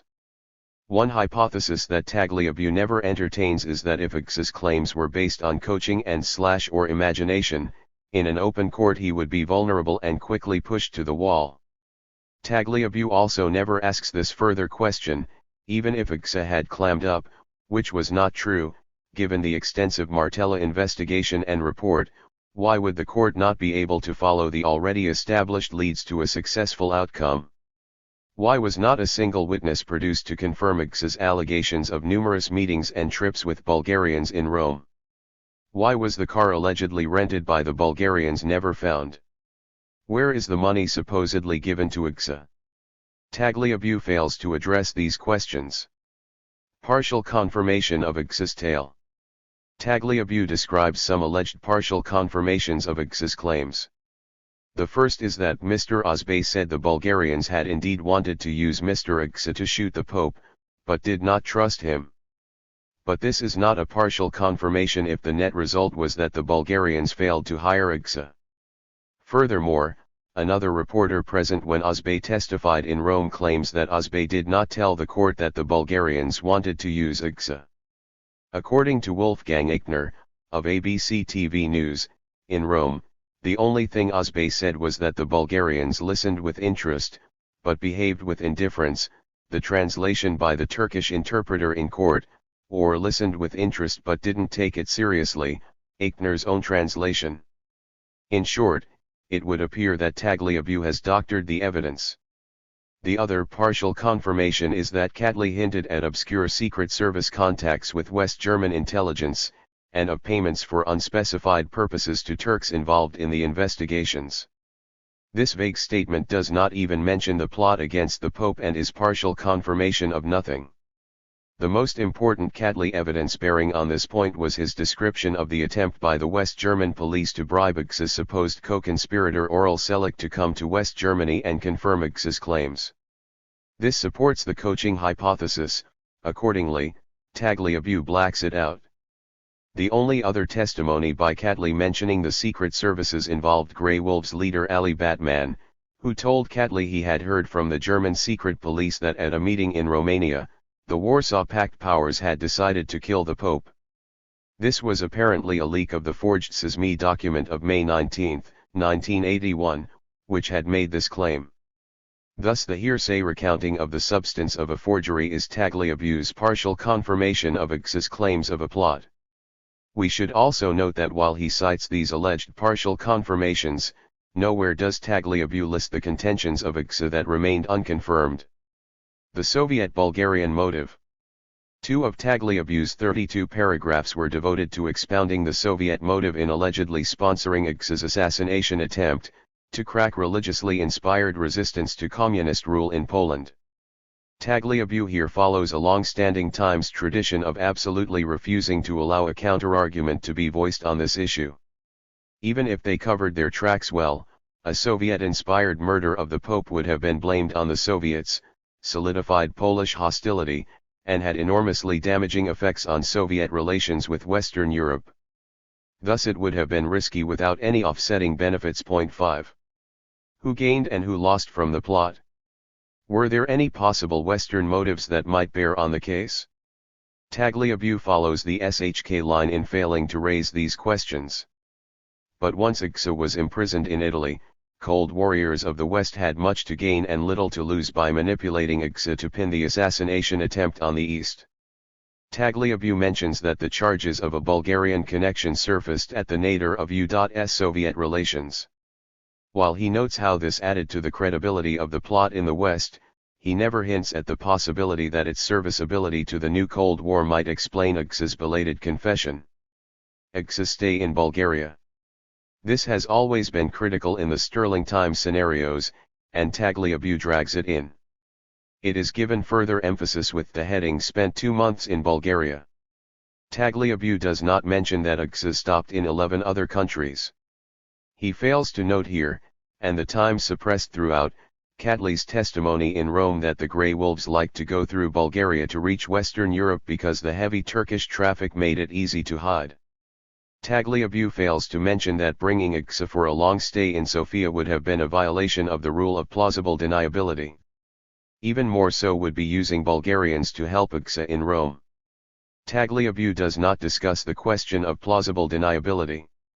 He also fails to note that if X had stayed in Sofia for a while, this would allow a prima facie case to be made by a Western propagandist that the East was behind the shooting, and could provide the basic materials for working X over for the desired confession. Bulgarian involvement in Turkey. Tagliabue asserts that the Bulgarians were purportedly supporting both the extreme left and right in Turkey to promote instability in a conflict that pitted violent leftist terrorists against their counterparts on the right. This is a sterling myth, with Tagliabue hiding behind purportedly to allow him to pass off myth as purported evidence. The equating of left and right in the Turkish violence of the 1970s is false. The great majority of violent attacks were launched by the Grey Wolves, under the protection of the police and military. Tagliabue also fails to discuss the fact that the extreme right actually participated in the government in 1977 and had extensive links to the army and intelligence services. The claim of Bulgarian support for both the right and left has never been supported by evidence. Tagliabue never mentions that the United States had more than purported links with the Turkish army, the secret services, and the fascist Nationalist Action Party, and that the terrorist events of the late 1970s eventually served U.S. interests well. Key question: how X knew so much? The key question for Tagliabue is how X knew what he knew and when he knew it.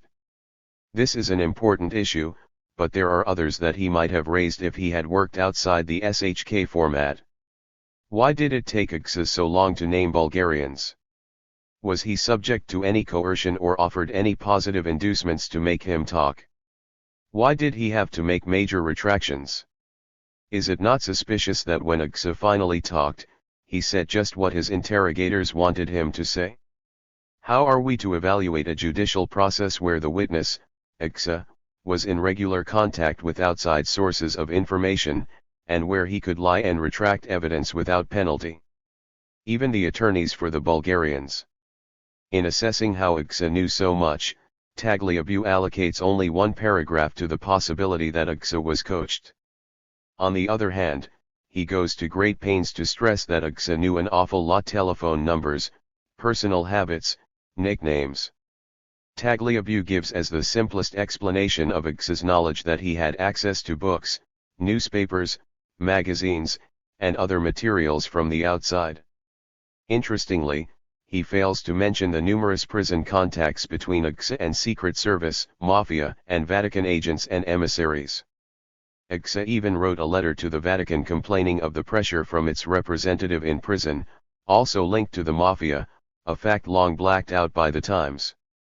These visits would point to the ease with which Igsa could have been fed information while in prison. Tagliabue will not admit facts that get into this dangerous territory. A major question is how Igsa knew details about Antonov's apartment when he later admitted to Martella that he had never been there. The Bulgarians and Antonov's defense went to great pains to prove that the information Igsa provided about Antonov's apartment had never been divulged in the media before Igsa enumerated the details. This implied coaching, as did a mistake in identification where Igsa described a characteristic of Antonov's apartment that fitted other apartments in the building, but not Antonov's. Tagliabue says that even the attorneys for the Bulgarians acknowledge that Igsa named things not available through reading the papers, as if they were conceding a point, not making a devastating case for coaching. Newspaper work couldn't be more dishonest than this. The more sinister view. In a single, late paragraph devoted to the possibility of coaching, Tagliabue merely asserts it as a claim, without providing a single supportive point of evidence, although there are many points. 6 He uses a double propagandist's put down, ironically designating the coaching hypothesis as the more sinister view, and stating that it is espoused by critics of the case on the political left, including Soviet bloc governments. Even Tagliabue, in his earlier news reports, had mentioned Mafia official Giovanni Pandico's statement in Italy outlining a scenario of coaching at which he claimed to be present, but Tagliabue doesn't even cite this or any other documents or facts that lend support to the coaching hypothesis. He sticks to the ingredients that fit the SHK format: good Martella, Igsa the betrayer of the case, the Soviet motive, Igsa's visit to Bulgaria, and his knowledge of details. All other materials are designated sinister or blacked out to enhance the credibility of the party line. Igsa helped the Bulgarians. Tagliabue closes his article with a quote from Igsa's attorney that the Bulgarians should be thankful to Igsa. This reiterates one of Tagliabue's preferred themes, that Igsa deliberately blew the case. This is derived from Sterling's theory that Igsa's vacillations were really signals to the Bulgarians, alternately threatening and rewarding them, but aiming at getting them to help him out of jail. In his earlier articles Tagliabue followed this line, and it is implicit in this summing up article, although it is a wholly unproven Sterling gimmick. Point 7 What was Igsa bargaining for in the trial? Did he expect the Bulgarians to spring him to admit their own involvement in the case by arranging a deal for his release? And if he was sabotaging the case in order to win favor with the Bulgarians, and since the Bulgarians obviously refused to respond, why did he not finally decide to do them injury? Tagliabue never addresses these points. In sum, this is a model case of propaganda under the guise of news or news analysis. In this instance there are a number of lies, but these are less important than the other systematic distortions. Tagliabue and the Times frame the issue in terms of probable Bulgarian guilt and the factors that caused the case to be lost, exclusive of those suggesting that there was no case to begin with. They refuse to discuss the failure to obtain confirmation of any factual claims of meetings or deals with Bulgarians. They fail to discuss or even to mention problems of plausible deniability. They reiterate the elements of the preferred SHK model without noting the illogic or the incompatible facts. They ignore evidence that would support the coaching model. They use invidious language only for the disfavored line of argument and spokespersons, manipulating words and bending evidence to the desired end. This article should be perfect for classroom use in courses on propaganda, media bias, and related subjects. Appendix 3. Braestrup's Big Story. Some Freedom House exclusives. In the Tet Offensive, p. 196, we considered the example that has regularly been put forth to substantiate the charge that the media adopt an adversarial stance with regard to established power coverage of the Tet Offensive and the Freedom House study on which this charge is based. As we saw, in this case too the behavior of the media conforms to the expectations of the propaganda model, and the major theses advanced in the Freedom House study are refuted even by their own evidence. What remains of their charge is the possibility that media coverage of the Tet Offensive was technically incompetent, although subordinated to elite requirements. Turning to a closer examination of this charge, we find that the shoe is on the other foot. When Freedom House exclusives are corrected, the performance of the media appears quite creditable, while the incompetence of the Freedom House study is seen to transcend even the level already demonstrated. That this study has been taken seriously, and permitted to set much of the agenda for subsequent discussion, is a most intriguing fact. According to Freedom House, television commentary and Newsweek are the worst offenders in this extreme case of journalistic incompetence, so let us begin by reviewing some of their sins. One example to which Braestrup reverts several times is Walter Cronkite's much publicized half-hour CBS special on the war on February 27, Big Story, I. 158. According to Braestrup, Cronkite's assessment here is that U.S. troops would have to garrison the countryside, I. 645. In his foreword, Leonard Sussman properly observes that we do not expect the reader to accept on faith our various analyses or judgments, and so the complete texts of many of the reports discussed are presented, primarily in Volume 2, I. X. Following his advice, we turn to Volume 2, where we find the complete text of Cronkite's special, 18 off. There is not even a remote hint of the assessment that Braestrup attributes to him. In this important special, Braestrup claims, in effect, Cronkite seemed to say, the ruins, the refugees, the disruption of pacification that came at Tet added up to a defeat for the Allies that would force President Johnson to the negotiating table, I. 158. Cronkite says nothing of the kind. He reports that there are doubts about the measure of success or setback, noting accurately that the experts do not agree on the objectives or on the amount of success the communists had in achieving them. They failed in many of their aims, but in a third phase the enemy might recoup what he lost in the first two phases. In what he calls a speculative, personal, subjective judgment, Cronkite states that he is not sure who won and who lost, or to what extent. He concludes that the United States is probably mired in stalemate, and that historians may conclude that the Tet battle was a draw. To suggest we are on the edge of defeat is to yield to unreasonable pessimism. He does not say that Johnson will be forced to the negotiating table by a defeat, but rather that if indeed there is a stalemate, then the only rational way out then will be to negotiate, not as victors, but as an honorable people who lived up to their pledge to defend democracy, and did the best they could.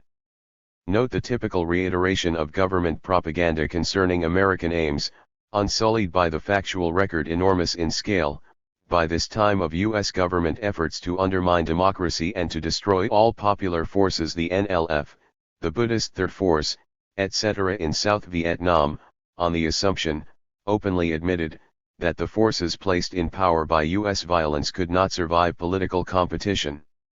Recall also that in these comments that Freedom House derides, Cronkite reaches essentially the same conclusion as did the chairman of the Joint Chiefs of Staff, General Wheeler, in his summary to the President on the same day as Cronkite's broadcast, and the President's advisers a month later.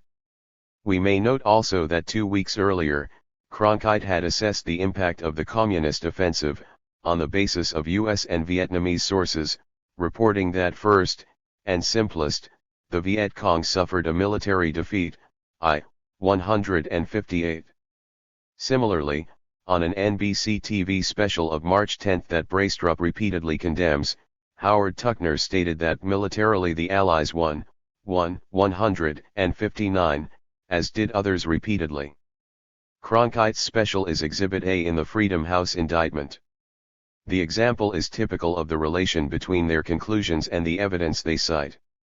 Braistrup refers to a television comment by Robert Chuckney on February 28 for which he gives the following paraphrase: "In short, the United States would now have to take over the whole war, including the permanently damaged pacification program, because of Saigon's failures, I-562-63. Braistrup claims further that Jackson attributed this argument to Robert Comer. This he calls a CBS exclusive, his standard term of derision. In fact, this argument is yet another Freedom House exclusive. What Jackson said, according to Braistrup, is that it was likely that Comer was in Washington with General Wheeler to ask for more troops to help get the Vietnam pacification program back on the road. The preceding day, Wheeler had requested that the troop level be raised from 525,000 to 731,756, one primary concern being that there is no doubt that the RD program pacification has suffered a severe setback, that to a large extent the VC now control the countryside, and that U.S. forces will be required in a number of places to assist and encourage the Vietnamese army to leave the cities and towns and re-enter the country. While Braistrup's version of Jackson's argument has little resemblance to the actual words he attributes to Jackson, these words were, if anything, understated. Braistrup then goes on to claim that Cronkite used the same argument almost verbatim, but with an even stronger conclusion in a February 28 radio broadcast. There is no hint in the actual broadcast of Braistrup's argument. The closest Cronkite came to this argument is his statement that presumably, Ambassador Comer told a sad tale to President Johnson. Braistrup's emphasis. Cronkite then repeated accurately the basic facts presented by Comer in a briefing 4 days earlier. He concluded that it seems likely that today Ambassador Comer asked President Johnson for more American troops so that we can permanently occupy the hamlets and fulfill the promise of security to their residents, a promise the Vietnamese alone apparently cannot honor, the NLF not being Vietnamese, as usual. Apart from the tacit assumption of the propaganda system that the villagers yearn for the fulfillment of this promise of security from the NLF, Cronkite's speculation that U.S. troops would have to fulfill a promise that ARVN alone apparently could not honor hardly seems unreasonable. 3 days after General Westmoreland had stated that additional U.S. forces would probably be required, 159, and that with them we could more effectively deny the enemy his objectives, 4 days after. Comer had described the Tet Offensive as a considerable setback to pacification, a day after Cronkite had presented a television interview with Captain Donald Jones, Deputy Pacification Advisor for the district regarded as the Bowl of Pacification, who said that for most of the district, pacification does not exist, and travel there is impossible. CBS TV special of February 27, cited above. And 1 day after General Wheeler had asked for a huge troop increase justified in part by the need to overcome the fact that to a large extent the VC now control the countryside. Television and radio are not alone in being subjected to Freedom House exclusives. Here are a few examples. Exuding contempt and derision, the study informs us that no one except for George MacArthur, AP, and Don Oberdorfer, Knight, reported on what happened to Hughes civilians under Viet Cong rule, I-299. Again demonstrating his considerable gift for self-refutation, Braistrup cites reports on Viet Cong executions, kidnappings, burial of executed civilians in mass graves, etc., in Hugh under Viet Cong rule by Newsweek, UPI, Washington Post, William Ryan, Reuters, New York Times, Time, London Times, and the NBC Today Show, I, 277, 281-84, 472. On page 283, Braistrup writes that the television networks, as far as our records show, made no mention of the executions at all. On page 472, he refutes this claim, noting that on February 28, in an aftermath film report from Hugh at Battle's End, the NBC Today show hinted at the Hugh massacre with this statement: hundreds of government workers were killed and thrown into temporary graves. A rather broad hint, it would seem. The example is typical of the Freedom House style of handling evidence. In this connection, we should observe that the numerous stories on the Hugh massacre cited by Braistrup in self-refutation referred to the official allegations that 300 to 400 government officials were killed in Hugh, a considerable massacre but only 1/10 of the civilian toll in the fighting, so that it did not seem like a major story. Gareth Porter comments. He adds that what made the Hugh massacre a major story was the publicizing by U.S. Embassy propagandist Douglas Pike, who wrote a pamphlet on the subject in late 1969 at the request of the American ambassador to Saigon, Ellsworth Bunker. Pike's account was given wide coverage when it appeared and has become the basis for the standard versions since, despite the dubious source, given the fact that Pike was relying on the Saigon Political Warfare Department for most of his data, which was otherwise unverified. One might have asked for more skepticism and reserve from the press. Porter observes rather plausibly, it would seem. Porter adds that the documents made available by the U.S. mission in 1971 contradicted Pike on every major point. According to former CIA analyst Frank Snepp, the whole idea of a bloodbath was conjured out of thin air, and the stories were planted in the press by American officials to generate sympathy for the South Vietnamese abroad. In short, the careful psychological warfare program pinning the blame on the communists urged by seasoned observers, as John Lengel of AP reported from Hugh. Point 2. Presenting no evidence or argument, Braistrup accepts Pike's analysis and the U.S. government position as correct. In a footnote, he remarks that Pike's account was challenged by D. Gareth Porter, a Cornell University graduate student, admirer of the National Liberation Front, and, briefly, a Saigon resident, but dismisses this as part of a minor point of political contention. 285-86. He describes Pike, in contrast, as the independent-minded USIA specialist on the Viet Cong, 196, 3, and makes no reference to the detailed analysis of Pike's allegations that had been presented by Porter, one of the few American scholars concerned with Vietnam. Similarly, Leonard Sussman takes it as obvious, without argument, that the government position must be correct, and that the war's largest systematic execution of civilians is the responsibility of the Viet Cong, thus excluding the systematic slaughter of thousands of civilians in Hue by U.S. firepower, possibly including many of those attributed to the Viet Cong massacre. Point 4. Also unmentioned here is the curious timing of the exposures that have since become the standard version of the Hue massacre, a few days after the belated exposure of the My Lai massacre in late November 1969, when Army officers in Saigon made available newly found captured Viet Cong documents showing that Communist troops killed nearly 2,900 Vietnamese during the Hue offensive in February 1968. Officers said the documents went unnoticed in U.S. military files for 19 months until a correspondent's questions about Hue brought them to light. I know it sounds incredible, but that's the truth, one official said. Point 5. We will not attempt to explore in this review what is not so much as attempted in the Freedom House study, but merely note, once again, that we have here not a work of scholarship but rather a government propaganda tract. Max Frankel commented in the New York Times, February 11, 1968, that pressures at home and in Vietnam are thought to have raised once again the temptation of further military escalation. 584, italicized by Braistrup for emphasis as an example of raising straw men. Frankel was quite accurate in this measured statement. As Braistrup points out, Wheeler and Westmoreland agreed that it was also a good time to urge a bolder Vietnam strategy, with more troops to gain quicker results, i.e., forays into Laos, Cambodia, and possibly that part of North Vietnam just above the DMZ. Why then the straw man charge? Because, Braystrup objects, escalation was hardly a tempting prospect for Johnson, his emphasis, hardly Frankel's point. Braystrup claims further that Frankel, in this article, suggested that escalation, notably a reserve call-up, was probable, I. 586.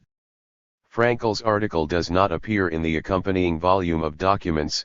Turning to it, we discover that Braystrup's claim is another Freedom House exclusive, suggested nowhere in Frankel's article, which is noteworthy only for its standard reiteration of government propaganda about the goal of bringing security to the people of South Vietnam by B-52 bombing of villages, the exploits of Task Force Barker at and around My Lai at just that time as part of the general ravaging of Quang Ngai Province, etc. After television, Newsweek is the worst offender. Let us therefore inquire further into its misdeeds. In what Braystrup describes as Newsweek's major statement on the Theo Ky regime, a March 18 feature entitled Vietnam, a Reappraisal, the journal commented accurately in an editorial entitled The Political Morass that land reform, a vital element in any effort to win the loyalty of the peasantry, has not been tackled seriously, I. 534-36, a truism familiar to everyone from the American High Command to officials in Washington. Braystrup comments, it is difficult, once again, to fathom Newsweek's logic. Surely, neither Newsweek nor the Vietnamese peasant expected the regime to tackle land reform seriously in the aftermath of Tet. It is perfectly obvious that in this reappraisal, Newsweek is referring to the general picture, not specifically to the post-Tet period of 1 month. According to Braystrup, Newsweek, throughout the February-March 1968 period, was to refer, in passing, to the Wilijip, tough North Vietnamese regulars, ominous enemy activity, and in general, to a foe without setbacks or flaws, I. 229. Turning to the facts, on March 11, Newsweek presented an analysis in which it reported that the Communists were still plagued by the confusion that is characteristic of all military operations. The report, 216F, goes on to describe inexplicable failure to blow up a crucial bridge, failure to use main forces adequately to maintain momentum, misassessment of popular moods and U.S. ARVN tactics, inadequate preparation of troops, etc., concluding that the Communists did not achieve most of their objectives. The following week's article on Khe Sanh reports a Marine view that Charlie missed his golden opportunity by bad tactics. Newsweek's picture of a foe without setbacks or flaws is another Freedom House exclusive. What of the other sins? As for the reference to the Wilijip, compare Newsweek with what Braystrup regards as the outstanding analysis by Douglas Pike, who describes Jip as a master tactician, one of the best tactical commanders of the 20th century, etc. I. 196F. On the toughness of the North Vietnamese and their ominous activity, see the regular reports of the U.S. Military Command, and an extensive literature by Vietnam veterans. Braystrup claims that one searches in vain through most of the media descriptions of the foe, even well into March 1968, for indications that the enemy's planning, tactics, execution, zeal, and weaponry were less than flawless. There were few hints in Times analyses or battlefield reporting that the foe was anything but shrewd, tenacious, ascetic, infallible, and menacing, and in this case the paper had plenty of company, I. 186, 216. Apart from flawless and infallible, further Freedom House exclusives, the adjectives can be taken from the military reports and seem unexceptionable. The claim that the media regarded the enemy as infallible is defended through pages 186 to 231, along with typical Freedom House self-refutation. Example after example to the contrary is cited, in addition to those just mentioned. The media reported that the VC undoubtedly alienated the population, as they caused indiscriminate slaughter and totally misjudged the mood of the South Vietnamese. They may be suffering a severe manpower problem and hurting badly. 6. They failed to achieve their main objectives. Captured VC got lost in Saigon and were falsely told that they would be welcomed. This appears under Braestrup's heading Television, in praise of the VC. They did not get or heed important information. And so on. All in all, hardly the picture of an infallible and flawless enemy. Note also the Freedom House assumption that a free press, militantly guarding its objectivity, should not only consider those who are resisting the U.S. attack as the enemy, the foe, etc., but must also refrain from accurately describing the enemy as tough, resolute, and courageous. To play its proper role in a free society by Freedom House standards, the media should never veer a moment from the kind of service to the state demanded and secured by force in totalitarian states, so it appears. The impact of the Freedom House study comes from the impression of massive documentation and the huge resources that were employed to obtain and analyze it. Case by case, the examples collapse on inspection. Here are a few more examples, far from exhaustive. Point 7. On pacification, TV and radio commentators went far beyond the available information to imply the dramatic worst. 3 examples are cited to prove the point. 565. Howard Tuckner, of NBC TV, reported from New York the views of U.S. intelligence officials and some U.S. officials in Vietnam correctly, as Braestrup concedes in a footnote, adding that these were the views of CIA in Washington and disheartened Junior Corps officials in Vietnam. By Freedom House standards, it is improper to cite such sources accurately. The second example is a CBS radio report criticized only for being depressed, as were pacification officials on the ground. The third example is from an NBC TV special, in which Dean Brilla says that we don't know what is happening in the rural areas but can only imagine, and that the cities are no longer secure, perhaps they never were. 8. Hardly remarkable, and far from the fevered conclusion drawn in Braestrup's paraphrase. Examples of what Braestrup calls strawman journalism abound in his own presentation. Thus he faults the media for claiming that the pacification program had been destroyed, whereas his own conclusion is that pacification, although hit hard, was not dead. It was a mixed picture, but clearly neither a military nor a psychological disaster. 716. The media regularly reported that pacification was hit hard, not dead, as his own evidence clearly shows, in contrast to the Pentagon, which took a more pessimistic view, as we shall see directly. Braestrup's strawman journalism may impress careless readers skimming the text for dramatic conclusions, but it presents no evidence and amounts to no argument. Braestrup refers sarcastically to insights into Vietnamese psychology, as when Morley Safer, watching Marines burning down huts in Cam Ne, concluded that a peasant whose home was destroyed would find it hard to believe that we are on his side. 43. How does Safer know? Perhaps the peasant enjoyed watching the flames.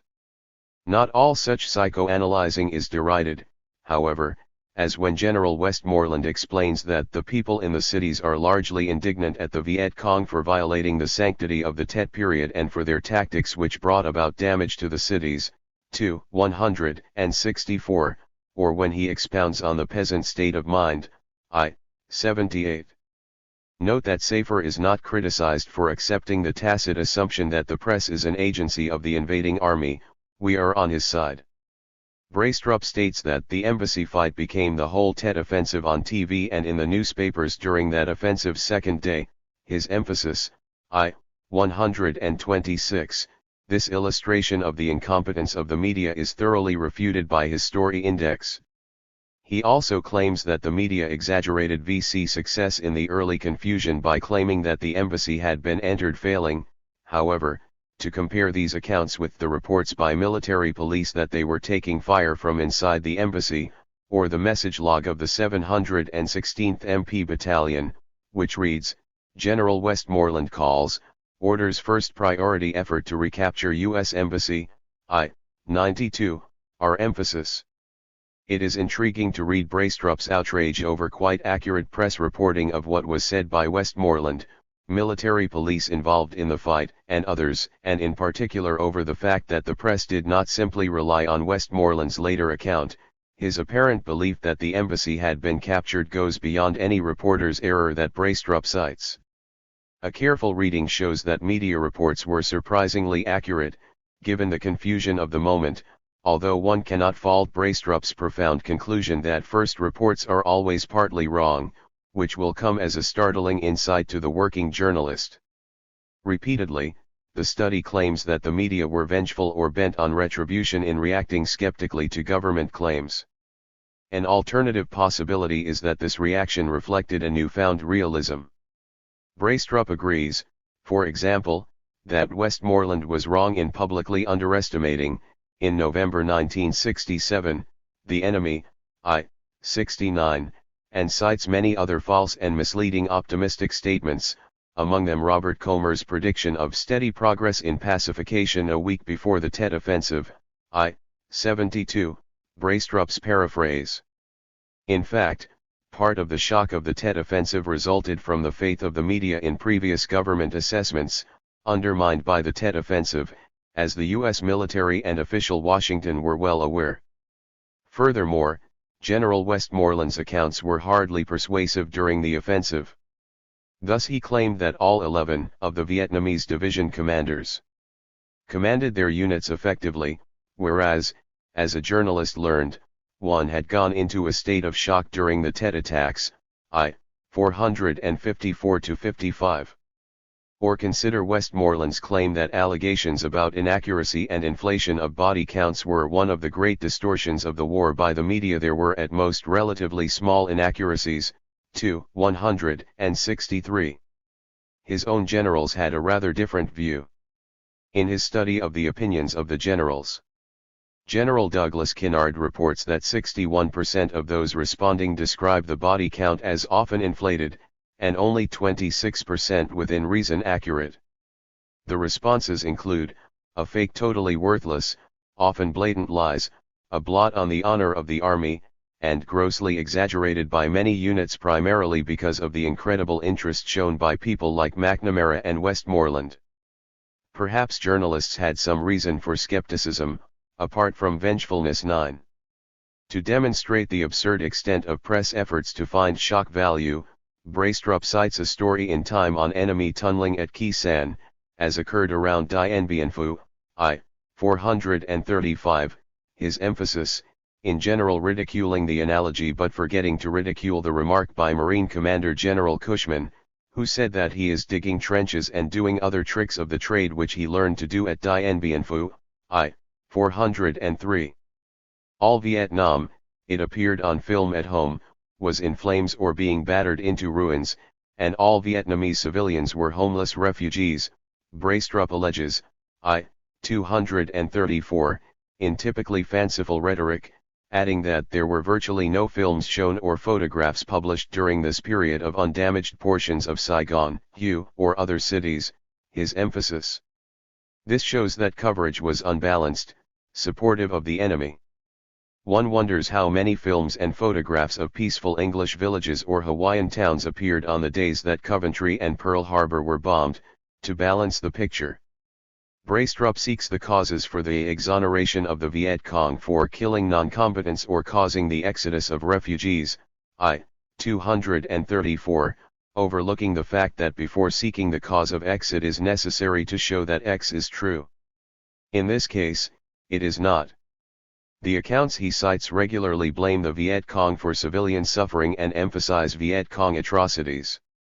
In fact, he himself points out that both Time and Newsweek put the onus on the Viet Cong in Saigon, I-246, as elsewhere. Newsweek titled an article "The VC's Week of Terror," February 12, and described VC terror squads executing civilians in Saigon, I-490. Typically, the media blamed the Viet Cong for having brought bullets and bombs into the very midst of heavily populated areas, causing indiscriminate slaughter of civilians caught in the crossfire and making homeless twice over the refugees who had fled to the cities for safety. Time, I-246, adopting the position of U.S. government propaganda that the enemy is to blame if the United States kills and destroys, and failing to add that the refugees had fled to the cities for safety from massive U.S. violence and that such refugee generation was explicit policy. Point 10 In the New York Times, Charles Moore wrote that in one sense the Viet Cong have been responsible for civilian deaths by launching the urban attacks, citing American officials who are sure that the population will be bitter about the guerrillas because of their callous disregard for human life. 243. Meanwhile, AP, The Washington Post, NBC, and others reported Viet Cong causing destruction, using civilians as shields, preventing civilians from fleeing attack, murdering civilians, etc., often on the basis of flimsy evidence that would elicit much Freedom House derision if used to support accounts of American atrocities.